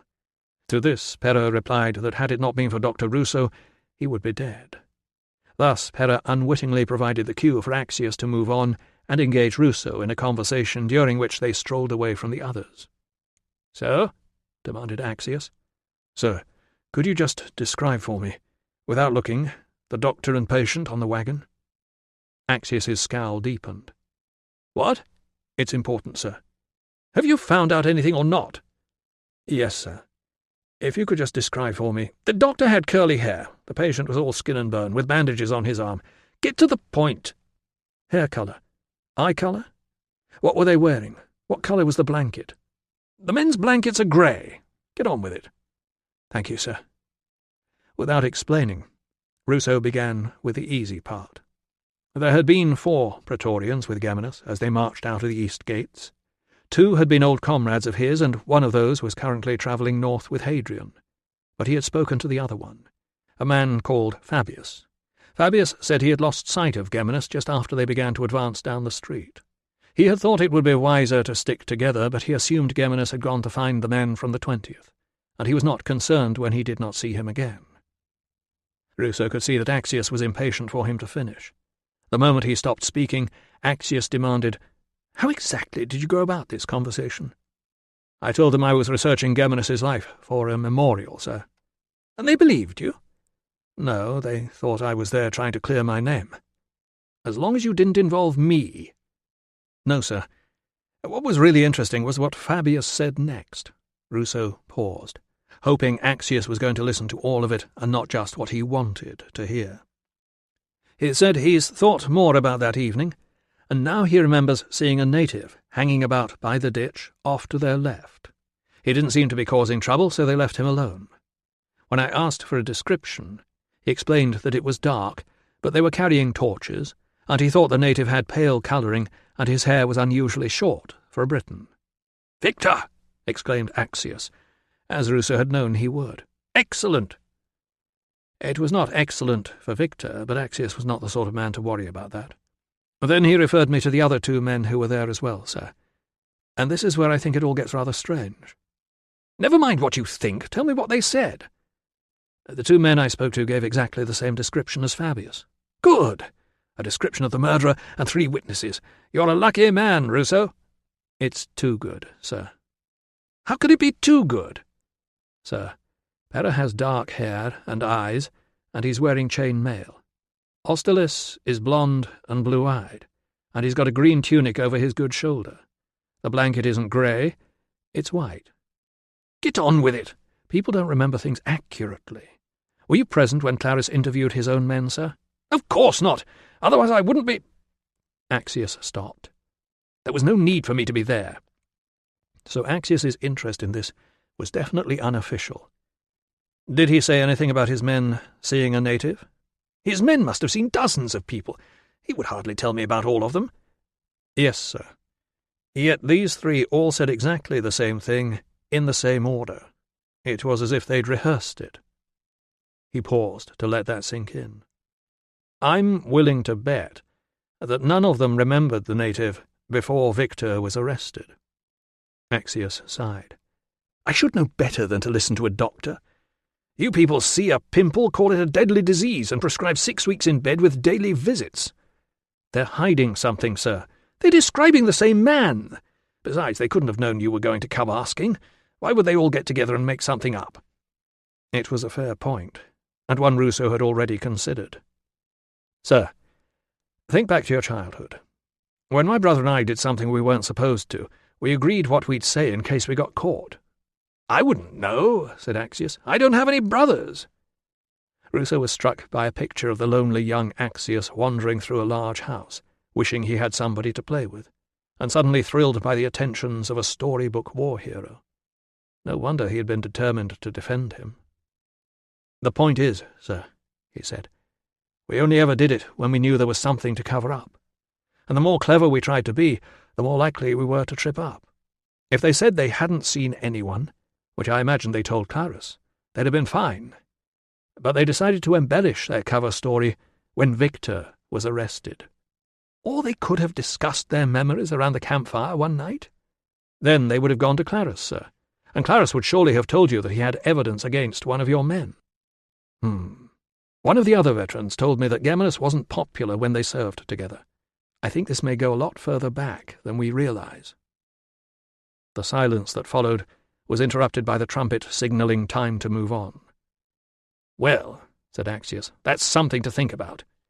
He took a step back toward the road. "Thank you, Ruso. You will now forget everything you have just told me." Yes, sir. Sir, the recruit under arrest he's none of your concern. If you want to do something useful, help us get the rest of them to Deva. What about my wife, sir? Just stop her from making any more trouble. Axius strode away to deal with more important matters, leaving Ruso wondering how to carry out that most challenging order of all. Chapter 70. Ruso was trying to find out who he should ask about borrowing a horse when he found Dexter riding alongside him. The man had never been friendly, so he was surprised to hear a greeting. He was even more surprised when Dexter said, "You did a good thing, Doctor." "I did?" "Somebody should have done it way back." "Geminus?" "Me, I was never happy about him. You just turned up and dealt with it, like that." He snapped his fingers. The horse tossed its head.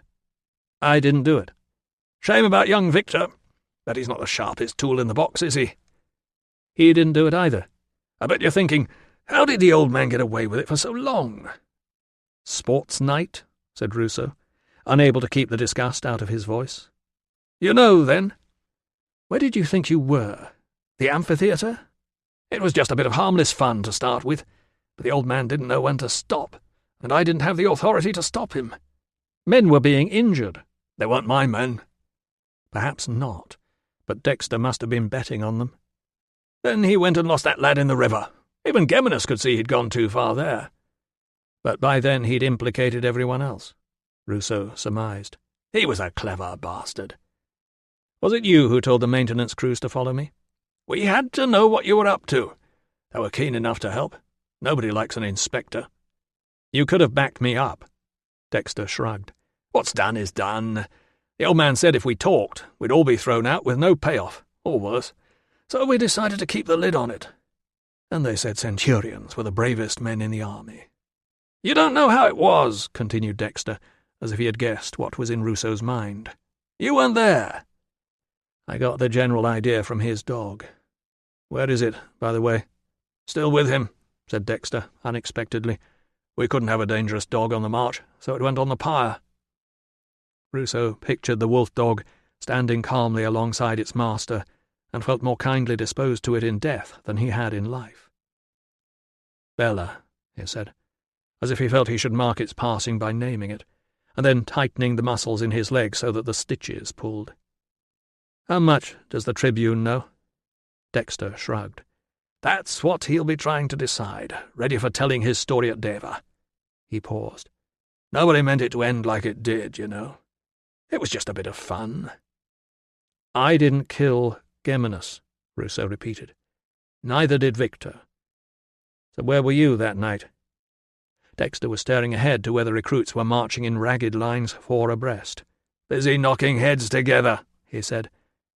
"But if that's the way the wind's blowing, maybe I'll take the credit." Urging his horse into a trot, he moved forward to ride alongside his men. Ruso watched him trim the lines and fall in beside some of the junior officers. According to Pera, Geminus's shadows had managed to get themselves sent north with Hadrian, but he supposed most of the officers had been tainted by sports night in one way or another. No wonder they were keeping a close eye on the recruits. They were terrified of them. Chapter 71. The Tribune's guards had shown little interest in Tiller, but Minna seemed to be taking the duty very seriously.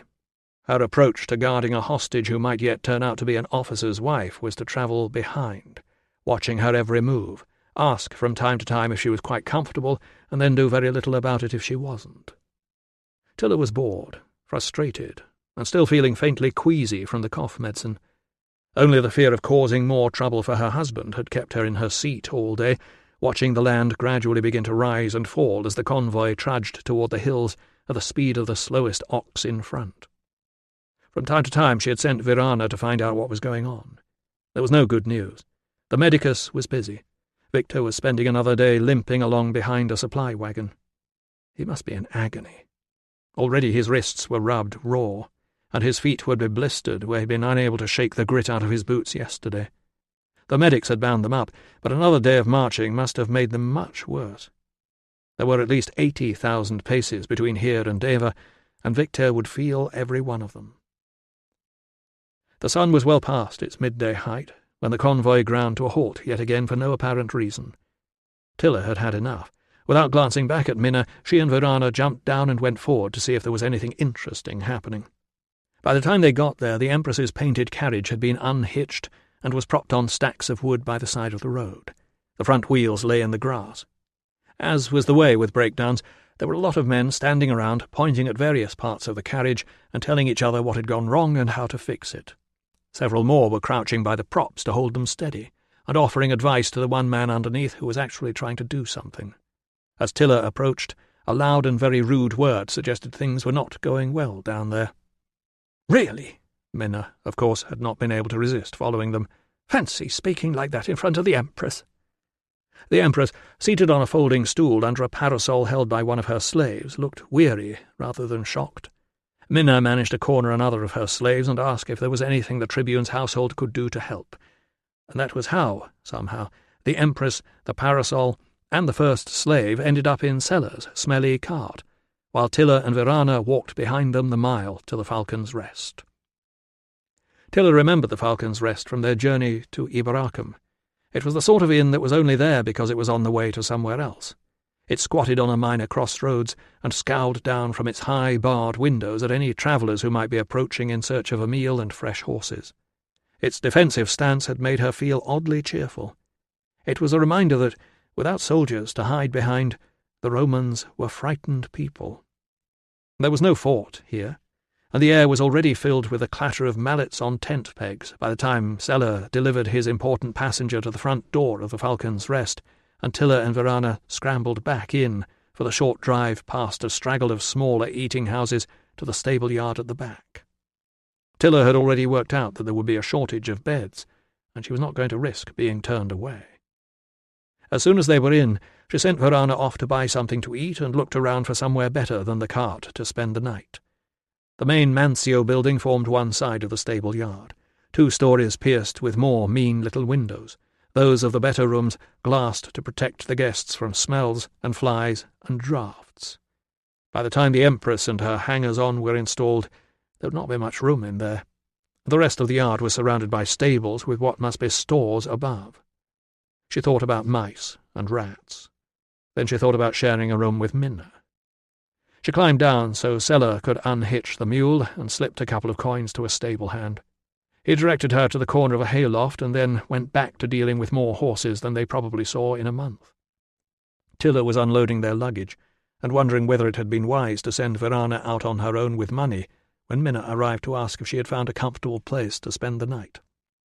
Finding that Tiller would be out of her sight, she promised to come and visit her again very soon. Meanwhile she would ask the stable hands to keep an eye on you, as if it were a kindness. By the time all the luggage was hidden in the hay, Tiller was beginning to wonder whether Verana was coming back at all. So it was a relief when the girl finally reappeared with a triumphant smile, 4 sausages, 2 apples, and a jug of beer.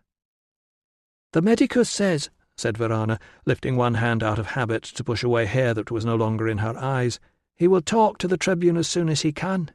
"You have seen him?" asked Tiller, wriggling to get comfortable on the hay and reaching for the beer. "How is he?" "He is still walking around free, and he made me swear to tell him truthfully whether the Tribune is trying to bed you. I said he was not, and he said he was glad you were safe." "What use is being safe? I have wasted a whole day with that woman watching me. He says he knows it is very annoying for you." Then why, Tiller wondered, did he not speak to the Tribune straight away and demand her release? Corinna must be frantic with worry about Victor. She could be doing something to help. Instead, here she was, sitting in the cosy gloom of the hayloft drinking beer, because the master of that stupid Minna had the power to have her husband locked up again. Maybe she could sneak out after dark. "But the medicus is doing things," said Verana brightly. "He has been talking to the Praetorians and trying to find out what they know about the murder." Tiller frowned. "Who told you that?" Verana took a bite of apple and paused to chew it before saying, "Everybody knows." "Everybody?" There followed a list of names, some of which Tiller vaguely recognized as the putative fathers of Verana's baby. "They're very cross. They don't want to go to Deva. They think something horrible is going to happen." It was doubly annoying to be stuck here when Verana was able to wander about, spreading gossip. "What makes them think that?" Marcus complained to the centurion about being watched by guards, and the centurion said, 'This is nothing, you wait till you get to Deva.' Perhaps he meant things would be better at Deva." Verana shook her head. "That is not the way Marcus heard it. It was, 'You wait till you get to Deva, and then it'll be much worse.' So Marcus asked him what was going to happen at Deva, and he didn't answer." "It might be something. It might be nothing." Tiller said, "If the recruits are under guard, how are you talking to them?" Verana grinned. "The guards are very nice if you're friendly. They let me talk to Marcus. He's the one I like best. Or he still talks to me, so when we get to Deva—" Tiller put her head in her hands. Verana paused. "Are you all right? Is it the cough medicine again?" "No." "Are you sad about Victor? Corinna says he can hardly walk, and please, can you tell the Tribune again that he really didn't kill Geminus?" "Verana, I am supposed to be looking after you for your family." "I thought I was here to help you." "Yes, but I am older. I am responsible. You must stop going round the camp being friendly with the soldiers. What will—" Tiller stopped. Verana would not care what her mother thought. "Marcus won't want to marry you if he sees you with other men." Verana's mouth rearranged into a pout. "You think I am stupid?" "Yes. Well, I am not. I made sure Marcus didn't see us." Tiller fought back a wish to fling herself backward into the hay and scream. As calmly as she could manage, she went back to her first question. "Who made the recruits think that the medicus has been talking to the Praetorians, Verana? Was it you?" Verana squared her shoulders and gave a little wriggle like a hen settling down over her eggs. "I shan't tell you things if you get cross with me." "If you don't tell me anything useful," said Tiller, "I shall have you dumped to the side of the road, and you can walk home." "It is not my fault you are stuck here with that woman. Why is everyone horrible to me? Because you are very annoying. Do you know who told the recruits or not?" "Yes." "And?" "One of them heard some of the Praetorians talking at the latrines. They said the medicus was snooping around asking questions, but it was all right. The native would get the blame. Now Marcus and the others are all arguing about what to do." She glanced up. "They told me to go away, but I'll go back if you like. If you give me my dress—" "No," said Tiller. "It's bad enough that you go wandering alone amongst the soldiers without wearing that." Seeing Verana's face fall, she added, "But you have done well, and I thank you." Again Verana's expression changed to one of pleasure and surprise. It was as if nobody else had ever taken the trouble to encourage her. Tiller pushed aside a faint sense of foreboding. Verana had been told she would be sent home after this. That was what was going to happen. She would worry about how to do it later on. Chapter 72. The owner of the sheep had been warned in advance. Ewes and lambs had been driven into another field beyond the immediate reach of hungry soldiers, leaving a fine swath of cropped grass for the rows of goatskin tents and a fine scattering of droppings to be kicked aside before the occupants of those tents wished to lie down in them. The tents were set out in neat blocks, reproducing the layout of the barracks the men had occupied in Iberacum. The horses and the draft animals were grazing under guard in an adjoining field, and the vehicles had been drawn up on a patch of dry, gravelly ground not far from the gate. Ruso sat on the back of the hospital wagon, swinging his legs and surveying this scene of impressive organisation and calm. Dexter had men patrolling the hedges and ditches of the perimeter, and the smoke from a dozen cooking fires was spiralling into the fading sky. One thing the army knew how to do well was pitch camp. Even the laziest man was spurred into action when his nocturnal comfort depended on his own efforts, and as usual, the only complaints came from the squads who found themselves allocated a damp patch. No one would suspect that the men in the tents over by the oak tree had murdered the centurion of the men who were camping by the hawthorn hedge. With luck, the Praetorians would believe that he had swallowed their implausible account of events on the night that Geminus was killed. If they thought he suspected them, venturing anywhere near their tents after dark would be a very bad mistake. Ruso slid down from the back of the wagon. Austerlitz was settled. Pere was doing his best to tend to Victor's wrists and swollen feet, and there was nothing more anyone could do to help. He really should go and rescue Tiller from the custody of the Tribune's housekeeper and see that she was settled with the other camp followers. He could hardly keep up the pretence that she was still a hostage, even if it was for her own good. "Food!" The voice of the hospital cook rose from behind the wagon. "Come and get it!" On the other hand, he was very hungry. Perhaps he would just have a bite to eat first. Then maybe he would stay with her in the civilian camp, leaving Pera in charge here. Otherwise he might find himself compelled to make a lone night-time visit to the Praetorians. He could hardly refuse to answer a call to a sick man, just because the messenger who summoned him might be luring him into a trap. The beans were hot and filling, and surprisingly tasty. By the time he had finished a second helping, the evening star had appeared, and the fires were points of glimmering light with shadowy figures moving around them. Ruso collected his case and the few possessions he had on the wagon before telling Pera an edited version of the truth that made it look as though he were abandoning his duties for a night with a beautiful blonde. The instruction not to tell anyone where he had gone only made it worse. "But if there's a problem with Austerlitz, send someone across. The code word is snake tattoo." "Snake tattoo, sir?" Pera sounded doubtful. "Yes," said Ruso, hoping he would have the chance to explain. Otherwise he would drift into the future as an anecdote. Poor old Ruso. Began to think everyone was out to get him. Used to hide behind his wife and make you say the password before you could speak to him. He was almost at the entrance to the campground when, instead of the expected challenge from the guard, he felt a hand on his shoulder. He spun round, grabbing at his knife. "It's Marcus, sir," hissed a figure whose face was invisible beneath a hood. "Marcus? What are you doing wandering about?" "Visiting Austerlitz, sir." The coat was hardly necessary on such a fine night, and nor was this circuitous route. Ruso guessed that Marcus was trying to avoid being caught by Dexter. Still, that was not his problem. He had more important things to do. "He is still doing well, but don't tire him," he said. "Just a quick visit, and if he's asleep, don't wake him." Instead of replying in Latin, Marcus spoke in his native tongue. "Don't worry about your wife." Ruso frowned, thinking he had misunderstood. "Sorry, Marcus. My British is not as good as I thought." "Your wife. She will not be harmed." "But we are not as foolish as they think." "Marcus?" But Marcus was gone into the night, and any sound his footsteps might have made in the grass was covered by a shout of laughter from a distant campfire.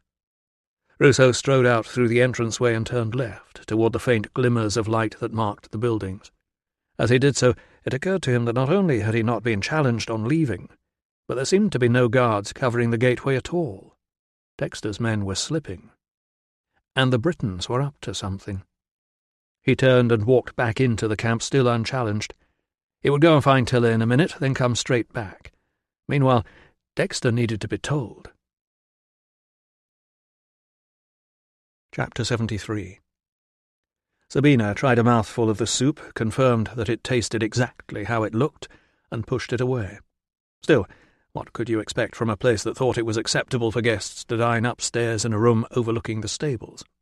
If only she had insisted on keeping the head cook. If only she had been travelling in a roadworthy carriage. If only Julia had not been so inconsiderate as to fall pregnant.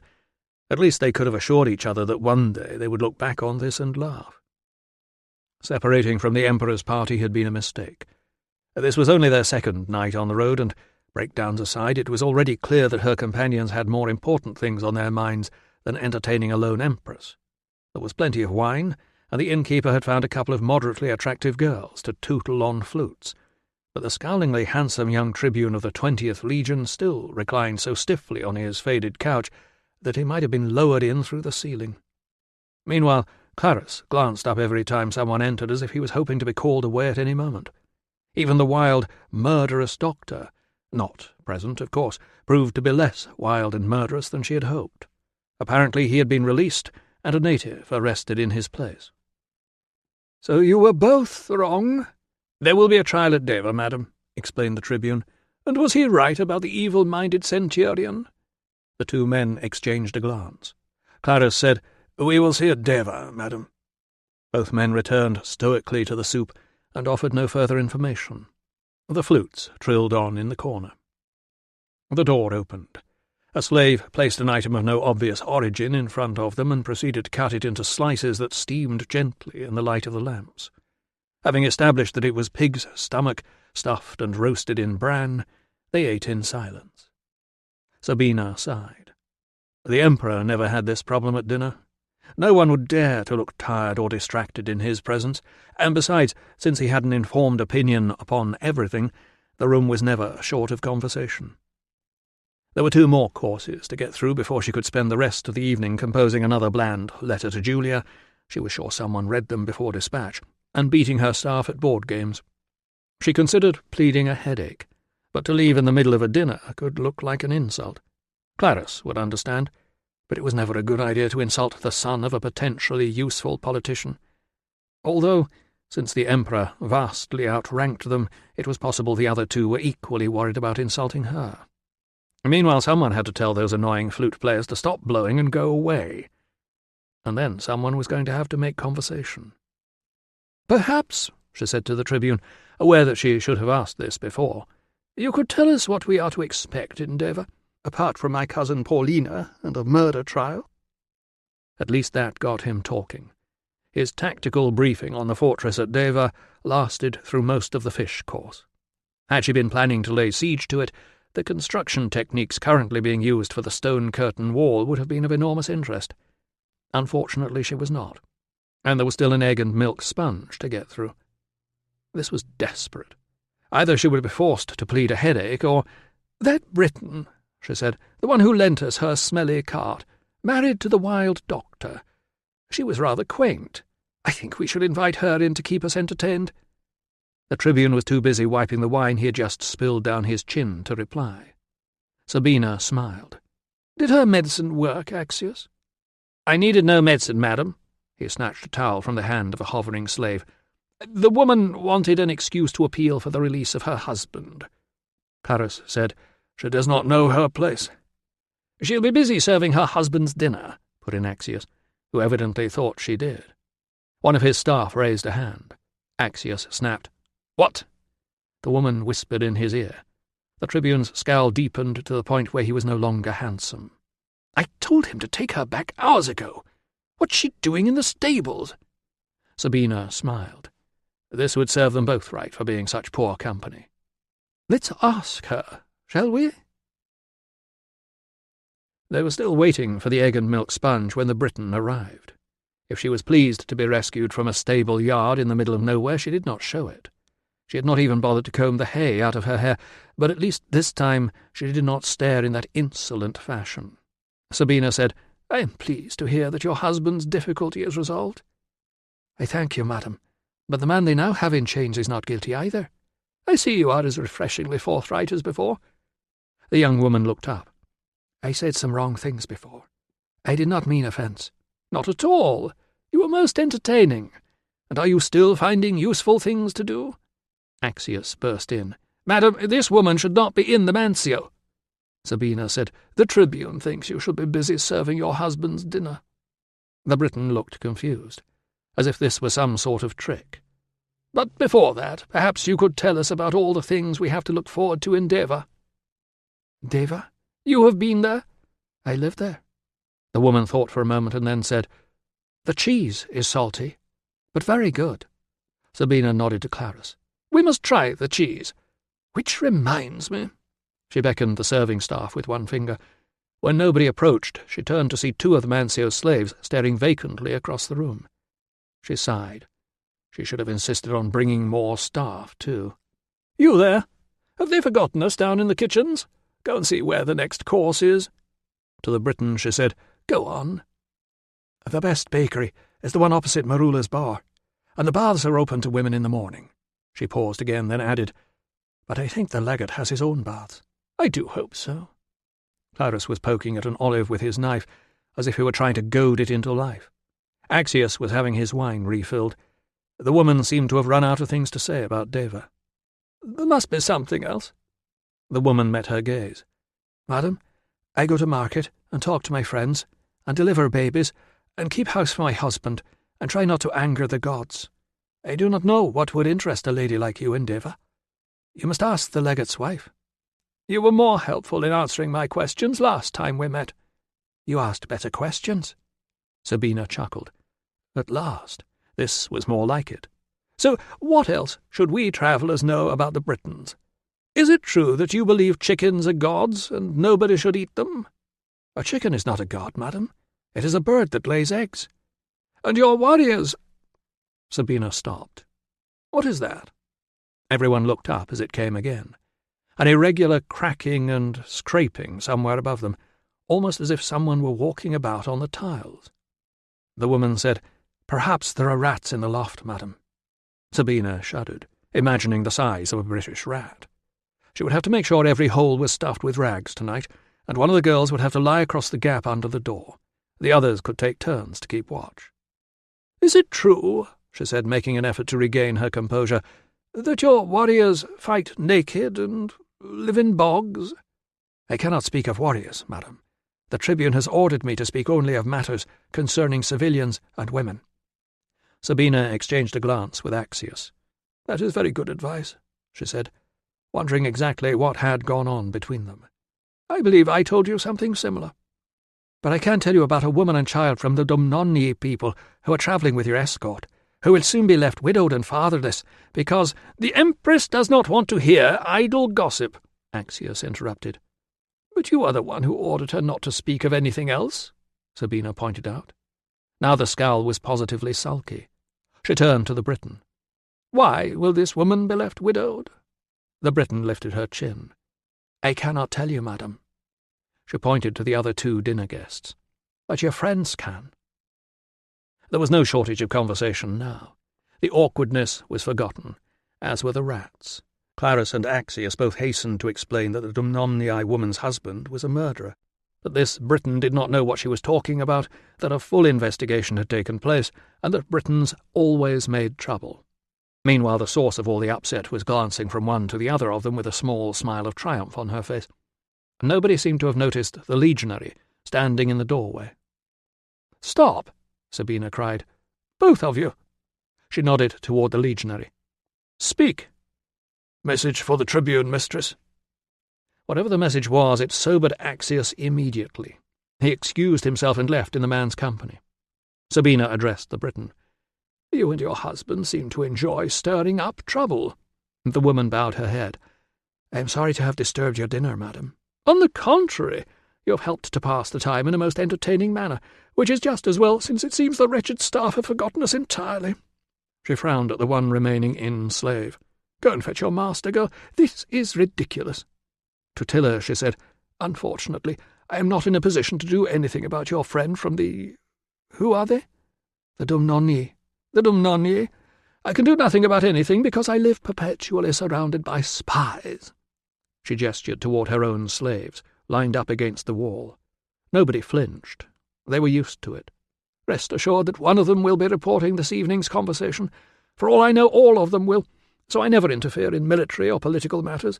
I leave all that to the Emperor's men. Clarus, I'm sure you can deal with whatever it is." Clarus stood and began to make his way, none too hastily, around the outside of the couches. "With your permission, madam, I will hear what this young woman has to say." "Please do." He seized the Briton by the arm and led her out of the dining room.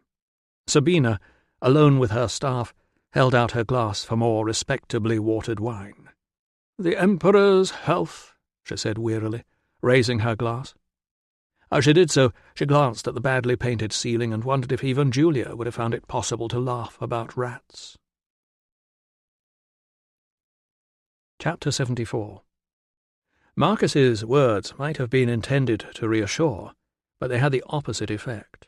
As he strode toward the lanterns that marked a feeble welcome to the inn, Ruso asked himself what the recruit might know about Tiller. Why would she not be harmed?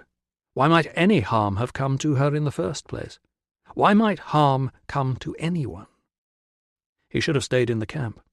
He had done his duty. Dexter had leapt to his feet and said he would check on the absent guards straight away, but the more he thought about Marcus's words, the more uneasy he felt. He would just make sure Tiller was safe, then go back to the men. Finding Tiller was not as easy as he had thought. The innkeeper denied all knowledge of her, and refused to summon the Tribune's housekeeper so she could be asked. "But she must be here. She's travelling with the Tribune's party. Blonde, in her 20s, probably with a local girl with—" He extended his arms, fingers splayed in an exaggeration of the girl's assets. "Out of notice, sir."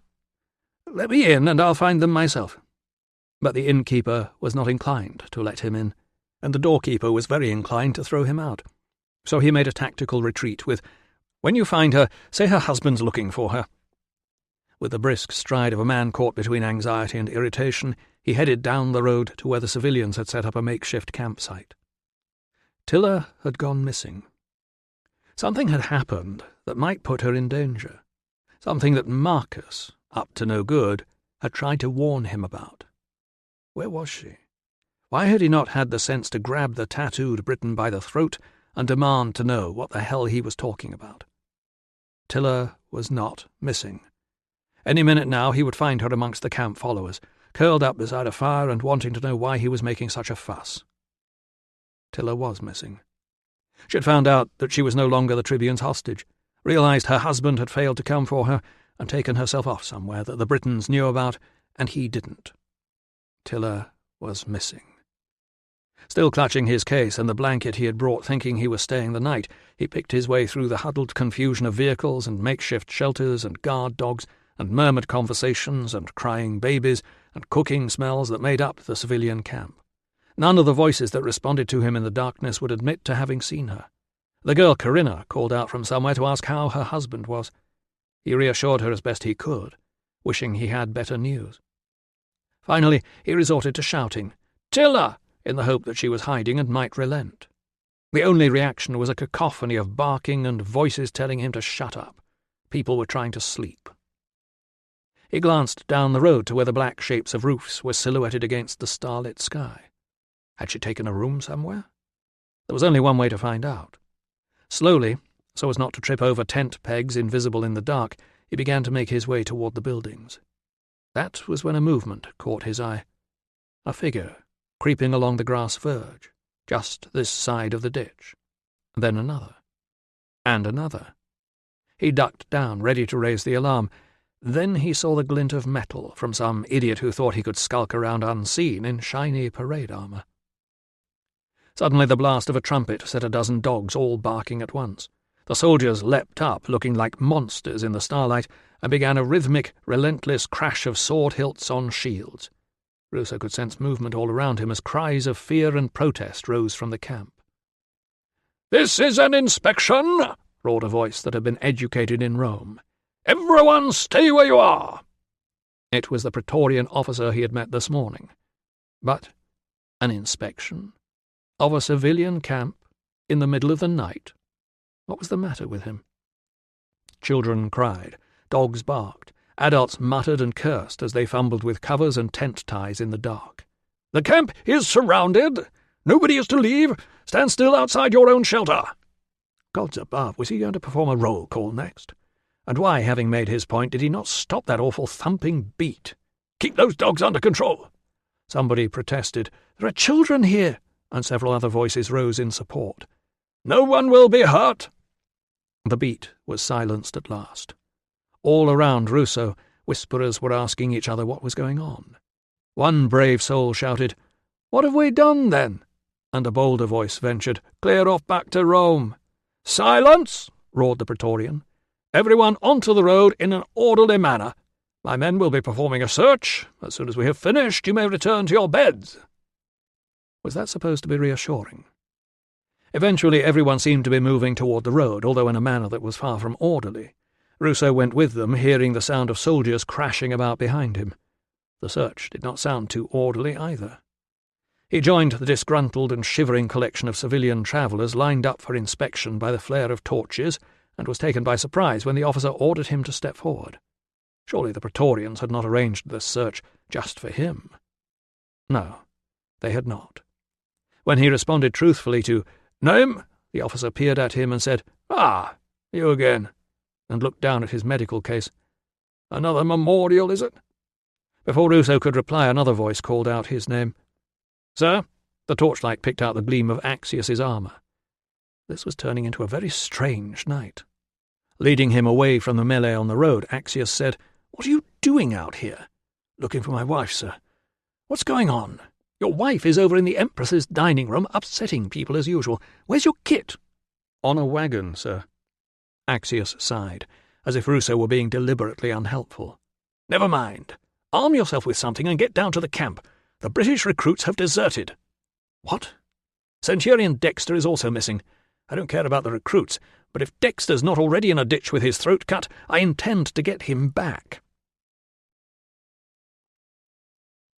Chapter 75. Angry, thin men were always more frightening than angry, fat ones. This one hauled her out of the dining room with, "The Empress does not want to hear your nonsense about the Dumnonii woman," and waited until they were out in the corridor to add, "and neither do I." "But, Victor, "The deserter murdered his centurion, and he'll be made an example of. If his family are foolish enough to follow him, the legate will decide what to do with them." There were no servants about as Prefect Clarus hustled her toward the stairs. She said, "Sir, I must speak with you." But he was not listening. "I am on your side, my lord. You cannot trust the tribune." That stopped him. "Sir, the tribune—" he said. "Nonsense!" But instead of pulling her down the stairs, he seemed to change his mind and bundled her into the next room. In the gloom she stumbled and fell out of his grasp, colliding with the bed and scrambling to her feet before he could pin her down there. But he seemed to have no interest in the bed. Instead, he stood between her and the door and said, "If you lie to me, you will be punished." She moved closer to whisper, "You cannot trust the tribune, sir." He had been to the baths. She could smell the oil. "He is making his own separate inquiries into the murder." She heard him draw in his breath. "You're lying." "It is true." She placed a hand on his shoulder and stood on tiptoe to whisper in his ear. "He is trying to prove the deserter did not kill his centurion. He is using my husband." She moved away slightly, leaving one hand at his throat. "And I," she pressed it against his skin, "am using his scalpel." She felt the blade rise and fall as Clarus swallowed. He had not seen her slip it out from under her skirts as she pretended to fall. "You could shout for help," she murmured, "but before anyone hears your words, your windpipe will be sliced in two, and your blood will be spraying on the walls. I am the wife of a surgeon, and I know how these things are done." "You said you were on my side." His voice was hoarse, and he sounded aggrieved. "I lied." "I am a guest here. It is inhospitable to lie to me." "I lied about that too." She was not going to waste time arguing. "The men seen with Geminus just before he died were yours," she said. "I know you have been told that, and I know you said nothing about it to the tribune. So what I am asking myself is, why is this man saying nothing? Why is he letting an innocent Briton be punished for a murder done by Roman men? Does he have no shame?" The blade lifted and sank again, but he said nothing. She pressed it a little harder above where she thought the artery might be, hoping her hand would not slip before he answered her questions. "Is it no shame for Romans to murder each other?" She could not feel any blood yet. "Answer me." "Of course. We are not—" He broke off. Men were shouting in the courtyard. A woman screamed. There was a juddering thud and a cry as if someone had been thrown against the wall. More voices. They sounded like soldiers, but they were shouting in British. "You are not barbarians?" she suggested, keeping his attention on the scalpel. "No. Your guards obey orders. So did you give the order to kill Geminus? Or are you protecting the one who did?" "I cannot say." The door burst open. "No swords!" she cried in British, hoping she had guessed right. "I am der Ludica of the Corionotate, and this man is my prisoner." There was a moment's hesitation, then a voice in the same language. "Need any help?" "He is asking if I need his help," Tilla translated into Latin. "Do I? Or will you speak?" From outside the room came more cries and the crash of overturned furniture. The air held the sharp stink of something that should not be burning. She could feel Clarus trembling. Not wanting to admit that she had no idea what was happening, she said to the Briton, "How is it out there?" He laughed. "Easy. They'll be renaming this place the Eagle's Downfall." "You are taking prisoners?" "I wouldn't," he said, "but Marcus says we've got to." So Varana's friend Marcus was giving orders. But why bring the recruits here? Surely they had not come to take the Empress and her guards hostage. It was madness. Still, she might be able to use it to her advantage. She reverted to Latin. "My people want justice," she told Clarus. "With every painful step they have seen Victor make, their anger has grown." "My men—" "Your men have been dealt with," she said, hoping it was true. "We are not afraid of death as you are. Our men are in charge here now. If I hand you over, my people will sell you to the hill tribes for their sport. Perhaps they will impale you on a tall stake stuck in the ground. Perhaps they will roast you alive. She hoped Christos was too busy tending to some other follower to be listening to this. This was a matter for the old gods. Even if you live, you will be praying to die. She gave him a moment to frighten himself with any other gruesome tales he might have heard. Tell the truth, and I will order them to keep you here unharmed. She could not order the recruits to do anything, but that did not matter. The tales of British warrior queens haunted the nightmares of every visiting Roman. A terrified shriek rose from the direction of the dining room. Clarus cried, "The Empress!" The shriek died into a rasping gurgle. "Oh, Sabina," Tilla said, "you can do nothing for her now." Slowly he let out his breath. "I will speak." The recruit backed out and closed the door. "Well?" she asked. "I passed on the order." "Who gave you this order?" He did not reply. "Tell me, or I will hand you over to my men." It was barely more than a whisper. "It was Tranquillus." "Tranquillus?" "The Emperor's correspondence secretary.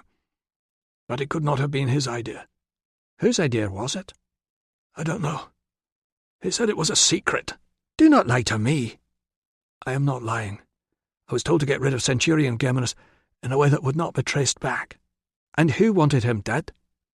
If the murder had been ordered by the Emperor's trusted secretary, it could have nothing to do with the recruits, nor with an old grudge amongst the Praetorians. I think my poor Empress." He must have felt the startled shift of the blade. "The Empress? I may be wrong. Tranquillus is the only one who knows." "Tranquillus is not here. You are." Was it possible that Sabina interfered in her husband's business after all? "Oh, my poor lady, to end in a place like this." "Tell me about the Empress." "You will all die for this," said Clarus, recalling his dignity. "The Emperor will take such a revenge on your tribes that—" "If he does, you will not live to see it." She had to get rid of this man and pass on the news. She hoped the recruits had listened to Marcus and taken prisoners. She could leave this one with the rest. "Move slowly, and do as I say. If you do anything that makes me think you're trying to escape or call for help, I shall kill you. Do you understand that?" "Yes." The men guarding the entrance to the dining room stepped aside to let them pass. At the sight of Clarus, 4 men lined up across the far corner snapped to attention. Praetorians, looking half-dressed without their armour and their weapons. Beyond them, a couch had been tipped over and pushed into the corner. Several heads popped up from behind it. A voice cried, "Clarus!" Clarus stopped dead. Tilla almost stabbed him in the back of the neck by accident. "Clarus!" cried the voice again. "Thank the gods! Where are the rest of my guards?" "Madam, oh my lady, I thought—" He did not say what he thought, perhaps because he now realized Tilla had never exactly told him the Empress was dead. "Clarus, whatever is happening? These ghastly natives are all over the place." As Tilla pushed him forward, she heard Minna cry out, "Do not trust that woman, sir. She is one of them." The Praetorians took a pace toward her. A couple had armed themselves with chair legs. "Tell them to stand back," Tilla said.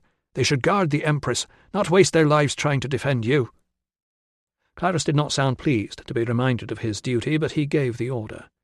Tilla stepped away from him. "Now go and join the others." She retreated to talk to the nearest man on the door. To her surprise, he raised his sword.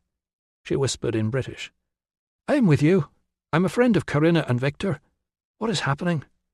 "Boggart if I know," he said. "I just got told don't kill nobody and don't let nobody out." "That doesn't mean me, you fool." "Nobody," he repeated.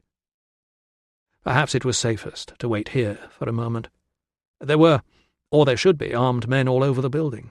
In the dark it would be easy for one of them to make a mistake. Tilla nodded for the benefit of the watching Romans, as if she and this idiot had just been having a discussion, rather than an argument.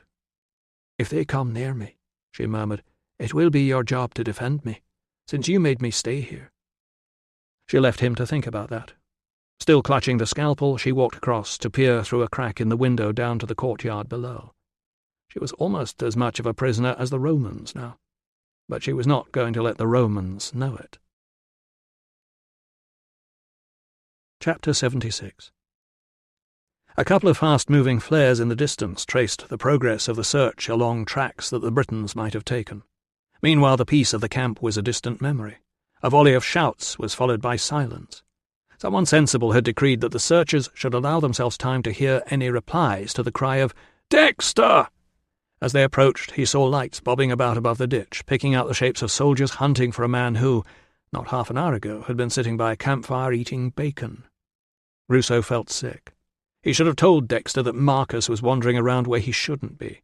Instead, he had pointed out that the captain of the watch was slacking, mentioned vaguely that the recruits seemed restless, and then left the centurion to deal with 46 armed and resentful men while he wandered off to look for his wife.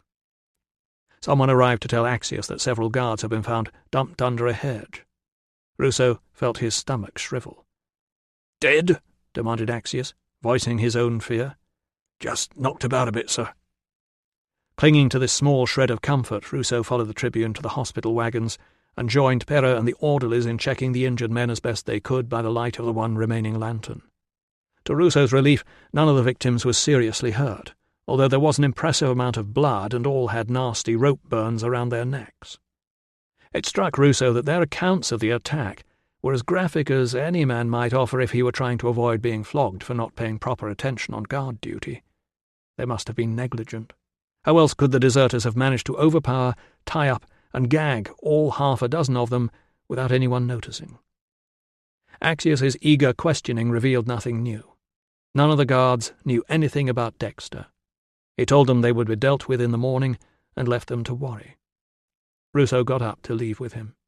None of this was helping to find either Dexter or Tiller, and now he was afraid for both of them. What the hell had Marcus meant when he said she would come to no harm? "Sir," Ruso hurried to catch up with the tribune, who was doing a good job of striding purposefully about and looking as though he knew what to do next. Ruso felt almost sorry for him. "Sir, has anyone checked the inn?" "They haven't popped out to dinner, Ruso. Just thank the gods the Empress is well away from all this." "Just a thought, sir." He was going to have to explain. But not truthfully. Not now. Besides, he might be wrong. Marcus's promise might not mean they were planning to enter the building Tiller was in. But if it didn't mean that, what did it mean? Had they disappeared into the night and taken her with them? Axius was still pointing out the stupidity of his first idea. "The Empress has a guard, and I was there myself just a few minutes ago. Sir, they could have taken Dexter as a hostage in the hope of doing a deal, and that's where they think the officers are." "The place is packed with staff, man." Ruso did not want to have to say it, but it was true. "Most of the staff will be natives, sir." Chapter 77. It was scant satisfaction to be proved right. The native recruits were not only in the inn, they had taken control of it. Outside, at a safe distance from anything that might be thrown from the roof, the centurion of the Praetorians was briefing his junior officers. In the absence of his commander, he seemed to have taken it upon himself to do whatever was necessary. What he deemed necessary was a diversion, so that a small party of his best men could climb over the stable walls and open up from the inside. Axius's few remaining men from the 20th could provide one of the diversions by storming the front steps. Clearly, the Praetorians were excited at the prospect of some real action. In response to Axius's question, he retorted that, yes, he had tried negotiation already. The only response had been a hail of insults and roof tiles. "How many of your barbarians are in there?" "I'll talk to them. They're my men." "They've got my prefect and the Empress. It's too late for talking." Nobody seemed to notice when Ruso faded back into the darkness, leaving his tribune to a dispute that might be about saving lives, or about not being told what to do by a mere centurion, or about the 20th, drawing all the fire so the Praetorians could perform the rescue. Whoever won the argument, it would do no good. He was not sure the recruits would believe anything Axius told them. They might not believe anything he said himself, but it was worth a try. The feeble lamps still burned on either side of the front doors, an odd reminder of normal business. As he approached, he could hear some sort of native chanting going on inside. The sound brought back memories he would rather not think about. There was movement up on the roof, a hollow, scraping sound, and then a crack, as if someone was shifting and then breaking up a heavy clay tile. He stopped and called out in British, "This is Ruso, the healer. Let me talk to Marcus." Behind him he could hear the Praetorian centurion demanding to know who that idiot was, and Axius ordering him to come back as if he were a disobedient dog. With luck, the men on the roof would hear them too. "I'm coming forward," he called, then ducked and made a quick sidestep. In answer, something flew over his head and thudded into the gravel. Broken roof tile was not the easiest of missiles to aim, and they would be throwing toward the sound of his voice in the dark.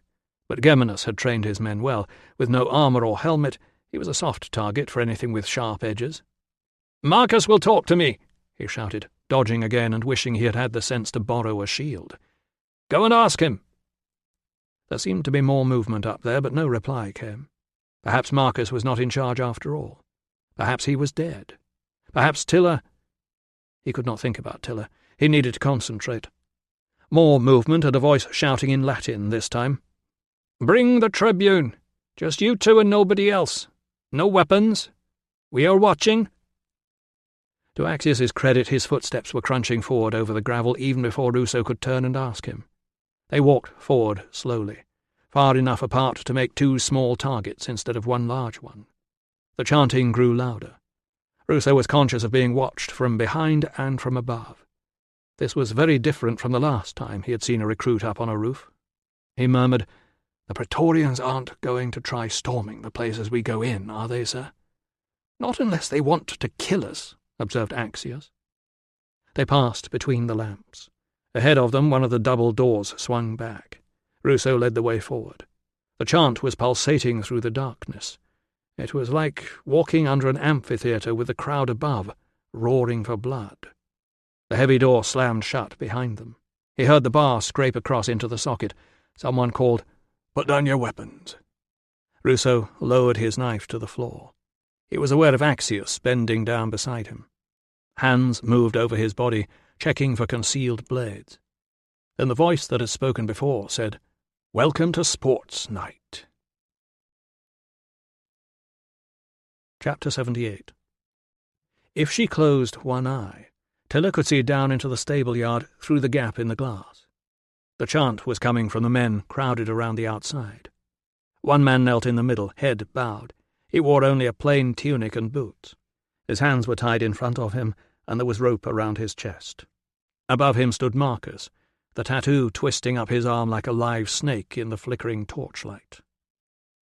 "Silence!" Marcus bellowed in Latin to the crowd. Then, when this had little effect, he added in British, "Shut up! We haven't got long." Finally the chanting died down. Turning to look round at his audience, he shouted, "Man, we are honoured by the presence of Tribune Axius and Medicus Gaius Petrius Ruso." Tilla stared in horror as Marcus saluted two of the figures standing in the shadows. The rest of the men followed suit. "For your entertainment this evening, sirs, we present Centurion Dexter." Whatever the guests of honour might be saying was lost beneath the roars of approval. Marcus stepped back, raising his right arm. He held a spear. The point hovered just above his victim's head. The audience cheered. Ignoring shouts of, "Spike him!" Marcus eased the spear down behind Dexter's back. Dexter glanced round in alarm, and Tilla saw the fear on his face. For a moment she was puzzled. Then she realized. "Stand up for the tribune, Centurion." Encouraged by a kick, he staggered to his feet. "How many turns before he tells the truth about Sports Night?" yelled Marcus. "Place your bets." Men were shouting out numbers.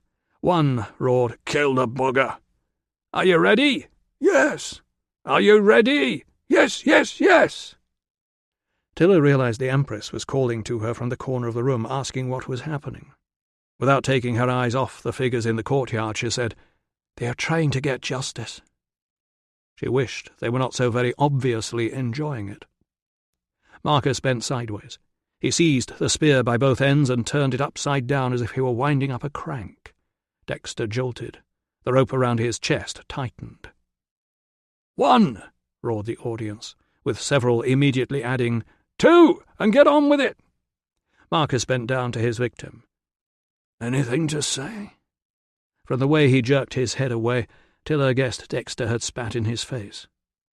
"You must stop this!" cried a voice from the shadows. Axius was no coward. Even outnumbered by wild barbarians, he was doing his best to defend his man. "This is mutiny! Stop now, before—" "Before what, sir?" demanded Marcus, one hand on the spear and the other wiping his cheek. "Before he tells the truth?" "Men, this is Tribune Axius," as if they would not recognize the cultured tones of his Roman education. "Listen to me.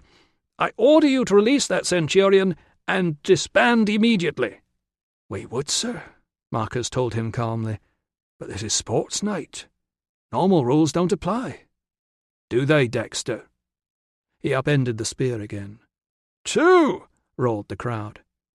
"This is outrageous!" cried Clarus from the safety of the corner in the upstairs room. "The Empress can't be expected to listen to this. Tell your men to stop immediately."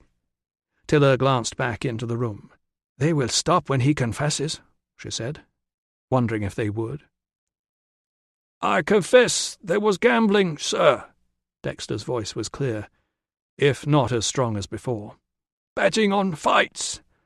Harmless fun." Several cries of "Ha!" and "Liar!" from the crowd almost drowned out Dexter's next words. "Geminus took it too far." "Only 2 turns," Marcus called out. "Pathetic." He looked around at his jeering comrades, though Tilla supposed he could barely see them in the darkness around the pools of torchlight. "I'm betting 1 more and he'll tell the Tribune all about Danicus. What do you think?" Chapter 79. The spear had turned 5 times now. Dexter could hardly stand. He had confessed about the betting on Danicus and Sulio crossing the river.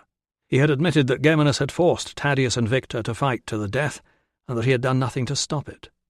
The crowd seemed to be growing restless.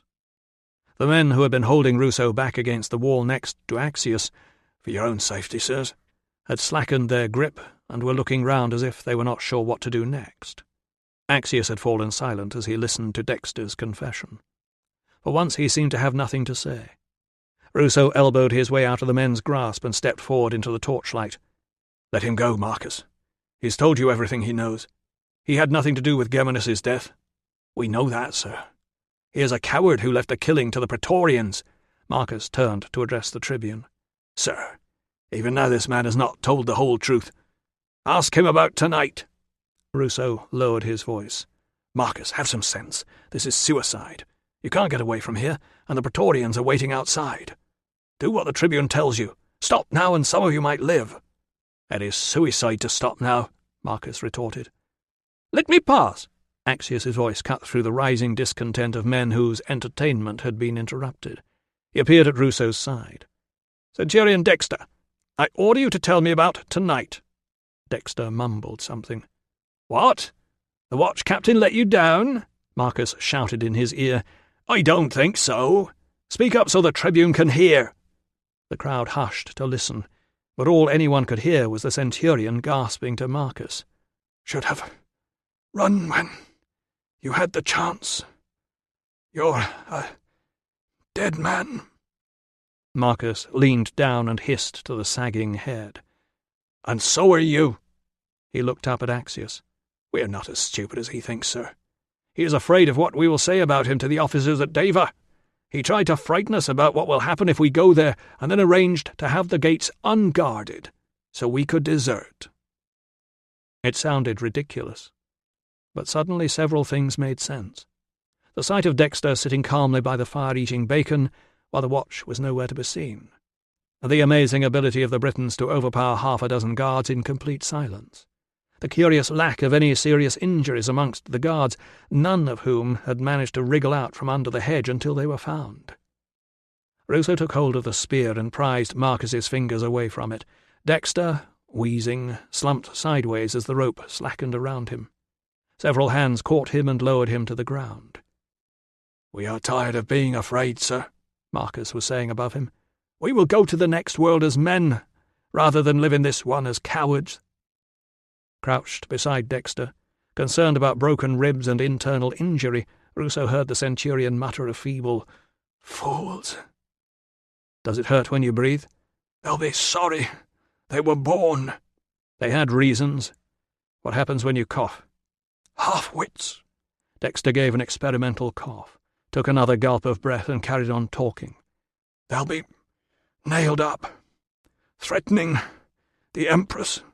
He rolled over and swore. "Achilles' balls, that hurts." But clearly it didn't hurt as much as broken ribs would. Ruso left him to recover. The recruits were milling about in the faltering torchlight, not sure what to do now that their complaints had been heard. The smell of beer wafted across the courtyard, and a scuffle broke out in a dark corner. There were a few half-hearted cries of protest, but nobody seemed interested in imposing order. There was a crash and cheering as something was knocked over and shattered. Somewhere deep in the stables, a girl screamed. Axius, busy listening to some earnest discourse from Marcus, paid no attention.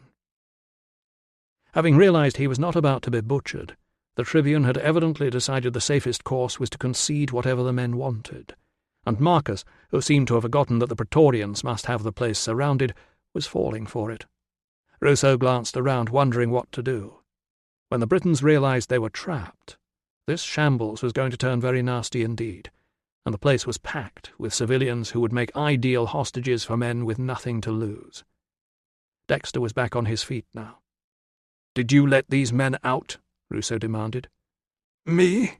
"Stay out of sight or they'll kill you. I'm not afraid of—" "Or I will." Ruso pushed his way forward. "Marcus, get these men under control, quickly!" Marcus ignored him and carried on berating Axius. Ruso gripped his earlobe and twisted, digging in his thumbnail. Marcus let out a yell of pain. "You started this!" Ruso shouted. "Get them under control or we'll have a bloodbath!" For a man who was ready to face the next world, Marcus suddenly looked very frightened. He turned to Axius. "Sir?" Axius raised both hands in surrender. "They won't listen to me." To their left, a couple of drunken recruits had clambered onto the mounting block and were attempting a dance. Somewhere in the darkness, the girl screamed again. "One of us," said Ruso grimly, "had better think of something." Marcus stood on tiptoe and shouted in the direction of the stable, "Lads! Oi! Leave the girl alone, lads!" Someone shouted, "Where you turn, mate!" The dancers stumbled off the edge of the mounting block and crashed into the crowd. Ruso shouted in Marcus's ear, "Is the Empress safe? And my wife?" Marcus yelled back, "Upstairs! The lads were told not to touch them." Ruso glanced at the row of upstairs windows. Was that a blonde head behind one of them? He could not tell. He reached out and seized Marcus with one hand and Axius with the other, dragging them round the fallen dancers toward the vacant mounting block. "Tell them they must listen to the Tribune," he urged, pushing Marcus up the narrow steps. "But, sir—" "Do it!" He did it. Either the men were eager for leadership, or a powerful god was with him. Ruso neither knew nor cared which. The confusion died down for a moment while the crowd waited for the next part of the show. Pushing Marcus toward the stables with, "Go and help that girl," Ruso urged a reluctant Axius up the steps of the mounting block. "You're good at making speeches. Tell them you understand why they're angry. Tell them you respect their loyalty in not deserting.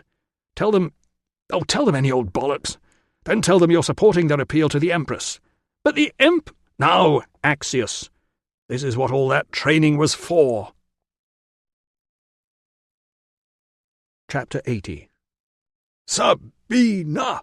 roared the men down in the courtyard, stamping and banging anything within reach in time with the rhythm of the name. "Sabina! Sabina!" In the upstairs room, a grim-faced Clarus had joined the line of men guarding the corner. He was clutching a metal jug in one hand and what looked like a woman's hairpin in the other. If it had not been so desperate, it would have been funny. Behind them, some of the huddled women were weeping. Then Sabina cried, "Do not let them take me, Clarus! Kill me now, I beg you! I know what they did to those poor women in Londinium." "Madam, I cannot—" "Then somebody give me a knife!" "Madam," Tilla abandoned the window, "they do not want to hurt you. The Tribune has made his speech, and the men have listened. Now they want to present a delegation." Sabina's squeak of, "A delegation," left Tilla wondering if she had chosen the wrong word. "They want to ask for justice." "But the Emperor is not here." Clarus said, "The Empress cannot grant petitions." "Madam," said Tilla, ignoring him, "these men are Britons. They do not know who can grant what." In truth, they probably did. But Sabina did not need to know that. What they know is that you are the wife of a great leader. You have travelled all over the world with him, and between you have won many victories. They believe you are a noble warrior queen, like the ones they honour amongst their own people. There was a pause while Sabina and Clarisse thought about that. The chant of "Sabina" still rose in the yard, embellished with whoops and whistles. The Empress said, "Can their officers not get them under control?" "They are loyal to the Emperor, madam," Tilla reminded her, "but they have been badly mistreated." "That has already been dealt with. What is the matter with these people? The man is dead. What more do they want? I shall tell Paulina about this when we get to Deva, and her husband will have them all flogged." "Sabina! We are not in Deva tonight. You do not need anyone's husband, not even your own. Tonight everyone here is depending on you." "Stay here, madam," urged Clarisse, glancing over his shoulder. "My men cannot defend you out there. Stay here and wait for rescue." "Sabina!" The chant was beginning to sound ragged. The men would not wait much longer. Some of them would be drunk, and Clarisse was right. Any minute now the troops outside would find a way into the building, and there would be an end to this. But neither a quick nor a happy one. Tilla said, "Madam, they are calling for you. If you listen to them, you can save us." "Do not believe her, madam," it was Minna's voice. "She's one of them. You can't trust her." "Very well," a figure rose from the corner. "I will do it." Several voices began to object. "Thank you, but I have made my decision." Clarisse said, "Then I shall come with you, madam." A voice from the door said in British, "We was told not to let nobody—" "Have some sense," Tilla snapped. "How can Marcus present anything to her if you do not let her out?" "Just you and her, then." None of the Romans liked that very much, but the Britons were the ones with the swords. Sabina's hand was trembling as Tilla led her along the dark corridor and down the stairs toward the barbarians. Down in the courtyard, the chant of "Sabina" gave way to cheering and shouts of "Make way!" as the two women appeared and were hustled across to the mounting block. Tilla felt a hand on her arm and turned to see her husband mouthing something she could not catch. Marcus was standing next to him with a snake arm around— Was that Verana? Axius was helping the Empress up the steps of the mounting block. There was a confusion of shouting and shushing, as everyone told everyone else to shut up and listen. Finally a hush spread across the courtyard. Sabina's earrings glittered as she looked over the heads of the crowd and waited for someone to address her. "Well," she asked, "you had plenty to say just now. I am listening." There was nervous laughter. Tilla felt her arm released as some sort of whispered argument erupted between her husband and Marcus. Then Marcus stepped forward. "Empress," he said, and bowed to the figure above him. Someone shouted, "Good start, mate." Marcus hesitated, clearly unnerved. "Madam Empress, 3 months ago there were 50 of us, recruits to the 20th Legion. Now 3 are dead. 1 is sick and 1 is in chains." Sabina said, "Who are you?" "Oh, yes." Marcus cleared his throat. "Marcus of the Regni. Tonight, Centurion Dexter tried to get rid of the rest of us, but we came to report to Tribune Axius instead because we want to serve the Emperor." Sabina inclined her head. "And you," he added quickly. She inclined her head once more. Marcus said, "We wanted the Tribune to know what really happened to the men who died, Danicus and Tadius and Sulio, and now he does. And, we're sorry about spoiling your dinner." A cry of, "No, we're not," was followed by a scuffle somewhere in the darkness and hissings of, "Shut up." "I see," said Sabina. "And what is your petition?" There was another pause. Tilla could hear whispers of, "What's he saying?" But Marcus seemed not to know how to explain what his men wanted. Suddenly Axius stepped forward. "Madam, if I may—" "Please do, Tribune." "Madam, these men are proud to be citizens of Rome, but they are also natives, and they are overwhelmed by the honour of speaking with the greatest lady in the known world. Even here in the wilds, everyone has heard of your great virtue and beauty, and your many achievements." So that was how you were supposed to talk to an empress. No wonder she always looked bored. Finally he seemed to be getting to the point. "They ask your full and absolute pardon for their behaviour this evening, and for safe conduct to Deva, where they can present their case to the legate and receive justice." "Proper justice!" shouted someone. There was a chorus of support. A small chant of "No more lies!" broke out and died away again as Sabina raised one hand for silence. "And for the immediate release of their comrade Victor, whom they believe is innocent of the murder of Centurion Geminus." Tiller noticed that he did not say what he thought of Victor himself. Sabina said, "That is it?" "Yes, madam." She held out one hand. "I will receive their petition." Axius looked around wildly. "Madam, my men have not yet—" "Here you are, Empress." Verana stepped forward, tugging a little scrap of rolled-up parchment out of her cleavage. Sabina took it between finger and thumb as if she were holding a dead rat by the tail. She teased it partly open with one fingertip and frowned.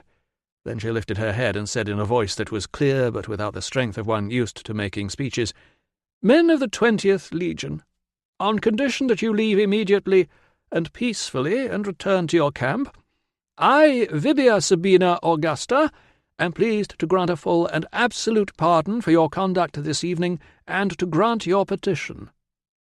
As the cheers gathered into a fresh chant of "Sabina," she handed the parchment to Tiller. "Look after it. I can't read a word of it in this light. I shall have to sign it in the morning." Chapter 81. Ruso watched the recruits march out of the stable entrance behind Axius, the odd drunken stumble the only hint of the chaos they had caused just now. They appeared to have taken to heart the tribune's warning that the first man to step out of line again would be crucified, and so would his comrades on either side of him. Just before they formed up, he had murmured to Marcus, "You're a different man from the one I met at Iberacum." "It was you who gave me the courage, sir." Then he grinned as if Ruso would be pleased with the compliment, and as if everything would be all right from now on, and wisely pulled the shoulders of his tunic down over his tattoos before merging in amongst the other recruits. Meanwhile, Clarus had rushed outside to ensure that the Praetorians who had been spoiling for a fight didn't pick one, and then returned to resume his anxious guard over the Empress. A couple of slaves crept out from wherever they were hiding, barred the gates, and disappeared again. The clearing up would have to wait for daylight. Ruso sat on the mounting block, folded his arms and gazed up at the stars. A horse, stamped over in the stables, no doubt relieved that the terrifying humans had all gone away. Tiller had whispered a hasty, "Wait for me," but she'd gone inside with Sabina and was probably still trying to smooth ruffled feathers. He should probably go straight to the camp, but he doubted the men would dare cause any more trouble now. He would just enjoy a few more moments of peace, then get out before everyone here locked up and went to bed. There above him was the Great Bear, and above it the North Star and the Little Bear, and around them all the constellations he should remember the names of but never could. Through all the madness of this evening, they had been shining there, constant, hidden only by the confusion of light and smoke made by mankind. No doubt there was a lesson there that he ought to ponder on the road tomorrow. Tonight he was merely relieved that the crisis was over. Between them, Axius and Sabina had managed to convince the recruits that they should proceed peacefully to Deva. If they were lucky, the legate would uphold Sabina's unauthorized pardon. It might be politically awkward not to, and withhold the charge of mutiny. Victor, now amply punished for his desertion, would be free from the unjust accusation of murder, and if Clarus chose not to prosecute the Praetorians who had apparently settled an old grudge by murdering their former comrade, that was his business. Even Axius would have to admit that it was a kind of justice. A distant owl hooted. Something changed in his peripheral vision, and he realized the light in one of the windows above him had gone out. As he watched, another light died. He got to his feet, noticing for the first time that he was cold, and made his way across the yard to where the lamps were still glowing in the main entrance hall. He was almost there when a figure stepped out of the shadows. He had sprung back and grabbed his knife before reason pointed out to instinct that the blonde hair belonged to his wife. "Husband," she hissed, raising both hands, "that is me." It occurred to him that "it is me" was unnecessary, since no one but Tiller was likely to call him husband. Next it occurred to him that only a very tired mind would notice that sort of thing when there were far more pressing matters to attend to, like Tiller assuring him that nobody was dead. He was pleased she was safe and that no one had been killed, and he thanked her for the good news. "It was Marcus?" "What was?" "The horrible screaming and the—" She broke off to give a muted demonstration of a ghastly, choking gurgle. "I see." He had no idea what she was talking about, but Marcus had looked perfectly healthy just now, and no doubt the explanation would be more complicated than it was worth. One of his friends told me. He learned it from a charcoal burner who used it to frighten off the soldiers when they came sneaking through the woods to steal his fuel. Ah, and I can tell you something else. The Scorpions from Rome had orders from the Emperor's secretary to kill Geminus. I see. How can you see? I have not told you yet. You were just saying, I see, without listening. Yes. Then she told him. And then he did see. And he wished he did not, because what she was so proud of having found out was something that would be much, much better left hidden, and the way she had gone about finding it meant that she now had an enemy far worse than Metellus. But I did it to help. I didn't ask for your help, Tilla. You wanted to know who it was. I found out for you. It was not some old grudge after all. Someone gave the order through Tranquillus.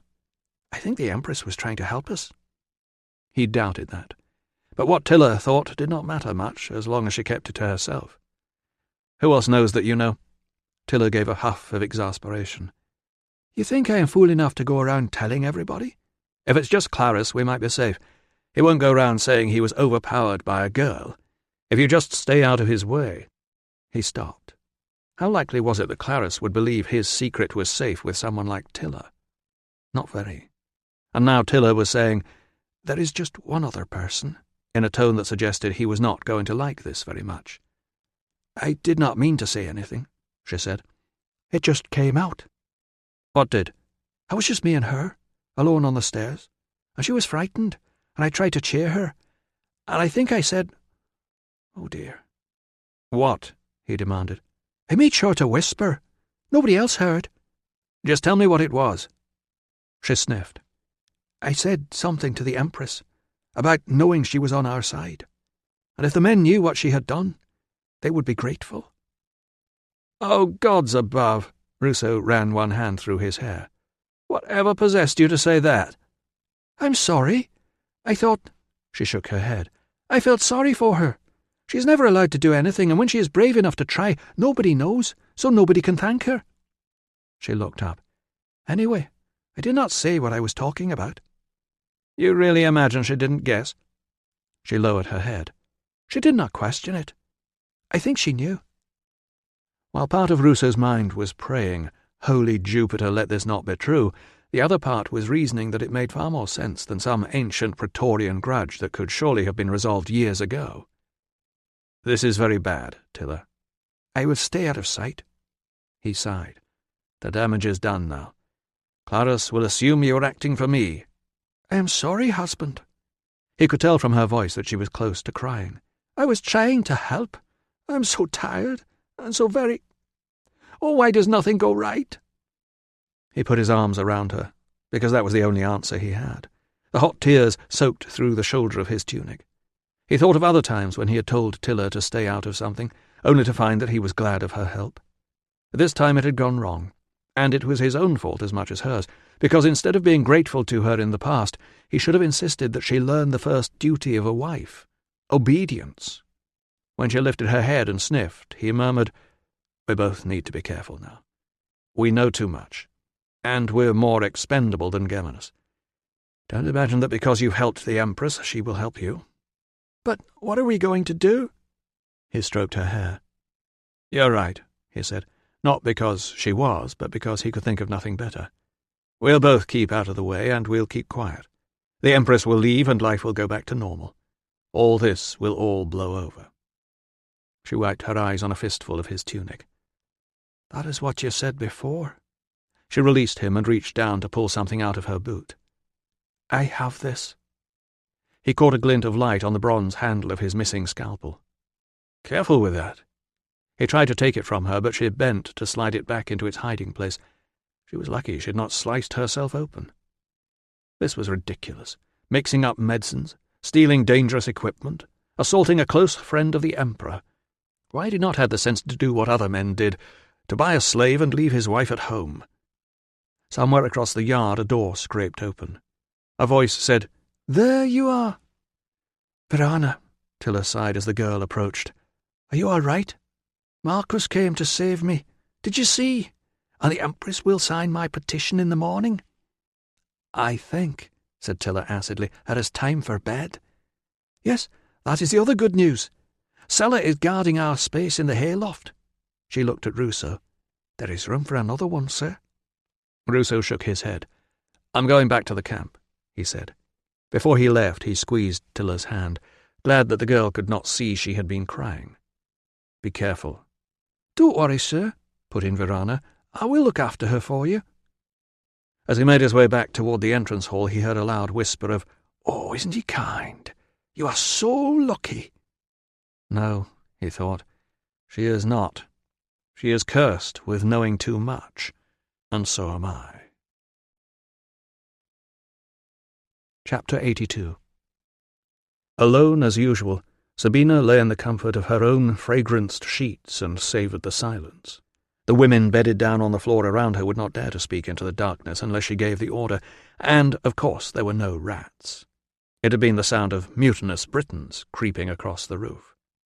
The tremulous staff of the inn were long gone, as was the dreadful woman from the tribune's household who had the nerve to ask the slaves, in her hearing, if the Empress was really as all right as she claimed to be. Clarus had been harder to get rid of, but he had finally stopped making a fuss when she compromised. No Praetorians standing guard in the bedroom, but however many he wanted outside the door. She heard a floorboard creak as one of them shifted his footing. It would not surprise her if Clarus, ever loyal and now unusually flustered and apologetic as well, was lined up out there with them. Safely returned into the care of her staff, she was finding it hard to believe what had happened this evening. All those men chanting her name. She could not restrain a smile. Her name, not that of the Emperor. Sabina. Raw and raucous and potent. For a few brief minutes, she had been more than an unloved wife trailed in the wake of the most powerful man in the world. More than a woman with thinning hair and a tooth held in by gold wire, whose slaves tactfully buried her deeper each year in layers of jewellery and make-up and hairpieces. They had called for her. They had cheered her. They had listened to her. They had even laughed at her joke. She had felt a thrill run all the way through her as she knew for the first time what real power was like. "If the men knew what you had done," the Briton had said, "they would be grateful to you." What did the Briton know about the murder of the centurion? What exactly had Clarus told her when they were alone together, and how much had she passed on? It was a problem she would consider tomorrow. Tonight she would enjoy being Sabina, warrior queen of the Britons. Chapter 83. Morning came, and with it the sound of birds singing and broken things being swept up. The warrior queen of the Britons pulled the sheet up over her face, wishing away the knocking on the door and the urgent whisper of, "Madam!" The wishing did not work. Sabina, Empress of Rome, flapped the sheet back down and said, "What?" "Madam, Prefect Clarus is here to speak with you." "Tell him to come back at a sensible hour." "We tried, madam. He won't go." She ran her fingers through her thin hair. He could not be allowed to see her like this. Gesticulating to the other slaves to fetch her clothes, she said, "Ask him if the carriage is mended, and whether—" She stopped herself just in time from calling them "my men," "and whether the soldiers are behaving themselves, and how long it will be before we can get out of this dreadful place." The questions were conveyed, but instead of answering them, Clarus called through the door, "Madam, the Emperor is in the camp. He will be here at any moment." "Here?" She sat bolt upright. "Why did nobody— What is he doing here?" "I sent a message last night, madam." What would people tell him about yesterday? Would anyone tell him how much she had enjoyed it? She turned to her slaves. "Clothes, quickly. Fetch my hair. Madam, if I could speak with you a little more privately." "In a moment." When she was sufficiently clothed and coiffed to be decent, although the perfect lead-pale skin was still in its pot, and the curling tongs were heating in the brazier, she finally allowed him to enter. Clarus looked even more cadaverous than usual. "Madam, I'm glad to see you looking refreshed and well this morning." "I wish I could say the same of you." "It has been a long night," he conceded. "But now that the Emperor is here, I'm sure all will be well." "No doubt he will enjoy setting us all straight. What do you want?" "I thought you would like to know that the officers were very grateful for your help last night, madam. The camp has been peaceful all night." "Good." He lowered his voice. although some of the 20th seemed to think that my men murdered their centurion. So the woman had talked. Already rumours were spreading among the soldiers. "Well, you're in charge of the investigation," she told him, settling herself on the stool as the slave approached with the first pot of skin cream. "It's nothing to do with me.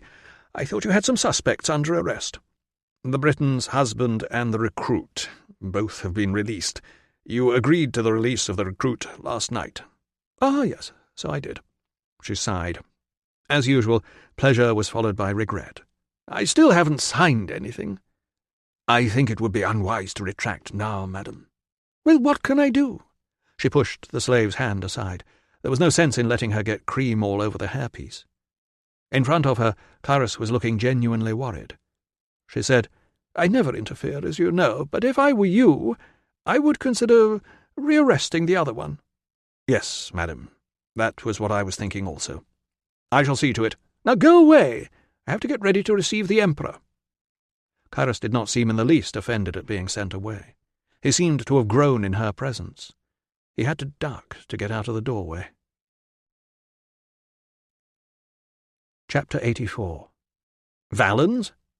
"You're not going to ask if I'm dead again, are you?" "No, but what are you doing here?"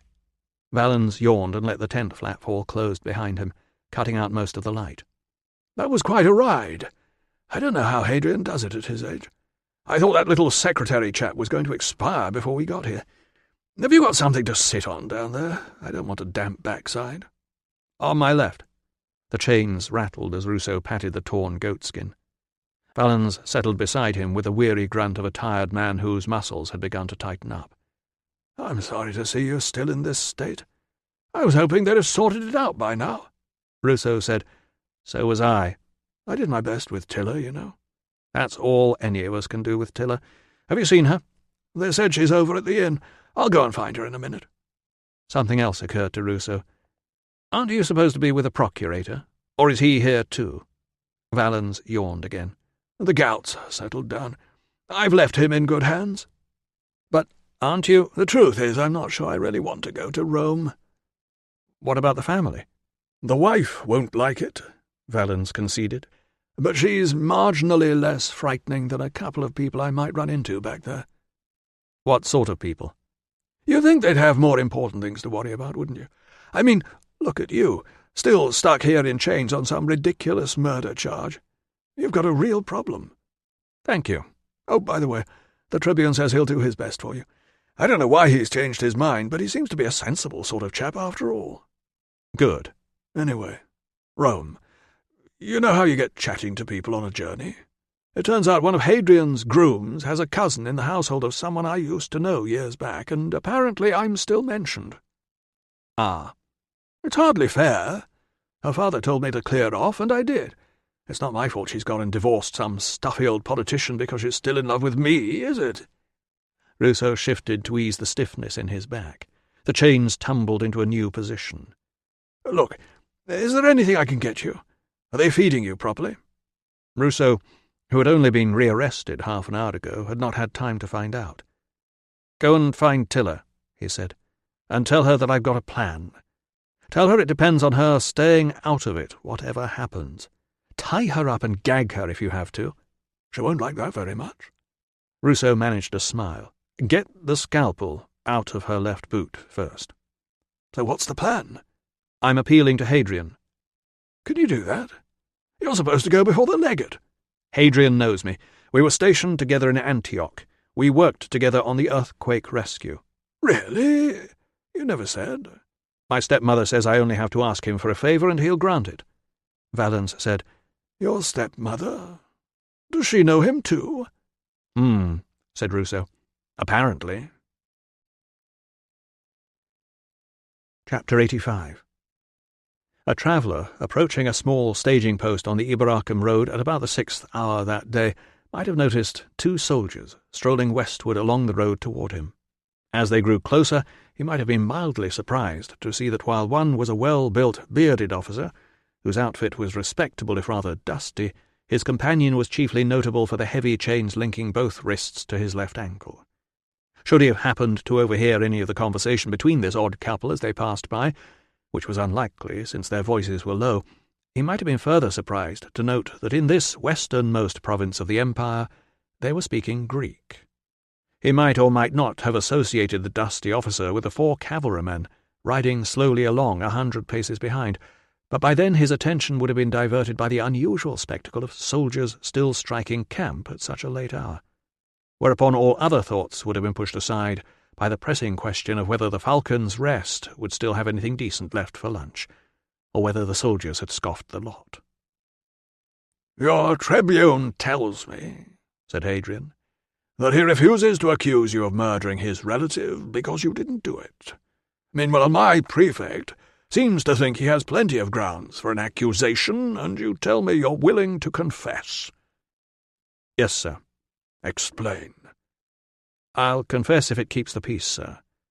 But I didn't do it." "You know who did?" "Yes, sir." "Well?" "I can't say, sir." "I've ridden most of the night to get here, Ruso. I've got gritty eyes, stiff shoulders, and a bruised arse. Don't annoy me." "Sorry, sir." "Who did it?" "I'm sorry, sir, I can't tell you." "You'll tell me soon enough if I hand you over to the questioners." "Probably, sir, but I don't think it would do either of us much good." Hadrian sighed. "Do you imagine I won't accept your confession?" Ruso swallowed. "I'd very much rather you didn't, sir." "But it would be very convenient, wouldn't it? The native suspect will remain free. His mutinous comrades, whom your tribune tactfully describes as boisterous, by the way, will stop getting themselves into more trouble by accusing my Praetorians of murder, and it will be clear to everyone that the 20th Legion answers to its officers, not to some uppity medic and his native girlfriend." "On the other hand, sir, you know you would be punishing an innocent man for somebody else's crime." "Given the scale of the convenience and your apparent willingness to be an unsung hero, that might be a price worth paying." "Perhaps, sir." Ruso swallowed. This was not the way he had imagined the conversation going. Maybe he really had been influenced by his stepmother's ludicrous presumption of, well, not of friendship, of course, perhaps comradeship would be the word. But back in Antioch, he and Senator Publius Aelius Hadrianus had both been on the same side. Now one of them was the most powerful man in the world, while the other was a nuisance. Hadrian untied the stopper of his water bottle and took a swig, like any common soldier. "I should have Clarice arrest that woman of yours. I hear she's behind all this." "Absolutely not, sir." They stepped aside as a rumble of wheels announced the approach of a post-carriage. Ruso hopped awkwardly over the ditch, and Hadrian busied himself tying the thong back around the stopper. The carriage thundered past, driver and courier oblivious to the fact that they could have halted and delivered many of their messages in person. "Sir," put in Ruso as soon as he could be heard, "my wife has nothing to do with it. Nothing at all. I won't confess anything if you arrest her." Not willingly, anyway. The gods alone knew what he would say once the questioners got to work. Hadrian stepped back across the ditch. "Let me propose a hypothetical situation. Let us suppose that there are 2 wives. Neither wife trusts her husband to get on with his own business without her help. I take it you can imagine this situation?" "Yes, sir." "The first man's wife goes bleating to the second man's wife about some difficulty her husband is having. The second man's wife, who has a tendency to exaggerate her husband's shortcomings, expresses some surprise that he has done nothing to help the first man in this situation, a situation about which, of course, both of the wives have only the barest understanding. Are you with me so far?" "I think so, sir." "This is, of course, purely hypothetical." "Yes, sir. If only this whole mess were hypothetical. If only Tilla had held a hypothetical meeting with the Empress. If only she had threatened the prefect of the Praetorians with a hypothetical scalpel. Now let us say that the friends of the second man's wife, some of whom are rather more eager to impress her than they should be, listen to this complaint, and take it to be an expression of her wishes. So, in a misguided act of loyal service, they arrange for the problem to be dealt with." Gods above! The Emperor knew the whole story. Everything he and Tilla had risked their necks to find out. Was there anything this man's spies did not tell him? If that were to happen, sir, it would be very unfortunate. especially since, if this came to light, people might mistakenly assume that the wishes were not only those of the wife, but of her husband. Of course. That was what interested Hadrian. If word got out, people would assume that the murderer of inconvenient senators had now become the murderer of inconvenient centurions. The emperor, whose power traditionally rested on the tripod of the Senate, the army, and the people, would appear to have kicked away a second prop. If his enemies managed to exploit this apparent weakness, he could be in real trouble. Unfortunately, it was hard to imagine Hadrian confiding any of this to a man he didn't intend to have safely executed by lunchtime. Ruso took a deep breath. Personally, sir, I think if the second husband were going to deal with the problem himself, he would have found a better way. Hadrian grunted. I suppose that's a compliment. To the hypothetical husband, sir. Yes. Anyway, were someone to come along who was willing to assume the blame for the whole fiasco, I'd imagine that, for the sake of peace and quiet, any sensible man would let him get on with it. Put like that, his impulsive offer to confess, which had started out as a way of silencing a few recruits and getting Tilla out of trouble, sounded less like a fatal mistake than a heroic act of self-sacrifice to save the stability of the empire. He said, "Probably, sir. Yes." "We've gone far enough. Turn around." Ruso pivoted round his chained ankle and faced back the way they had just come.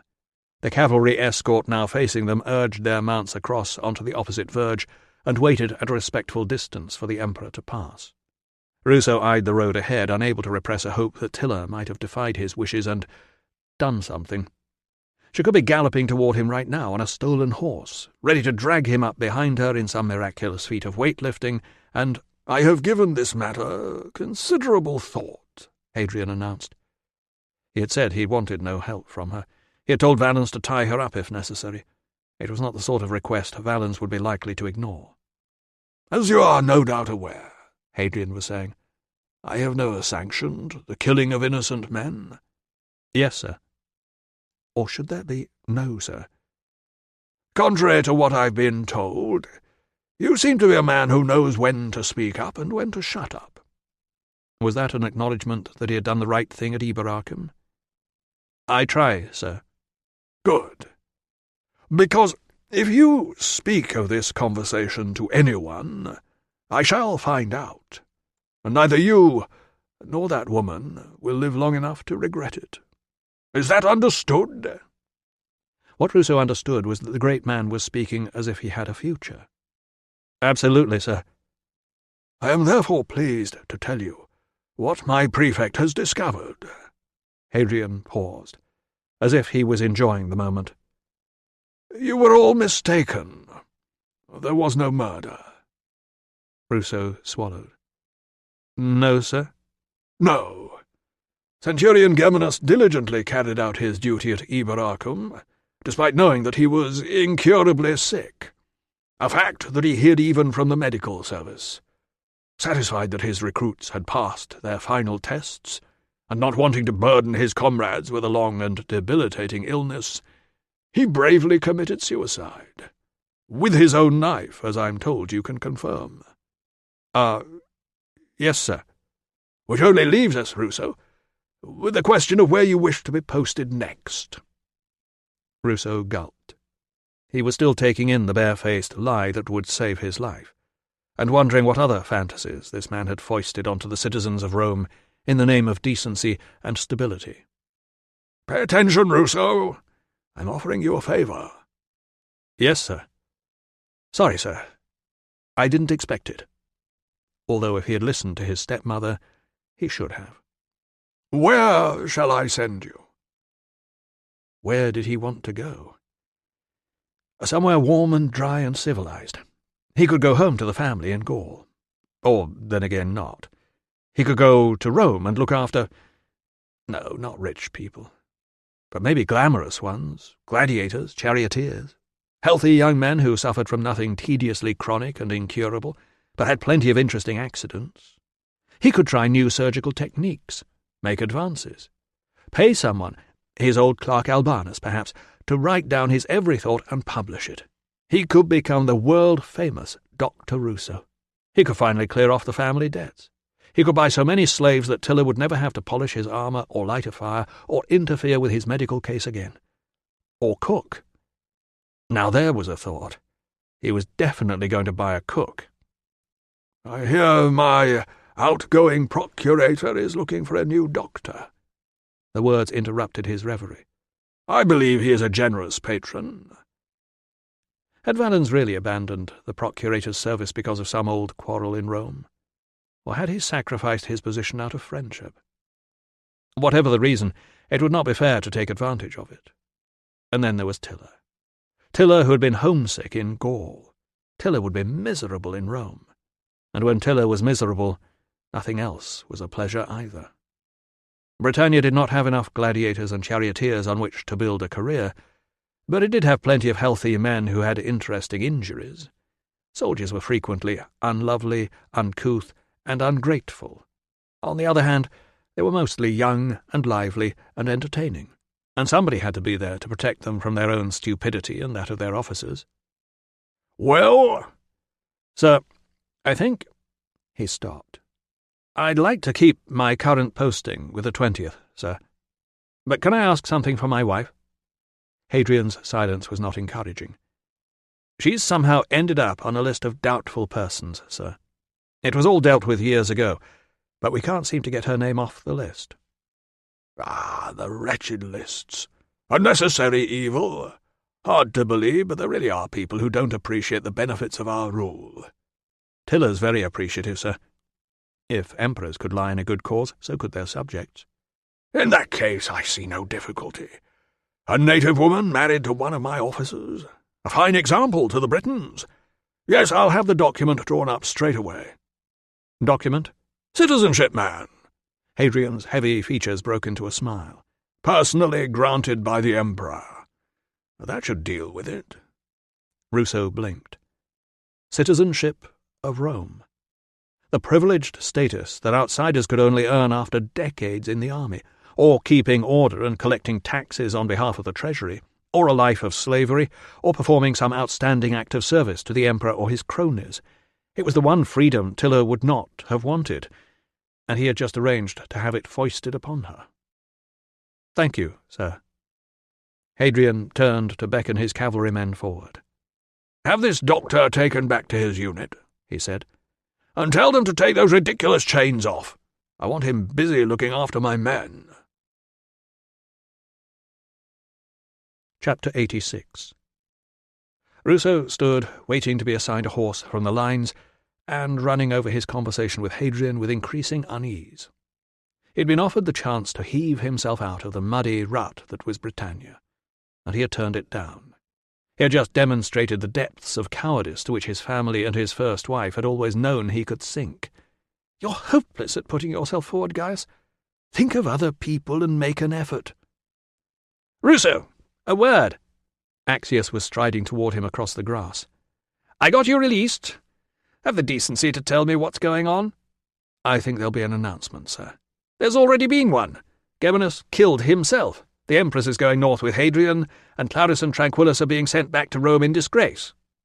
Ruso stared at him. "Why?" "For being overfamiliar with the Empress, whatever that means. Anyway, it's none of our business. What did the Emperor say about me?" "He said you told him I was innocent, sir. I'm grateful." "So you bloody should be. What else?" "Nothing else, sir." "So what did he talk about?" "I can't tell you, sir." "Did he mention my family?" "No, sir." "What did he say about the 20th? "Sir, I'm really sorry, but I can't tell you what he said." "I see." The tribune lowered his voice. "So it seems the Praetorian Guard get away with murdering another of my relatives." Across the field the mules had been hitched to the hospital wagons. Ruso could see Pera helping Victor up to keep Austerlitz company. Dexter, relieved of duties pending trial, was just visible behind one of the supply vehicles. The remaining junior officers were yelling at the recruits to get a bloody move on. Apparently they had never seen such a bunch of ham-fisted layabouts. Ruso said, "In Geminus's position, sir, I believe taking his own life was the most honourable thing he could do." "But you and I both know—" Axius paused. Yes, I suppose you're right." A groom was approaching with 2 horses. "Someone also just passed on a curious rumour about your wife," murmured Axius. When Ruso did not respond, he said, "You need to get that woman under control, man. She's a menace." "I'll see she keeps out of your way in future, sir." "The last thing she needs is to be honoured with citizenship. I take it that's one of your rewards for silence." "Silence, sir?" "Oh, I give up." Axius seized the reins, spurned the assistance of the groom, and vaulted into the saddle unaided. "I suppose you're just glad to be alive." "Always, sir," said Ruso, who wasn't, but who was beginning to think he really should be, when he noticed another man approaching across the grass. He tried to hide his surprise. Metellus waited until Axius had gone. He did not bother with a greeting. "It wasn't my idea to have you arrested the second time." Ruso took the proffered reins of a bay mare from its groom. "Well, you can't have all the good ideas. I suppose you think you've won." Ruso teased the mare's forelock out from beneath the brow band. "Frankly, I'm happier when I don't think about you at all." "Then you'll share my pleasure in the news that a promotion will be sending me to Rome in the next few days." Ruso paused with one hand on the girth. "You're going a long way away." "Very good," Metellus said. "I only did what I did out of duty, you know. It was never personal." "Wasn't it?" "You know damn well your wife was withholding information." "My wife has just been made a citizen of Rome by the Emperor himself." Ruso pulled the girth tighter. "What we know or don't know doesn't matter any more." "Exactly." Metellus gave one of his rare and unnerving smiles. He said, "I would offer to shake hands, Doctor, but that would give you the pleasure of refusing." Then he turned on his heel and strode away, leaving Ruso to wonder whether Rome was really a promotion, and glad he wasn't going there too. Chapter 87. It was a subdued pair of passengers who sat in Sellers' cart, waiting for it to set off behind the official transport of the 20th Legion. Tilla had heard nothing from her husband since his release. Before that, the only message had been an order to stay away from him. Valens, who knew nothing of the trouble she had caused by trying to help before, had seemed surprised and relieved when she promised to obey. The news about Sabina had dampened her spirits further. She could not say goodbye, of course, but Tilla had gone to watch her carriage pulling away. The Empress had enjoyed one brief moment of glory. Then her man had arrived out of nowhere, banished the people who seemed to be her only friends, and ordered her to accompany him. Tilla could not help thinking that if Hadrian had married a woman of the Corionotati, she would have put him in his place many years ago, and they would both have been much happier for it. Or perhaps not. She should have rejoiced when Valens came back with the good news that her husband had been set free, but still there was no message, and the silence grew louder with every moment that passed. Virana had troubles of her own. She had scrambled down from the cart when Marcus and the other men emerged from the camp, only to return with the news that he was being horrible to her. "He told me to go away. He cannot speak with you when he is on duty. He says he won't marry me, and he only saved me because the medicus told him to." "Oh, why can't the medicus tell him to marry me?" "Because he can't. Think of something else to talk about." As soon as the words were out, Tilla wished she had not spoken them. "I am sorry, but wishing for something will not make it so. And besides, being married to a soldier is not the wonderful life you imagine." Virana was still thinking about that when Corinna arrived to say how pleased she and Victor were that the medicus had been released and everything had worked out so well. "I'm sorry for the harsh words I spoke back in Iberacum. They are forgotten," Tilla assured her. "And I shall forget that you were cross with me," put in Virana, pushing herself up to peer ahead. "Is that the nice doctor? Is he coming with us to Deva?" Tilla said. "The nice doctor? The good-looking one? The one who is getting divorced?" "Valens? Divorced? Never. He says his wife is always cross with him. His wife is also very rich." Virana slumped back into her seat. "So what am I going to do? I was only going to Deva to help you, and now I shall be stuck there and nobody will want me.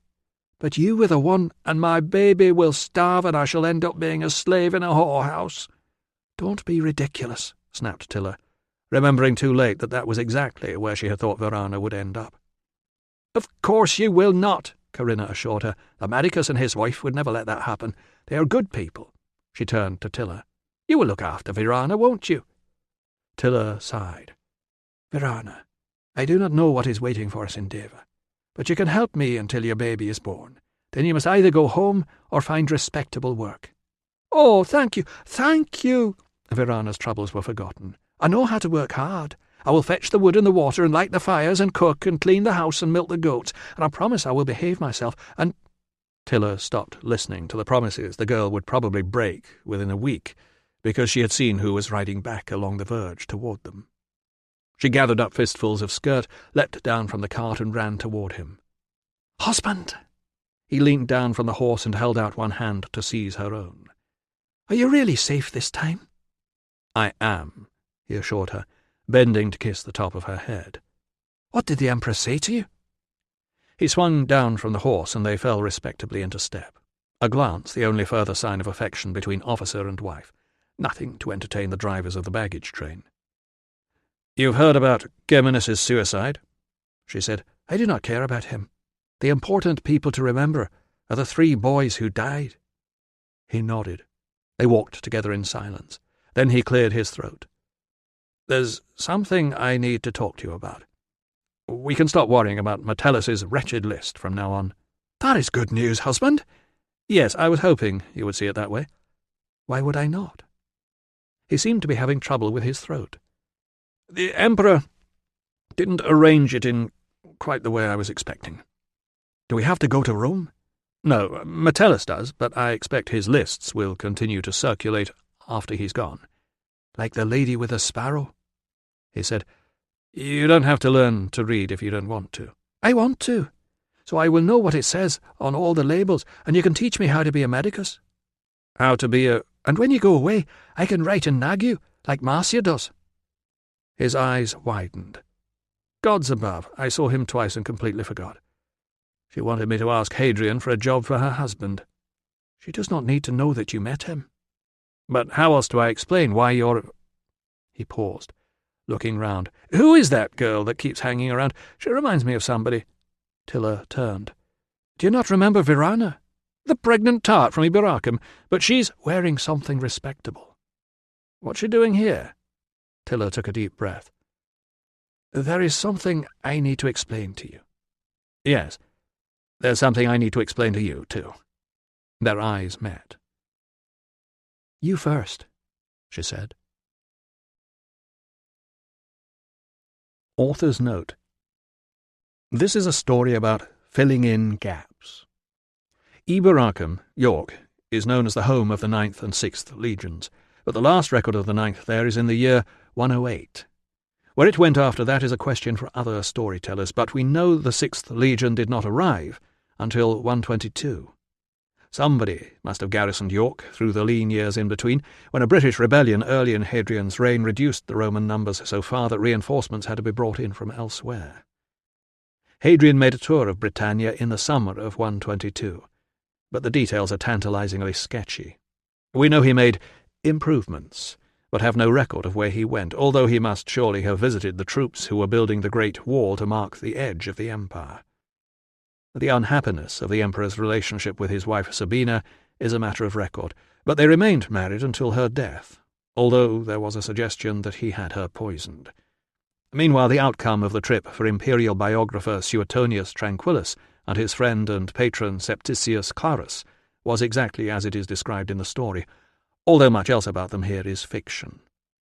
Readers in search of more facts and less embroidery will find them in Hadrian, the Restless Emperor by Anthony R. Burleigh, Hadrian, Empire and Conflict by Thorsten Opper, Roman York by Patrick Ottaway, the Ordnance Survey Map of Roman and Anglian York.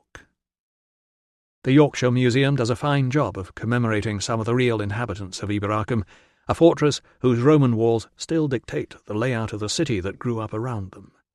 The Roman headquarters hall, basilica, mentioned in the story is long gone, but a lone column still stands, and visitors to the York Minster Undercroft will find the stone foundations of the original building upon whose roof Sulio sat. This concludes Semper Fidelis. Please visit our website www.tantor.com for more information on our growing library of unabridged audiobooks and to take advantage of special offers, or call toll-free 877 7 Tantor to request a catalogue.